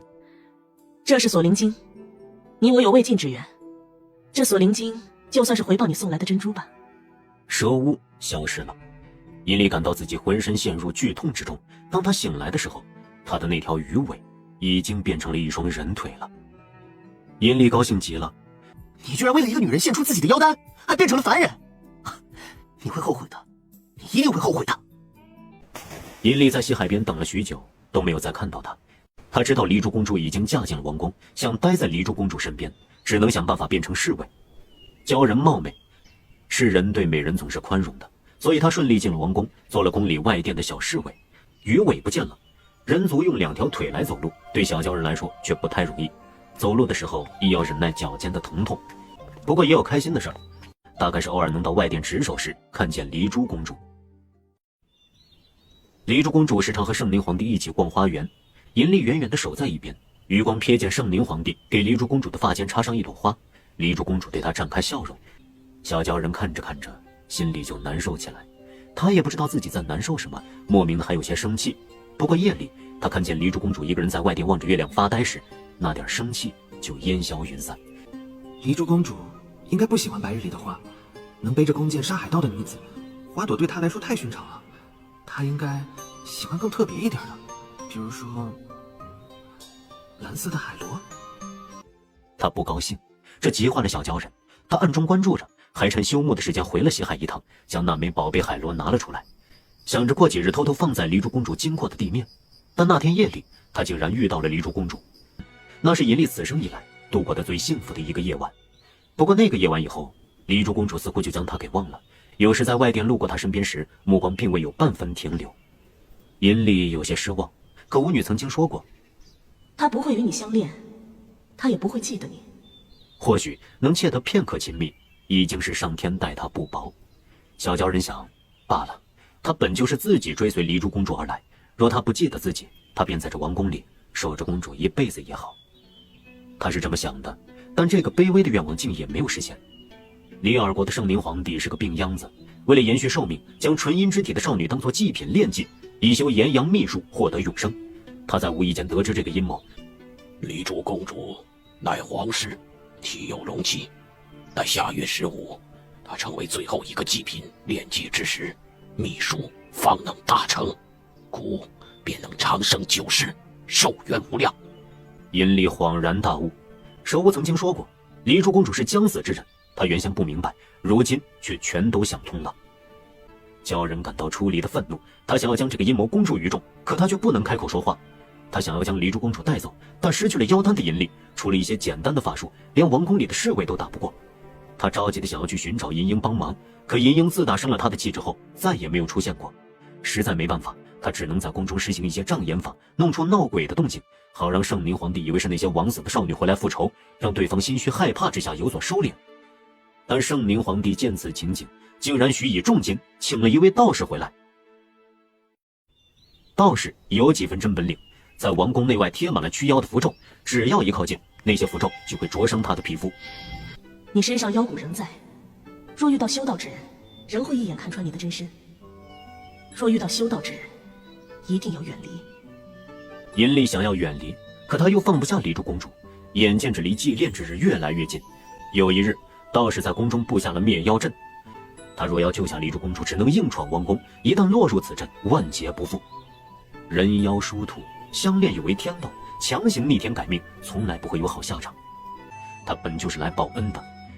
这只胆小的爱哭的鲛人一族里最柔弱的少年，为了恩人，勇敢地闯进了让妖族谈之色变的灭妖阵。符阵的光如千百道利刃，顷刻间贯穿了他的身体。他在剧痛之中被灼伤腰部，痛得在地上翻滚，显出了他的真身。身侧的侍卫大声喊着，举着刀剑朝他刺来。道士冷漠地立在一旁，开始念起咒诀，他浑身上下都要被撕裂一般，魂魄都要被扯碎。阴历知道自己已经无法摆脱灭妖阵了，但或许他能杀掉圣宁皇帝。只要圣宁皇帝死了，林二国皇室再无继续延阳秘术的意义。他是这样想的。然后他听到侍从的呼喊，他看见了从寝宫中奔来的黎珠公主。他惊诧地看着眼前的一切，阴历的眼里陡然有了光，他竟然出现了。或许这是上天对他的垂怜。圣宁皇帝叫黎珠公主不要靠近，阴历感到自己的神识也在逐渐涣散，但至少他还能活着。他用自己最后一丝力气将体内妖骨爆开，流转出最大的妖力，银色鳞片爬满他的脸。他知道自己此刻的模样很狰狞，他很伤心，这么可怕的一面将会被黎珠公主看到。然而没有别的选择，尖利的爪子穿透了圣宁皇帝的胸口。奇怪，这么冷血可怕的人，流出来的血也是温热的。小鲛人想最后看恩人一眼，他艰难地转过头，一道银箭射中了鲛人的鱼尾，将他牢牢地钉在灭妖阵阵心。他如当年初见的那般，拿着弓箭，热烈明亮如火。然而射向自己的箭矢没有半丝犹疑，看向自己的目光凝着刻骨寒意。阴历心里有些委屈，他是来报恩的，可黎珠公主甚至不知道他的名字。他魂飞魄散，道士将他仅剩的残躯炼成膏纸，倒入皇陵地宫里的长明灯内，夜夜照亮帝王安静的墓冢，万年不灭。这便是故事的结尾。三星的眼睛有些发胀，他看向这甬道里石壁上燃烧的火把，火苗纹丝不动，明亮又温暖。前面就是出口，杨姑娘，你出去吧。那你呢？我只是一丝元神。当年蛇巫族的巫女赠我一道锁灵晶，所以在灭妖阵将我魂魄搅碎时，锁灵晶保了我一丝元神，藏匿在陵墓中。但外面是人间，我一旦出去，就会立刻烟消云散的。但你留在这儿，迟早也会消散的。银历愣了愣，没有说话。他已经死在了40年前，纵然锁灵晶能保留他的一丝元神，可灭妖阵法无法轮回，这元神终有一日也会消散于天地之间，这是注定的结局。他其实并不想留在这里，这里阴森潮湿，时日难耐，他渴望离开，哪怕只能获得片刻的自由。杨姑娘，我不出去，前面有符阵，我通不过那道门。我曾在宗门的藏书阁里看到过，元神无法经过符阵，但你若附在我体内，不行，这样会对你的修为有损。纵然是元神，可我毕竟是妖，你是人，若附于你身，不仅摧残你的身体，还会令你修为倒退。三星的目光落在眼前的少年身上，他第一次见这样傻的人。纵然因人受到伤害，被害死，在死后遭遇种种不公，他对人族却无半点怨恨。难道你不想再见一见黎珠公主吗？恐怕当年的真相，她现在已经知道了。至少让她记住你，至少让她知道你的名字。可是，还有你的孪生弟弟，我不认为外面那些修士能制服得了他。就算你不在意李尔国的百姓，难道你不怕银鹰将黎珠公主也杀了吗？蛇巫族的巫女既能通晓过去未来，说不定正是窥见你我会有此一面之缘，才在多年前将锁灵晶给你，保住你的一丝元神，才会有你我在此相逢。你为何要将机缘拒之门外呢？杨姑娘，你为何要这样帮我？我不是帮你，我只是觉得不这么做的话，将来我一定会后悔的。你也会后悔的。鲛人面上的鳞片越发暗沉，呈现出一种诡谲的黝黑。修士们与他缠斗，鲛人的妖力却强得骇人。顾白鹰倒是能与他一战，此刻两人都受了伤。他怎么会越来越强？妖力简直像是无穷无尽。或许有什么古怪，让下去不行，我们都不是他的对手。梦莹持剑再冲上去，不好！田芳芳一扭头，见扼着黎珠公主的黑雾正慢慢收紧，黎珠公主面露痛苦之色，眼看着就要被勒死了。她举起斧头朝黑雾砍去，然而钱阳府的斧刃才一碰到黑雾，就被黑雾弹了回来。既然你这么痛苦，干脆就下去一道陪他吧。黑雾陡然收紧，黎珠公主的气息越来越微弱。住手！就见长空之中突兀地出现一道青芒，那青芒在夜里璀璨，直直冲向围绕在黎珠公主身侧的黑雾之中，如一道闪电将团团的黑雾直接劈开。就见绿衣黑发的女子手持盘花棍落在银鹰面前。杨三星，顾白鹰目光一动，第一次叫他名字的语气中带着一丝惊喜。你没死？怎么可能？侥幸罢了。莹莹，快住手！我见到了盈利，你不能再这样下去了。哼，宗门修士果然巧舌如簧，什么鬼话都能说得出口。银泪早在40年前就魂飞魄散了，你如何见到他？想让我停下来，做梦！是真的，他的元神此刻就附在我体内。满口胡言！他猛地挥开袖袍，从袖袍里竟然氤氲出大团大团的妖气。不好，快躲开！暴起的妖气四处伤人，顾白英持枪迎上，枪尖撞上黑雾，黑雾被砍碎了几番。可是不消片刻，那些黑雾又重新长出来，绕上了他的袖骨枪。顾白英唇角溢出一丝血迹。这鲛人强得过分了。盈利曾说过，鲛人的妖力并不出众，遇到普通人尚能挣扎，遇到修士绝不可能有一战之力。但眼下这鲛人的妖力，只怕在场所有修士加起来都不是他的对手。眼见着黑雾越来越大，三星运转元力，提棍往顾白英身旁掠去，想要助他一臂之力。然而甫一动作，便察觉出不对劲来。刚才在灭妖阵里走了一遭，浑身元力流失的厉害。按理说，此刻浑身功法发挥不出原来的1/3，但是三星能够感受得到，在自己体内有一颗珠子正在逐渐凝成。他的脑海里是从未有过的清明。前2步踢一脚，退1步打枯树盘根，背弓退出，迎转做动，偷步滚身，4平。师妹，木曾霄随着他的目光看去，围绕在三星身侧的黑雾在逐渐散去，天机法衣湖绿色的色彩在暗幕里显得格外明亮。女子手握盘花棍，挥棍的动作并不迅捷，然而每一棍挥出去，被打散的黑雾没有再凝结回来。银鹰也注意到了这里，他的妖气不再如方才一般无止境的增长，而三星打散最后一丝黑雾，朝他直冲而来。哼，不过是还未至金丹的修士，也敢班门弄斧？今日就是你的死期！三星感到无数沼泽一样粘稠的黑雾将自己包裹起来，那些东西顺着棍尖往他身上爬，似乎要依附到他的骨头上，又像是要将他拽进无间地狱，永远葬送在黑暗中。清河拈花棍第2重，火树银花。空中发出一道刺眼的白光，星河被打散了，化作光雨降临到地上。银鹰半跪在地上，周围围绕的黑雾彻底散去。他被方才那一棍打中了胸口，吐出一大口血。火树银花的碎片将他鳞片灼伤，他看起来有些凄惨。我师妹竟然这般厉害，竟然一招就打败了连我师叔都觉得难缠的鲛人。顾白英看了他一眼，田芳芳便低下头检查自己的前阳府，假装方才什么话都没有说过。唉，你倒是很厉害，是我看走了眼。我知道你想为盈利复仇，可就算你要复仇，也要弄清楚自己该复仇的人是谁。无辜的少女并非当年害死盈利之人，你又何必？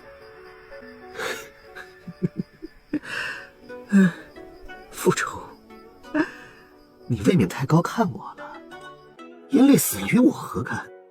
他要找死，谁也拦不着。是吗？既然你不在意他，为何不肯离开西海？不是说当年就打算离开此地吗？你怎么？我说过了，我见到了盈利，他也很想你。晚了。什么晚了？鲛人应该生活在海里，而不是陆地。银鹰的脸上浮起了一个古怪的笑容。海水倒灌肉肠了！里尔国的远处风声咆哮，狂风掀起巨浪。你干了什么？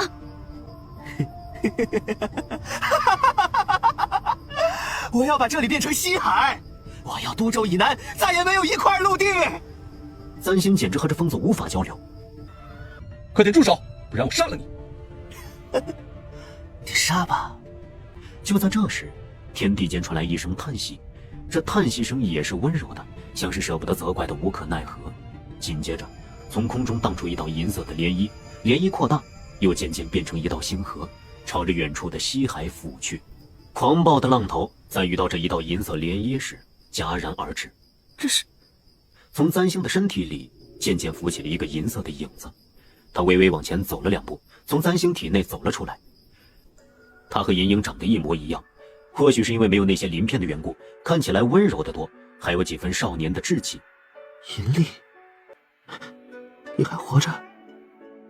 他只是一丝元神，我从灭妖阵出来的时候，让他的元神附在我体内，带他一起出来的。或许你有话跟他说。银鹰，你过得好吗？当年我就告诉过你，你会后悔的。如今你后不后悔我不知道，可我后悔了。早知如此，当年我就该杀了你，也好过落到如今下场。这么多年，他过得好吗？银鹰想，他当然过得不好。纵然告诉过自己10000次，银丽这个蠢货是咎由自取，怨不得别人。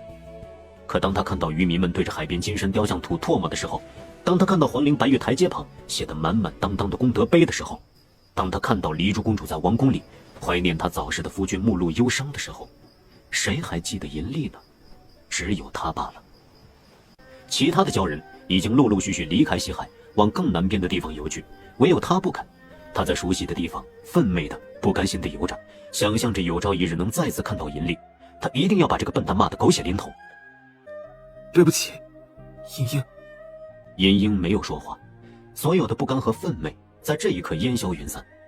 他有些迷茫起来，这些年他执着地留在这里，到底是为了什么？人们常说鲛人是长情的妖族，或者说是守旧不肯变通的妖族。他骂银丽天真不是人心险恶，可他自己何尝不是沉溺于过去的100年，不愿意醒来？他讨厌命运的安排，可连如何改变命运都不知道。你不用对不起，我说过很多次，我这么做不是为了替你复仇。我相信他的确不是为你复仇，或者说不全是为你复仇。我不明白。他是为了禁秘境，至于禁秘境前在里尔国四处残杀无辜少女，大概是顺手为之。不过鲛人的妖力不会强大至此，你的弟弟厉害的过分反常。无能的凡人总是将一切归咎于旁人的厉害，什么时候能正视一下自己？你们这些修士本来就不怎么样。银鹰还真是个嘴上不肯吃亏的主。说得好，所以我打算把你带回去，抛开你的妖丹一查究竟，说不定有什么值得修士借鉴的地方，日后门中弟子修行日行千里，也不用费力了。银鹰，到底是怎么回事啊？我在你身体里发现了不属于你的气息。说吧，反正最后都会知道。你左心房处的黑色鳞片，应该就是问题所在。什么秘境，我根本不在乎，我也不知道里面是什么。我来这里本就是受人所托，我进秘境帮他找东西，作为他给我妖力的代价，就这样而已。找什么东西？我怎么知道？我又不关心这个。当年银丽被灭妖阵绞杀，灰飞烟灭后，银鹰日日都在西海岸边徘徊。不知过了多久，银鹰遇到了一个男人，那是个神秘的男人，浑身上下都笼罩在团团的黑雾中。鲛人的妖力不足以复仇，我没想复仇，我可以给你强大的妖力，足够令你毁灭整个里尔国。作为代价，里尔国秘境开启之时，你要进去替我找一样东西。银鹰最终还是和这个男人做了交易。里尔国的秘境10年开启一次，开启秘境必须由皇室直系血脉登上星宿台，亲自打开出口。若皇室受到胁迫而强行开启秘境，秘境入口会自行崩毁。琉璃宗宗门人少，只有荣鱼和师兄2人，不易被人发现，所以他藏在了荣鱼体内，打算到时候混入其中。不过没料到顾白英他们会来，更没料到太燕派的众人竟然误打误撞的找到了当年的真相。对方要你在秘境里找什么？我不会告诉你。看来你不想要妖丹了。是一幅画，一幅女子画像。他说我看到了就能知道了。不是每个人都能忍受得了妖丹被剖开的痛苦的。我还是不明白，无论你是为了复仇，还是为了进秘境，我都从未对你有过任何敌意。但你为何要在深夜潜入我的房间？那是因为你。才说到此处，他胸口处那块漆黑的鳞片突然闪烁了一下。危险！从银鹰的胸口处突然生出大块大块的黑雾，这些黑色的光束顷刻间穿透了银鹰的胸膛。鲛人的神情变得痛苦起来，仿佛忍受了极大的摧残。那些光束又渐渐弥漫增长，如一层雾状的沼泽，将银鹰包裹其中。银鹰！可是他只是一丝元神，只能眼睁睁地看着银鹰被黑雾吞噬。他这是死了？那块鳞片有问题，或许对方是借着给他妖力，将他的软肋拿在手中，一旦出事，就拿走鲛人的性命。行力，他在皇陵的甬道里孤独地游荡了几10年，本以为可以摸到自由，哪怕只是短暂的瞬间，可刚刚与至亲见面就要分离。他想要成全银丽，可这漫长的故事一开始就注定了悲剧的结局。尹力，距离当年已经过去了40年。40年，对于鲛人来说不过是弹指一瞬，却足以让一个人类少女变成年迈的妇人。尹力，是你的名字吗？对不起。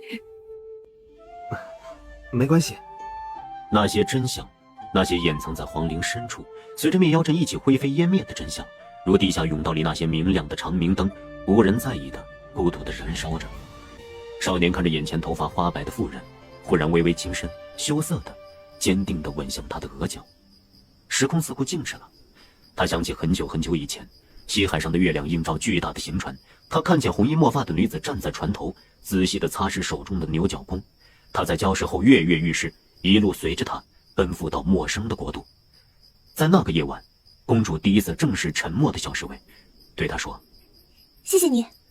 尹力把那枚擦了无数次的蓝色海螺送给了黎珠，希望能换他展颜。人妖从来殊途，在一起没什么好结局，可是他从未奢望和对方在一起过。这个卑微的少年喜欢一个人，可是不能说出来，只能藏在心里。我想变成人。手无足的巫女看着他，我要你的妖丹用来交换。好。要一枚一枚拔掉全身的鳞片。好。妖类做人不易，你虽拥有双腿，却日日都如走在利刃刀尖之上。好。巫女的眼神里是洞悉一切的悲悯，像是很早就看透了结局。天命早已注定，容不得更改。你与他二人，缘起缘灭，终止一瞬，何必强求？一瞬吗？尹力感到自己的身体变得很轻盈，他的眼里清楚地映着我的样子，他也叫出了我的名字，这便足够了。三星曾调侃地说：鱼的记忆很短暂的，只有一瞬。可是他不知道，有时候那瞬间就是永恒。天幕之中，夜空变成了墨蓝色的海，从鲛人的鱼尾处开始渐渐虚化成一粒粒璀璨的白星。那些闪烁的星辰漂浮在长阔的原野之上，黑暗之中慢慢四散开去。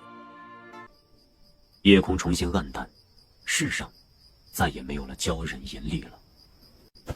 黎珠公主的身体软软地倒了下去，侍女惊叫一声，跑过去将她搀扶起来。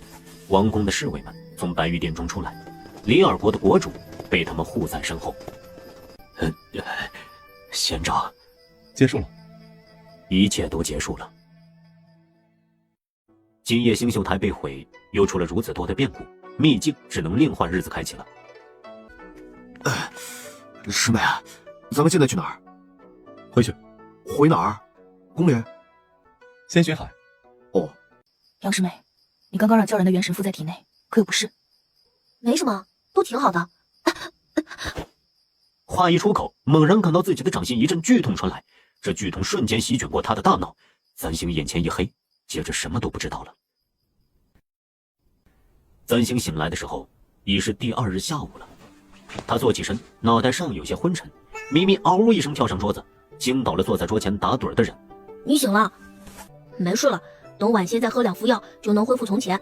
我怎么了？还好意思问？就你那点修为，也敢让妖族的元神上身，万幸有我在，否则你这回肯定惨了。记住，我以后就是你的救命恩人。好的，救命恩人，谢谢你。不要碰我的脸。其他人呢？师叔和田师兄去王宫里，国主让兄师们重新商议开启秘境的日子。孟师姐和穆师兄在隔壁修炼呢，昨夜他们都受了伤，赶紧恢复一下元力。莫曾霄和孟莹从来都是太验派的优等生，相当勤奋，三星也见怪不怪。他摊开手，垂眸看向掌心，掌心处那道红色的花朵状的痕迹，明显比之前加深了一些。这是又改变了剧情，导致原著线对我发出了警告。可从一踏入里尔国，我从未主动做过什么。难道是因为引力？因为引力元神附体，令我在与莹莹交手的时候，短暂领悟到了火树银花，从而打败了莹莹，抢走了本该属于莫曾霄的风头。可那个时候莫曾霄也没有要发力的意思啊。你怎么了？脸色如此难看。啊，没什么。他走到窗户边，将木窗全然打开，长空万里如碧，蔚蓝大海似乎没有尽头，日光明晃晃的，红树林温柔动人，一切和100年前没有什么不同。但三星知道，那只会在晴日里歌唱的鲛人，会在月夜爬上礁石晒月亮的少年，再也不会出现了。他随着40年前夜里的那艘货船，永远消失在西海的尽头。师妹啊，你刚刚下床，不能吹风，小心着凉啊！三星侧头一看，就见另一头院子下，田芳芳和顾白英正在往楼上走来。顾白英还是一副什么都瞧不上的死样子，田芳芳却跟捡了钱一般，笑得几乎是称得上是甜蜜。师兄，怎么高兴成这样？是有什么好事发生吗？见面分一半，别说师兄不大方。三星低头一看，手里是一枚金色的箭头。这是什么？怎么看着有点眼熟啊？你再好好看看啊！这不是西海边上那个国主沙娇的金身雕像插在鱼尾巴上那个箭头吗？当时我还感慨过，李尔国真有钱，摆这么大块金子在外面，也不怕有人趁夜连雕像一起偷了。眼下这箭头明显是被人掰下来的。师兄，你该不会是把这箭头扭下来偷走了吧？不说，怎么能叫偷呢？这叫捡。再说了，又不是我弄碎的。那谁弄碎的？不要命了！田芳芳朝顾白英努了努嘴，三星惊讶。顾白英可不像是个占小便宜的人啊。早就看这雕像不顺眼，正好砸了。三星的脑门上飘过了一个问号。嘿嘿，我们从王宫回来，路过西海那座雕像，恰好看到有俩孩子跟那鲛人脑袋上吐口水。我说了他们几句，俩孩子死活不听，还振振有词说什么鲛人可恶。后来，顾白英一个不耐烦，直接拿袖骨枪把那雕像砸了。小孩子见顾白英闯了大祸，生怕被连累，赶紧跑了。田芳芳看那些金子可惜，全捡进了自己的乾坤袋。哎，不捡白不捡嘛，那材料都是好东西，尤其是圣明皇帝那俩眼珠子，拿到化金楼里，起码值好几百块灵石。话虽如此，国主不会怪罪下来吗？应当不会。皇室丑闻如今已被宗门修士知晓，虽然李尔国的平民不明白真相，但皇室之后想必无颜再拿圣宁皇帝杀妖娇的功绩说事了。他们二人什么时候出入都成双成对的了？杨师妹，你可有什么不舒服的地方？没有没有。你太冲动了，妖族元神根本不是凡人之躯能承受得起的，少则是修为受损，严重一些的甚至会丧命。你昨夜命大，只是昏死过去。你修为倒退了吗？三星运转了一下体内的元力，非但没感到难受，反而元力充沛，浑身轻盈。这倒没有，昨夜之事似乎对我没有产生什么影响。最好是，真有影响，我也不会救你。这人就跟今天吃了火药一般，横挑鼻子竖挑眼的。师叔因为严厉的事情心里很不舒服，师妹你多担待些。师叔，秘境重新开启日是什么时候？今夜。今夜？怎么这么早？是赤华门的提议。谭天信那孙子想趁着别的宗门弟子受伤的时候，先进秘境寻机缘，免得被人分羹，真气死人。师叔同意了？为什么不？反正太燕派的人没影响。他们几人昨夜里虽然多多少少都挂了彩，不过都是些轻伤，倒是不影响进秘境的事儿。干什么？门东看着他，你骗得过别人，骗不了我。师叔，昨夜和鲛人交手，你的灵气滞胀得更厉害了。顾白英没说话。师叔，此次出行原本就是想着李尔国秘境里没什么需要你出手的地方，掌门师尊才让你跟着一道的。谁知道一来就遇到了这么厉害的妖，你运转元力越剧烈，灵脉中的创面就会越大。现在还不至于出什么事，但是下一次再出手就很危险了。你知道了，我不出手就是了。要不你还是想办法跟杨簪星双修吧。反正导友银鹰已经将你们的丑事公之于众了，现在各大宗门的人都知道咱们太燕派门风不正，脸面都丢光了，不如破罐子破摔。滚！哎呦！门东屁滚尿流的跑远了。少年坐在椅子上，他垂眸看向掌心，灵气运转的地方已经开始渗出丝丝缕缕的疼痛。这是我门中长老特制的回元丹，昨夜多亏杨同修出手，将那鲛人打败，救我们弟子于水火之中。昨夜听说杨同修昏死过去，在下心中也十分担忧。等下就要进秘境了，在下特意将回元丹送来，希望杨同修能早日恢复元力。哎，哪里，举手之劳不必多礼。并非人人都如同杨同修这般有魄力，让妖族元神上身的。这等大义，让在下汗颜。那我就恭敬不如从命了。聂星红见三星收了丹药，还不肯走。原先知道太燕派的梦莹仙子沉鱼落雁，如今看杨同修其实也是姿色天然，般般入画。日后我能叫你杨师妹吗？你可以唤我师兄。三星还没来得及说话，旁边的门啪的一下打开了。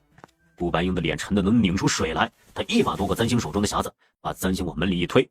大晚上的，什么兄妈妹的，恶不恶心？顾同修，在下……顾白英把匣子摔在他脸上，滚开，登徒子！聂星红的萧索背影在门外滞留了一刻，灰溜溜的走了。屋里，三星回头看着在桌前倒茶喝的顾白英，他像是被气得不轻，又像是真切的被聂星红恶心到了，一连喝了2杯。你那是什么表情？杨再兴，我告诉你。三星走到他跟前，一把将他灌在墙上。顾白英惊呆了，少年的脊背抵在墙上，身前是不断靠近的女子。你干什么？顾白英，你没有什么感觉吗？什么感觉？这人平日里总是一副天不怕地不怕的模样，成日里脑袋都要扬到天上，似乎没有什么事能让他放在心上挂念的。然而当他垂眸看过来时，睫毛温顺的垂下，便带了几分平日里难得的温柔。三星的目光落在他高挺的鼻梁上，落在他嫣红丰润的唇，落在他形状漂亮的轮廓分明的下巴。他抬头微微踮起脚，唇如欲飞的蝶，要落在春日最娇艳的那朵花瓣上。啊，杨再兴，你干什么？没想啊。什么没想？劫心灵啊！你隔三差五的叮嘱我不许双修，旁人对我示好，你又大发雷霆，恕我无能，实在想不到别的理由。什么理由？你是因为心悦我才会醋意横生，这都是占有欲作祟。师叔，你刚刚看我的时候没有心动吗？屋子里足足寂静了半炷香。谁告诉你我心悦你了？不是吗？但你的行为实在很可疑啊。当然不是。别自作多情，谁心动了？不让你和乱七八糟的人双修是因为……总之，不是你想的那样。杨再兴，脑子里别成日想些不堪入目的东西，给我好好修炼才是正道，知道了吗？喜欢你，想得美！哼！劫心灵一声也没响，看来是真的不喜欢。到了夜里亥时，诸位修士们重聚皇陵。今夜进秘境的人，比之昨夜少了将近一半。博主打开星宿台上的秘境入口，躲避着修士们的目光，就如躲避着那一段不堪的、企图掩埋的过去。三星抱着咪咪站上了星宿台。公主，离珠公主醒了过来，可她却觉得像是忘记了什么重要的东西。我刚刚做了一个梦。她好像遇到了一个人，一个面目模糊的人。那个人许诺可以带她回家乡，游回故乡。她笑起来。怎么能游回去呢？又不是西海里的一条鱼。那人似乎有些羞涩，也跟着笑起来。笑着笑着，便化作了漫天的星辰。黄祖母，这个能不能送给我呀？他看了一眼那只海螺，颜色蓝得极漂亮，像是少年爱慕的眼睛。离珠公主笑着点了点头。小皇孙欢呼一声，被乳母牵着回寝宫休息去了。夫人垂下眼睛，她已经不记得自己什么时候拥有的这只海螺，就像记不清少年的眼眸为何是蓝色。她只是没来由的，突然感到一阵深不见底的孤独。浪潮斜裹着远处的风起伏的吹来，吹得桌上的纸卷微微翻动，吹得未干的墨痕盈盈动人。那是一首鲛人歌。鲛人前知水底居，侧身上下随游鱼。清霄文采不可识，夜夜成波连月色。有时寄宿来城市，海岛清明无极矣。弃诸报恩君莫辞，今年相见明年期。使之万族无不有，百尺深泉驾互有。渺漠空山谁复望？一望云涛看白首。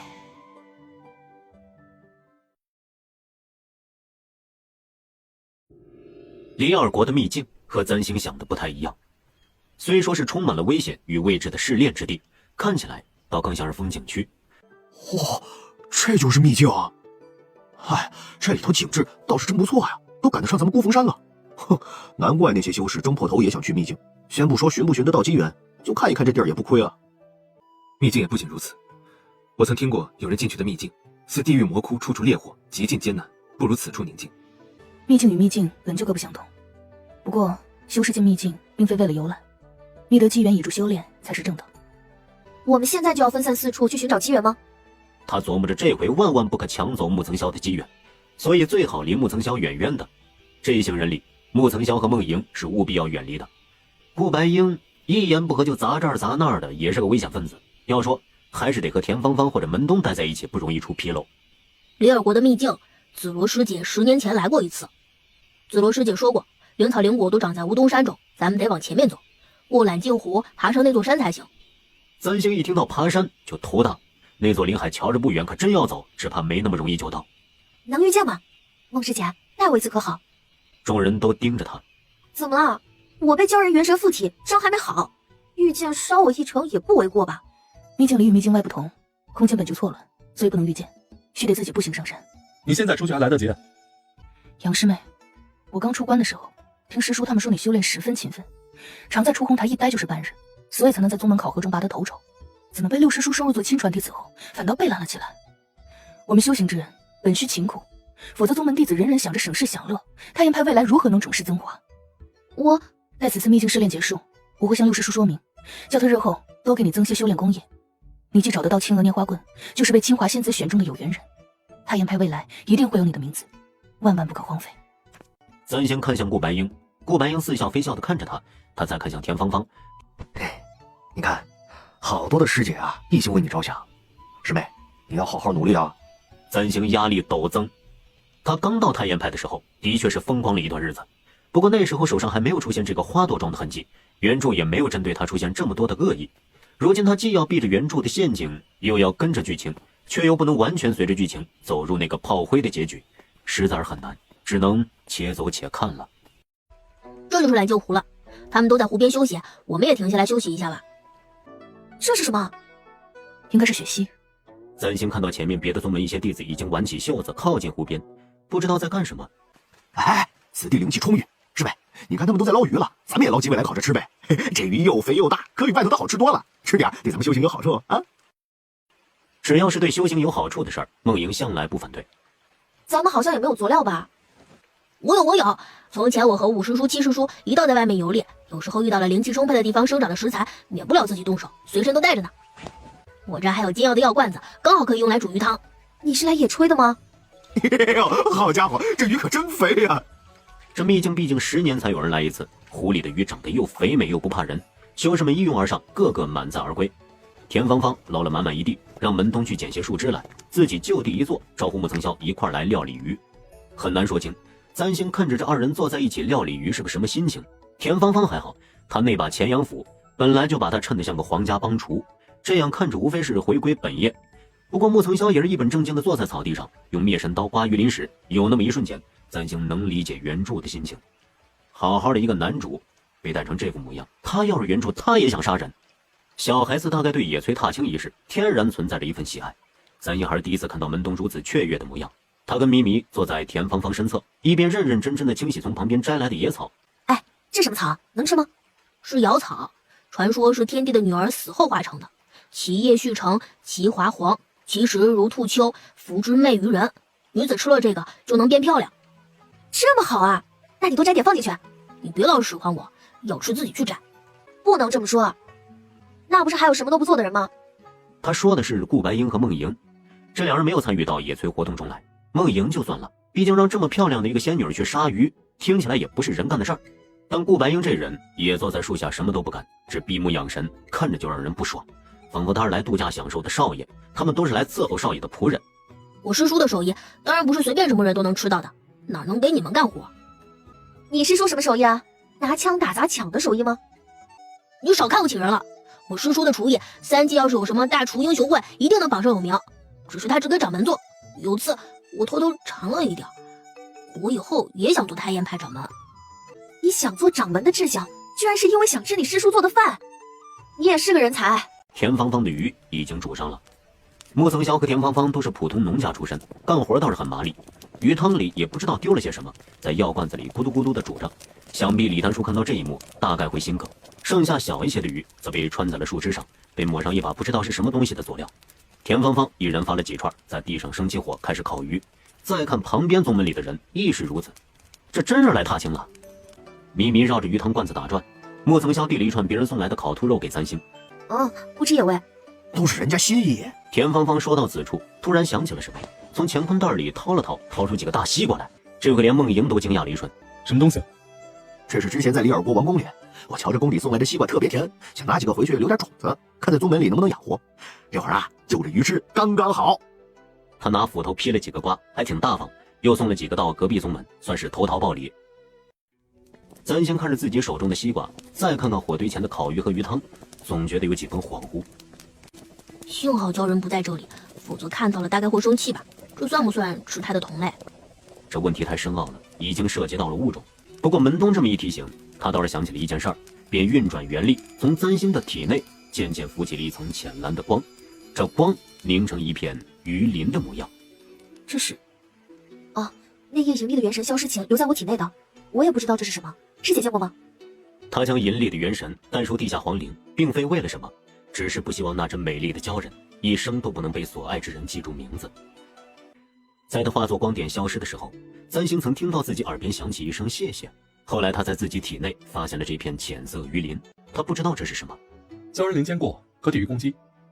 银力的肉身已经死去多年，这是以元神凝结而成的鲛人鳞，不能阻挡攻击，不过其中蕴含水系法术，留着吧，这是他送你的谢礼。簪星将鳞片收好，一时有些黯然。想到银力，总让人难以开心起来。听说离珠公主醒来后，不记得之前发生的事了。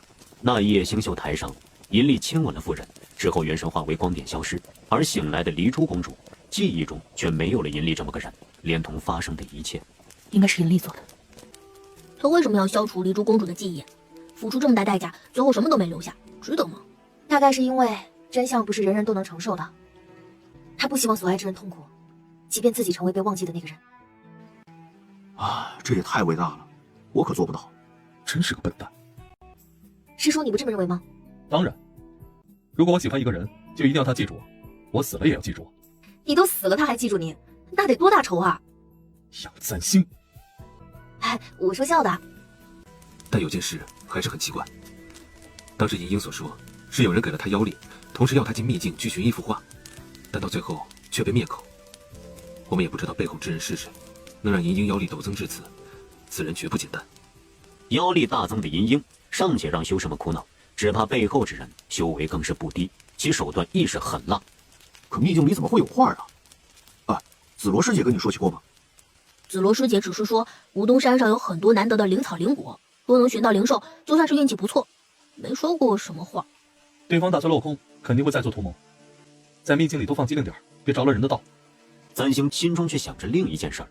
当日他问银鹰为何会潜入自己房间，银鹰话没说完就消失了。可他看向自己的奇异目光，让簪星一时难以释怀。到底是因为什么呢？另一头，其他几大宗门的人也正烤肉烤得欢腾。银风宗宗里有矿，财大气粗，一来二去就成了颇受欢迎的那个。此刻，聂星红坐在一方青石上，深蓝的长袍一尘不染，发髻也梳得极飘逸，浑身上下都透着一股精致和讲究。世华门的何日看不惯银风宗的人出风头，故意讽刺聂星红。聂同学，听说你昨日拿一匣子回元丹去太燕派献殷勤，结果被太燕派的人赶了回来。回元丹？回元丹可不便宜呀，一枚要好几十灵石。银风宗居然拿了整整一匣子献殷勤，果真是有钱。我本是一片好心，不过顾同修大概认为我对杨仙子有所图谋，他二人既是道侣，与这些事上敏感一些也无妨。他不说道侣还好，一说众人立刻想起那一日在皇陵中银鹰捅出来的那桩风月密事。聂同修，顾白鹰和杨簪星真是道侣啊，我还以为那鲛人瞎说的呢。真的不能再真了。以在下纵横情场多年的眼光来看，他们二人如今正是蜜里调油、如胶似漆的时候。不可能吧？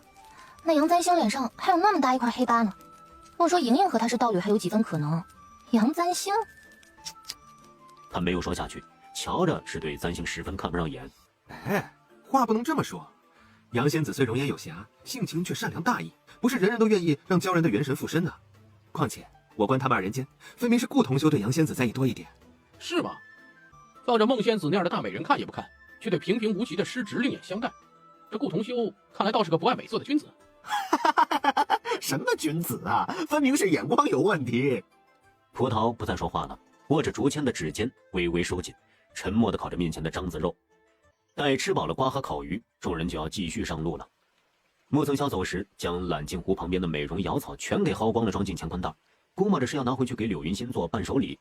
簪星也搞不清楚木曾萧如今的感情状况，一面瞧着他与梦莹二人之间气氛微妙，一面又惦记着青梅竹马的柳云心，看样子大抵是举8位夫人之心不死。从揽镜湖边继续往前，就是梧桐山的山脚了。这是什么？玉吗？是石玉，是石头，不过生得如玉一般。哦呦，这要是拿到花间楼里，足以以假乱真的。没用的，石玉只能在吴东山的手里才能发光，一旦出了秘境，就和普通的石头无异。那还真是可惜。绕过一处深潭，往上行了数十里，郁郁葱葱之地中，陡然出现了一个脚印。这脚印大如车斗，掩映在深丛之中，应当是兽类留下的痕迹。好像是老虎的脚印。这老虎应当不小，大家都注意些。佛同修不必担心，咱们修士难道还会怕人间的畜生？真有危险，便将这畜生一刀杀了，剥下来的虎皮做双靴子刚刚好。倒是门东闻言，躲到顾白英身后。他年纪小，对野兽叼人这种事儿，骨子里天然存在一份畏惧。不用怕，就算有老虎也没关系，我们这儿还有狮子呢，勉强也算个百兽之王吧。众人望着一脸茫然、肚子鼓得仿佛怀孕的白猫，陷入了沉默。咪咪挣扎了2下，从簪星手中跳下来，蹲在地上懒洋洋地打着哈欠。走吧，别愣着，赤华门的人都走前面去了。大概走了2个时辰，或许是3个时辰，突然听得有女子歌唱的声音，歌声轻盈悦耳，如珠落玉盘，在这深山之中异常空灵。光是听歌声，也觉得是一位启年玉貌、窈窕动人的美人儿。什么人？哼，没见识，真是一群乡巴佬。如果在下没猜错的话，这应当是仙歌藤。仙歌藤，簪星一怔，随着修士们的脚步往前面走去，果然见面前的一处石壁上密密麻麻地爬满了青翠的藤蔓。这些藤蔓不知道是依托什么生长，只把整整一面山壁都覆满。在这些藤蔓上，零星地开着一些淡粉色的花，歌声就是从这些花朵中发出来的。居然真的是仙歌藤！师妹，仙歌藤是什么？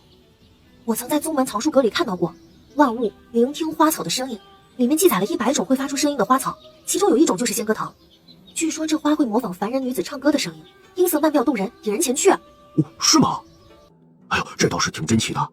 别动！怎么了？仙歌藤以食肉为生，不可靠近。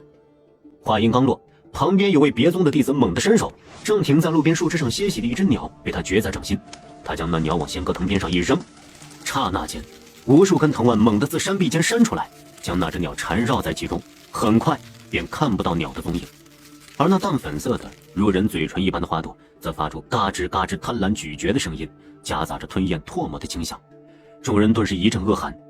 过了片刻，藤蔓渐渐松开了，再次覆满山壁。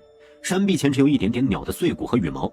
仙歌藤像是意犹未尽似的，发出啧啧回味般的咂嘴声，再然后又重新唱起歌来。女子的歌声依旧美妙动人，在场的修士却再也没觉得新奇有趣了。什么仙歌藤？我看是妖歌藤才对，妖里妖气的，不如一刀砍了。